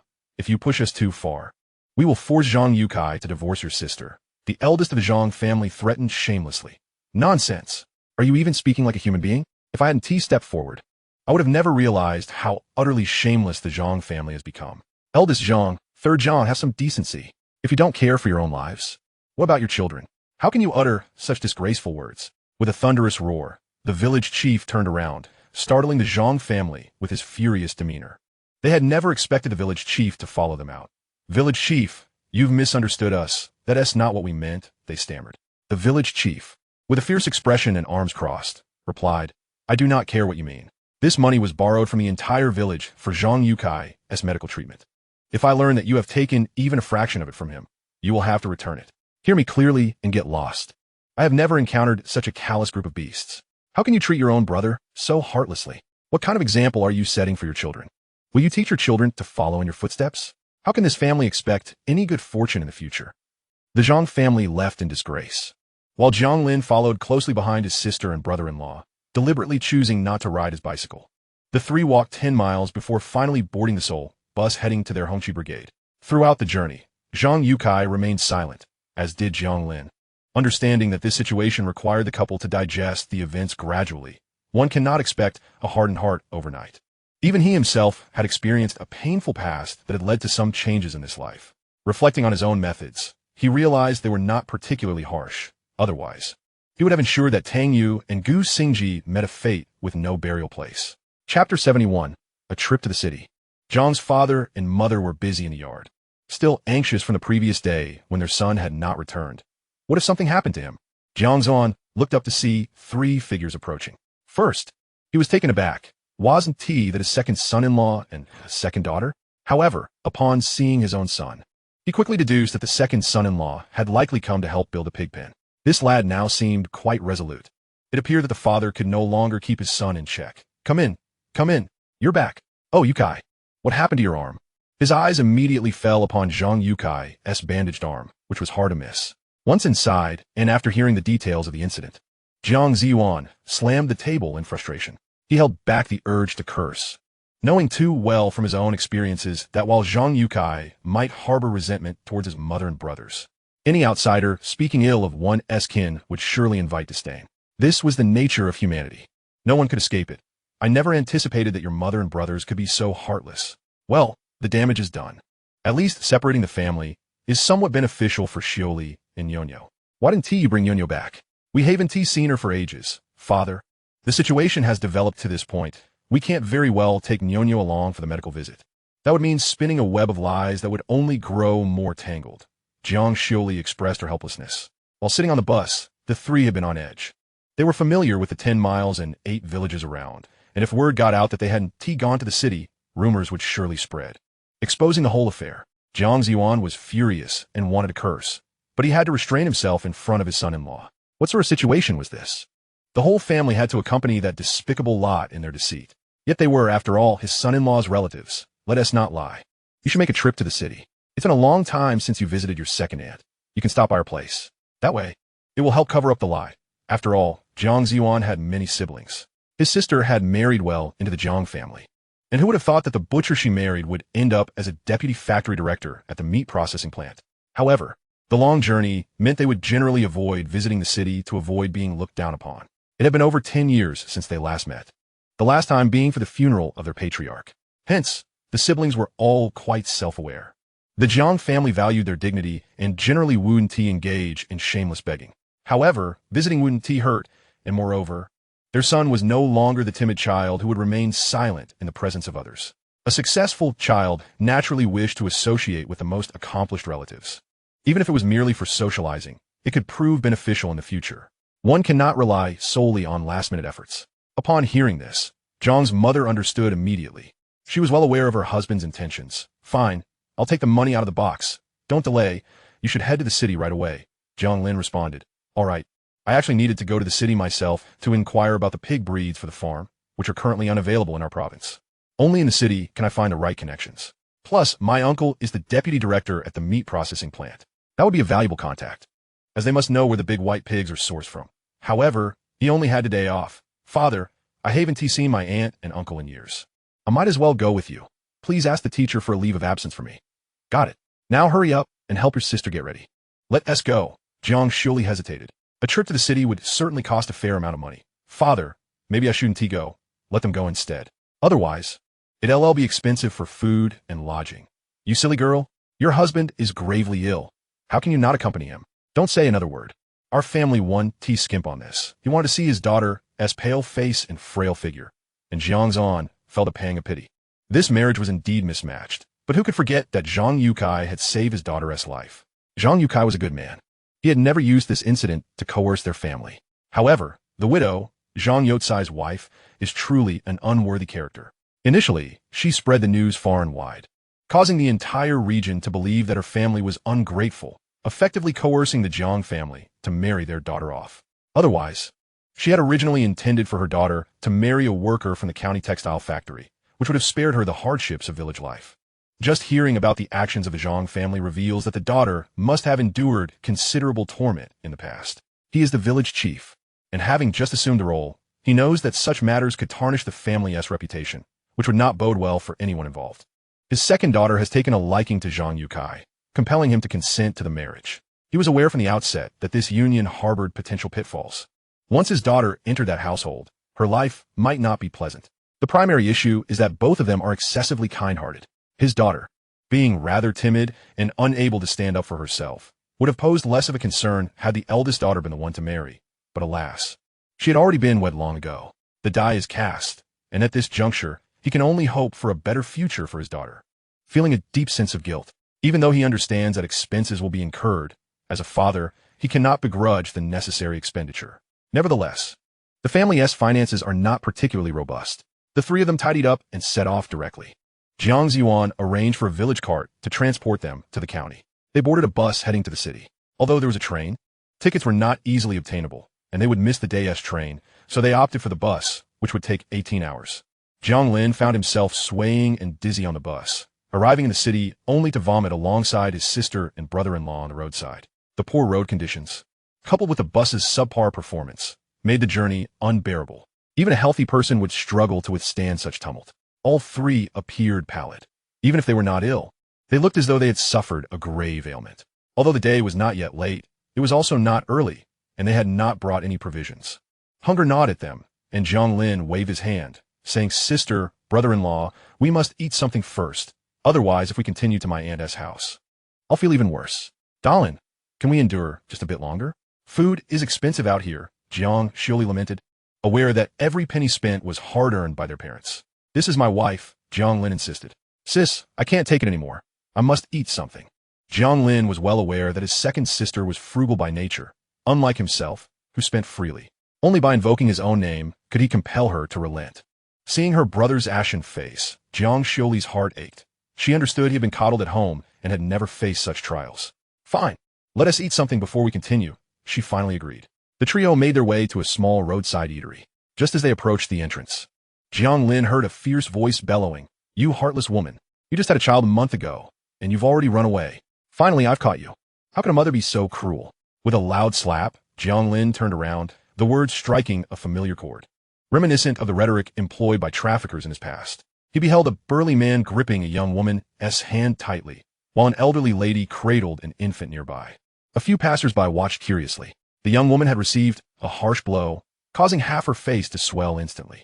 At the same moment, she looked incredulously at the man before her. "Are you insane? Who is your wife? I don't even know you." Upon hearing this, the elderly woman rushed forward, seizing the girl's other hand and squeezing it painfully. "You heartless creature. How can you be so cruel? You've abandoned your child, who is barely a month old, to run off with this man. Have you ever seen such a cold-hearted mother? We searched high and low to find you.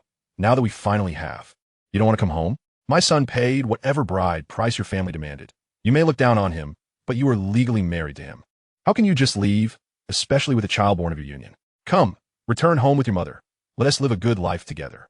Her words extinguished any lingering doubts in the minds of the onlookers. Some began to chime in, urging, "You woman, you are already married. How can you run off with another man?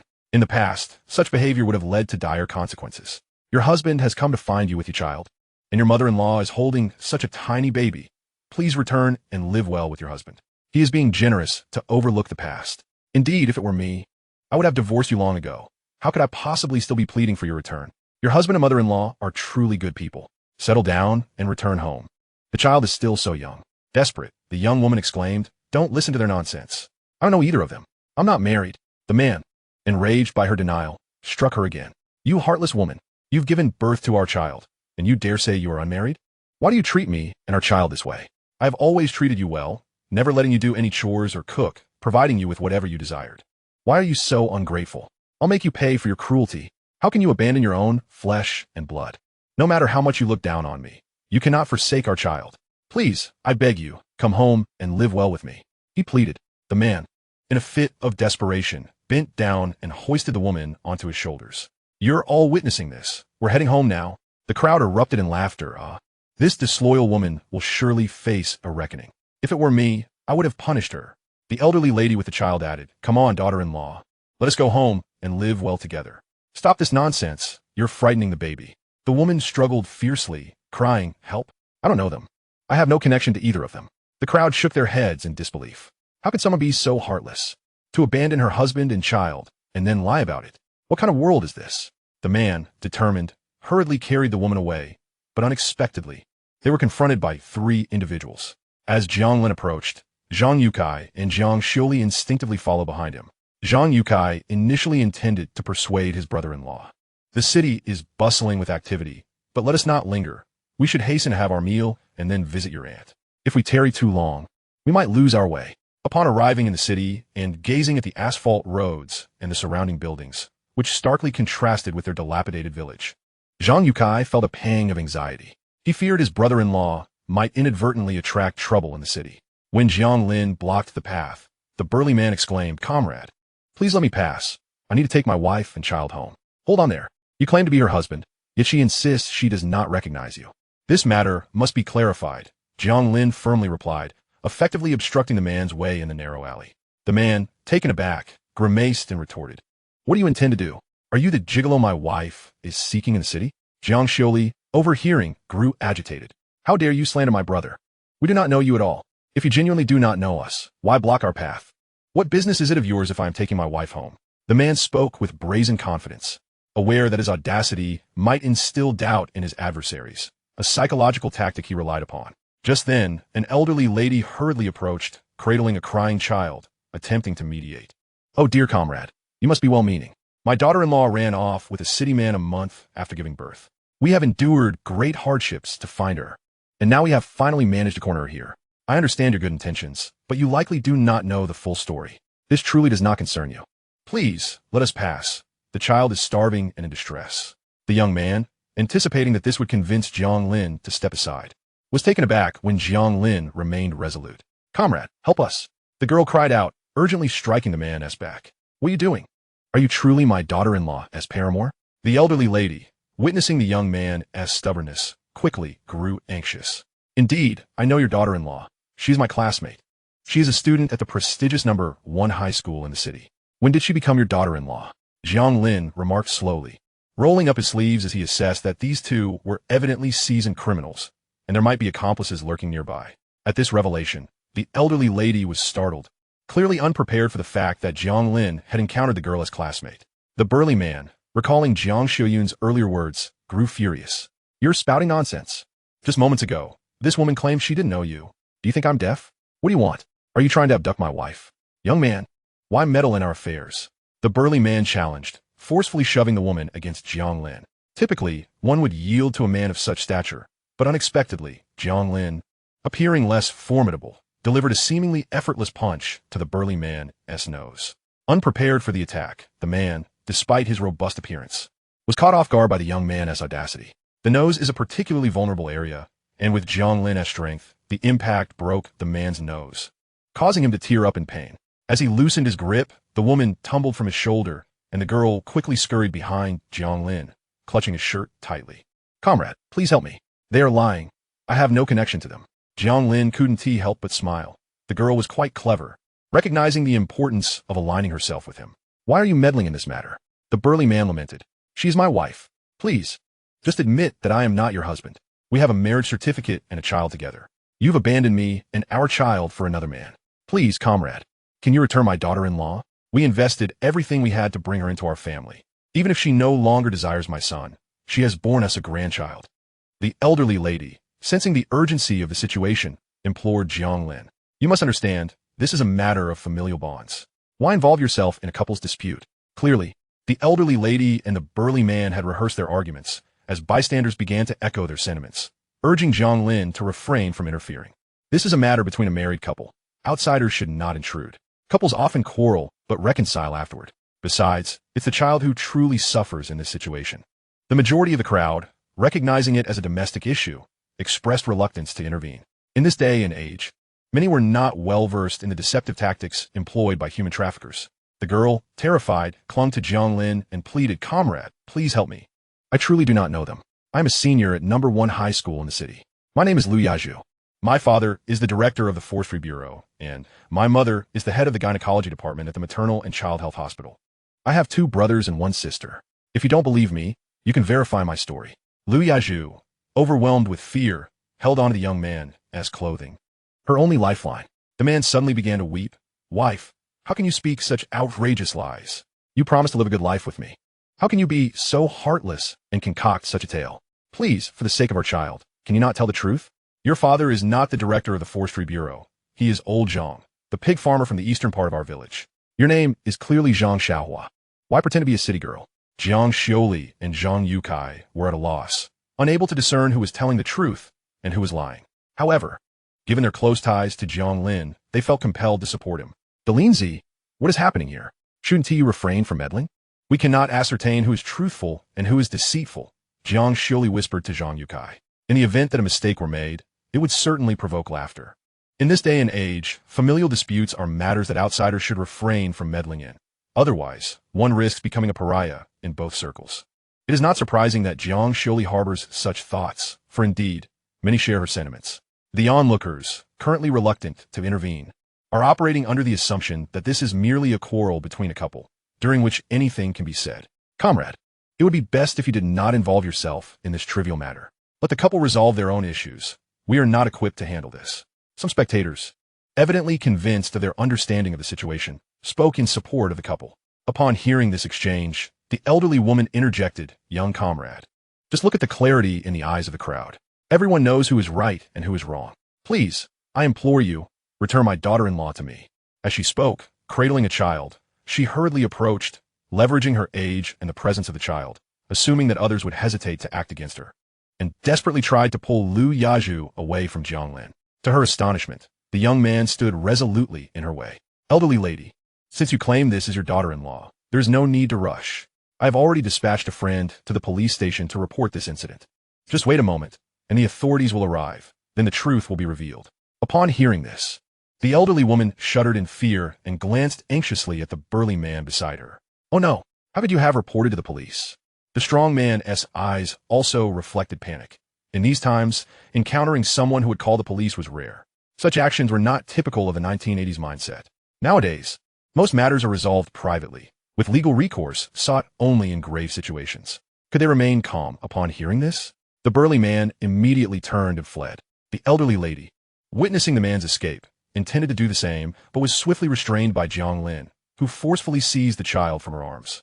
"Sister, quickly hold the child." Jiang Lin was utterly bewildered by the unfolding events, yet instinctively responded to her brother's command, clasping the child tightly. The surrounding crowd, stunned by the fleeing man, quickly regained their composure.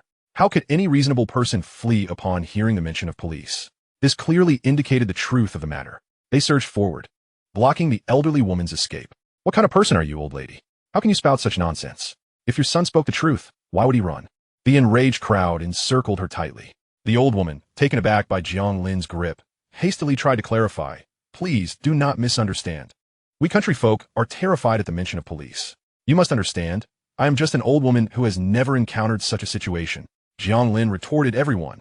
"Do not believe her. The child she holds is likely abducted. She is probably a human trafficker." Some swift-footed individuals from the crowd dashed to the police station to report the incident, urging the officers to come quickly.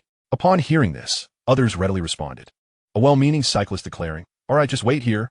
The crowd quickly comprehended the situation. "This young man is quite astute. He didn't even call the police." Jiang Lin smiled. "My apologies, everyone. I'm just a traveler here." And upon overhearing the conversation, I felt compelled to intervene. "I truly do not know where the police station is. I merely intended to intimidate them, not expecting them to actually flee." The onlookers felt a tinge of shame, realizing they had been deceived. Initially, they had placed their trust in the seemingly honest appearances of both the man and the elderly woman, as there was no apparent reason to doubt them. "Young man, we owe you our gratitude. Otherwise, we would have fallen victim to these two. How did you know that this girl wasn't their daughter-in-law?" Curious spectators pressed for answers. "Just look at her attire. Leather shoes, a fine dress, and those two ponytails, not to mention the plum blossom lady's watch on her wrist. From any angle, she does not fit the mold of a rural bride. Which country girl dresses in such a manner?" Many nodded in agreement. The elderly woman attempted one last desperate plea. "You misunderstand. My son treasures his daughter-in-law. Everything she has is provided to her according to city standards. You cannot do this. You are bullying honest people." She protested. "Let me go. Let me go." Stepping forward, Lu Yaju exclaimed angrily, "You are lying. Who is your daughter-in-law? Look at your son, over 30 years old.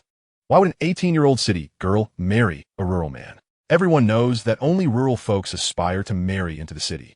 Well, have we ever heard of a city girl marrying into the countryside?" She continued, "I bear no prejudice against our rural farmers. But if one is to marry, why choose a man of such advanced age? What would I gain?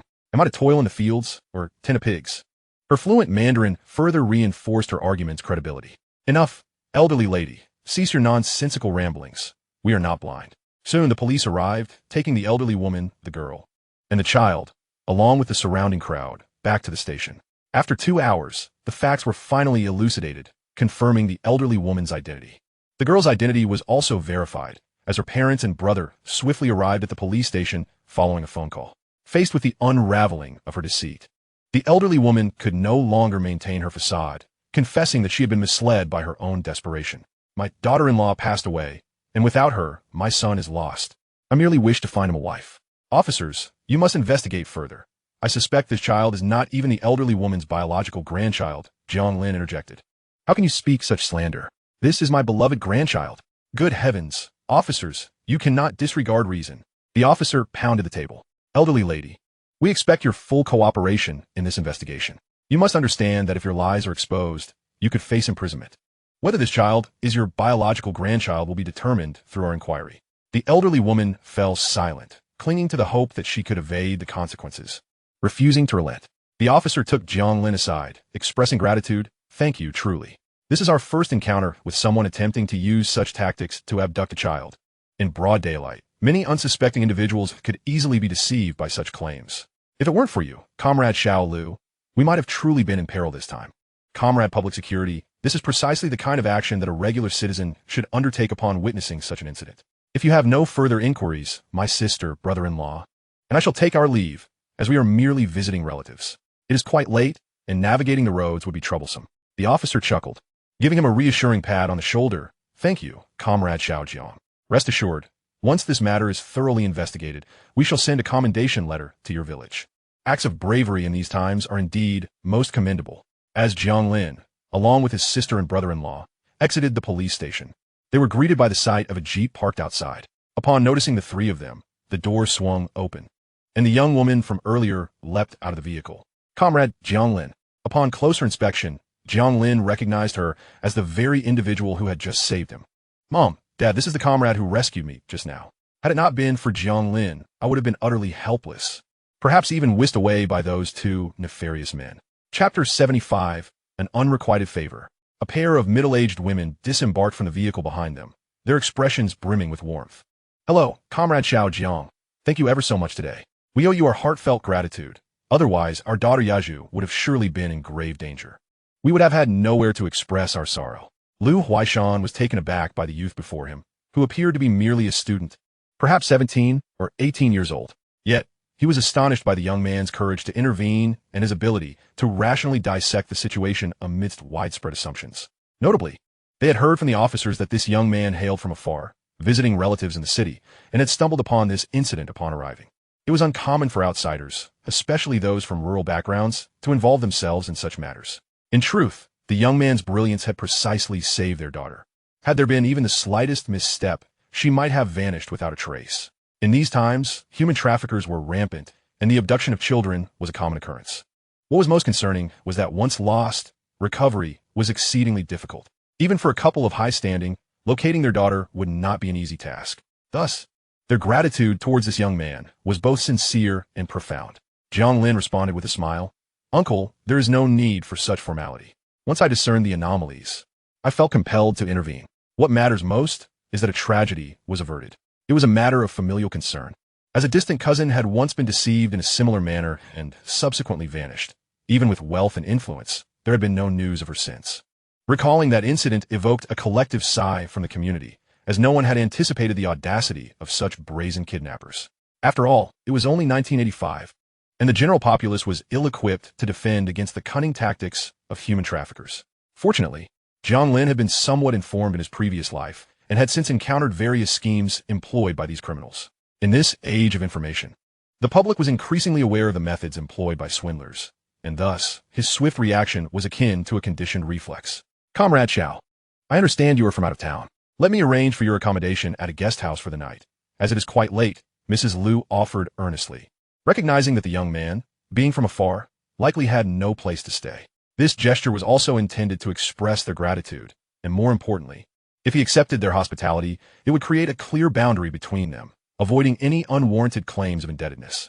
After all, they had too many opportunistic relatives. Such country folk often latched onto those in authority like leeches, and Mrs. Lu was wary of this. Uncle, Aunt, that won't be necessary. We are heading to my aunt's house. We must take our leave now. We hope to meet again, Jiang Lin stated indifferently, unaffected by their overtures. Having experienced the fickleness of human relations in his previous life, he was perceptive enough to recognize their intentions. Moreover, he had no desire to leverage this situation for personal gain. His instinct to save was purely driven by his inherent nature as someone accustomed to being good-hearted, not out of a desire for recompense. If he were seeking benefits, he would not have intervened in the first place, as they were merely strangers crossing paths. Mrs. Lu's expression soured at his refusal, perceiving it as a denial of their gratitude. Typically, such behavior hinted at ulterior motives. Very well, Shaojiang we reside at. Mr. Lu, oblivious to his wife's apprehensions, viewed the young man as a worthy acquaintance, having saved their daughter's life, which outweighed all else. Just as Mr. Lu attempted to convey their address, Jiang Lin interjected, Uncle, Aunt, it's getting late. You should take Comrade Xiao Lu home. She must be frightened after such a scare. We shall not intrude further, as we have pressing matters to attend to. We cannot afford to wait any longer. The bus will soon depart. With that, he turned and left with his sister and brother-in-law, departing without granting the Lu family an opportunity to respond. Mrs. Lu was taken aback by his abruptness.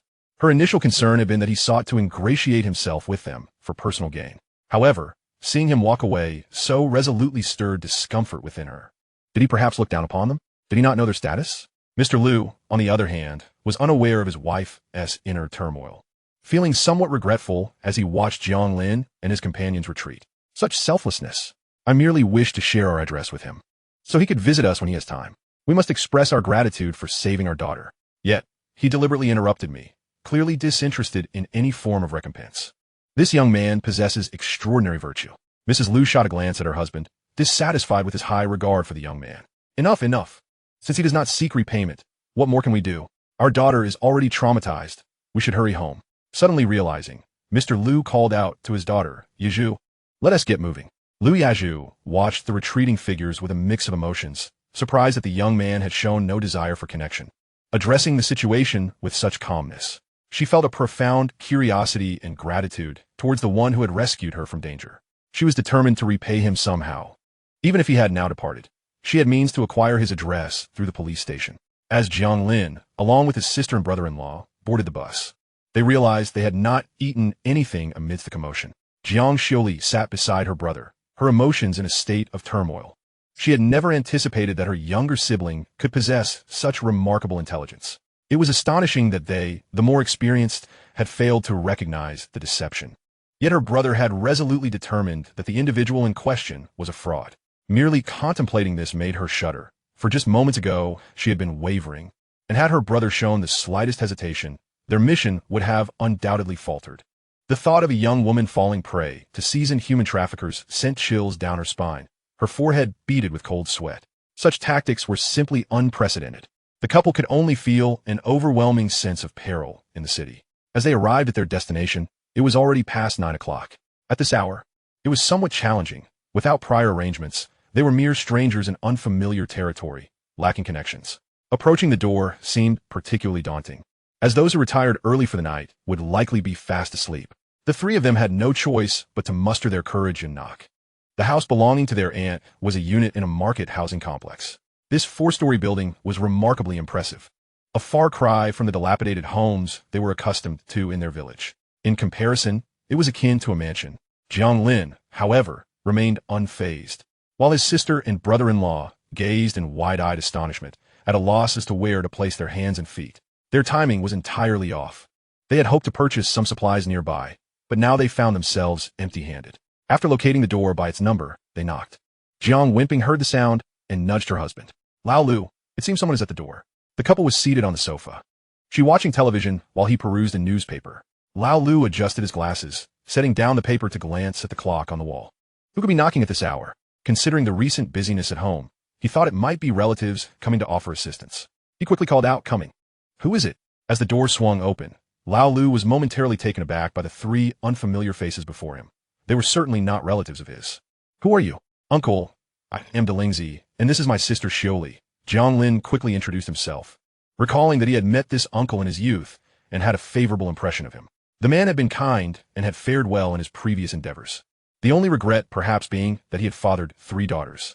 It seemed the Jiang family was cursed in this regard, as aside from Jiang Lin, all siblings had born daughters. Lao Lu blinked in surprise, suddenly realizing, goodness, this is my wife's nephew. Wenping, come quickly. Delingzi and the others have arrived. Jiang Wenping sprang to her feet, rushing over, and upon seeing Jiang Lin and Jiang Xiuli, her eyes immediately welled with tears. Despite more than a decade apart, she recognized the features of the 2 children instantly. Jiang Lin bore a striking resemblance to his father.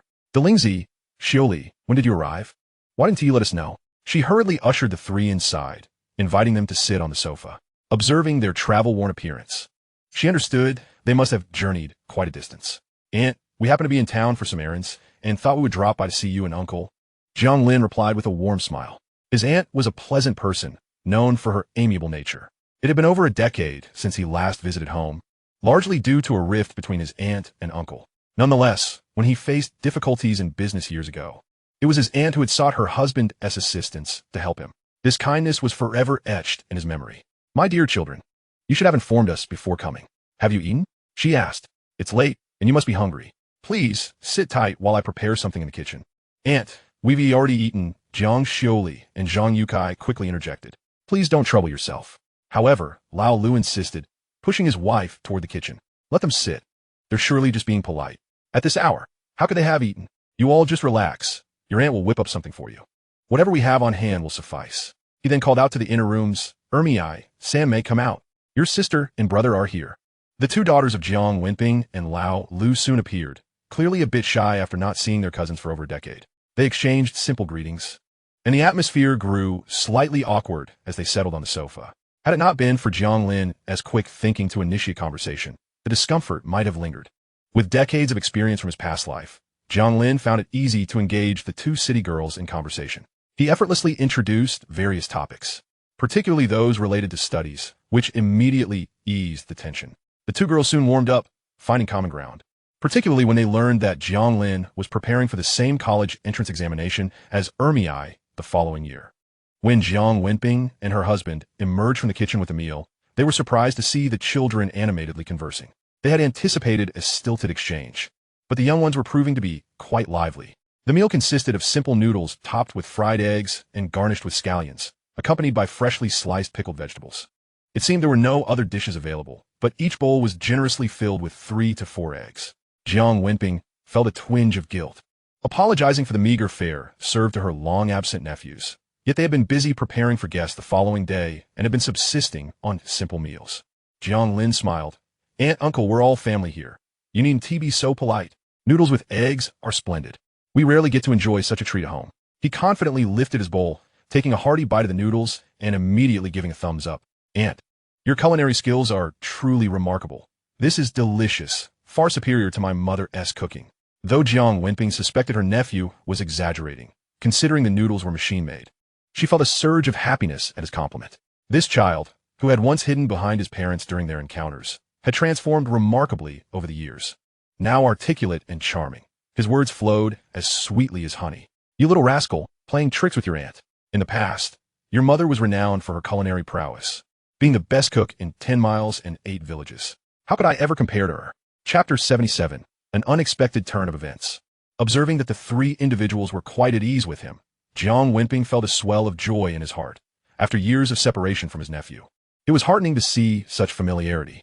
Once the meal concluded, encouraged by her brother, Jiang Shuli relaxed her demeanor and no longer felt constrained in front of her aunt. She proactively took her bowl and chopsticks to the kitchen to wash and tidy up. Jiang Wenping and old Lu increasingly appreciated Jiang Lin, surprised at how much he had transformed since growing up. "Delinzi, is there something specific that brings you here? Has something happened at home? Your father wrote to me last month and mentioned nothing unusual." Jiang Wenping instinctively sensed that there might be troubling news from home. "Aunt, I indeed have a matter to discuss. I am here to seek uncle's assistance." Jiang Wenping chuckled, noting old Lu's absence. "See, they have come to find you, making me feel rather unimportant." "Dear aunt, my visit to see uncle is also a visit to you," old Lu replied with a grin. "What is it you need from me? I am merely the deputy director of a meat processing factory. What could you possibly require my help for? Surely you're not suggesting that our village is in need of more meat? It hardly seems worth the journey, considering the cost of your ticket could buy dozens of pounds of pork." Yet, old Lu felt a twinge of anxiety, fearing that Jiang Lin might be seeking employment. Typically, relatives from the village hoped for a stable job in the city, but such opportunities were scarce. Although he held the position of deputy director, he could not exploit his authority for personal gain. Positions at their meat factory were highly coveted, with many seeking favors. However, each opening was under the scrutiny of numerous eyes. One misstep could jeopardize his hard-earned reputation. "Uncle, our family is considering establishing a pig farm, and I wish to introduce the renowned Duroc breed. However, our province lacks the resources you have at your meat factory, so you must know where to find these Duroc pigs. Could you help me inquire about where to source breeding stock?" This was indeed the primary purpose of Jiang Lin's visit. He was not merely fabricating excuses. The pig farm was of utmost importance. His journey was not trivial, as this venture marked the beginning of his path to prosperity. Old Lu was taken aback. "You plan to start a pig farm? But raising pigs requires technical expertise. Are you prepared for that?" It was understandable for old Lu to voice such concerns, as their meat factory frequently interacted with pig farmers, and any disease outbreak could lead to devastating losses. They had witnessed many pig farms go bankrupt, making them skeptical of Jiang Lin's aspirations. "Uncle, rest assured, we have already secured technical personnel to ensure proper support. We merely lack the breeding stock." Jiang Lin could not divulge that the technical expertise came from himself, as he was, after all, a novice in pig farming, who would believe he possessed the necessary skills.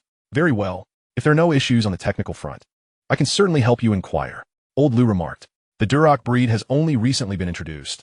Our province indeed does not have access to them. However, I have heard from farmers in other provinces that the Duroc breed is quite promising.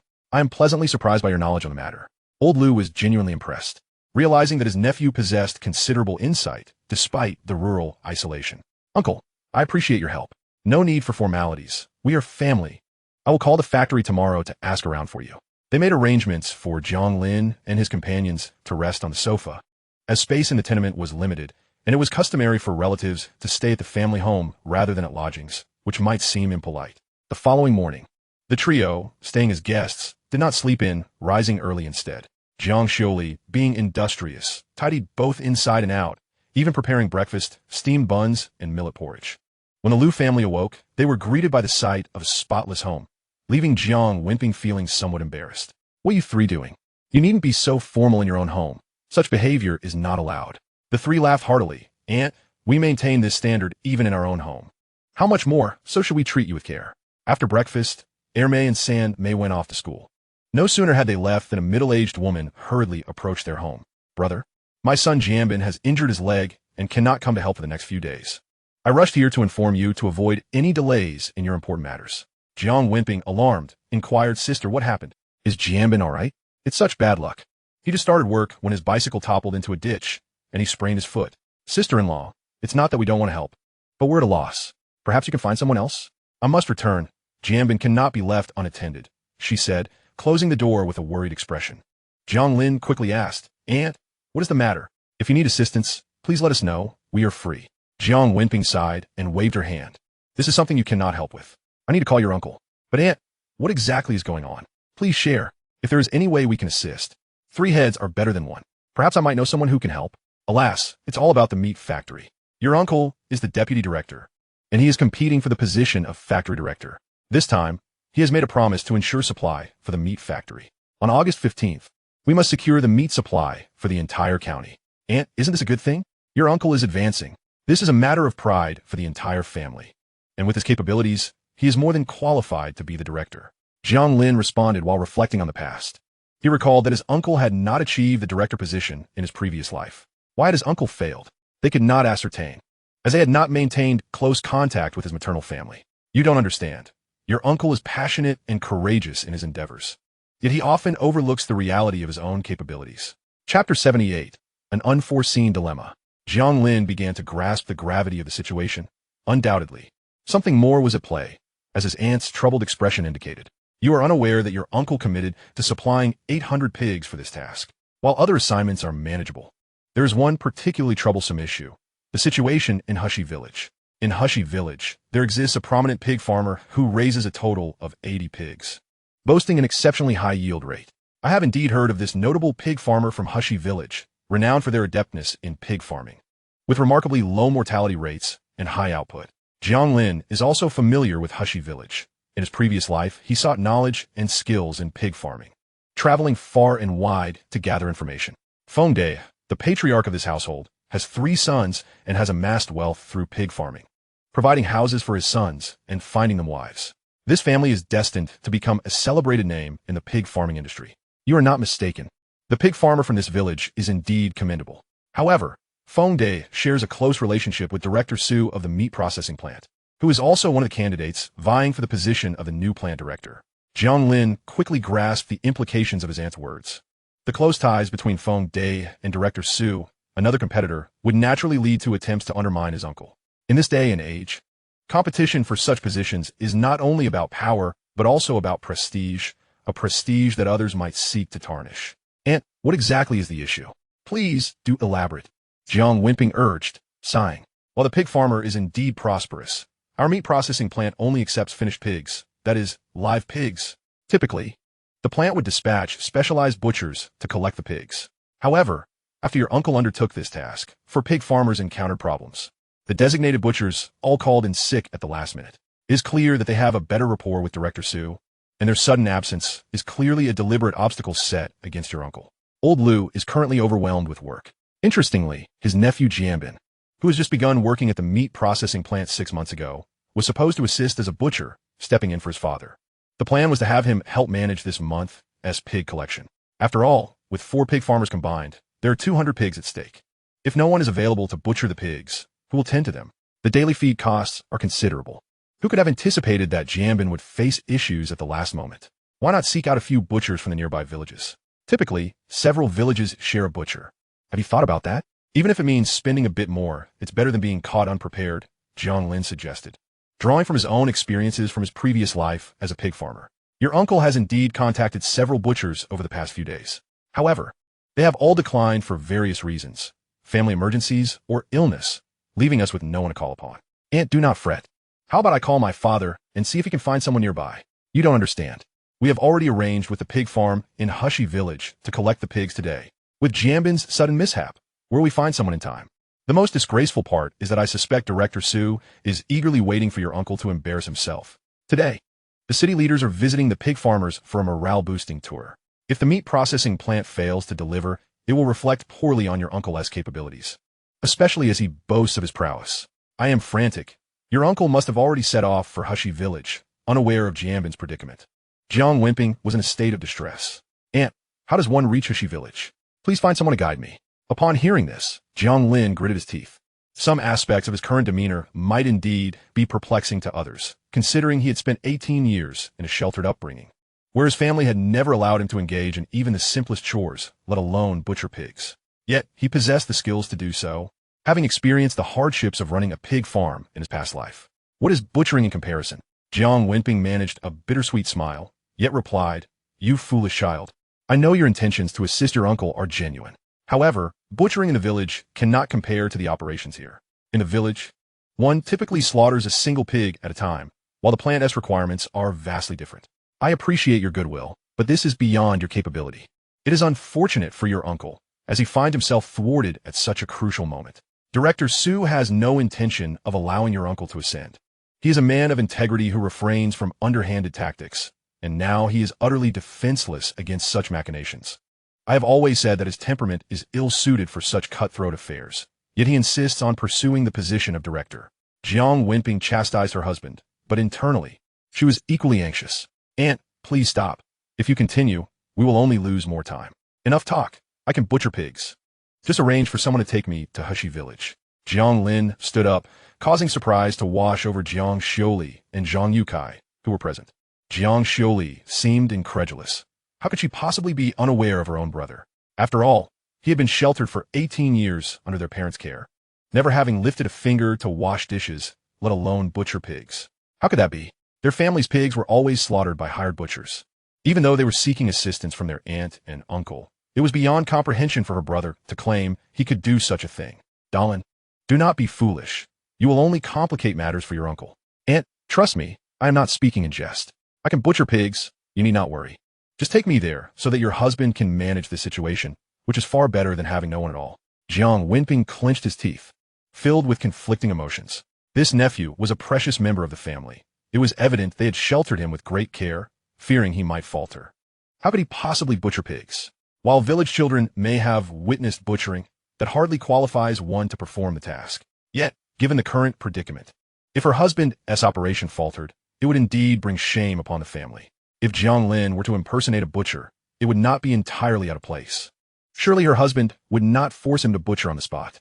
They simply needed to get through this moment. Very well, let's go. And we'll ride her bicycle to take you there. As Chapter 79 unfolds, Lu Zishan, driving the plant's vehicle, arrives at Hushy Village, stopping outside Old Feng's pig farm. The 80 pigs at Old Feng's are among the primary targets today, as the total count across all farms barely reaches 120. Upon disembarking, Lu Zishan checks his watch, furrowing his brow. Jianbin had spoken with him just last night, stating he would ride over early this morning. Jianbin's residence is in close proximity to Hushy Village, which is why he did not insist on driving Jianbin here himself. However, everyone had agreed to convene at 7:30 at the entrance of the pig farm, and yet Jianbin was still nowhere to be seen. It was already 8 o'clock, and Jianbin was not one to arrive late. Lu Zishan felt a sense of urgency rising within him, though he maintained a facade of calm on his face. At that moment, Feng Day emerged, inquiring, Deputy Factory Director Lu, what seems to be the issue? I noticed your vehicle arrived quite some time ago, and our pigs are ready. Shall we not commence promptly? With 80 pigs at stake, any further delay would be untenable.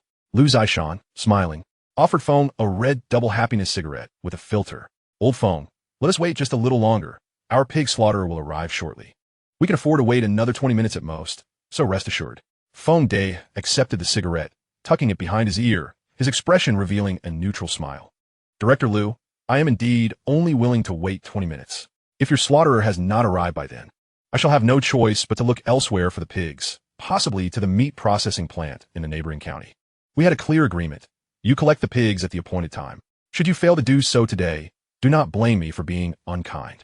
Running a pig farm of this size, a day's delay in collection incurs substantial feed and labor costs, which we simply cannot afford. Lu Zishan gritted his teeth, recognizing that Feng De was leveraging his contract with Director Su to intimidate him. Very well, old Lu, we shall wait another half hour. I shall say no more. Feng De and Director Su were allies, and Lu Zishan knew he could not afford to be the first to falter. Watching Feng De depart, Lu Zishan anxiously paced, eventually rushing to the village committee to call the factory. 5 minutes later, beads of sweat began to form on Lu Zishan's forehead. To his dismay, he learned over the phone that Jiang Lin had taken a sick day. Was it fate conspiring against him? He had just received a final ultimatum from Feng De. This old rascal would indeed send the pigs to the neighboring plant, leaving him with an empty farm. Even if a legal dispute arose, it would be futile since the meat processing plant was the one in breach of contract. He had no knowledge of Jiang Lin's predicament, but it was evident that the slaughterer was unavailable. Just then, the driver, Xiao Wang, hurried over. Deputy Factory Director, you must come quickly. City officials have arrived at the pig farm for an inspection. There are representatives from the Health Bureau, the Animal Husbandry Bureau, and the Supply Guarantee Bureau, along with Director Su from our meat processing plant. Xiao Wang was Lu Zishan's apprentice and his most trusted confidant. Otherwise, he would not have been made the leader of the transportation team. With this information, Lu Zishan could easily discern that Director Su intended to undermine him. He understood that if this matter were handled discreetly, it could be managed, but if exposed to so many officials, it would reveal his inability to run the factory smoothly. The looming conflict with the farmers would only exacerbate the situation, jeopardizing his credibility as Deputy Factory Director. How could he gain the trust of such esteemed leaders? If even one official were to express displeasure, his position would be at risk. Su Fugue was acting out of malice, rushing to follow Xiao Wang. Lu Zishan's anxiety proved futile.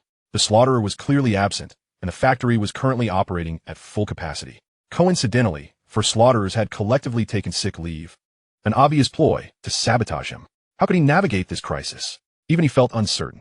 Upon reaching the farm, they found Su Fugue greeting the leaders as they disembarked from a jeep. The moment Su Fugue caught sight of Lu Zishan's grim expression, a smug smile spread across his face.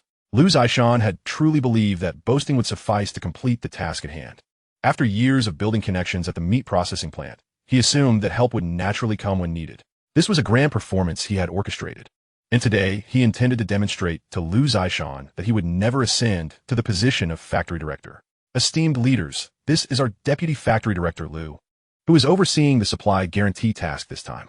Su Fugue continued. You may not be aware that our Deputy Factory Director is a leader with outstanding performance and the courage to shoulder significant responsibilities. He proposed this supply guarantee task for the Mid-Autumn Festival, involving 800 pigs. Look at how our Deputy Factory Director leads by example, personally overseeing the collection today. By the way, Deputy Factory Director Lu, do come over and inform us if we are to begin the collection, or shall we take this opportunity for a tour? Lu Zishan forced a smile, quickly stepping forward to shake hands with the leaders. Thank you all for coming to provide guidance. I have just arrived with the driver. Lu, I have heard nothing but praise for you from Director Su during your journey. It seems you have quite the reputation as Deputy Factory Director. Since you proposed this supply guarantee task, you must be well prepared. How about we witness your efforts firsthand? The leaders chatted amiably, their visit ostensibly a city assignment. On one hand, it was to inspect the supply for the Mid-Autumn Festival, while on the other, it served as an opportunity to evaluate the performance of the local officials. Lu Zishan chuckled nervously. Esteemed leaders, the scene of collecting pigs at the farm may not be very pleasant. The process can be somewhat bloody. And slaughtering pigs is indeed not a sight or scent for the faint-hearted. We wouldn't want to offend any of you. Perhaps I could ask Deputy Director Su to take you on a tour of the village, or we could visit other pig farms. Regardless of the outcome, he had to find a dignified way to send the leaders away. However, to his surprise, the director of the Supply Guarantee Bureau burst into laughter. Deputy Factory Director Lu, I've heard a great deal about you. A young and capable Deputy Factory Director like yourself is certainly a strong candidate for the position of Factory Director, since you have boldly made a pledge. I look forward to seeing how you fulfill the task of 800 pigs. I am keen to understand your strategy. After all, we are all familiar with the slaughtering process in the village. What is there to be squeamish about? Let's go, lead the way, and let us see for ourselves.